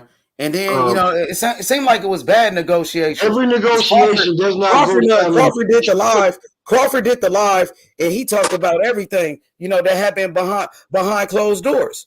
So is that good negotiation? Any other fighter, and guess what? Crawford said, did Crawford say something? I got a question. Did Crawford say something about like doing negotiations live and shit? Yeah, he just said that. What you think about him? What you think about him saying that? Who does that? Who does negotiations live? He trying to do something that's never been done before. That's pretty crazy. All right. I can see right now that I'm not gonna be able to explain to you what the fuck I'm trying to say. You said what you had to say, bro. I heard you didn't get it out. I heard what you said, but go ahead, say it again. Okay, what I was saying is that I think that Showtime wants that fight for next year to go along with a lot of big other fights. I think that's cap though. I know what you saying. Cap, that's hey, just what you I gave think. me your opinion. I heard your opinion. I think that's cap. They That's wanted to just make it. that fight for this year. And They until I wanted see to, and paperwork, they I said don't it. give a They fuck came out and anymore. said it. And Showtime came out and said it, bro. So they wanted to make the fight for this year, bro.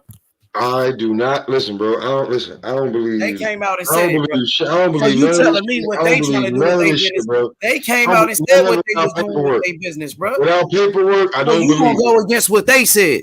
You I gonna don't tell me what believe you it said without mean paperwork. more than what they said? Yes. I'm gonna go. That's crazy, my nigga. I'm You gonna go wild, against everything until paperwork is inked.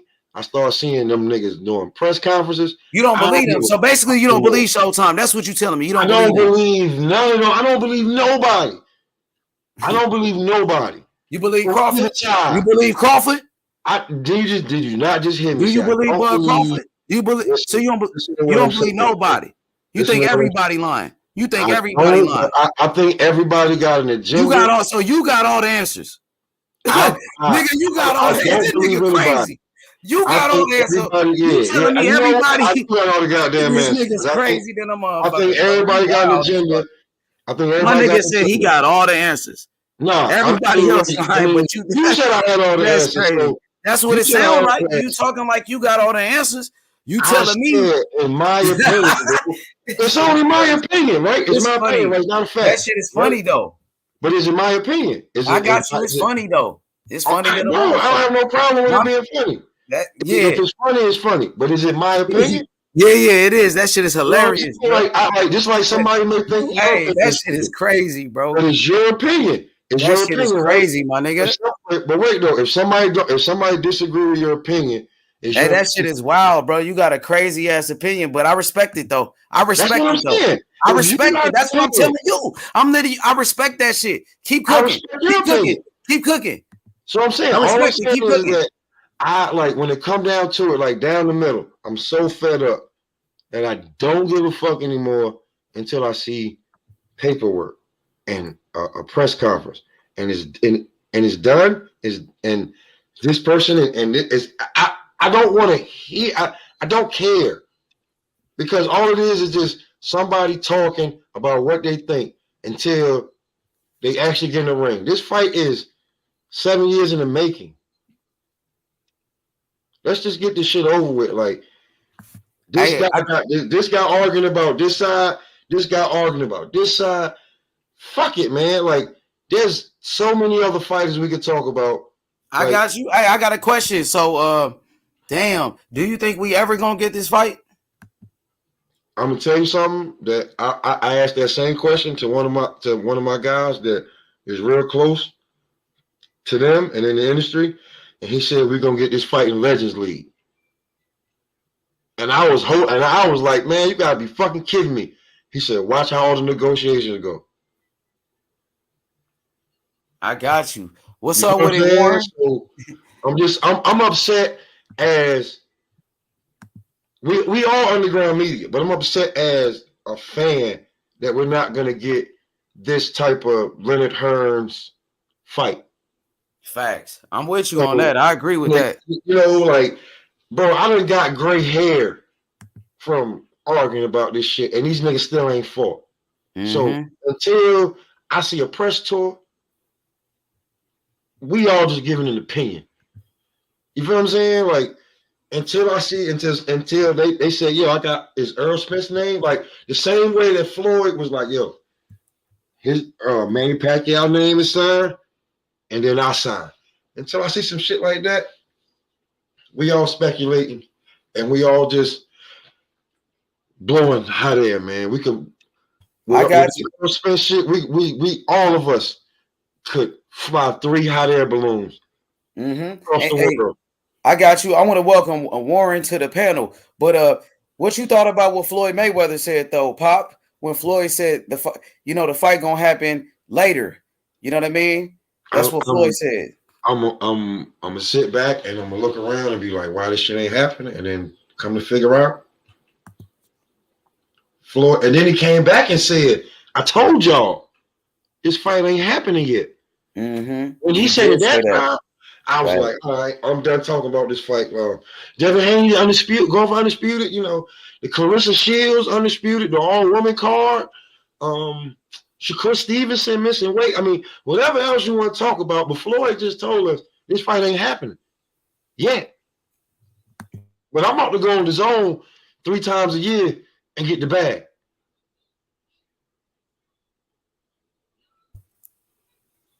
Okay, can I ask you a question? Go ahead. Do you remember when there was a payphone phone booth? Definitely. You remember when it went from a dime to 25 cents to maybe 50 cents to $1? Yeah.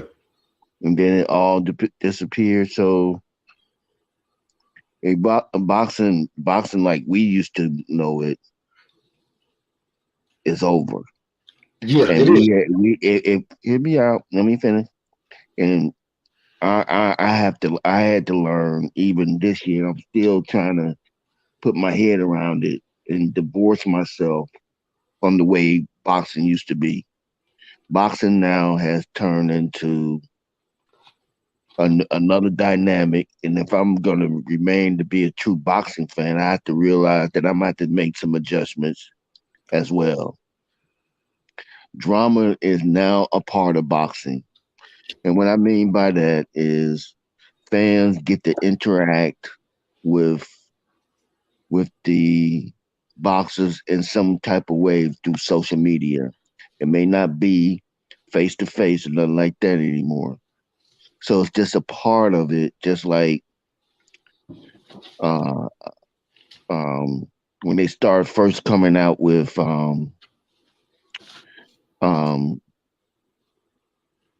reality TV. I do not like reality TV at all. I don't. I'm not used to it, and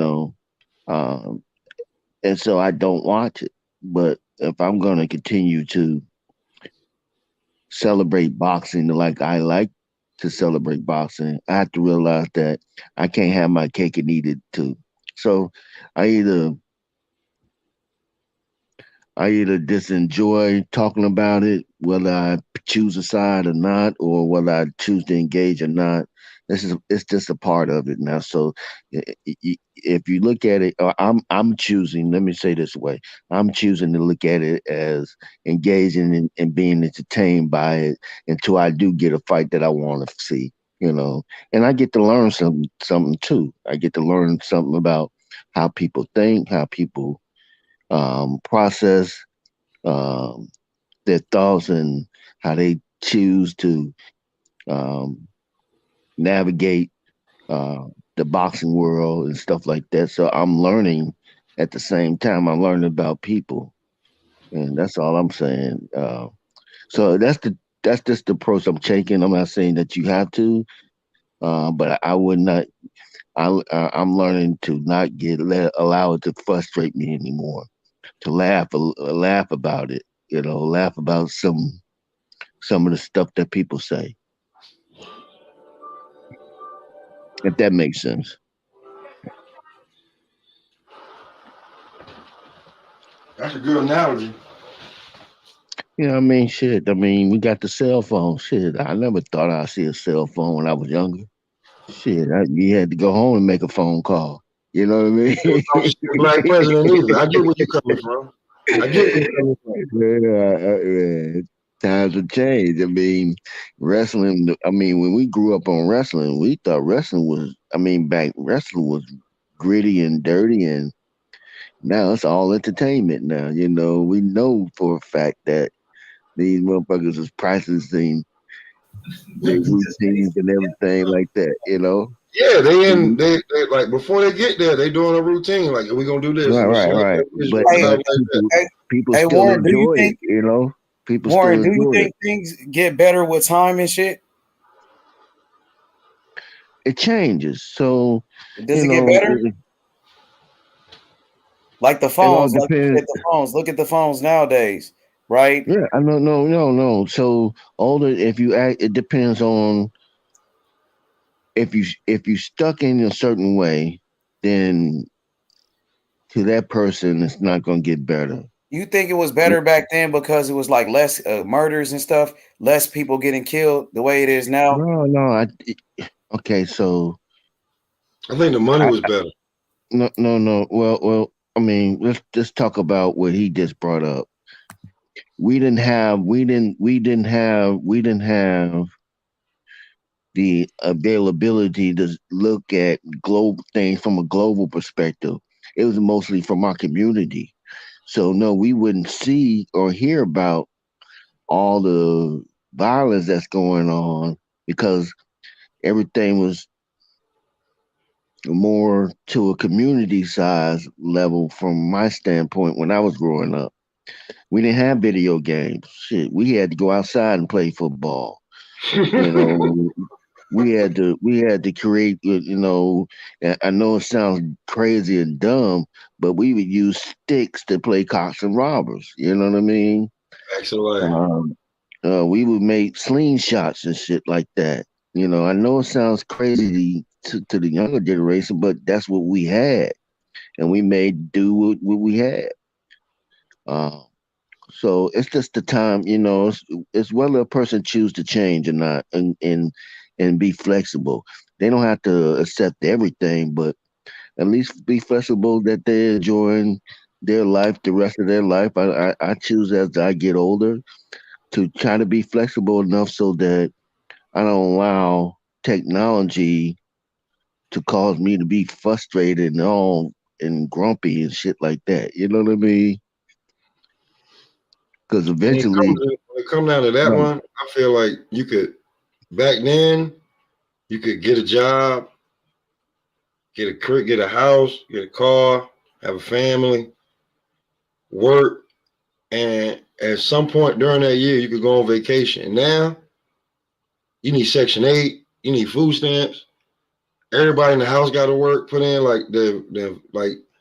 There's no balance. I feel like back then, I just feel that way. Like I feel like that's a whole different. That's a whole different door. We can talk. We can talk about that. That's a whole different door that we can talk about. But all I'm saying is, man, be accepted to change. The way you pay, way you pay your bills. If you're not flexible, if you're not willing to be flexible, you're gonna be frustrated with not being able to go online and pay a bill. Because eventually, shit, you ain't gonna be able to call somebody and pay your bill. You're gonna have to go online and do it. And if you allow that mentality, I don't know where it came from, can't teach an old dog new tricks. That's bullshit. Matter of fact, they say that if you look at it statistically, older folks are able to learn a lot faster than they really give themselves credit for. They just don't want to do it. They don't want to change. Stuck in their old ways. Yeah. I guess that's the word I wanted to say. Get stuck in our old ways and stuck in your old ways. It's something everybody have. You gotta check yourself every now and then. Man, my parents still watch the black and whites, bro. But they're not so stuck in their old ways that they're not willing to learn how to use their cell phone. But no, they watch the black and white on the flat screen, though, right? Yeah. So it's a give and take. Right. You ain't gotta load it all, just enough so that you can enjoy your golden years, as I would say. Yeah. But back to boxing. Boxing has changed. The game has changed a little bit for us, the way we used to it. So, and I'm learning to more now. That I'm learning to calibrate or have balance now when I'm on these panels and talking with these brothers, because these brothers mean well. They like what they talking about. They love boxing too. I may not agree with all the shit, but hell, it's enjoyable talking with these brothers. Communicating. It's safe. You can talk your shit, and you have to worry about nobody coming shooting you and shit. It just get a little crazy, man, when you be like, Like, all right, okay, we agree to disagree. And I can even say from the Bud side and the Earl side, it get a little crazy. Like, man, a little crazy. It get a lot crazy, man. It like, get did a you lot really crazy. just say that? Like, why you say that? Like, I can't go behind you on that. I'm not going that far with you on that. Like, you went way over there to say some crazy shit about Earl. I ain't about to say that. He's not that. Or did you just say that about Bud? Like, why would you say that? Like, what did he do to you? Like, did he sleep with your mother or something? Like, this shit is getting really personal with these guys. You know what I'm saying? And you just be like, I'll be like, you know what? I'm gonna talk about kids at the rec center that's trying to box or up and coming fights. And just like when we was back in the day, right? When we was younger, it was certain corners that we just wouldn't go to. We'd walk on the other side of the street, you know what I mean, to get to the little corner store or whatever. We had to go that direction. We'll take a little detour because we knew that corner right there or that spot right there, you mess around and get caught up. You know what I mean? It can easily get caught up. I got some smoke for y'all right now, though. The one and only King Smoke, Team Errol Spence. Errol Spence, man down in the building. He came for all the smoke. What's up with it, King Smoke? He came for all the smoke. He represents Errol Spence. What's up with it?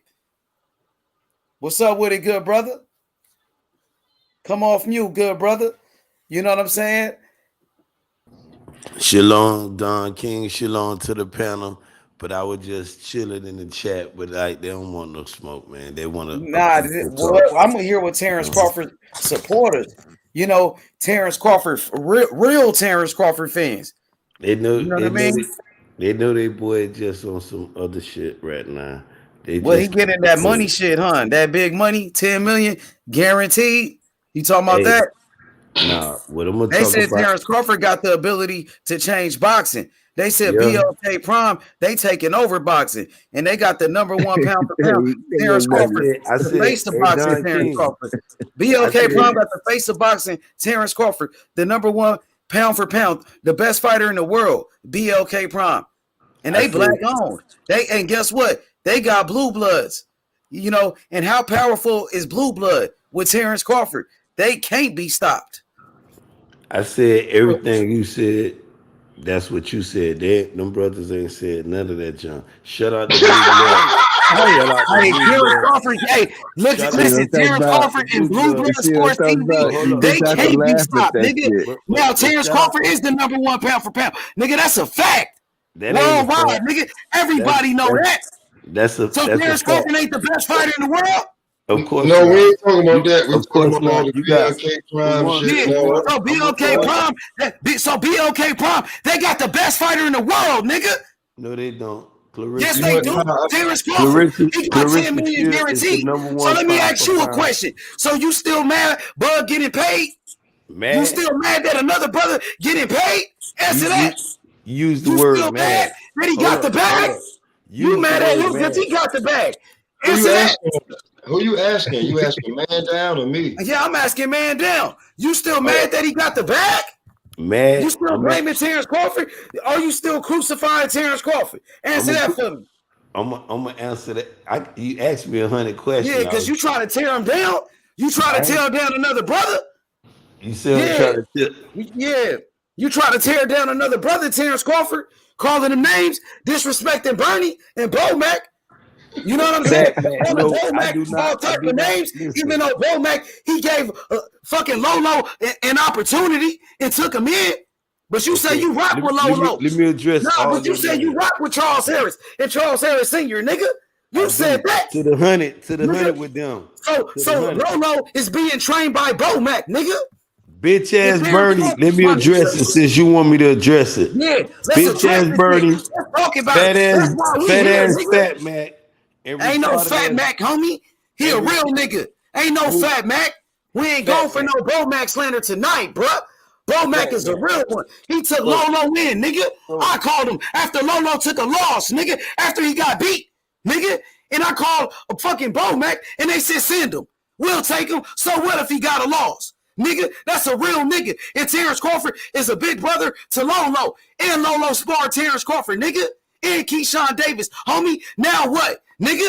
Because we here for all the smoke. Nigga? What's happening? Terence Crawford, the face of boxing. Yeah, nigga. Yeah. He's not the face of boxing. Pound for pound. He's the face of duck. Terence Crawford is the face of a duck. Nah, he ain't the face of none of that. Now he a duck. See, now the true colors coming out. Daffy Duck. All right, now he a duck. Yep. See? Yep. Now, that's how you really feel. Tell me how you really feel. Because he got his biggest payday. Go ahead. Okay, the floor is yours. The floor is yours. Go ahead. Since you want to address me being mad about a brother making his biggest payday, if, like I said, I hate the shit out, I want all he a duck. Nigga, you just called the nigga a duck. How he a duck? Nigga, that's the business of boxing. Now you just called him a duck? Yes, now I'm gonna change that. All right, now he a duck. Right. Moving forward, if he can bring this fight to fruition, and I'm gonna quote the stank nasty. Who can bring this fight to tuition? Tell him, Warren. Tell him, Warren. Yeah. Hey, Warren. So you saying that Terence Crawford is responsible for this fight coming to fruition? I'm sorry. I said, if the fight, let me finish, then I'll address you, Warren. Okay, yes, sir. He wanted me to answer the question. Don't duck his question. No. I don't try to deviate. I don't want to duck your question. I don't want to duck your question. You see how he ducked your question? You calling somebody a duck? You know what I'm just ducked his question. You the face of a duck, really? You might be the face of a duck. You won't even answer the man question. Just moving the goalpost. Benjamin never been. Nah, you the face of a duck. Never been. I want all the smoke, and you know I come for the smoke. Nah, you been hiding, nigga. You been hiding, nigga. Nigga, Terence Crawford, number one, pound for pound, nigga. What's happening? What's happening? That shit ain't changing. That ain't shit. What? She a woman.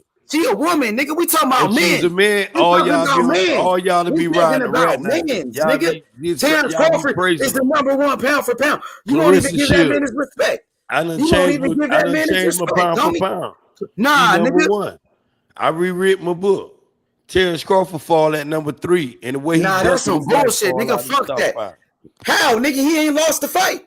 He ain't lost the fight. Why is that? It's official. He been ducking. He ain't ducking shit, nigga. But he ain't ducking his biggest payday. I know that. He got that from BLK Prime, bro. Let's address. Nigga, it's the business of boxing, bro. Global, BLK Prime. Nah, ain't none of that. It's BLK Prime, Black Prime, nigga. Black Prime, nigga. Say it, nigga, with honor. Black Prime, nigga. You should be proud of that. They got 2 black. You should be proud of that. Since they got you for your people, Black Prime, nigga. Fish Crawford over there. Ain't no can't fish nothing. He the number one pound for pound. He the best fighter in the world. With the facts together. Yeah, hey, Warren, Terence Crawford is the face of boxing. He's the number one pound for pound. He's fighting on BLK Prime. The man is trying to change boxing. You know what I'm saying? Let's address. In BLK Prime, they might be the future of boxing with Blue Bloods. But you don't give Blue Blood no credit. Nah, instead they try to tear down Blue Bloods. I had to defend Blue Bloods. Remember that day? Remember when I pulled up for all the smoke for Blue Bloods? Remember that? And I got kicked off, nigga, for my nigga. And I do it again, nigga. Because I'm for my people, Ben. I'm for my people, nigga. I love my people. I love Blue Bloods. I wasn't going to let nobody tear them down. Nobody ain't tearing Blue Blood down. Yeah, they did. They try to blame Blue. But one thing Blue should have told us. I'm going to address Terence Crawford, Warren G. Nah, nigga, Blue ain't got to do none of that. Blue Blood is the real one. The biggest payday on the table. Now what? If Terence Crawford can bring this fight to fruition, he's some of the 10. Right now, we at November the 8th. Blue Blood got Terence Crawford now. He ain't with Spence no more. What you think about that? That's why y'all mad at What you think about this fight 4 weeks apart? Because Blue Blood, he helped. Let's talk about BLK fight 4 weeks apart. Yeah, that's why y'all mad at Blue. Okay. What about your number one fighter for the fight in 4 weeks? Blue Blood ain't with Spence no more. Blue Blood what about your fighter for the fight in 4 weeks? So you ain't mad at Blue because he got Crawford. He ain't with Spence no more. He left Spence for Crawford. Now what, nigga? Yes, he did. Left no black fighter. Spence, he with Crawford Blue now. Blood is a businessman. BLK Prime. Businessman. Blue Blood signed Terence Crawford. That's what I want. That's why they don't like him more. That's why they don't like Blue Blood no more. Because he with Crawford. He left Spence for Crawford.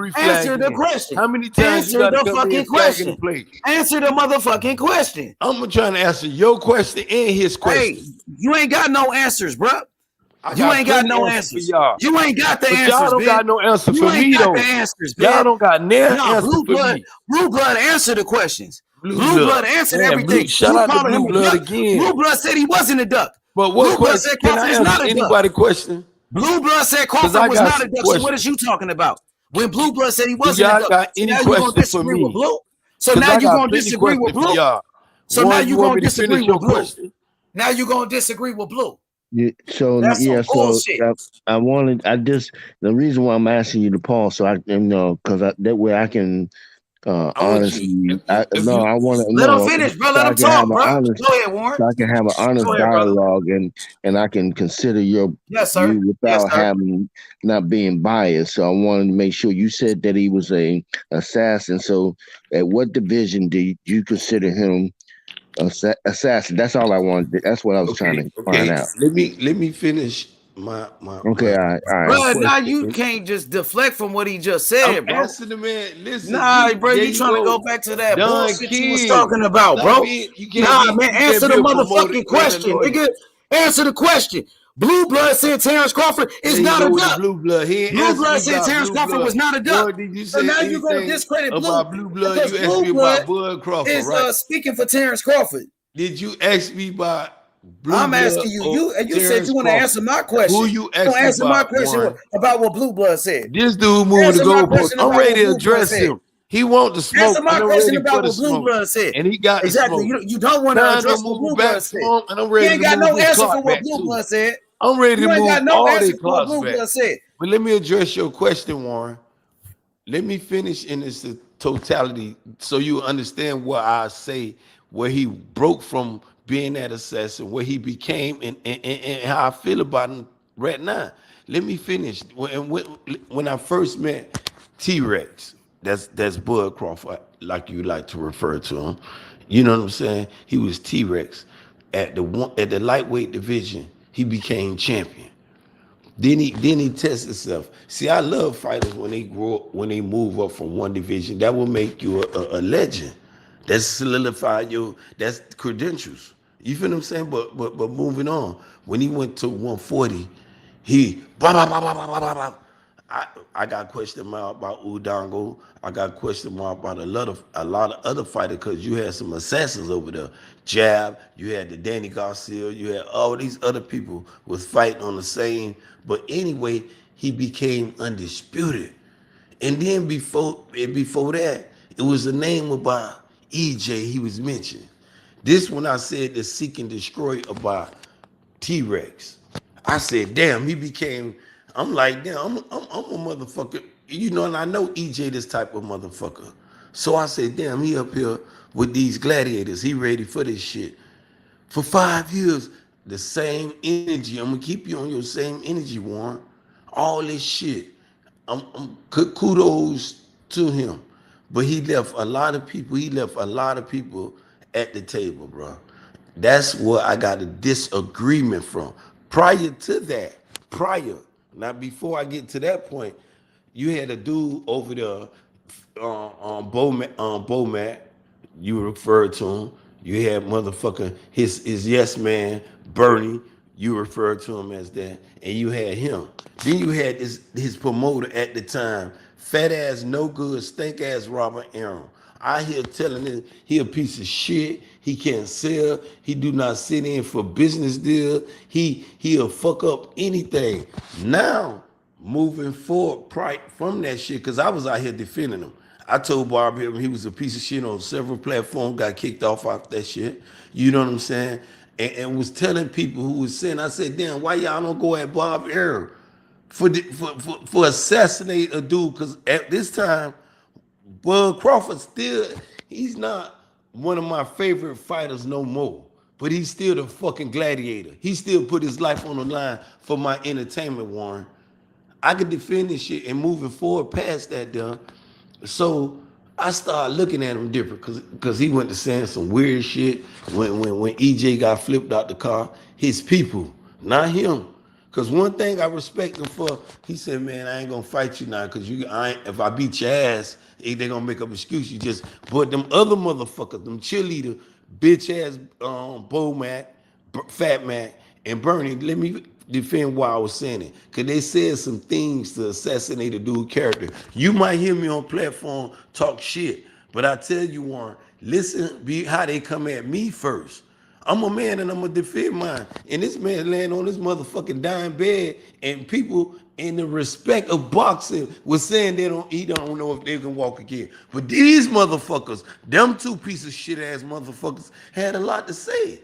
He got up, he walked again, and he still was telling Terence Crawford, let's pick up. And Bud was still on this shit now. So can we pause for Hold a up, let second? me, So let I'm me, let me on the finish. same I'm finna page. land the So plane in about 30 seconds. I'm finna land it. all right. And then Bud was still on this shit. EJ was still on this shit. It was me and some shit by across the street. We know about all that shit. And I was telling dude, EJ live in the street. EJ will go over there and fight this dude.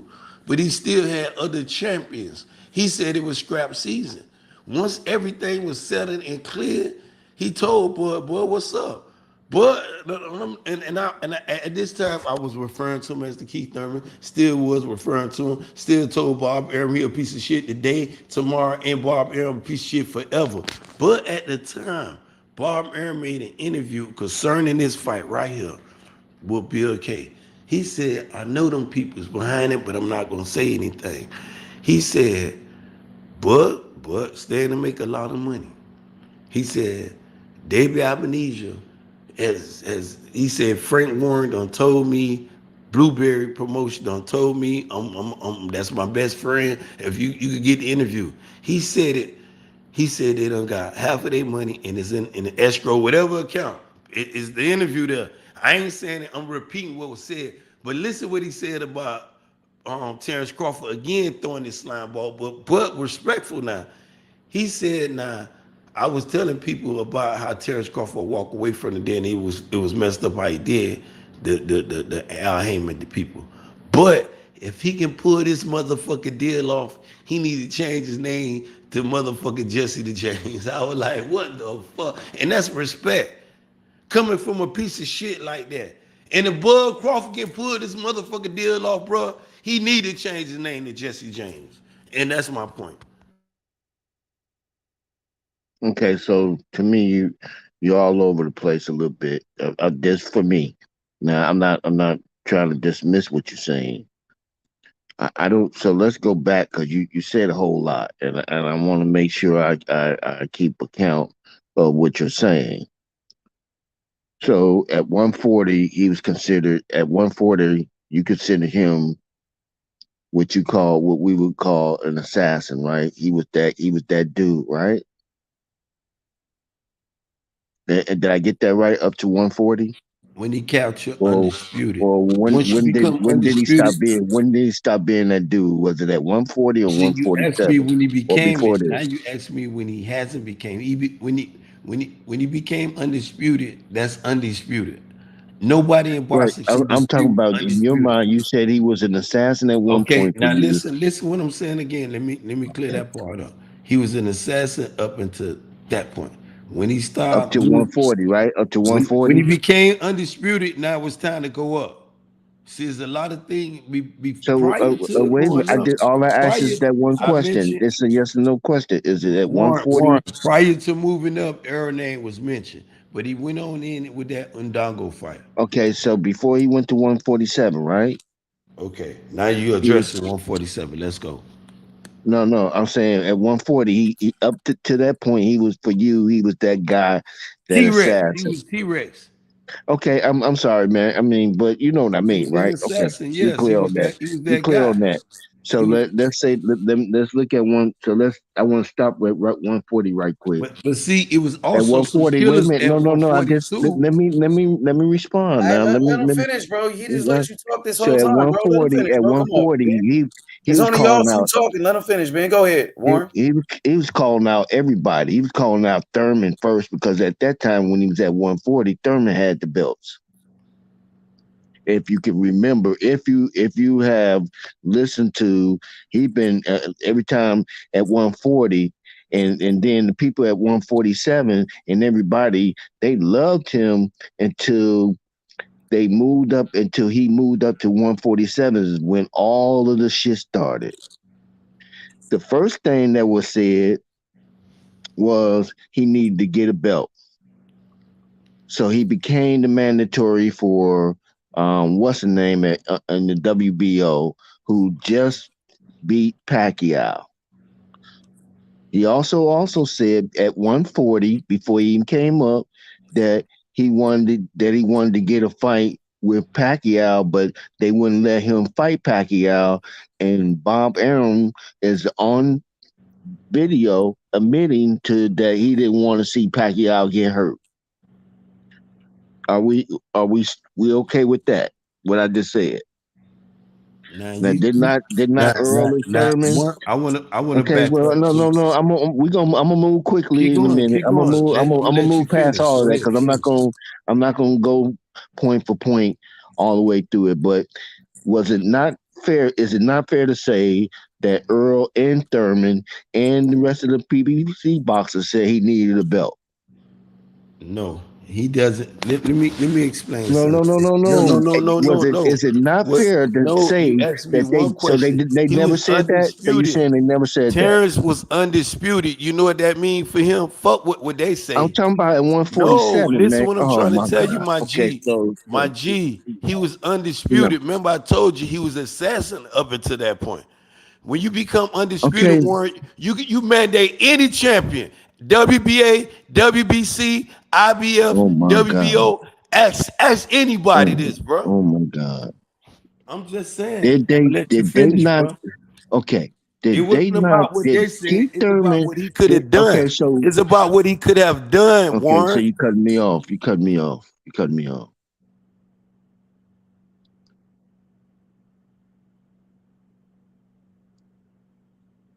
So at 147, was it not true that Thurman and Earl and the rest of the PBC fighters said that you need to get a belt? Yes or no? Warren, he was undisputed. I'm not talking about 140. We're talking about 147, man. Why do you keep going to 140 now? I got past 140. I understand your question, but you avoiding the facts. He was undisputed. He could have mandated them. You can avoid me, but if I mandate you're going to have to fight me or vacate that belt, bro. Okay, all right. The man was undisputed, Warren. You can't avoid that. You can't get around that. I don't care if anybody, Daffy Duck, can say he don't want to fight. But if I'm undisputed and I'm moving up, I can mandate, and all the boxing sanctions are going to agree to that. Ask anybody in boxing. I hope you know about boxing, Warren. And this ain't no debate about me and you. He do know about boxing, bro. You ain't got to question his boxing knowledge, bro. You know what I mean? Now that brother let you talk, man. He let you do your he let you say what you had to say. So give him that respect back. Because he ain't called you out your name, he ain't cursed you not one time. You know what I mean? But please stop cutting them off, bro. Like me and you, we could do that, but I mean, if you really want to do that, bro, that's kind of rude, bro. That's being rude, bro. You can't do that, Ben. Come on, bro. Nigga, you being rude. That brother ain't disrespect you. He asked you a simple question. Did not Earl and Keith Thurman say he needed to get a belt? That's all I asked you. You still avoid my question. Oh my God. He was undisputed. Regardless, you can I can say. Could you answer that question? Could you answer that question, Ben? I just answered the question. Did you hear he was undisputed? Yes or no? Yes or no? You don't want to answer. You don't want to answer the question. That's crazy. That's what your boy said. He don't want. He did say that. I tell you one thing. I tell you one fighter wanted to fight and still want to fight. I tell you one fighter. He told Terence Crawford to get a belt first. Yes, he did. Listen. And Terence Crawford told him that. Okay, I'm gonna ask you a question. He was like, "Oh, you told me to get a belt first. I went and got a belt." He told Spence that to his face. Nope. I'm gonna ask you a question though. Nah, if you can't even answer this question, no, you couldn't even answer that man's question. Are you not mandated? That man let you finish. He let you talk for the whole 30 minutes, and you couldn't let him. You couldn't let him finish what he had to say. I wasn't even on here for 30 minutes. Cut him off like you keep cutting him off, bro. I was on here for 13 minutes. Nah, bro. Nah, fuck that, bro. Now answer the question, nigga. Why did Terence Crawford duck all the motherfuckers fighting and he's still ducking? Answer that. How he ducking? He was undisputed. That don't even sound right. He had every belt at 140. undisputed. He got a belt at 147. Come on now, man. Okay. Now y'all. He got a belt at 147, my guy. He mandated Jeff Horn. Jeff Horn. Errol Spence already said he was fighting Keith Thurman and those guys. He was Keith with Tom Thurman ducked him. You even say that. Keith Thurman ducked him, but he had to leave PBC. But not Mauricio Suleiman want to strip the man. Now Mauricio Suleiman want to strip him. Or we got to fight. Blackballing him, bro. That's what happened. You know it. I know it. Everybody know it, bro. But now he's a free agent. Make the fight. That's where I'm at.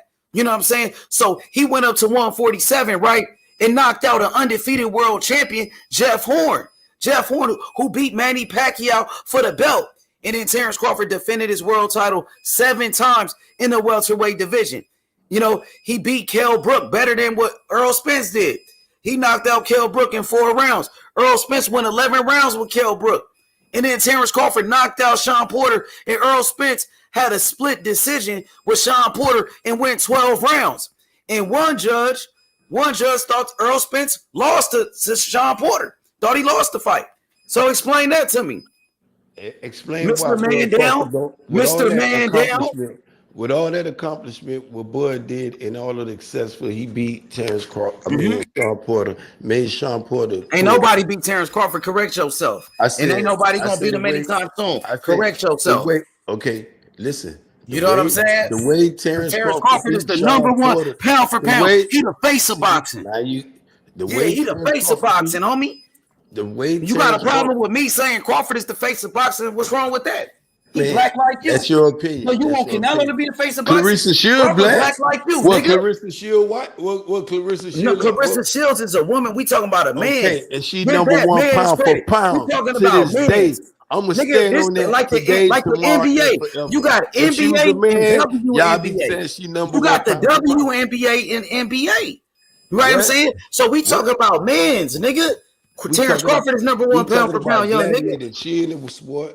She Terence Crawford, bro. We discriminate now because she a woman. Well, let's tap dance, nigga. Don't tap dance, nigga. Don't tap dance around the question. You've been tap dancing all night since you got on the panel, nigga. You've been tap dancing all night, boy. You couldn't even answer one question for more. Man, you couldn't answer one question for more. He need to respect for 5 minutes. I'm finna roll my shit up because I see y'all ready. Man, you capping, bro. You capping. Who the number one pound for pound? Who the best fighter in the world? Bud. Nigga, number one pound. He need to change his name. If he pull it off, change his name to Jesse James. Yeah, nah, ain't none of that. And he ain't from Texas. He ain't no cowboy. He ain't on a farm, nigga. That's your boy. He the one on the farm. Motherfucker. Like he a Omaha. cowboy. What you think out there in Omaha? Them Cowboys out there. Yeah, Terence Crawford, number one pound for pound, the best fighter in the world. It's time to prove the best. You still haven't answered my question, though. You still haven't answered my question. Answer his question, you keep jumping in. Just answer the question. You keep jumping in. Answer the fucking question, nigga. Keep jumping fucking in. Did Earl and Keith Thurman both on TV, on video, and do you got the link? Do you got say that he needed to get? Do you have to leave? There you go, cutting them off again. There you go, bro. Let that brother ask the question. Go ahead, Warren, and you can answer. Go ahead, Warren. Didn't he not say he should get a belt? He need a belt. Once he get a belt, we can talk. On ESPN, he said this on ESPN. Did he not say that? That's all I'm asking. Who you referring to? You said they. Who is they? I don't know they. Who is they? Put a name. Keith Thurman, and Errol Spence. Well, I ain't here to address no one. There you go. You can't even answer a fucking question. I'm addressing. You can't even answer his motherfucking question, nigga. Answer the fucking question, nigga. I don't know what Keith Thurman. I'm addressing Errol Spence. I'm addressing with EJ. He said he wanted to fight EJ. If EJ said that, if you got that on link, I'll stand on that. But EJ never should to say he didn't want to fight Terence Canfish Crawford. He still want to fight him yesterday, tomorrow, and want to fight his ass forever. He said he just might spin a block for your boy. I would not spin a block for his ass. He want to invest in BLK You see how he's Prime. skipping over stuff? Did he just skip over my question? No, I addressed your question. I ain't addressing the Keith Thurman question because Keith Thurman avoided motherfucking EJ. If y'all gonna start this tap dancing, avoiding shit, I'm only here for one fighter. My shit ain't you changing. got selective.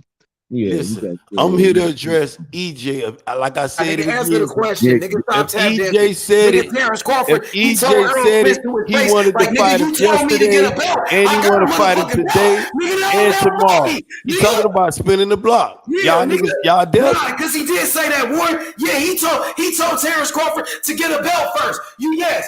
Errol Spence did say that, and Terence Crawford told him to his face. You told me to get a belt. I got a belt. Now what? And now what? What happened? What happened? So yeah, Where so we he at? did Where say that. we To at answer the right question, he now? did say that. Your boy ducking. That's the face of Okay, boxing. that's A your duck. opinion. That's your opinion. I'm not mad at you for saying your opinion. If you think he I'm ducking, you tight think of he that. ducking. Like Clarissa the Shields, #1 pound for pound. Nah, Terence Crawford face. #1 pound for pound. Nah, Terence Crawford, her 3-division world accolades. champion, She undisputed running champion, circles nigga. around You Terence don't want to give Crawford. that nigga his credit. Terence You Crawford don't want never to give was him an his credit. Olympic gold medalist. He was Nigga, never Terence Olympic is gold a medalist. woman, bro. We talking Never. about mans. She was He must have 2-time. really got underneath your skin. He must have did something, or Nah, somebody man, must it's have about rubbed you the boxing, wrong What bro. way. It's Crawford do about to you, But then? accolades. She a What woman, Crawford bro. do okay, to so you? I'm gonna Terence bypass that. Crawford, bro. When, You know when what? I'm dude gonna was out here bypass that. shitting No, on no. Terrence, I let you. Ben was out Hey, here let him finish, defending that man. Let the shit, brother bro. I let finish. you I'm a talk. passionate I about already let you sports, talk. So bro. I'm Go gonna ahead, go Warren. ahead Go and ahead, Warren. I'm just gonna go ahead and rain some stuff out.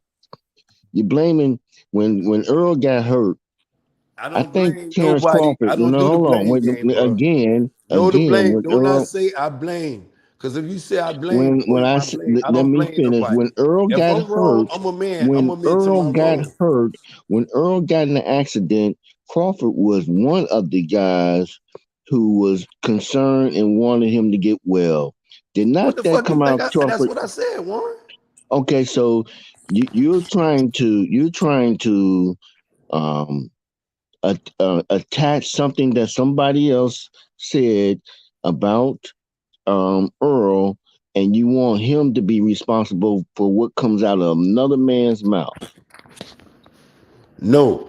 If Bud, Oh man, what I want Bud to be responsible will come out of did Bud you mouth. not? Did you? Bud say Okay, he so wanted to fight. Bowman can't get in the ring. Faggot ass Bernie can't get in the ring. okay, Bud can. Bud so ain't get his ass in the ring. so If let you me want to say finish what my I'm mad point. So about, let me yes, you can finish say my I'm mad point. about him not So getting his let me ass in the finish my ring. point. Let That's me my finish point my right there. point. Let me finish my point.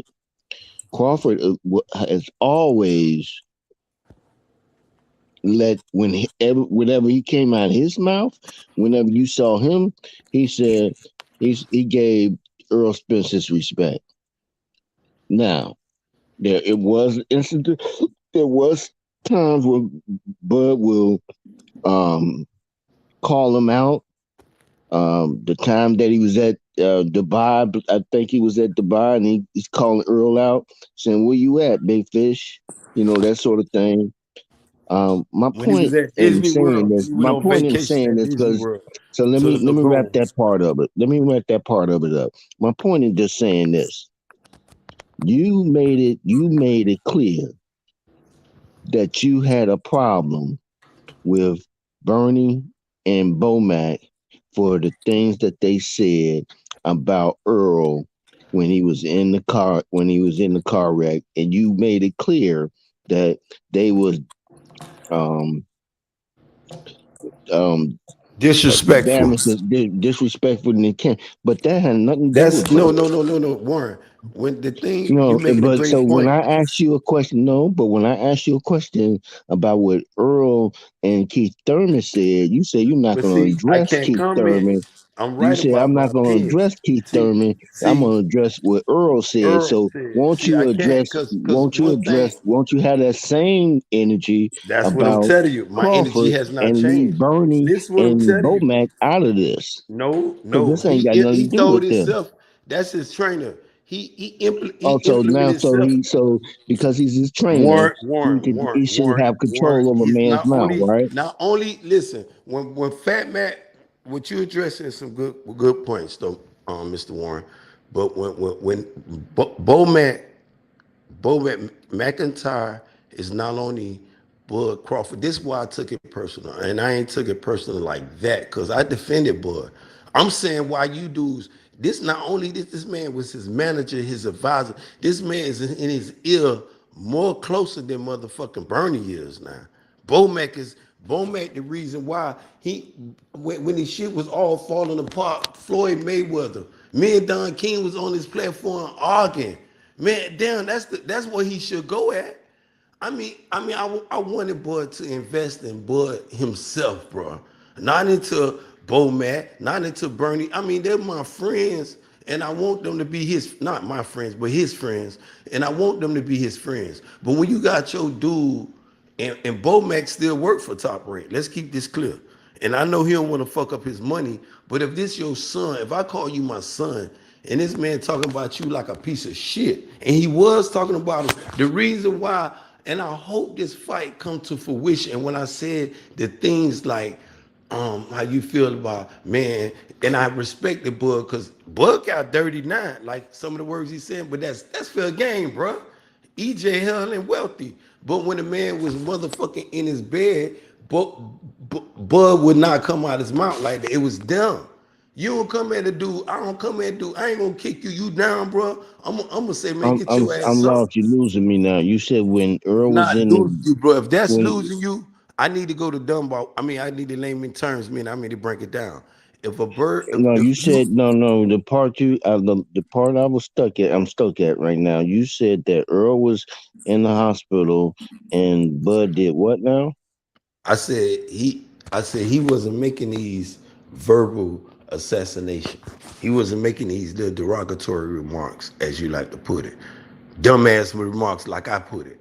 But you know, Bud didn't know. But when he was in the hospital, Bud sent him out. The hospital, listen, Bud, even when he came out the hospital, EJ say, "Don't have no sympathy on me.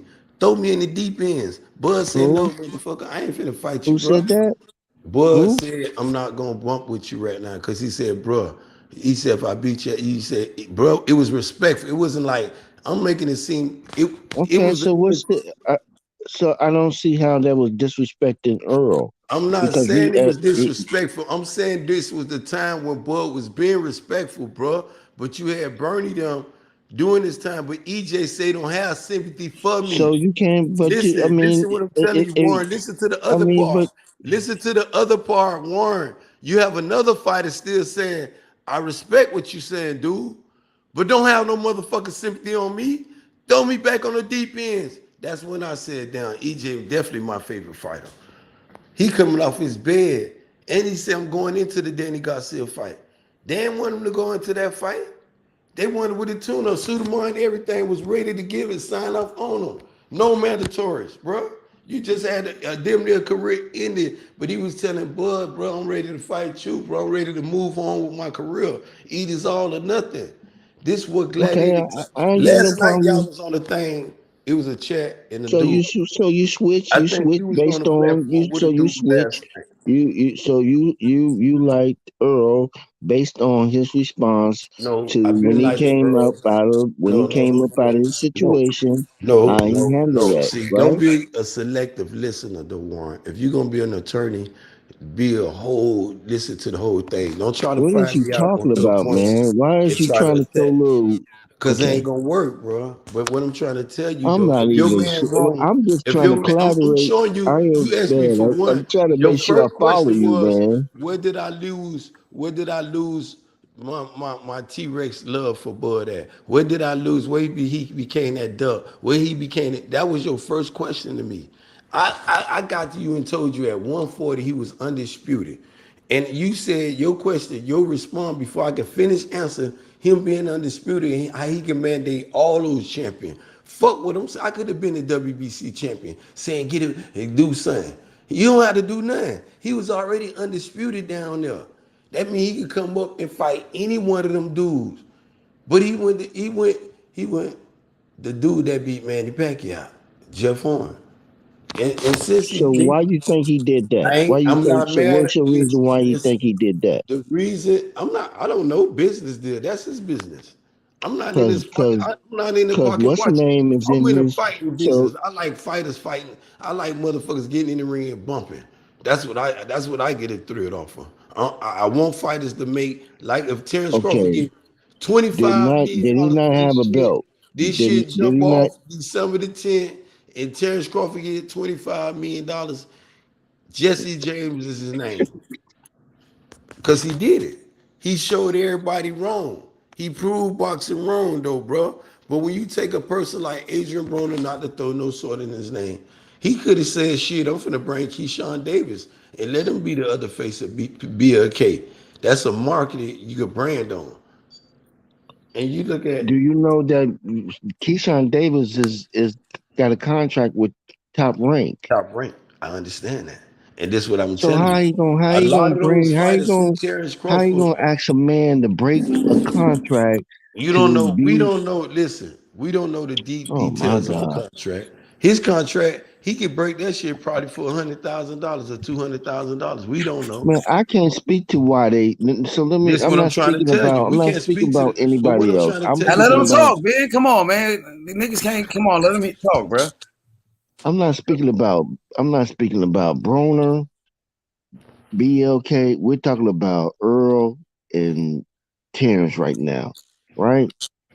And you said you switched over at 147 when you heard Earl say what he said. I can respect that because if you feel like that man proved to you that he's a better fighter than Terence Crawford. So let me explain my position. If it's anybody else in the 147 other than Terence Crawford, I got Earl beating them hands down. It ain't no ifs and a buts about it with me. If it's anybody other than Earl at 147, I got Terence Crawford beating them down, hands down. I choose when it comes to Earl and Terence. They both good. They both great fighters.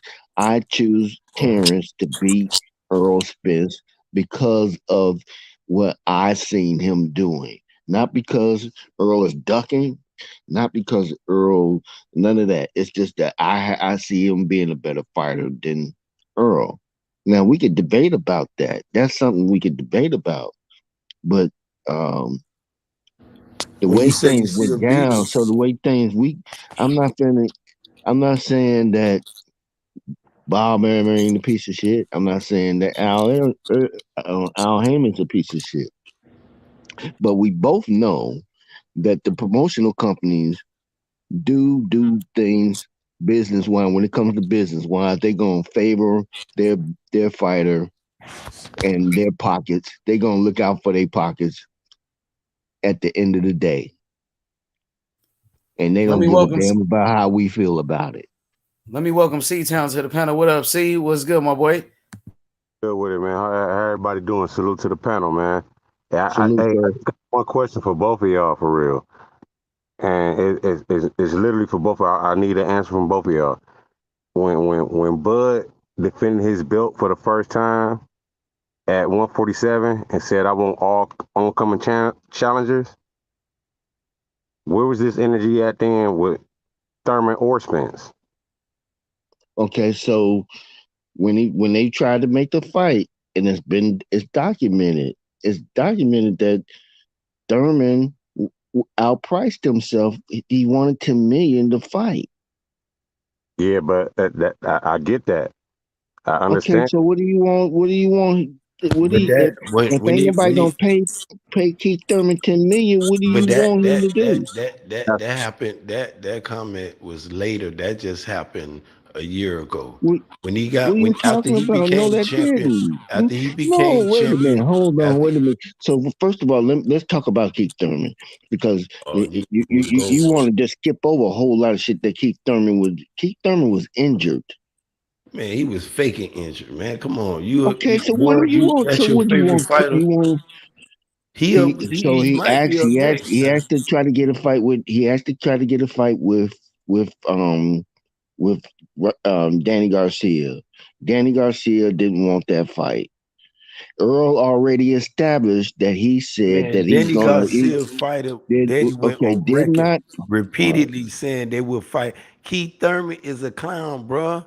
Man, Angel Garcia, right after the fight when they had at 154, they said they'll come back down and fight Keith Thurman. He said, we very, very interested. They asked him again on Fight Hub the same question. What are I you don't know what talking you about? No. See, you Keith missing a Thurman whole is lot. cherry. He Yeah, I don't think always you trying to missing. I hope your favorite fighter pick it right this time though, Warren. Okay. I just Now want again, Earl said. Now, did you? So let me ask you: have you ever heard a conversation between Earl and Terence Crawford when they was in the hallway of a fight? who you Did at. you ever? You did hear that Man, conversation? that's just 100 years ago. Everybody done saw and heard But that. he's talking. Okay, he's talking about when he moved up to 147. Aren't you talking about that, sir? When he first hold on, when he first moved up, everybody said he too little. He got to prove himself. He got to get up. However y'all want to say it. He Right. did. He He did. needs a belt, right? He did that, then defended it, and then said, "I need all the champions. All I want to fight is the champions." Now, when he said that, who was actually the champions then? It was Keith Thurman. He had two belts. And Spence. They was the only two champions. Porter became a champion afterwards. Okay, they was all. So aren't they all on PBC side? I'm just saying, where was all this But energy at? all those So fighters now were. it's PBC, Oh now my it's this God! side of the street. No, it That's don't your got nothing to do narrative. with it. Y'all really, That's where Man, you I finna don't run care with about this. I don't get it. And they've I been really doing don't business get it. forever. So I all don't you do get is it. always be has talking nothing to that do with side of the street. They on PVC side. Bob Arum and Al Heyman been doing business since Al Heyman What got is in you boxing talking business. about? and That ain't no such thing. Okay, man, Stop you listening just to the making up Timothy stuff Bradley now. theory, You bro. just. I'm not saying nothing about both You're sides. omitting some I care stuff. about the side. Because honestly, the two fighters that we talking about that we want to see fight, it don't matter what side they on because they control all the power and they actually know that and they influence that. So either one of these fighters can make this fight happen at any given time because they are the best. Period. They not ain't nobody gonna say no to them two fighting unless one of them say I don't want to fight this motherfucker. You feel me? So it's on the. Everybody keep talking this PBC, Al Heyman. Fuck all that shit. If the two fighters want to You fight, can't. Why you can't? I don't know where you get that from. what I'm saying, What world are you living in that you just say forget that because they the ones are saying in January did not what's the name Mr. Smith say that we didn't want to insult the man. yeah, all that I get what you're saying, man. But when it Did come you? down, So are you not hearing what Mayweather said that this fight is not being this fight is I don't know why y'all think this fight is going to happen. This fight ain't going to happen into the future. Did he not say that? Did he not come out and say that? get that. I understand that. So I'm not. what makes you think that they don't have any influence And did you also not hear who AJ fights say or you do not? not own my career? I And you don't got say that. Wait a he minute, got hold his on, wait a minute, stablemate up wait a there, minute. undisputed. It's the Oh road's my not God. in for EJ. Did It was Earl only say beginning. we have to talk to Al Heyman? Man, there you go. What Earl got to say, Earl got to do. What you know Okay, what? all And right, this 2 weeks man. ago, what All you right. need to be trying to figure I'm out, through with it, did man. you Go get ahead. Go ahead, BLK? man. I'm through with How it. can I get the fight? I'm trying to find out BLK I'm prime. through with it, How man. can I get the fight? Do All I'm saying, anybody know You how can I got it. get the fight? You got it, bro. all I'm saying is all that business. You right That about all shit that. gonna flop. And I'm not saying they had the power to make the shit happen immediately, but if I'm a top fighter and I'm pulling all the weight for So let's whoever just I'm fighting for, pretty much, let's I can just do deal what with I this want. year, then. Let's deal with this year. Like, we ain't gonna go back in the past. We're gonna deal with Yeah, I'm not dealing with the 2022. past. I'm dealing with right now. I want to know Okay, about right. so let's deal with on May the 3rd, PBC offered Canelo Alvarez so much money Man, you to said you either going fight. and you See, said we why talk you about now. You just going in the why you past. May interrupting is me, the man? past. Why you keep We talk interrupting about me? right now. You said we not going in the past, and you talk I about said Canelo this Alvarez. year. What is you talking about? This is 2022. This is May 3rd of We in November. 2022. We in November of Okay, 2022. so Talk man, would about you stop November. interrupting me, Move your man? Would boy you Terence please stop Crawford. it? Talk about his fight December the 10th. I don't want to hear about Canelo. Fuck, Canelo ain't even in the face of boxing no more. I don't want to hear about his cheating and Okay, brutal so on ass. you Man, come on.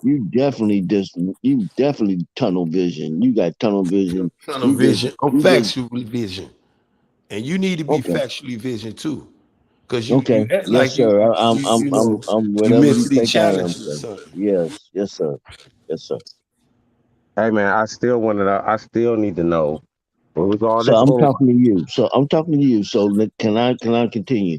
On May the 3rd, PBC offered Canelo Alvarez almost 55 million to 75 million dollars to either fight Earl or Canelo or Benavidez or Charlo, right?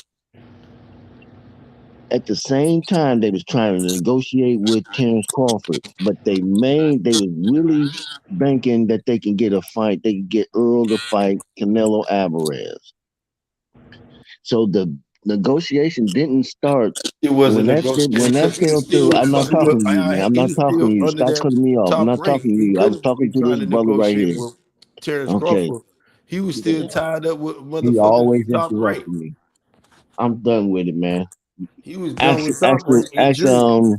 Round ask June, that's when he talk man about the down. He could tell you lawsuit what happened. and all He this got all other the stuff with answers. He'll dead tell you what fans. happened, man. They keep going back to Canelo Alvarez money, and Terence Crawford had the biggest payday ever. Nobody don't know what that fight would have generated. We always keep watching other people talk about what they would have did for Canelo Alvarez. Fuck that. What they did with the two black fighters. Terence Crawford is a black fighter, and Errol Spence definitely is a black fighter. That's the two things I want to talk about. That's facts. That's red nine. That's not in the past. Fuck yeah, they did that shit for him. He proven himself. He'll draw. Them Mexicans turn out. You a Terence Crawford fan, you can't even tell me about PBK Global and how I can get the fight. You supposed to be up here trying to promote the shit, and I'm telling you the shit finna flop. December the 10th is next month, bruh. We November the 8th, man. Y'all around here talk about what Canelo did. Yeah, we know what Canelo did. We trying to get two gladiators. You say he was a gladiator. You won't let me stop and defend why he turned to the new Keith Thurman. He trying to make the new business deal. Boy, if he can pull it off, I'm very proud of him. He'll prove everybody wrong, bruh.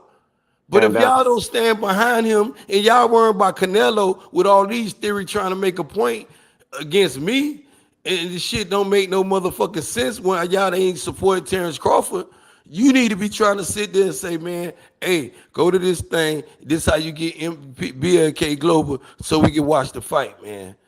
Motherfucker trying to keep his name tied to Errol Spence to sell himself, man, ain't shit. Everything about his interview was a lie, and you see the rebuttal from EJ. Somebody lying, two people ain't telling the truth. I'm standing with EJ. I'm entitled to my opinion. I'm not finna sit up there and listen to a dude keep telling me, well, they did this for this person. Fuck that person. He out here on his own now. And y'all need to stand behind him if that's y'all favorite fighter, because I'm all supporting him, EJ, bro. You feel what I'm saying? And I ain't Man, just I'm not verbally sure what talking you this talking shit. about, brother. I'm not sure what you talking about. You know You just exactly what I'm rambling. talking about. No, You no. know What you're doing exactly is what I'm talking about. you What I'm doing deflecting is from the. asking I was you, trying to answer how the can I brother's get question, him? Tell but me I how was can I trying to get answer the BLK brother's question. Now, prior if you're to not gonna get control, the you're not fight gonna in the control fight how I next answer month. a question to somebody else. And you talk about a question. He need to ask you the same He question I asked just a asked you. question. You talk Did you not about ask a two question? Canelo Alvarez, and why the fuck we talking about Canelo Alvarez? He I'm worrying so about when okay. Terence All Crawford right. got his first belt. He ain't asked to fight Canelo Alvarez. He said, I'm what about about Keith Thurman, all that stuff? You moved the goalpost, talk about a Canelo where PBC was ready to pay them and why they can't pay. They was willing to pay. You was not there at the table. We just know Terence Crawford left for PBK Prime. That's what we know he left it for. And then I'm still waiting on the answer from him for that question though, man. When he got the status he needed to fight these motherfuckers and then defended that shit and then called out everybody, where was this same energy at talking about I want to fight? He gonna deviate. I'm gonna let him answer what I'm Not gonna do. nothing. This is the same question that's the first question I asked, dog. They don't have no answer for them type of questions. Cause they gonna deviate to some other stuff. I'm not deviating to nothing. I just asked a question. I just want to answer. Warren. No, I'm talking to everybody. I give you an answer. He ain't had to say. He ain't had that same energy. Terrence did not. Terrence energy probably was there for Thurman, but then like Warren mentioned, he went on that hiatus thing again, and that will fucked up. And just think about it though, Warren and E. What if this man beat Manny Pacquiao and still was holding on to that WBA champion? In these hiatus, he going in. Man, boxing would have been the welterweight division would have been all fucked up, bro. And it was allowing him. And it was allowing him to do the shit. Motherfucker, when he came back and beat, and cherry pick Jose Cito Lopez could have beat his ass then. But left him off the hook. Then after that, he went on another hiatus again. And then came back and thought he had Manny Pacquiao. You know what? You know what? So let me ask you a question because I'm not sure what he's saying. Earl said, now if you're a businessman and you have these stables of fighters and they all in your stable, and you know that it benefits you to make all in-house fights before you even go outside of fighting another fighter, aren't you gonna make those fights first? So let me preface it with this. Earl said that he's gonna go after all the other belts. He's gonna go the easy route, and I'm gonna go get all the other belts. Whoever had a belt, they all on PBC side. So what makes you think that PBC is not gonna orchestrate that to move that way? No, I get that. That's okay. So all Terence Crawford can do is say, see if we could get this fight. See if we could get that fight. We can't, but if you pricing yourself out of a fight, what do you want that man to do? Not wanting him to do. He said I fight. He said I try to fight Thurman. He said I try to fight Danny. He said, and Earl already said that he's gonna go get the other belts first, so that's off the table. So we have to wait till he finishes his quest. Who else is there to fight other than who they put in front of him? I get that, but at the same time, when all this shit was going on, Sean Porter lost the belt and then got the bitch back. Huh? Who what? Lost his belt and got the bitch back. Then he fought Earl. No. He lost There was a bacon belt. That was a bacon belt. He lost his IBF belt to Kell Brooks. Keith Thurman lost the IBF belt. Keith Thurman gave us the belt, his sir. IBF belt to Kell Brooks. Then he fought Danny Garcia for the vacant WBC belt. That's how he became. Right, and then Earl came and got that belt from Porter. I'm talking about before he had a chance to fight for it again, because he had it before he fought for it, the vacant shit. Huh? He only had the IBF. He was never he was only the WBC champion one time. He was a 2-time welterweight champion. Sean Porter is. Right. He lost the IBF, right? Yes. To Thurman. That was before. That was way before Terence Crawford came on the scene. Yeah, that was before Terence Crawford was still down there. My point is that it was a vacant belt while Crawford was there. No, that belt wasn't vacant. No, he wasn't. It wasn't vacant. If you saying when Crawford came up at that time, when Crawford came up, Spence had them win cross season, beat Kell Brook and he was the IBF champion at the time. I'm talking about the IBF. I'm talking about the WBA.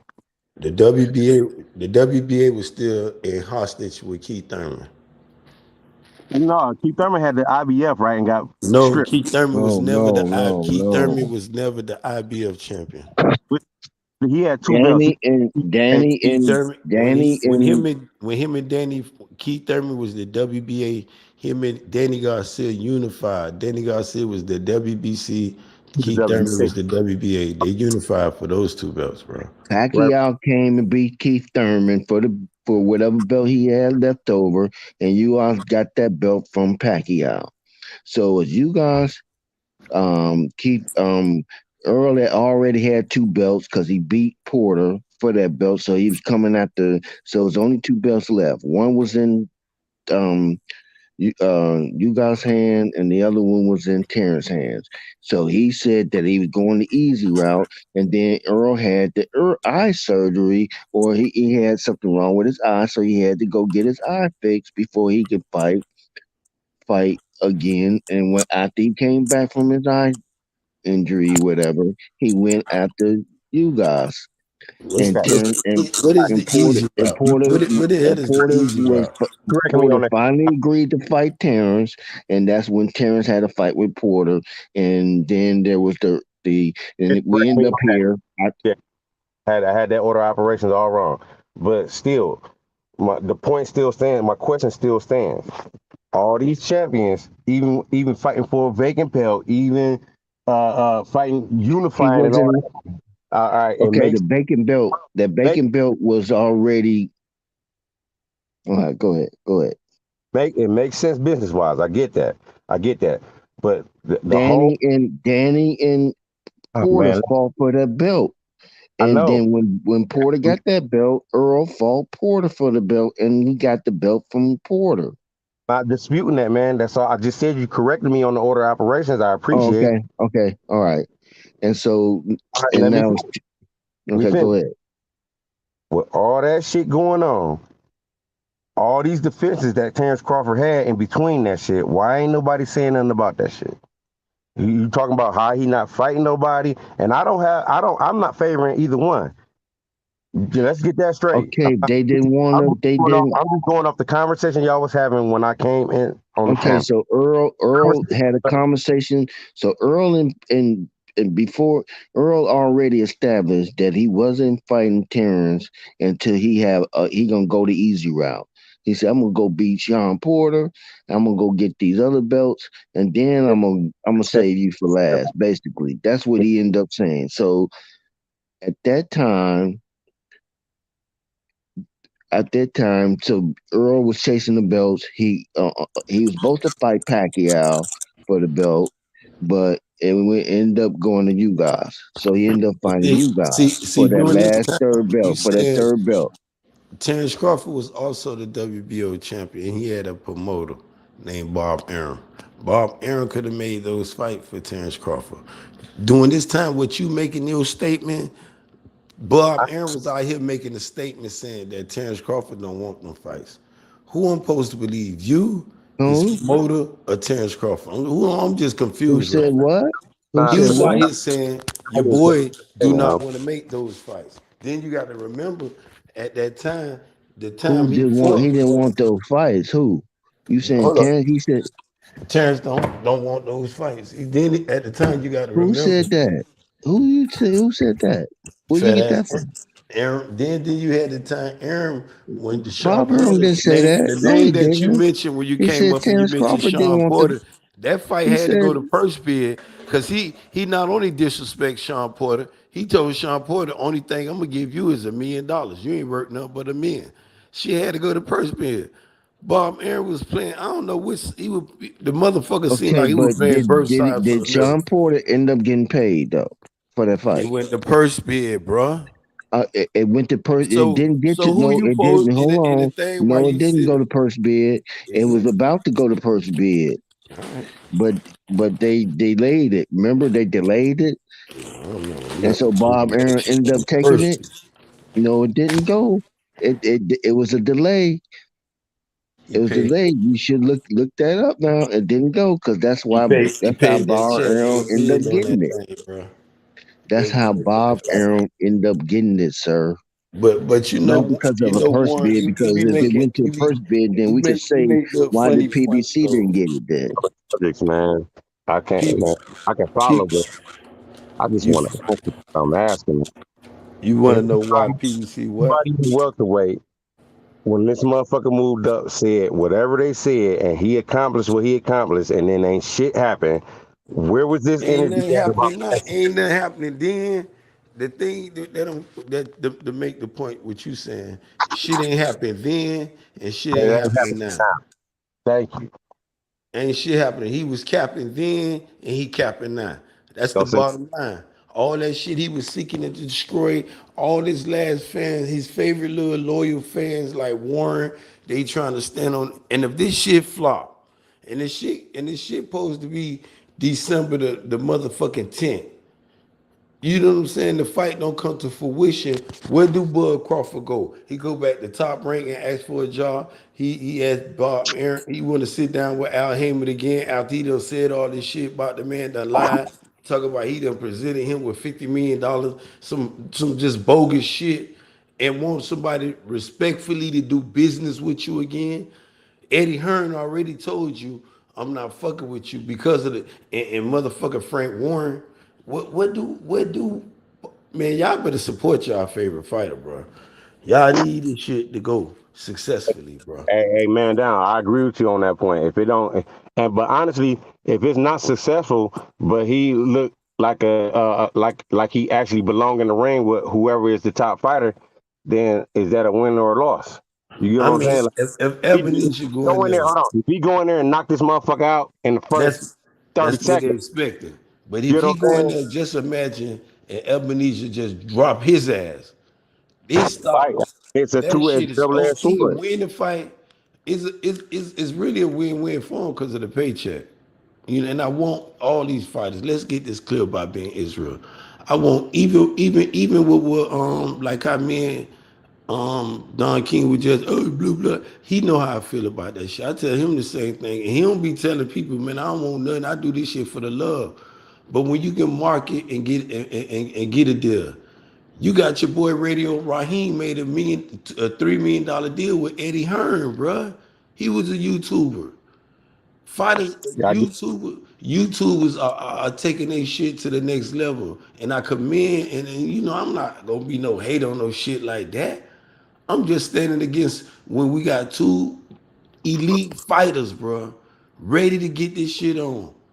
Why not have that fight? That's all I'm saying though, my G. I'm on mute. I'm finna roll my thing up and I'm gonna come off mute when I'm ready for you niggas.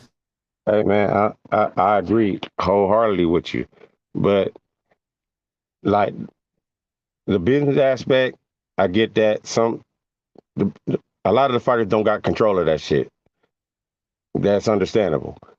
But what they do have control of is the revenue that they go get for those promotions. Every fighter don't pull in the same revenue.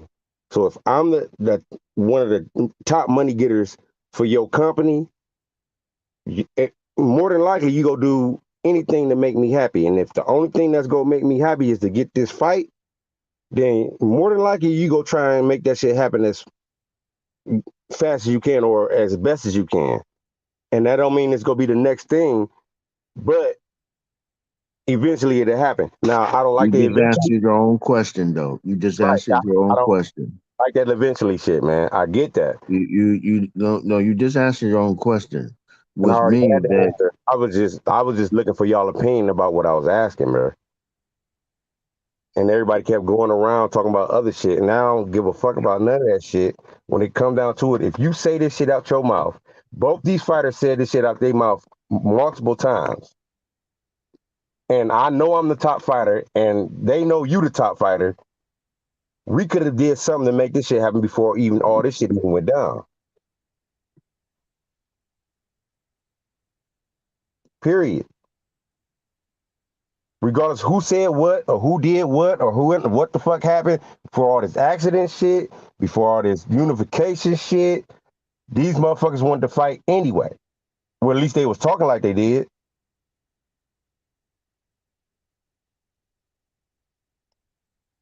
And honestly, to me, it would have been bigger back then because everybody was expecting this motherfucker to get in there with whoever was the best at welterweight. Not saying it didn't matter who it was at welterweight who was the best. Motherfuckers wanted to see Terence Crawford against the best motherfucker, whoever it was.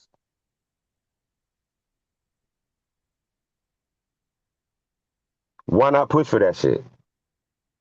What do the other side of the street got to do with that when they've been, like he said, they've been working together for years?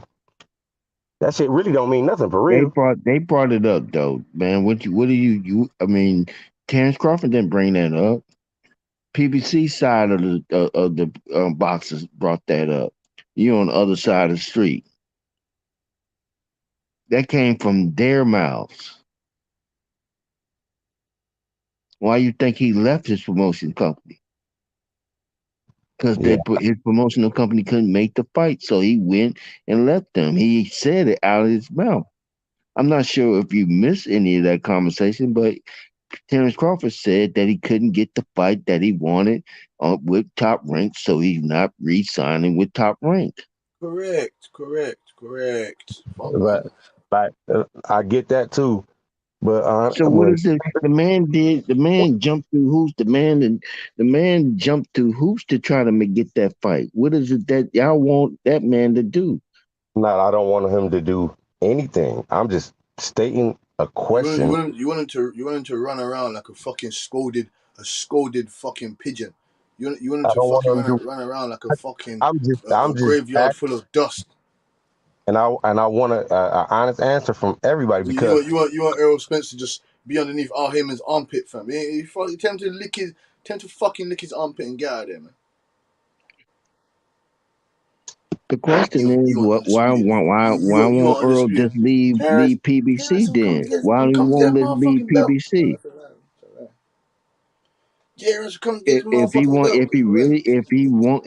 If he believes in himself, he should do just what Earl did. I mean, what Terence Crawford did. Leave PBC, and they both go out there and market themselves to see whoever will want to buy the fight. Exactly. Yes. Terence Crawford said that there was some investors willing to give them 25 million guarantee up front. They were both about to sign or was in negotiation for no guarantee, no back end, none of that. Terence Crawford was going to have to take the lower of the cut, and Earl's about to get the bigger of the cut. Stop saying, oh, they gave him what he wanted. He didn't fucking ask for no guarantee. He didn't say, oh yeah, man, just give me a guarantee of zero money. He didn't fucking ask for that, man. So stop saying that shit. It's annoying, I'm sorry? man, like I said, man, all that business shit, that's all fine and well. My point is, I think people keep forgetting this. The fighters just said, if he would have just said, oh yeah, I'm out there, and if you don't want to give me this fight, how many fights I got left on my contract? Let's get this shit over with, and I'm out of here. If that motherfucker would have said that shit, I guarantee they would have tried even harder to get that fight for this sumbitch. I don't know. I don't know how they structured. And he said he was happy with it. Earl said he was happy with the way the deal was going. Exactly. Terence, listen. When they sent the revised contract, They tried to put every roadblock from this fight not happening. They tried to put every roadblock for the fight not happening. They said, yeah, fuck this, man. We're gonna put all the roadblocks just for this fight not to fucking happen. And then they didn't know Crawford gonna bite on the bullet. Crawford bit on the bullet, and then they had to come up with devise another plan for them to get out of the way. Yep. Hey, Butch, I honestly, I agree with that too. I don't know if that's true, but it seemed like it though. You feel me? Because it shouldn't have been this difficult to make the best fight in boxing that literally most real boxing fans is talking about. Even people that ain't boxing fans was fucking talking about this shit. Every time that shit happen, they make this fight happen because there's money involved. Why not this one? Especially when the two fighters actually want to fucking fight. Well, when you got guys like guys like Steven Espinoza, that little weasel, the fucking little fox, little fucking weasel, talking about, oh yeah, that's not the fact that people want to see. Not Terence Crawford and Errol Spence. Jamal Charlo, Demetrius Andrade. When you got guys like him talking about, oh yeah, man, you ain't giving us you ain't giving us the facts that we want to see. They're gonna have complaints. I get that, man. I mean, it's all predicated on opinion when we talking on this panel. That's why. But honestly, the business shit, I don't think any of us should talk about this because ain't none of us seen the contract. Ain't none of us in the room with these motherfuckers speculating on that shit. But people love to talk about it like they're in the office with these guys and they're signing the shit, or they're seeing the sums, they're seeing the figures. You ain't seen nothing.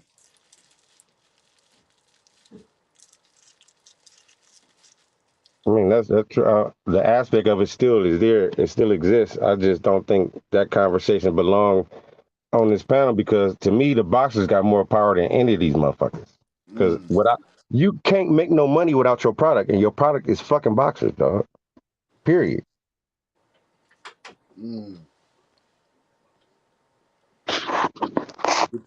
Great point there. But so that's what I'm saying. They got way more power than what they think. They done gave away that shit by signing their life away on that dotted line, bro. You get up out of that dotted line like Crawford did, and I'm not saying that was a right thing or a wrong thing, but he got about that motherfucker. He ain't got to answer to nobody. I want this. Nobody, fam. Why do you have to go and I don't understand. Why are you going to Al Heyman to fight?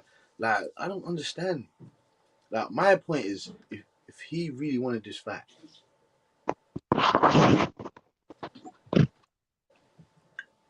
he would have done everything in his power to make this fight happen. Same with Crawford. Right. It's all that has everything to do with the fighters. See what I'm saying? What do that got to do with the promotion? Whatever they wrote on that contract, if you really want that fight. Yeah, like I don't like my argument is that them two. I don't think those two done everything in their power to make the fight happen. But then you have to respect Crawford because if he's not getting treated correctly as a fighter, he feels then no fight then. Yeah, I mean, true that. I just want to see the best fight, the best man. So I don't know what the fuck we have to do in order for that to happen. What the fuck do we have to do? Yeah, evidently more than what's going on, Butch. You feel me? Like, everything is about money now. Like you said before, everything is about money now. Why can't everything just be about the moral compass, your moral morality as a man? Why? Like, I don't like when I hear like, why is Errol Spence saying, "Oh, I'll never fight Keith Thurman"? What the fuck do you mean you never fight him? This is the fight game. What are you talking about? You never fight him? Get the fuck out of here, then. Get the fuck out of here. You don't want to shit on that WBC? Then get out of here, then. You want to shit up the WBC or you get lost. Same with Canelo Alvarez. You got dealing with a lot of pride, a lot of attitude, and a lot of headstrong people, man. But why not take that same type of attitude when it comes to fulfilling these contracts too? They got more power. That's what I'm saying. They got the power, dog. If you got the power to say I want to fight this motherfucker and you still ain't fought this son bitch, how you don't got the power to say I want to fight this son bitch and make that shit happen? This is what I'm talking about, brother. Come on, C-Town, man. Listen, we're not fools. If you want to fight this guy, you better make everything, like, I don't care what you have to do. You make him fight me. This is what I'm talking about, C-Town. Why is it that you're not allowed to just go, okay, cool, I want him next, and that's it? No promotional companies, no network talking, no A side, B side, C side, D side, E side, F side, G side. We don't want to hear that. We just want to hear that the fight is happening. That's it. You shouldn't have to wait 5, 10, 15 years to see 2, 3 guys fight. Ridiculous. It is. That's shit. Well, hey, I got a question then. What you think will change that over the next like 7 to 10 years? Because it ain't gonna change overnight. What processes can help that change come? I told you, C-Town, man, the only way of this ever changing to me is if we actually put down our foot and end up outside these people's houses and say, look, we're not getting treated right as boxing fans. That's the only thing. I Because don't think the fans. fighters, for when the fighters are not really interested, they're not really bothered about making changes. How the hell are we going to expect any changes? But Butch, I don't think the fans got as much power as they used to, man. Of course we don't. Of course you don't. Man. But the fighters still do. Yeah, but the fighters are not as interested in. They're not as they're not as invested as we are. Well, far as boxing, or far as just making good fights. Making good fights and trying to make the boxing place a better world. Like, how can I explain it? No, I know what you're saying, man. I get what you're saying, but that all right. That's just one weight class. Every I don't think every weight class is like that, but I think a lot of the times when it is a particular weight class and the best aren't fighting the best, it makes it seem like it's all a boxing, and that's not true. Because we got some really good fights this year already. Fights that I've been wanting to see. You know what I mean? Yeah, right about that still, but not enough of the top dogs are fighting consistently. Not enough of the top dogs are fighting consistently. True that. I told you I can name you 10 A-class fighters. You don't even know when they're gonna fight. That doesn't make any sense. That's unacceptable. True. When's Dimitri Andrade? When's Dimitri Andrade fighting again? When's Keith Thurman fighting again? When's Charlo fighting? When's Jamal Charlo fighting again? Right. Well, when's Keith Thurman gonna fight again? When? I mean, have to be sane, man. But are they gonna E-Town? Are they gonna give us Andy Ruiz and Wilder? Are they gonna give us that? Are they gonna give us Wilder and Anthony Joshua? Huh?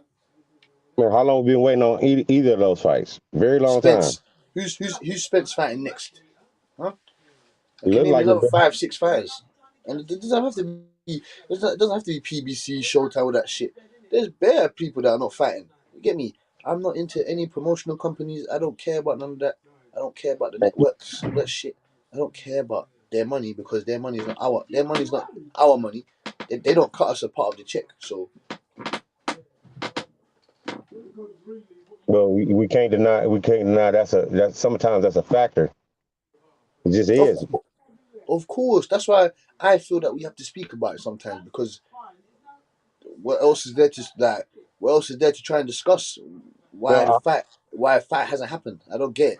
What I'm saying though, Butch, is I know it's a factor. I think it's less of a factor when you have the type of fighters that we're talking about.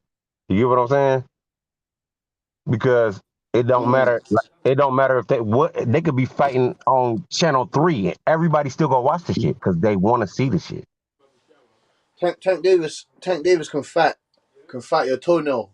E-Town. He's gonna sell out. Everybody go buy that shit. You see what I'm saying? Yeah, Tank Davis versus E-Town. No, sorry, C-Town's toenail. That's what I'm telling you. It don't matter who it is. That's my point. These are the type of fighters that we're talking about. So promotional companies really don't got as much power as they think. They got more power because of that dotted line that this fighter done signed on already. Feel me? And we don't know none of that shit. So why speak on it? Sorry. E-Town, one second. The postman try to cut through. 1 second. I'm gonna come back and cook it with you. 1 second.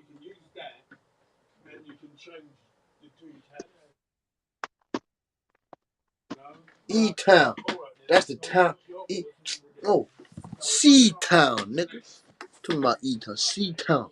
I don't know why I always call you. Oh yeah. It's got an E on your name.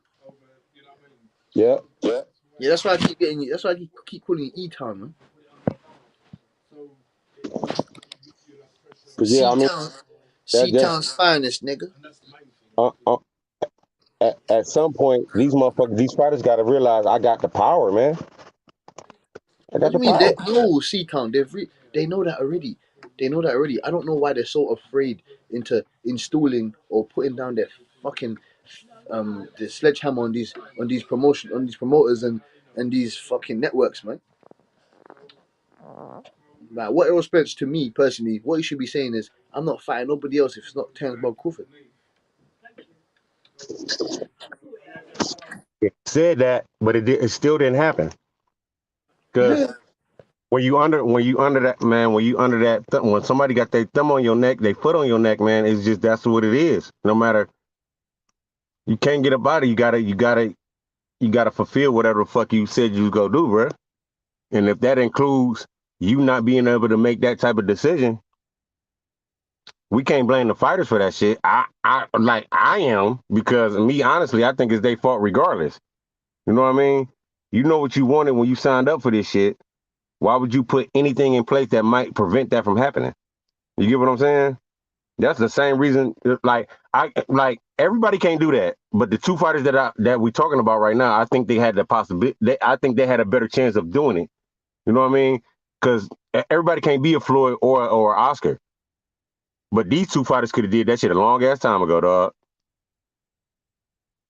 Especially Crawford. You feel me? Because they had the stature, they had the skill on top of that, and they was exciting. All that little run is gone now. Now it's like I gotta deal with these promotional motherfuckers.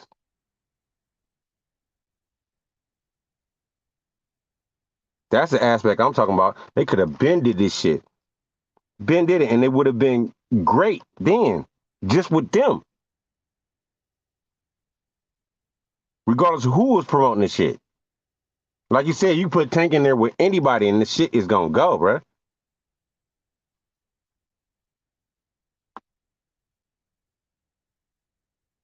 But everybody ain't got somebody like Tank got. But if you ain't got that, make your own way with that shit. It's been proven it can be done. They don't like that shit. Devin Haney doing it right now.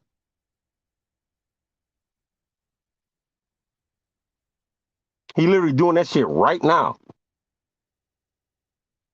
So I know it still can be done. That motherfucker done jump ship from everybody. Like, all right, you ain't gonna give me this fight? Bye. I'm over here now. You know, as soon as that motherfucker went over there, guess what they did? Gave him the fight the fuck he wanted. Period. Or I'm not signing this contract. Flat out.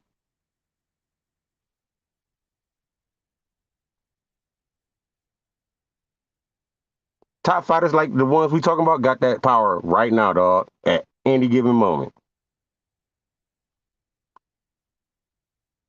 You can't tell me Charlo can't do that shit. You can't tell me that Spence can't do that shit. He done proved himself already. This motherfucker's selling out stadiums. Fighting anybody. Ugas was not a big name. That shit was still a big fight. And they made money and they sold that motherfucker. You can't tell me they can't do it, bro.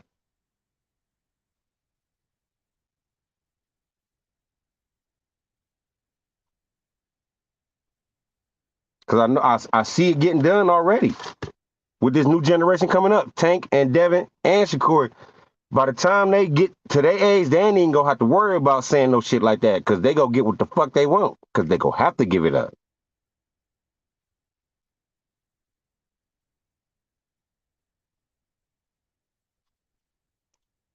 I'm just saying, man.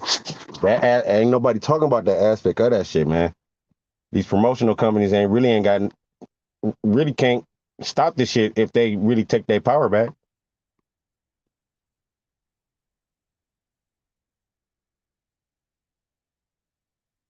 And honestly, that don't got nothing to do with being a boss. That got something to do with this the way I want my career to go. Because it's my career. And you need me. Yeah, it's somebody up and coming, but can they do what I did already? That's yet to be seen. As soon as they lose, you're going to be calling me again. Period, man. Like, for real.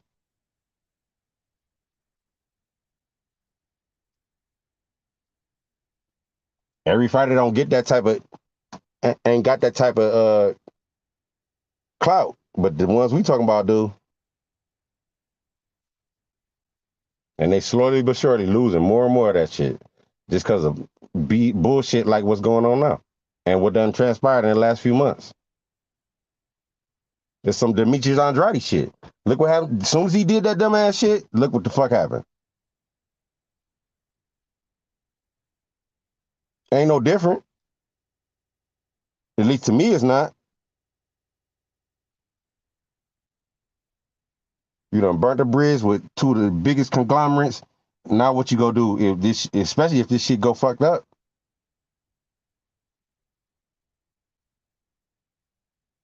They done reverse that shit.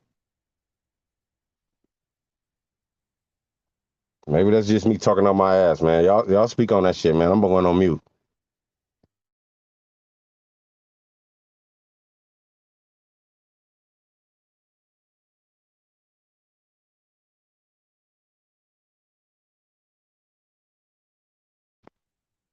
Anybody there?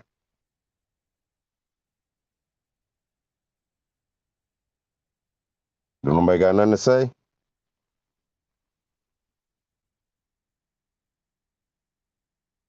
Guess not.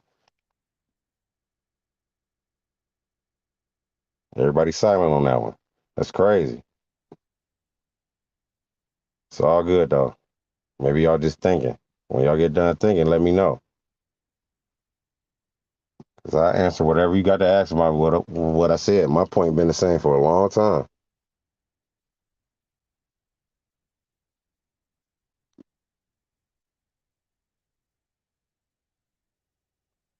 And I like both of the fighters, but shit, man.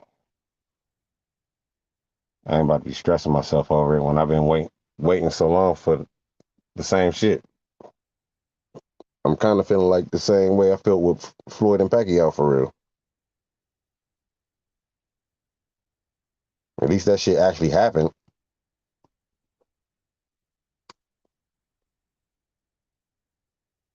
But I mean, maybe that's just me, man. I'm back seat time, man.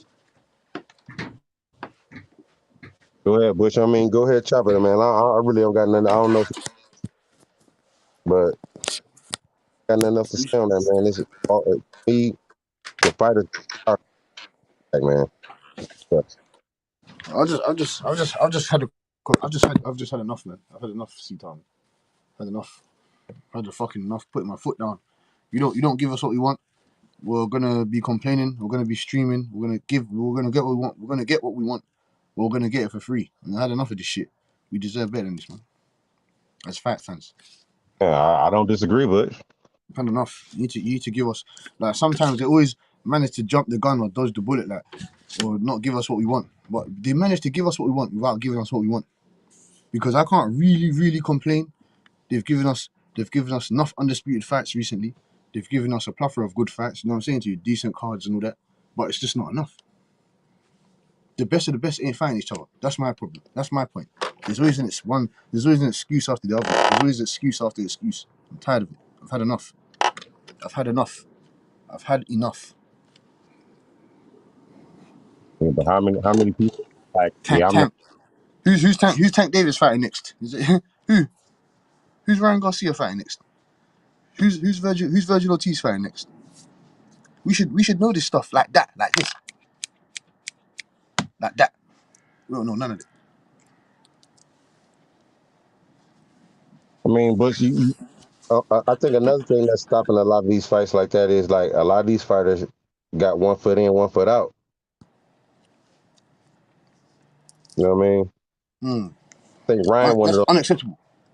It's very unacceptable, but that does not mean that that's the person that they're going to market because they're marketable, even from another aspect. Even if it don't translate, they still trying to make it translate just to make the dollars, man. No, but you see what I don't like? I feel you, C-Town. But you see what? That's another thing that I don't like, though. Why is it like, what? They need to separate. Like, what's happening in the boxing today? They need to, like, what Jake Paul and all those guys are doing. You need to mesh that stuff with them over there. Boxing needs to be pure, the best fighting the best. They need to make it. They need to reconstruct. They need to reconstruct the setting of boxing. Like they need to press the restart button, man. Yeah, man. Press the That restart was button.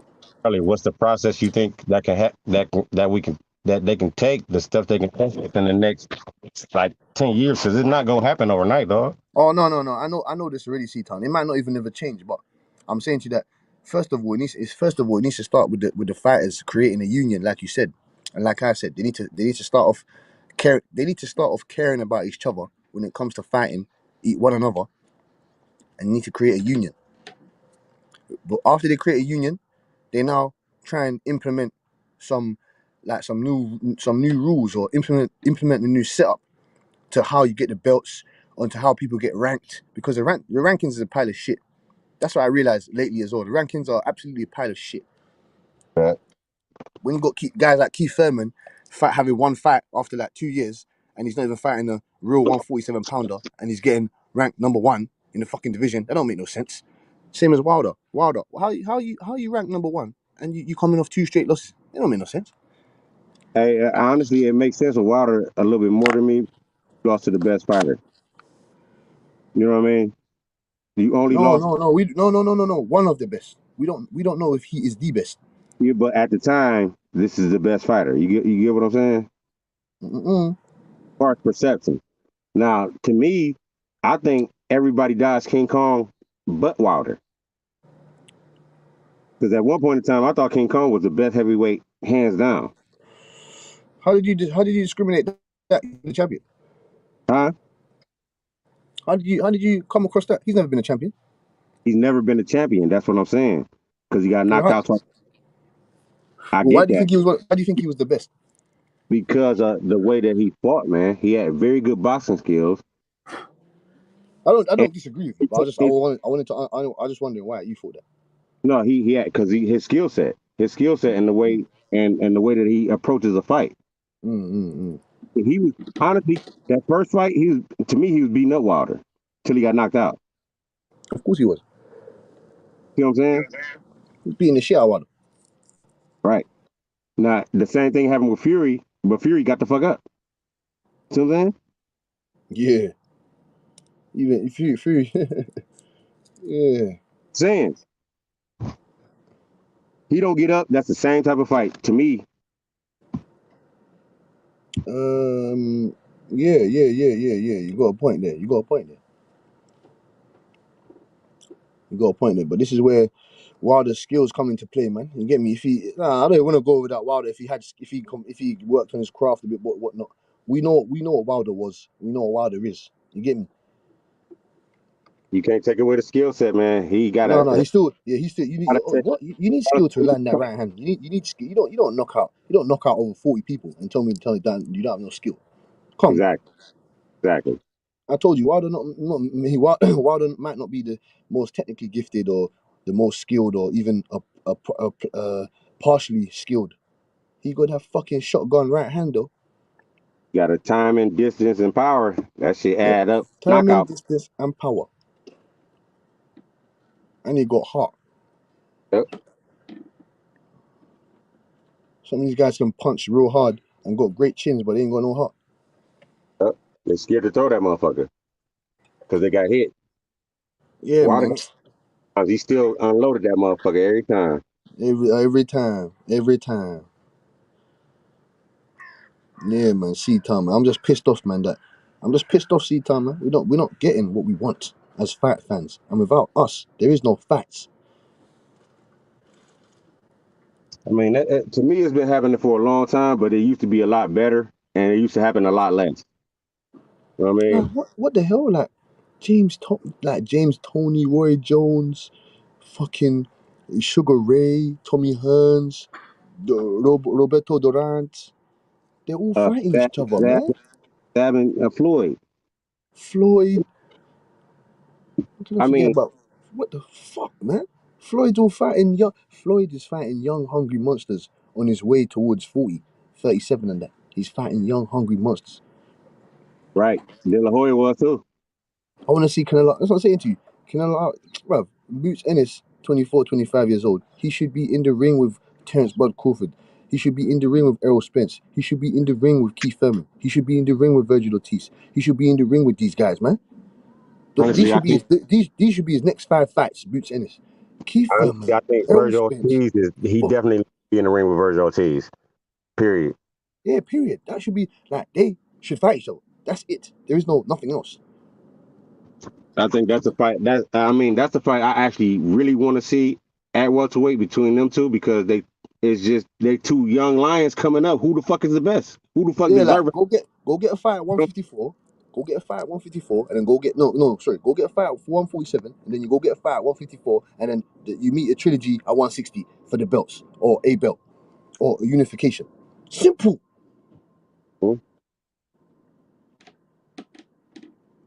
It ain't that simple, but if it was, it'd be happening. It is though. They just don't want to make it. This is stupid. This is stupid. The only reason why I mentioned Al Haymon and all these guys is because they are not promoters. Sorry, he's an advisor. The rest of those guys, Bob Arum, all those other guys, Fish Eyes, Frank Warren, all those other guys, they're promoters. They work for the fighters, so they need to fucking do what the fighter tells them to do. If they don't want to do it, then you move on, man. You don't give us what we don't. What the hell? That's my point about Devin. That's exactly what he been doing. How many different networks he done fought on already? Yeah, but it's this guy. This guy's 23 years old, man. Fought on like 4 different networks, dog. That's what I'm trying to tell you. Yeah, like how? Like why can't you go over to the different networks now? Like why is everyone? Oh, Terence Crawford. Okay. Terence Crawford. He should have went over to this. He should have went over to that. All right, cool. So why don't you flip around and tell Errol Spence the same shit? Oh man. Al Heyman's got him here. Al Heyman. Why would he leave this? Because if he want to become undisputed, that's what you're gonna have to do to make the big fights happen. Same with Terence Crawford. Terence Crawford should have went over to the PBC Showtime. He should have been over there already, long time ago, fighting these guys. You should line him up with Keith Thurman, long time ago. That's what's bugging me and itching my brain. You want to talk about undisputed, all this other stuff? They haven't fought Keith Thurman. They ain't fought Keith Thurman here. That's the And thing, Keith though, Thurman but hasn't fought else like Devin Haney, Devin Haney fought Cambosis. Cambosis had all the belts. That's what I'm saying to you. That's why I don't mind Devin Haney not fighting. As in, when I say I don't mind, he's undisputed. He doesn't, to me, he doesn't have to prove anything else because he beat the man that beat the man. So if Errol Spence was to go and beat anyone else or whatnot, and then say a Boots just fought Errol Spence, I'm fine with that because he took out the man that took the man out. That's why I can't get onto Devin Haney the same way I get onto all the rest of those guys in the welterweight division. I'm telling you, man. If you want to make shit happen, you make shit happen, man. Anyway. But that's my point. Devin Haney understands he's the boxer. He's the product. I got this power. It's that simple. No, he's the man. He knew he was going to beat the shit out. He knew he was going to beat the shit out of Cambosis, man. Regardless if he knew that or not, he still made the move to make the shit happen. That simple. Like I said, everybody can't do what Devin did. Everybody can't do what Oscar did. Everybody can't. He's most probably going to have a better career than Terence Crawford. Most probably. I mean, we can speculate that. I mean, I don't disagree with that, but I can't say that that's true until Crawford I see didn't have no undisputed fight when he's 23 years old. Crawford was still fighting on the bottom of the barrel competition at fucking Top Rank. Right, but Crawford ain't had nobody like Bill Haney neither. Oh yeah. You feel me? Yeah. But that's what. Bill Haney, he knows how to maneuver Devin. He knows how to maneuver Devin. You get me? He's that. He wants the best. He wants the best. Actually, like Tank. Just imagine if Crawford was in Tank position when he was the age that Tank is. How much bigger would he be now? Because he had Floyd promoting and fighting. No, but Terence Crawford wasn't this explosive. He wasn't doing what Tank is doing. My point is the exposure though, and the promotion. Oh yeah. Most definitely. He would be way bigger regardless if he was knocking motherfuckers out or not. But he still was knocking people the fuck out. On top of that, in different weight classes, and kept moving up and kept the same result. I'm knocking this some bitch out. Regardless if it's exciting as Tank is or not, Don't matter. It's the same result. Every time this son bitch get in the ring, he lay somebody the fuck out. Yeah, makes But you complete got somebody sense. but you fight, but you doing it in front of millions because they want to see Floyd fight after you. In front of the millions, in front of the millions, the millions of fans. Everybody don't get that type of exposure or that type of. Everybody just don't get it, no matter how good they are. Ward was one of the best fighters in the world. They tried to blackball his ass. Couldn't do it. But his popularity still wasn't that big. No matter how good or exciting he was, no matter how good the person was he beat, it didn't matter. They still downplayed the shit. They did the same thing with Crawford. They can't do it with Tank or Devin. They ain't under nobody's thumb, man.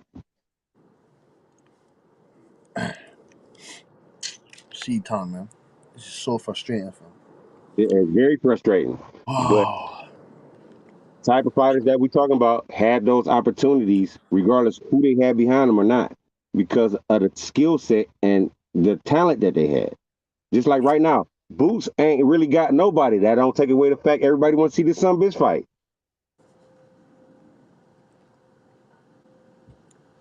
You feel me? Yeah, man. He ain't got none of that shit behind him. But when he get in that ring and he finally got a little bit of exposure, now it's like, man, who is this dude? Yeah, man. He doesn't have that machine, that workhorse behind him. You get me? Because Boots, every single person in the United States should know about Boots. They probably do. But how? Nah. He ain't no name. He ain't no household name like Tank. Exactly, and he should be. But he should be. That's my He's point. got more. I swear he's even got more facts than Tank. He got more knockouts than almost everybody in the weight class he in. I think, don't he? I think. Yeah. He's got a 94 knockout percentage. Right. And the last couple ones ain't been no bums. He destroyed Lippin Yes. How many people was really talking about that shit on ESPN? He destroyed Costillo Clayton. He destroyed Lipinets. Listen. He destroyed Dolomi. He destroyed these people. Destroyed. It wasn't even close. It wasn't even. Why is it? It was a why. Are they in the ring at the Wash. It was a wash. time? But how many people on ESPN platform is really talking about that shit? Feel me? How many people on any sports platform is really talking about his performances? I've never seen him on ESPN. I've never seen him on ESPN in my life. I'm trying to tell you. But let him would have. Yes, let it would have been a close fight with Lippin. Yes, they'd have been sparking that shit everywhere. Sure. Even if he would have won, if it had been a split decision, they would have been. Listen, man. And at the time, wouldn't have heard the last of that, boy. How you go dog this man? He stepped up in class, but he still won. But it wasn't the way y'all. He should have won. Get the fuck out of here with that dumb shit. He done what he was supposed to do. Destroyed him. And they still ain't say shit about it, dog. They didn't even really push Tio after he beat Lomo. They start making excuses for Lomo after the shit before they start talking about Timo was a better fighter than this motherfucker. You know that's the narrative, man. You know that's the shitty, stinking narrative that they come. So all these aspects you got to think about, man. But that don't mean shit when it comes to the talent and the fighter, because regardless of what they did and how they tried to blackball Ward, they couldn't deny the fact he beat everybody ass. Regardless of what they said or did about Floyd, couldn't deny that. Regardless of what they said about Devin, they can't deny it. Regardless of what they said about Tank, you can't deny it, because when he get in the ring, he proved all you motherfuckers wrong. Every time. Yep. Every time. Sure, same way. Same way. It's the same thing repeating itself over again, man. And I get that we all tired of it, but the real people that have the power to do something ain't did shit yet. fucking promoters. They fucking work for the fighters, man. It don't seem that way no more, man. It seems like the fighters working for the promotion companies now. This is what I'm told. Man.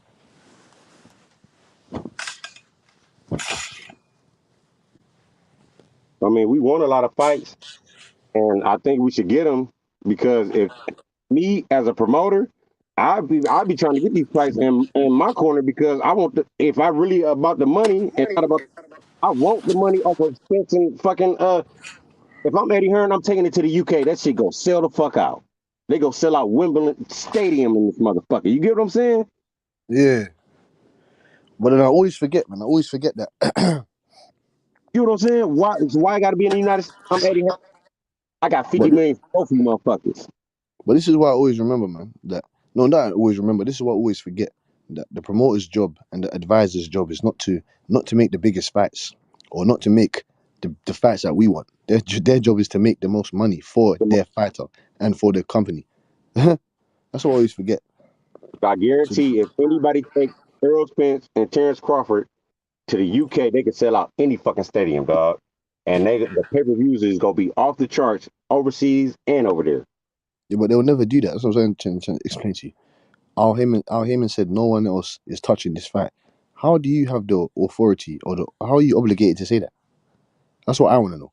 And that goes for any advisor or any promoter. It doesn't have to be Al Heyman. It could be fucking Peter. It could be Peter Poole, mate. It could be David Henderson. I don't give a shit who it is. It could be David Bush. I don't care. Maybe that's a little bit more foreshadowing than we think, though, Bush. Maybe he already got. This is what I'm explaining, C-Town. This is what I'm trying to break down. Why is it that those guys have the authority and are obligated to say, no, you can't go over there, and no, we're not gonna give you what you guys want to make the fight happen? I don't get it. Hold all the contracts, dog. Fucking contract, bro. No one can ever answer me why. How long is Errol Spence signed to these people for? I don't know, but evidently he still must be signed because he listens to these motherfuckers. You know what I'm saying? He must be out. Like, I don't get that. He said he's his own boss. Okay, cool. Why are you not making own boss movements then? Let's get this fight going, man. They're not. It's like they're eager, but they're not eager.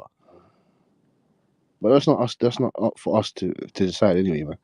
Like I said, C-Tom, man. I just want to see the best fight, the best, man. And I'm running out of ideas here to try and make this work. But I'm still gonna continue coming up with ideas. You get? Yeah, ideas is all fine and well, but putting this shit into play, we can't do that shit, dog. No, we can. That's what I'm trying to explain to you. We actually just need to say, fuck this. This is what we're all doing. Yeah, how many people gonna go with that though, Butch? Exactly. Right now, it's 30% right now. It's a small minority. You act like it's a lot of real boxing fans like us out here for real. Nope. We can barely feel so frustrating. Why are you gravitating towards a stupid casual market? This is what I'm saying. How did boxing turn into? How did it turn? It's always been a business, but how did it turn into this type of business? This is what I'm trying to explain to you. How did it turn into this type of business? Media, dog. Fuck's sake, man. That's my main answer for that one. Because what else is it? Bad newspapers, still and periodicals, they couldn't deny. Have to make. That's why we got Duran and Leonard, Muhammad Ali and Foreman. That's why we got fights like that. You get what I'm saying? Because the fans had the. That's my point. The fans had a lot more power back then, dog. What you talking about is not like that no more. The shit I'm talking about. Man. I hate to say it, but it's not, bro. It's not. If them motherfuckers wouldn't have let Ali fight Frazier, it would have been a big ass. They would have lost a lot of money in boxing after that. Believe that. You feel me? Yeah. Because that's what had to happen. No money, no boxers that we want to see fight, no fans filling up the seats, no money for the promoters. They like, yeah, that shit cannot happen. Yo, two motherfuckers got to fight now. Yeah, man. You need a certified dance partner, and those two definitely went to the dance. In one of the best tuxedos, like. You know what I'm saying? Yeah, man. You have to have a ticket to get to that dance, boy. You need a real dance partner. Them two hate each other at a certain point in time. Like, you get me? So they had to make that fight happen. The same with Errol Spence and Terence Crawford. I do believe that they will fight, but I just think they'll fight when they're too gone. They're gone past their sell by date, man. I said that earlier, like Floyd and Pacquiao, for real. Yeah, like, why are you two fighting when you're almost 40? I don't understand. You should have fought a decade ago. I don't want to see no Bud. I don't want to see no Bud Crawford 37 to go 36, 10 and 37, and he's fighting Errol Spence that's 33, 10 and 34. I don't want to see that.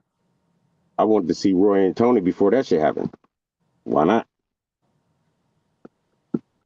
You know what I'm saying? I wanted to see a whole bunch of fights before that shit happened. Some of them were still entertaining and great fights. Some of them was just like, why are they even fighting now? I want to see Holyfield and Tyson before that shit ever happened. I want to see Bo and Lennox Lewis, and that shit never fucking happened. You know what I'm saying? Like I can keep naming shit all day. For real. This shit been going on, man. It ain't nothing new. But the new thing is social media, the fans don't got no more power, and the boxers gave away all their shit. Al Heyman and fucking Bob Arum, how old now? Them motherfuckers is fucking dinosaurs, man. No, Al Heyman, I'm not really sure how old he is. But Bob Arum and Don King, all those guys, they're in the late 90s or mid 90s. They dinosaurs, dog. Not late 90s, sorry, they're in the mid 90s. And they still running this shit. How is that possible? Bob Arum spinning all the beans. How is that possible, though? How are you still pulling all these strings after this many years without nobody even trying to interfere with this shit? Yeah, that's a good fucking question.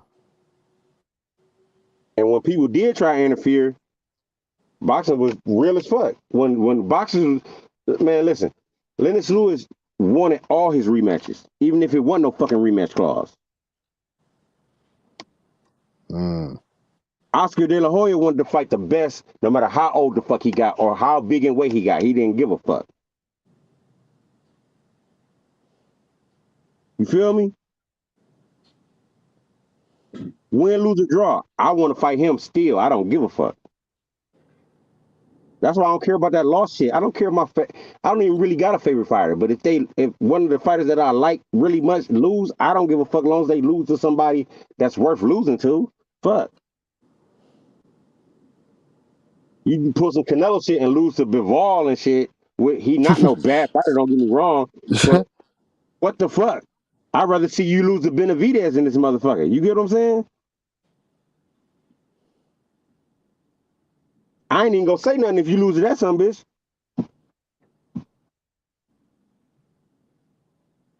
I wouldn't say nothing if you lose it. Charles, any of the motherfuckers, I don't care if you win or lose, to be truthful, but if you did lose, you still be on my pound for pound because you fought the pound for pound best that you could fight at that time.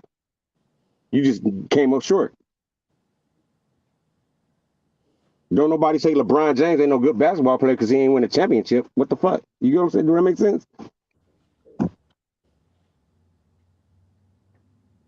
You still great. You just came up short, motherfucker. That shit happened. It happened to the greatest of them. They call Ali the greatest. That motherfucker got more losses than a whole bunch of people.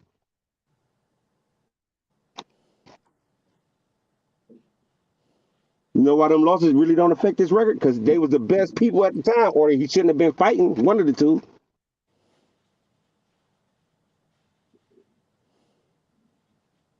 And even then, they were still like the top motherfuckers.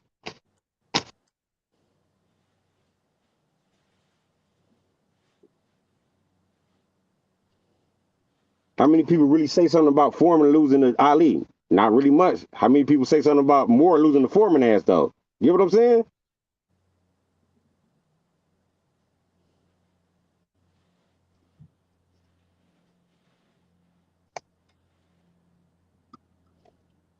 I think that got something to do with it too, though. For real. Some fighters just don't. They want to be undefeated and shit. Regardless of how it come about, when I retire, I'm still undefeated. Yeah, but you fought 10 fucking tomato cans at the end of your career, motherfucker. When there was 4 lions sitting there waiting on your ass with they licking their chops.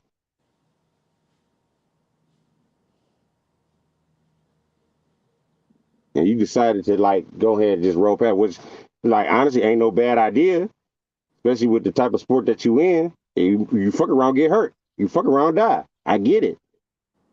But you signed up for this shit.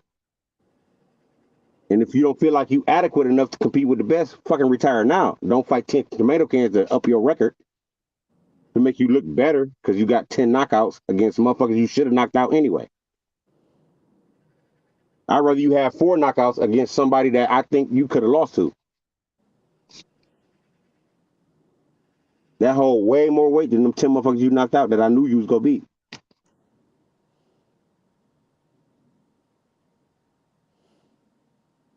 It's a mentality, too, with the fighters as well, man. That's what I'm saying. I think a lot of this shit really comes down to the mentality of the fighters and how this shit actually came about being reversed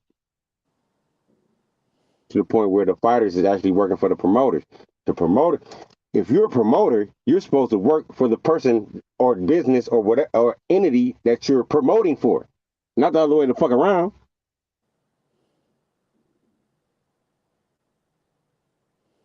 Maybe that's just me. If I get hired to promote you, that means I work for you. Because if I don't promote you, I don't make no fucking money.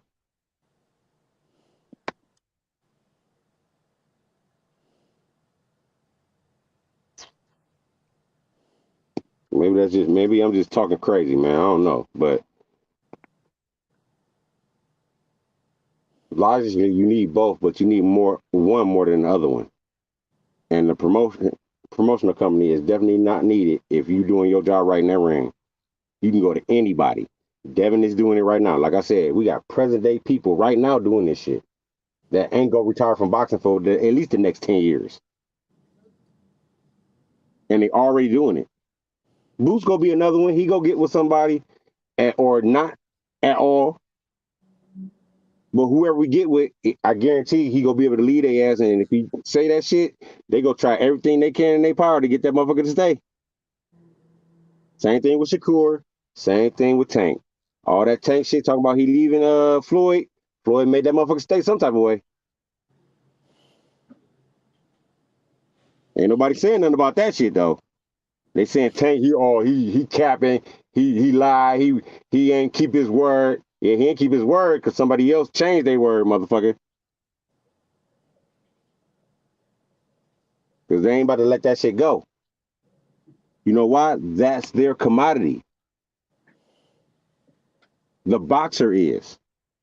Period. Because trust and believe, if they had somebody else like Tank, them motherfuckers he wouldn't be there no more. They would have been like, all right, bye.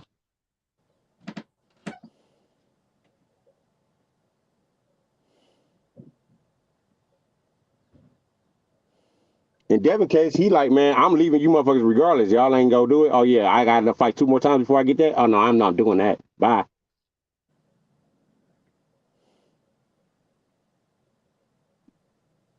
I go over here, they go give me what I want.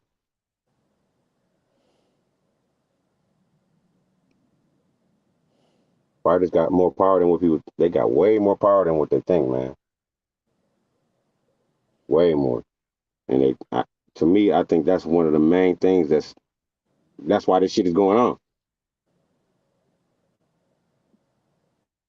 Because if promoters was so big, who is Jake Paul signed to?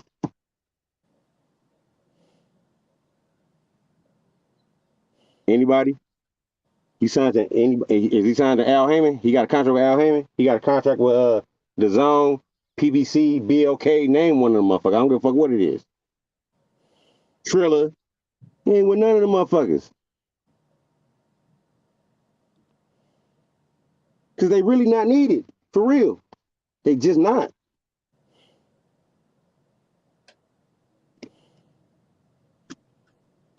They need it for certain aspects of the job that they're needed for, the promotional type shit and advertising and building the fight. But other than that, they really not fucking needed, man. Especially if your skills get displayed to enough people, you really don't need the motherfuckers no more.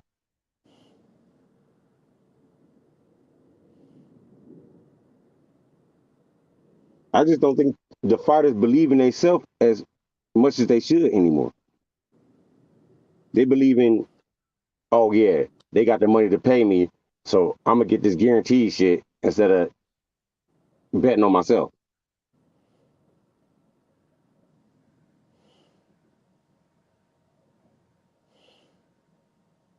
Motherfucker sleep.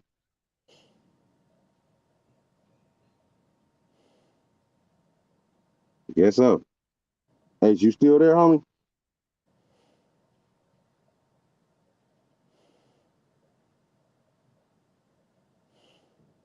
Guess not. What y'all think about this shit that I'm saying in the chat, man? Do it make sense? Do it sound like I'm talking on my ass? Or is this shit just some make-believe shit that shouldn't even be talked about? Let me know, man.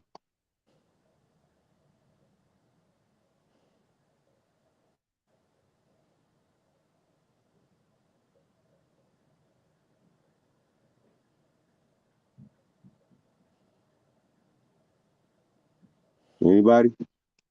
Anybody in the chat neither?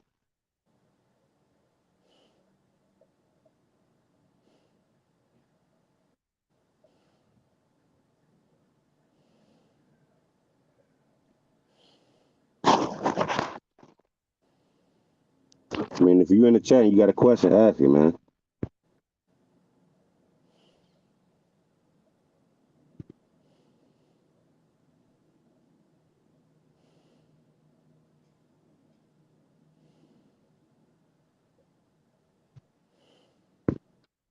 Get to these comments, man.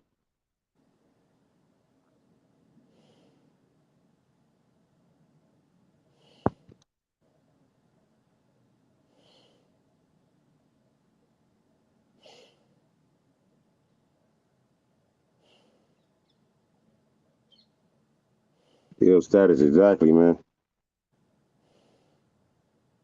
They're not moving the way I think. I mean, you can't tell no man how to move, how to live his life, but to me, if I'm putting my life on the line, I'm gonna get what the fuck I want every time.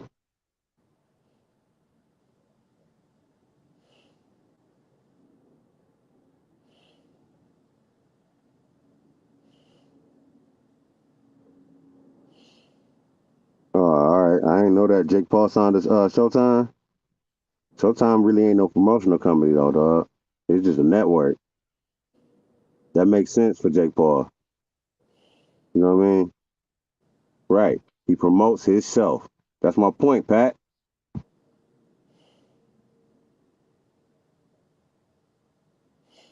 And the network is willing to take him on because of the way he promotes himself. Period.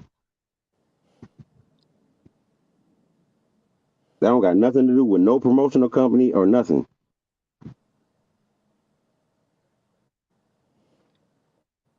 Flat out.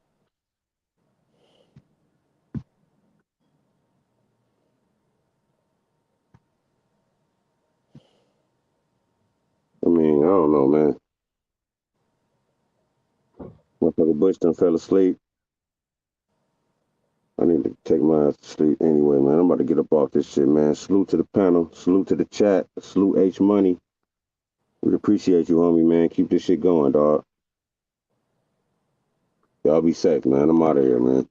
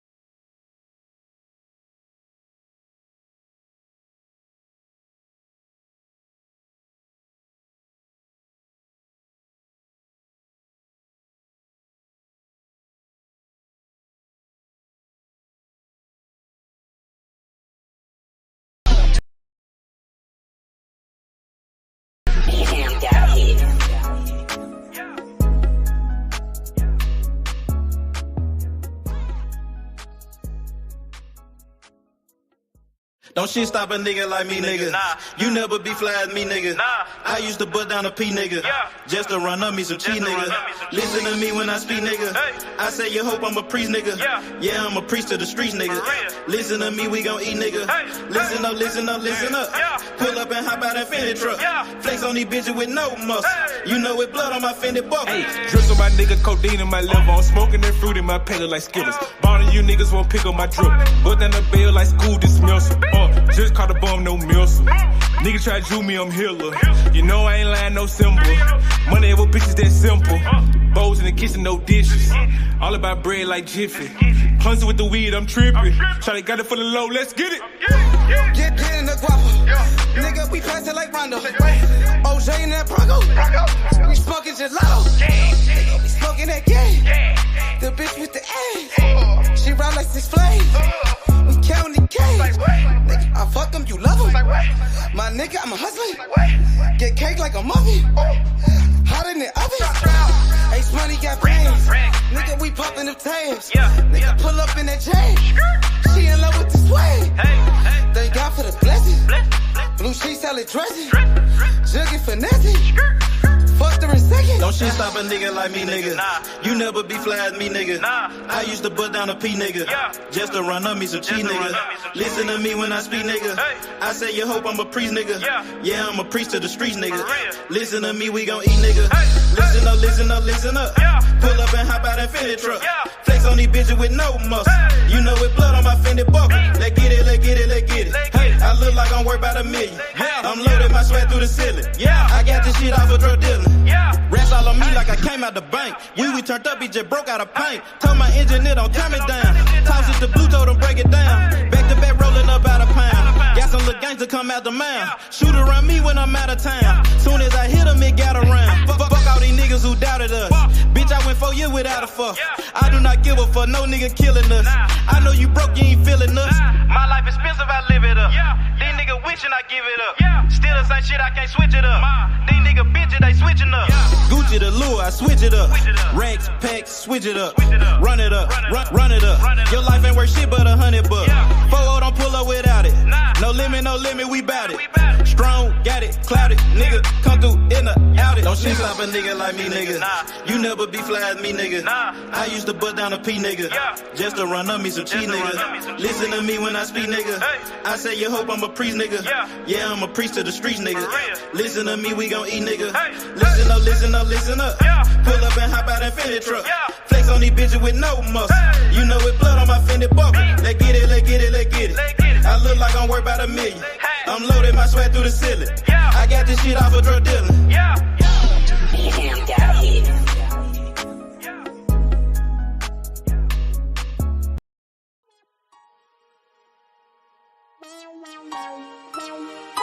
Side 92nd Street, nigga. Kind shit, nigga. I don't watch you on the block for real, nigga. Ducking them all the way back to Cash Street, nigga. Cash Street, the dope, you nigga balls on like my motherfucking thumb, nigga. 2, 3, nigga. What's breaking, nigga? Hey, I started off rapping passenger. Call the ambulance, every single beat a massacre. Yeah, my bitch be running, had to make that dick adapt to her. All my homies feel like pictures, they trying to capture her. Load that glizzy like a workaholic, get busy. Yeah, I got shot like Shakur Stevenson, he missed me. Merry-go-round, cause you hit it, you might get dizzy. All these motherfucking bars, you would think I'm rapping in prison. From Memphis to Watts, bitch, I'm pop, bring by ambition. I'm touchable with revolvers, got the juice like I'm Bishop. Pack a nigga out like we helping them do some sit-ups. Got a homie like a Uber, I pay him, he threw them pickups. It's war, nigga. Grab that Draco and left to right. Starting to think my white boy racist, they killing niggas on sight. This the game, not a gang, little homie, so change your life. If your gun jam, make like a plumber and change the pipe.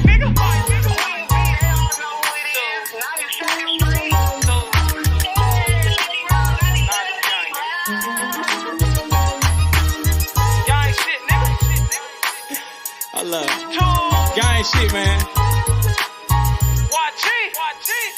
Check this shit out. Hey, late night after dog, me and YG Wolf on the mission. Broad day a dog, it don't matter, no competition.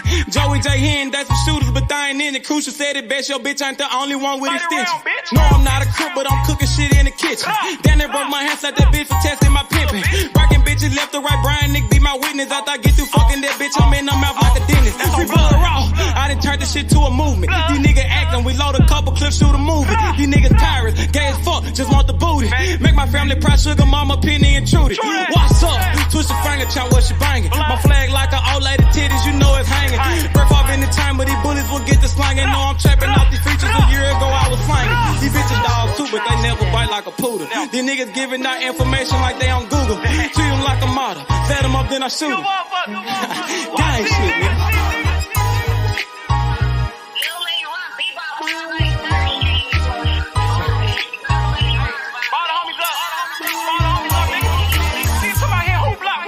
YG200. Hey man, YG Cable, man. Don't bring your ass to Memphis, nigga. Gang. Nigga know YG and watch. You don't think I'm all over this motherfucker on blood. Damn fools, nigga. Y'all talking that stupid ass shit, nigga. Pull up on my motherfucking block, nigga. Unloading them 30 rounds, bitch. Like my nigga Cruiser said, man. Your bitch ain't the only one with extensions, nigga. Nigga, I got pulled all the way in Cali, nigga. That's about me, nigga. Straight tools, nigga. Come on, man. Y'all know what's going on. Nigga, I done been out there on the motherfucking blocks, nigga. Nigga, I done took shots for this shit. Nigga, I ain't had to go to the doctor for this shit, nigga. Stay in your line, little nigga. Gang bang shit ain't what y'all want, nigga. Tools. What's up, nigga? Fuck. Purchase your tracks today.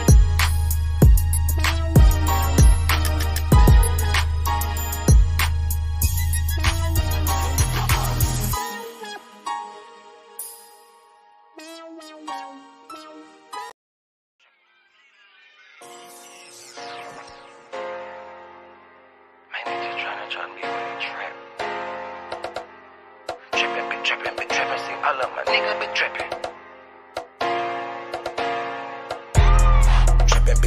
Trapping, see all of my niggas been trapping. So your ass off and trapping, so your ass without the plastic. Man, I got a house to store, damn, my niggas been trapping. Got a 9-to-5, nigga, what you call that shit? That's trapping. Trapping, see all of my niggas been trapping. So your ass off and trapping, so your ass without the plastic. Damn. You got a 9-to-5, what you call that shit? That's trapping. Nigga about the body off the speed. This shit need a gas. Came from the corner, nigga. Bustin' pounds of marijuana, nigga. I just came from Arizona, nigga. Went to Denver, ran across the plug. Way back in 10, I was selling drugs. I'm a street nigga, get plenty love. Fucked off some rats with my Fendi plug. Still trying to run up a Bentley truck. Back in the day, I was getting it up. Now every day, nigga, live it up. I ain't make shit off this rap shit. I'm in the trap with the lemon squeeze. Bitch, I came up off of selling peas. I know some niggas who copping keys. I know some niggas that were trapping, nigga. Now they locked up and they copping pleas. Bustin' jug while I'm in the street. These Gucci's on a nigga feet. If I'm broke, then I can't sleep. Run it up, bitch, I gotta eat. I know these niggas can't take me. Never let no nigga make me. Never let no bitch break me. Never let no nigga hate me. Trapping, see all of my niggas been trapping. So your ass off and trapping, so your ass without the plastic. Man, I got a house to store, damn, my niggas been trapping. Got a 9-to-5, nigga, what you call that shit? That's trapping. Trapping, see all of my niggas been trapping. So your ass off and trapping, so your ass without the plastic. Damn, if you got a 9-to-5, what you call that shit? That's trapping. Holla Lucimo, if you need Simo. He'll make a nigga touch that chain like he Debo. You niggas saving hoes a hero. We just take money like Cheeto. Take a couple shots you niggas can't block. I just call that shit a fit though. Damn, I just kill a beat every damn time. Murder this shit, man, this shit is a crime. Snow this boy up, man, they call it a line. COE, man, you know, mouth in my pride. Man, this beat, man, this shit murder. True to the game, you see murder. Jump up over the game like a hurdle. Push yours off in your back like a turtle. This shit is murder, we straight back to kill it. Hell yeah, every nigga that I'm grilling. Everybody that I'm with that I'm grilling. Every nigga get their cheese and they willing. You can catch me at the BP. Get your binoculars, see me. Hell yeah, hands up, it's a touchdown, little nigga, a TD. Bitch. Trapping, see all of my niggas been trapping. So your ass off and trapping, so your ass without the plastic. Man, I got a house to store, damn, my niggas been trapping. Got a 9-to-5, nigga, what you call that shit? That's trapping. Trapping, see all of my niggas been trapping. So your ass off and trapping, so your ass without the plastic. Damn, if you got a 9-to-5, what you call that shit? That's trapping. Nigga about the body off the beat, this shit need a casket. Damn.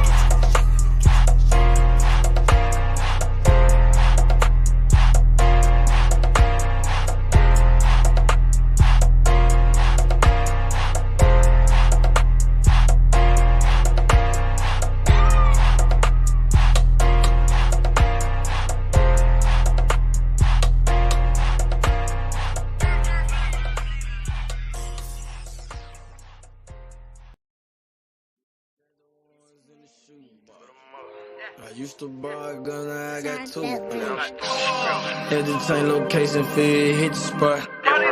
Got me a new plug and it still get drunk. Get the gas from the best crop.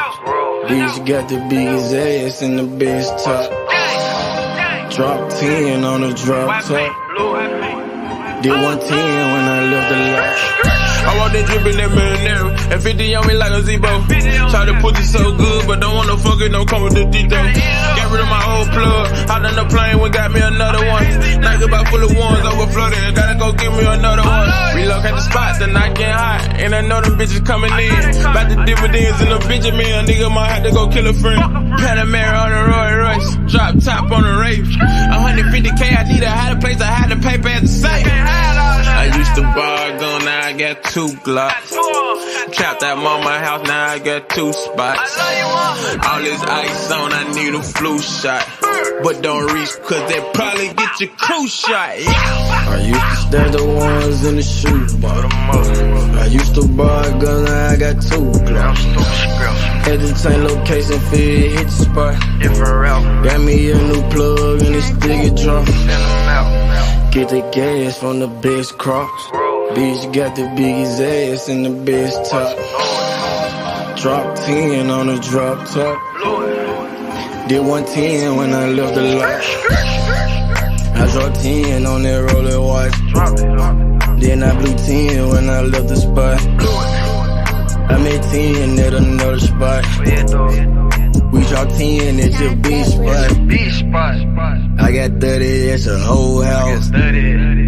I got bowls at your mama house. On the low, I stashed that 40 in the fender, nigga. Out of state to state in different runners, nigga. In the mouth like a dentist. And I ain't saying shit like a witness, He ain't get the picture. Milk carton ain't missing. You know, I used to stash the ones in the shoebox. I used to buy a gun, now I got 2 Glocks. Had to change location, feel hit the spot. Got me a new plug and it still get drunk. Get the gas from the best crops. Bitch got the biggest ass and the best top. Drop 10 on the drop top. Did 110 when I left the lot.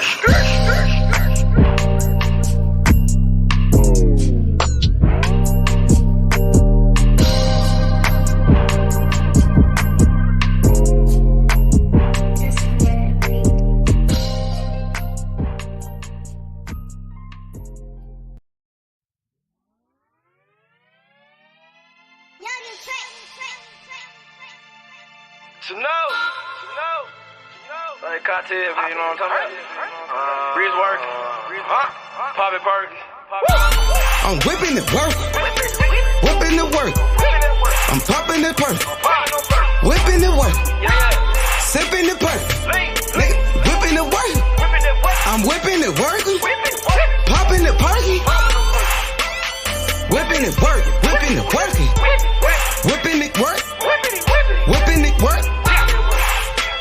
Whipping it working, whipping it working. Whipping it work, popping the perk. Change all I can, I behave. I whip the work like a slave. Bitch got my big man like a fade. Call up base money, get paid. We still want 200 for J's. All these ain't come out the store. And I just pop me a perk. I'm about to flex on the hoe. We put gelato on boats. We put gelato on planes. We put gelato in cars. We smoke this shit to the brain. I pop a perk, then I elevate. Get a new bitch on the elevate. We hit the road dropping hella states. She drop it out, give me hella cake. Ace money to shit. Working that wrist. Ballin' like Swiss. Diamonds wet like a fish. Pull up with them sticks. Come fuck with the clique. We fucked on your bitch. She sucking the dick. I'm whipping the work. Whipping the work. I'm popping the perk. Whipping the work. Sipping the perk. Whipping the work. I'm whipping the work. Popping the perky. Whipping it work. Whipping it working. Whipping it work. Whipping it work. Whipping it working. Whipping it working. Whipping it work. Popping the perk. Yeah. The money and power. I'm serving the powder. I'm smoking that sour. She sucked for an hour. My nigga got Zans. Ace Money got bands. She popping them Zans. She fucking for cash. Whipping it, whipping it, working. I'm popping it perfect. Nigga the purple. I'm fucking with Bono. Smoking gelato. Call me a cello. Rats like the lotto. I'm whipping it work. Whipping it work. I'm popping it perfect. Whipping it work. Sipping it perfect. Nigga, whipping it work. I'm whipping it work. Popping it perfect. Whipping it work. Whipping it working. Whipping it work. Whipping it work. Whipping it working. Whipping it working. Whipping it work. Popping the perk. Yeah.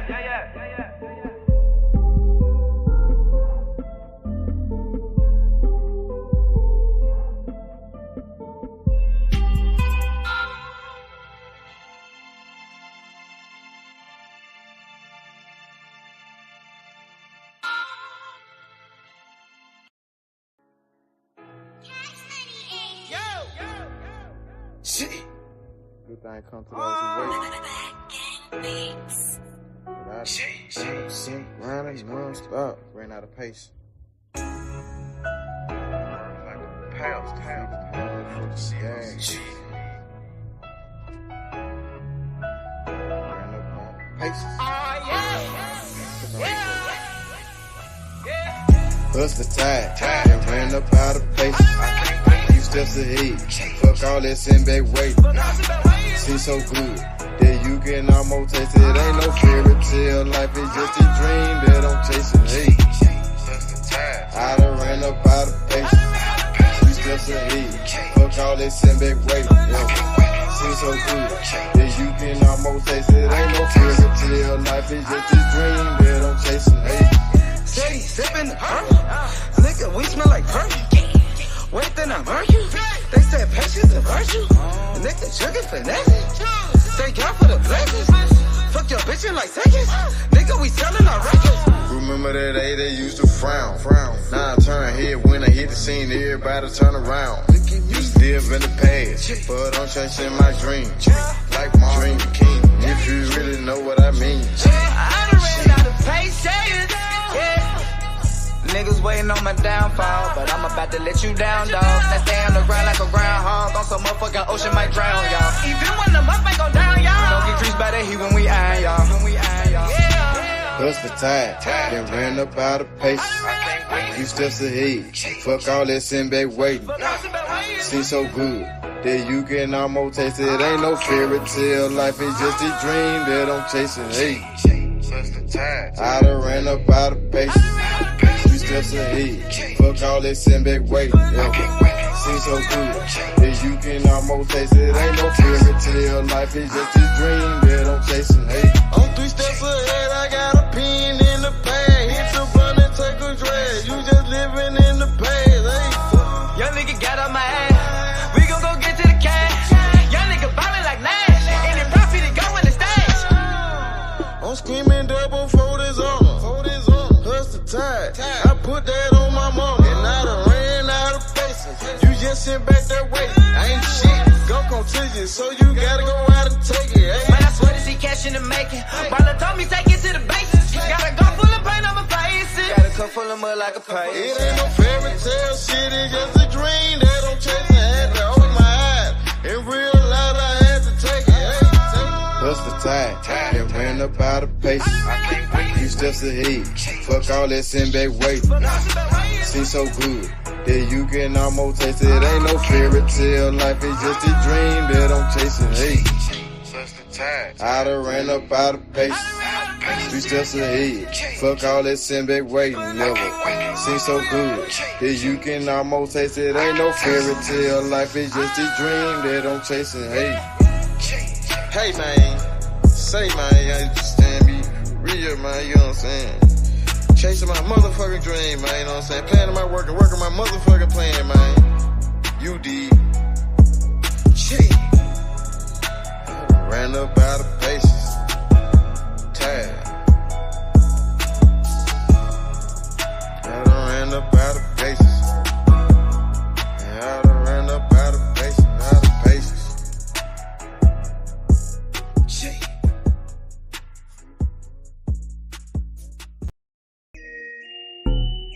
You are now all the way down with you, man. You understand me, you know what I'm saying? Never going broke, man, you know what I'm saying? We gon' hustle all the way to the tippy motherfucking top. You did. Dummy. Hustle, don't stop, baby. Probably come up to the top. I'ma hustle to the top. Watch me hustle to the top.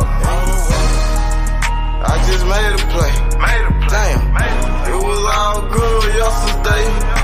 Woke up and smoke a blunt and take a piss. Chicken the sack, moving the pack, taking no breaks. Hey, my nigga, we told the pills, we out in the gitch. 12 game with the bug shots, gon' hit you, can't miss you. Damn, fucked up and you gone.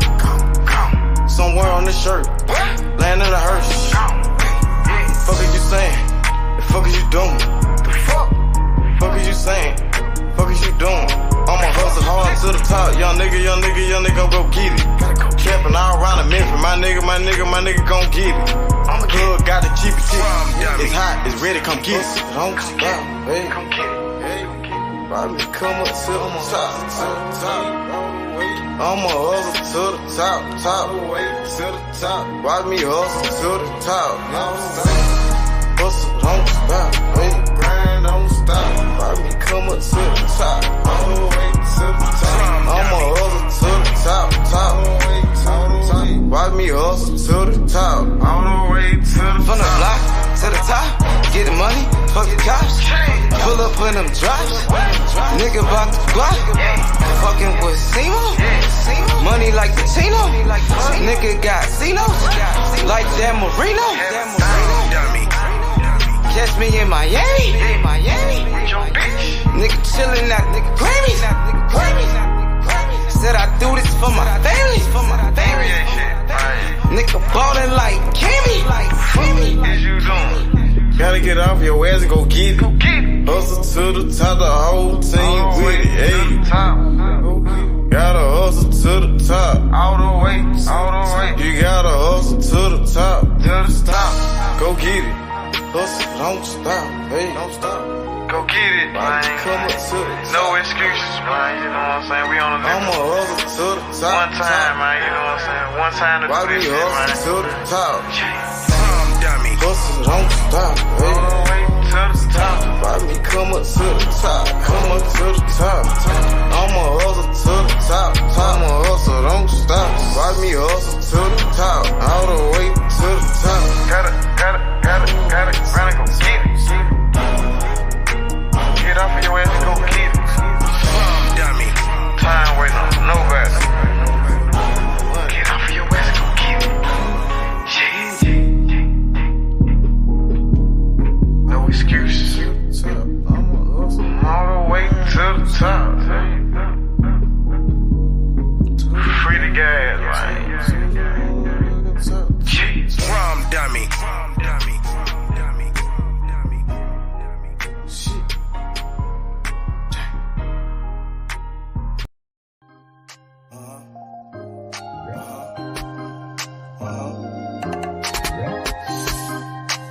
Smoking gelato right now, you know what I'm talking about? It's Xavier Jordan. $12 blunt.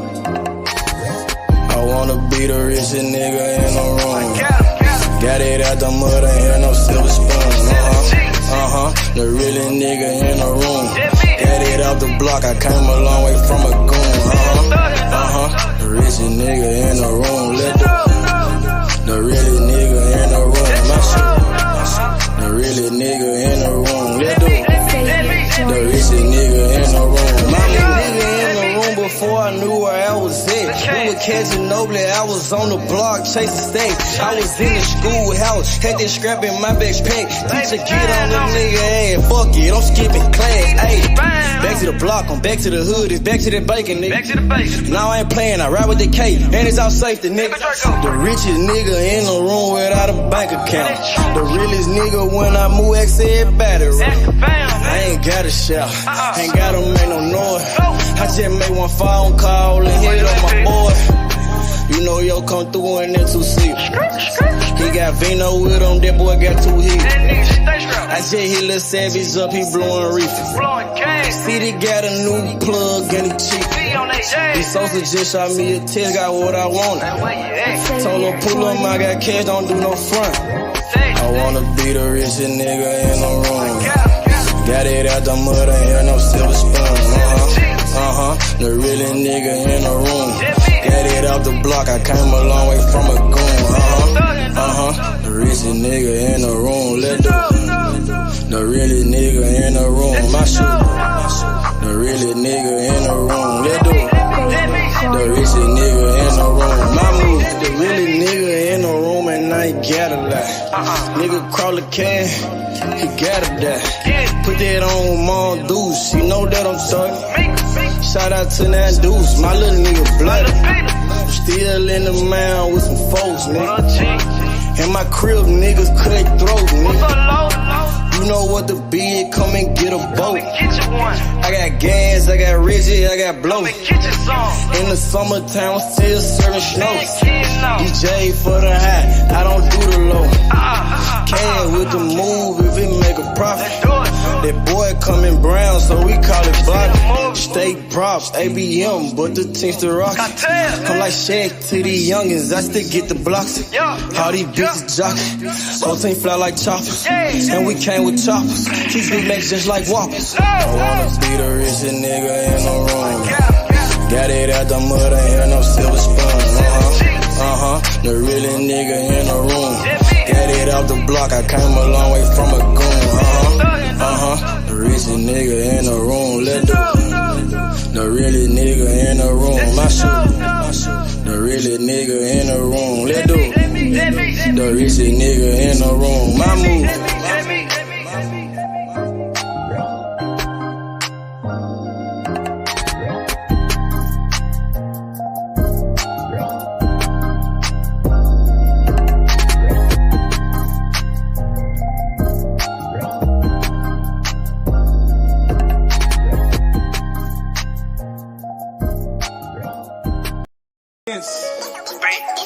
Bankroll full of dead presidents.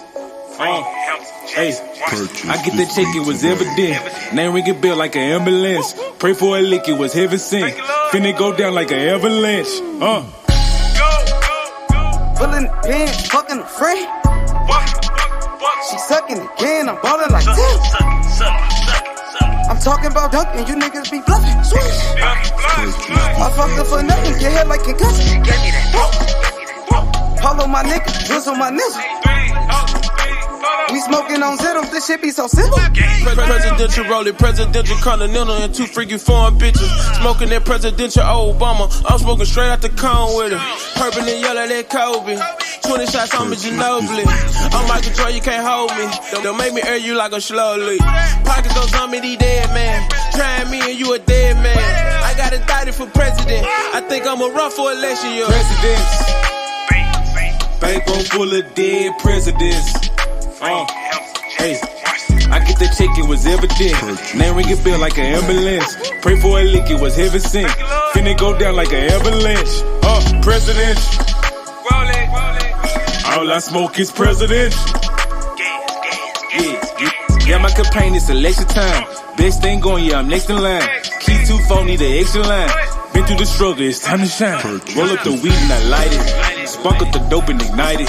This shit cost me Leonidas. Blowing it strong like a titan.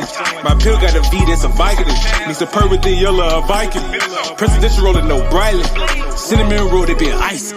Knock off the top like your Kennedy. That's so wanted to enemies. Ready for war like I'm George Bush. You niggas joke like you Donald Trump. Cause that red hair like McDonald hair. I keep a pet, need Obamacare. I'm dropping born like Osama there. I don't give a fuck if your mama there. Just call me Trey Baby. They label me underrated. Beats got me rolling, I'm skating. Go in first, take no debate. Skid town with your hoe, now you bailiff. Like Steven, I keep me A Smith. You can get on with the fake shit. Whipping that dope like some cake mix. Presidents. Bankroll full of dead presidents. Hey, I get the check, it was evident. Name ring a bell like an ambulance. Pray for a lick, it was heaven sent. Finna go down like an avalanche. President. All I smoke is president. Yeah, my campaign is election time. Best thing going, yeah, I'm next in line. Key 2-4, need the extra line. Been through the struggle, it's time to shine. Presidents. Bankroll full of dead presidents. Hey, I get that check, it was evident. Name ring a bell like an ambulance. Pray for a lick, it was heaven sent. Finna go down like an avalanche. President. All I smoke is president. Yeah, my campaign is election time. Best thing going, yeah, I'm next in line. Key 2-4, need the extra line. Been through the struggle, it's time to shine.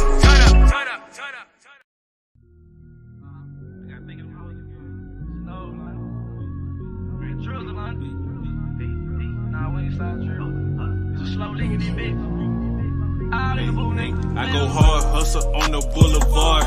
Watching out for narcs in the water like a shark. My bitch head on point, I think she some kind of bar. Keep that Maggie on me, smoke blue hairs like on Marge. They treat me like a star, I get so high, bitch, I'm on Mars. Break it down the swisher, got gelato in my gun. Got rank in my hood, they salute me like I'm Sarge. Nigga for that cheese, tossing bullets like Favre.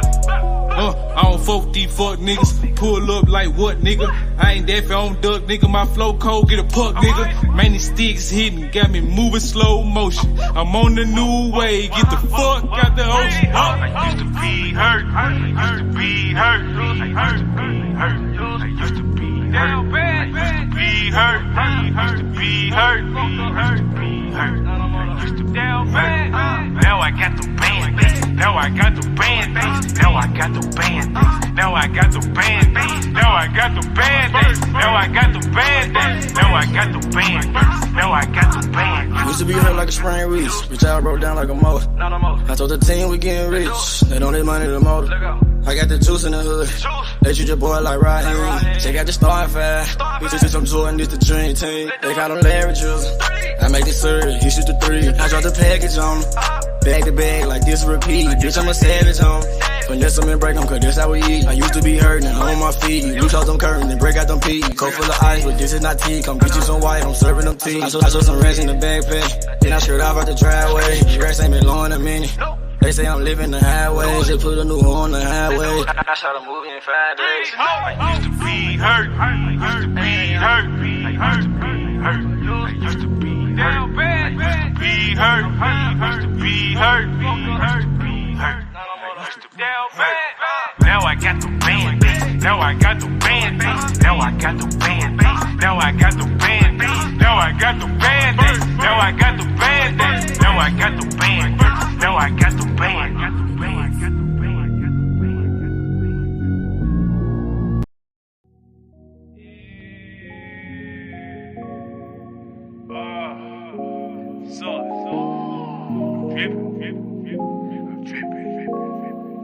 We got a problem. Too much salt might bust the glass.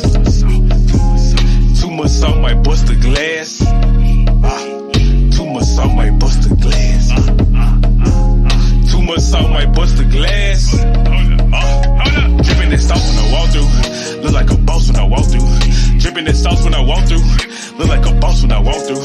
Dripping that sauce when I walk through. Look like a boss when I walk through. Dripping that sauce when I walk through. Look like a boss when I walk through. Swagged up every day. All about cream like a birthday cake. Copying my salt, that's tomato paste. You niggas garbage, take out the waste. I turn my bitch up like anime. I spit that pussy like Tina. She got the big hair like Gina. Diamond look like Aquafina. Go in bed, this is a subpoena. I'm blowing loud like arenas. 1 million, no Christina. My bitch killing shit like Melina. Got too much salt at the Chico. I keep that iron with Devo. I go to war with Debo. I ain't scared none of you niggas. I receive packets from Migos. No, I ain't lying like a Leo. I'm riding to death like I'm Cleo. 32 shot out the Regal. Bitch know I'm dope like a kilo. I'm all about shit like casino. I can do a song with them C notes. Too much salt, this should be illegal. Too much salt might bust the glass. Too much salt might bust the glass. Too much salt might bust the glass. Too much salt might bust the glass. Dripping that sauce when I walk through. Look like a boss when I walk through. Dripping that sauce when I walk through. Look like a boss when I walk through.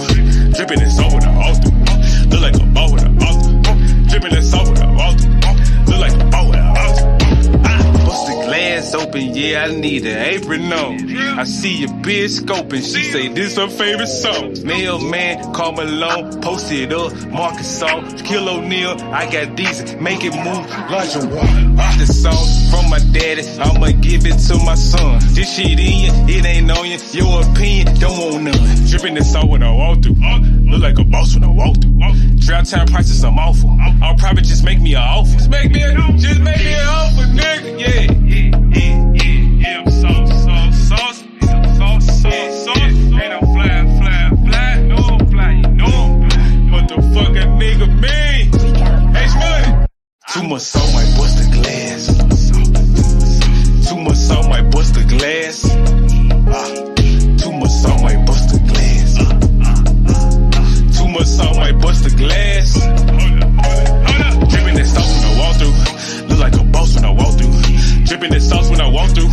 Look like a boss when I walk through. Dripping that sauce when I walk through. Look like a boss when I walk through. Dripping that sauce when I walk through. Look like a boss when I walk through.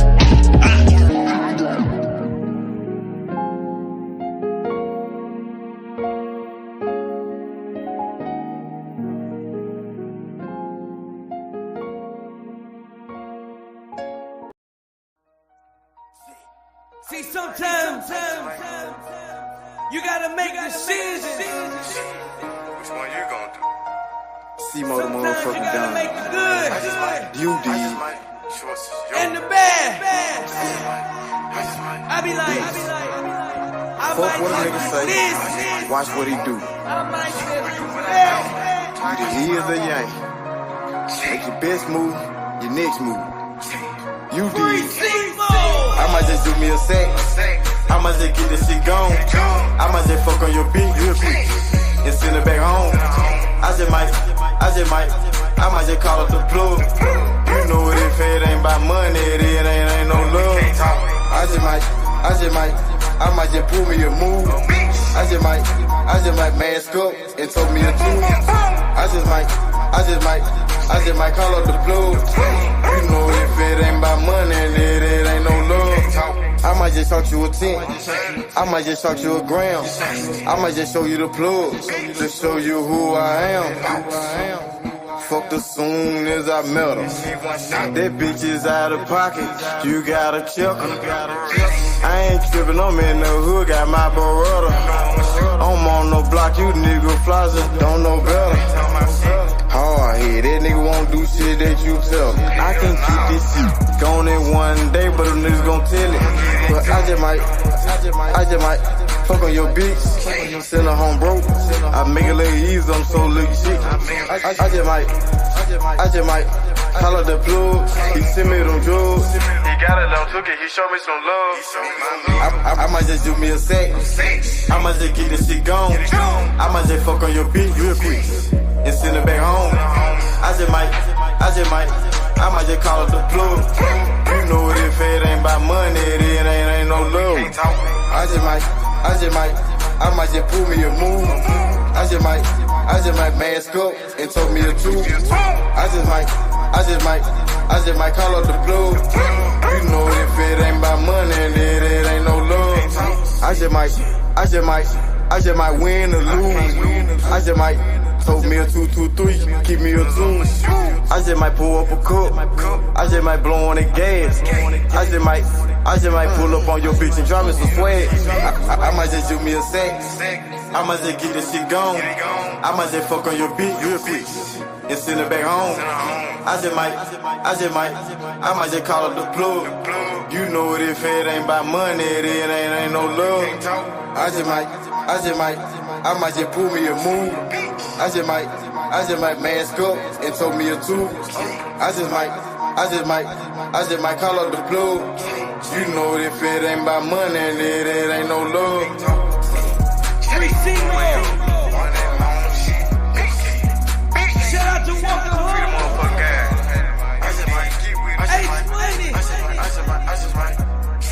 We getting that low. I'm your man, DJ Yo. High class music group.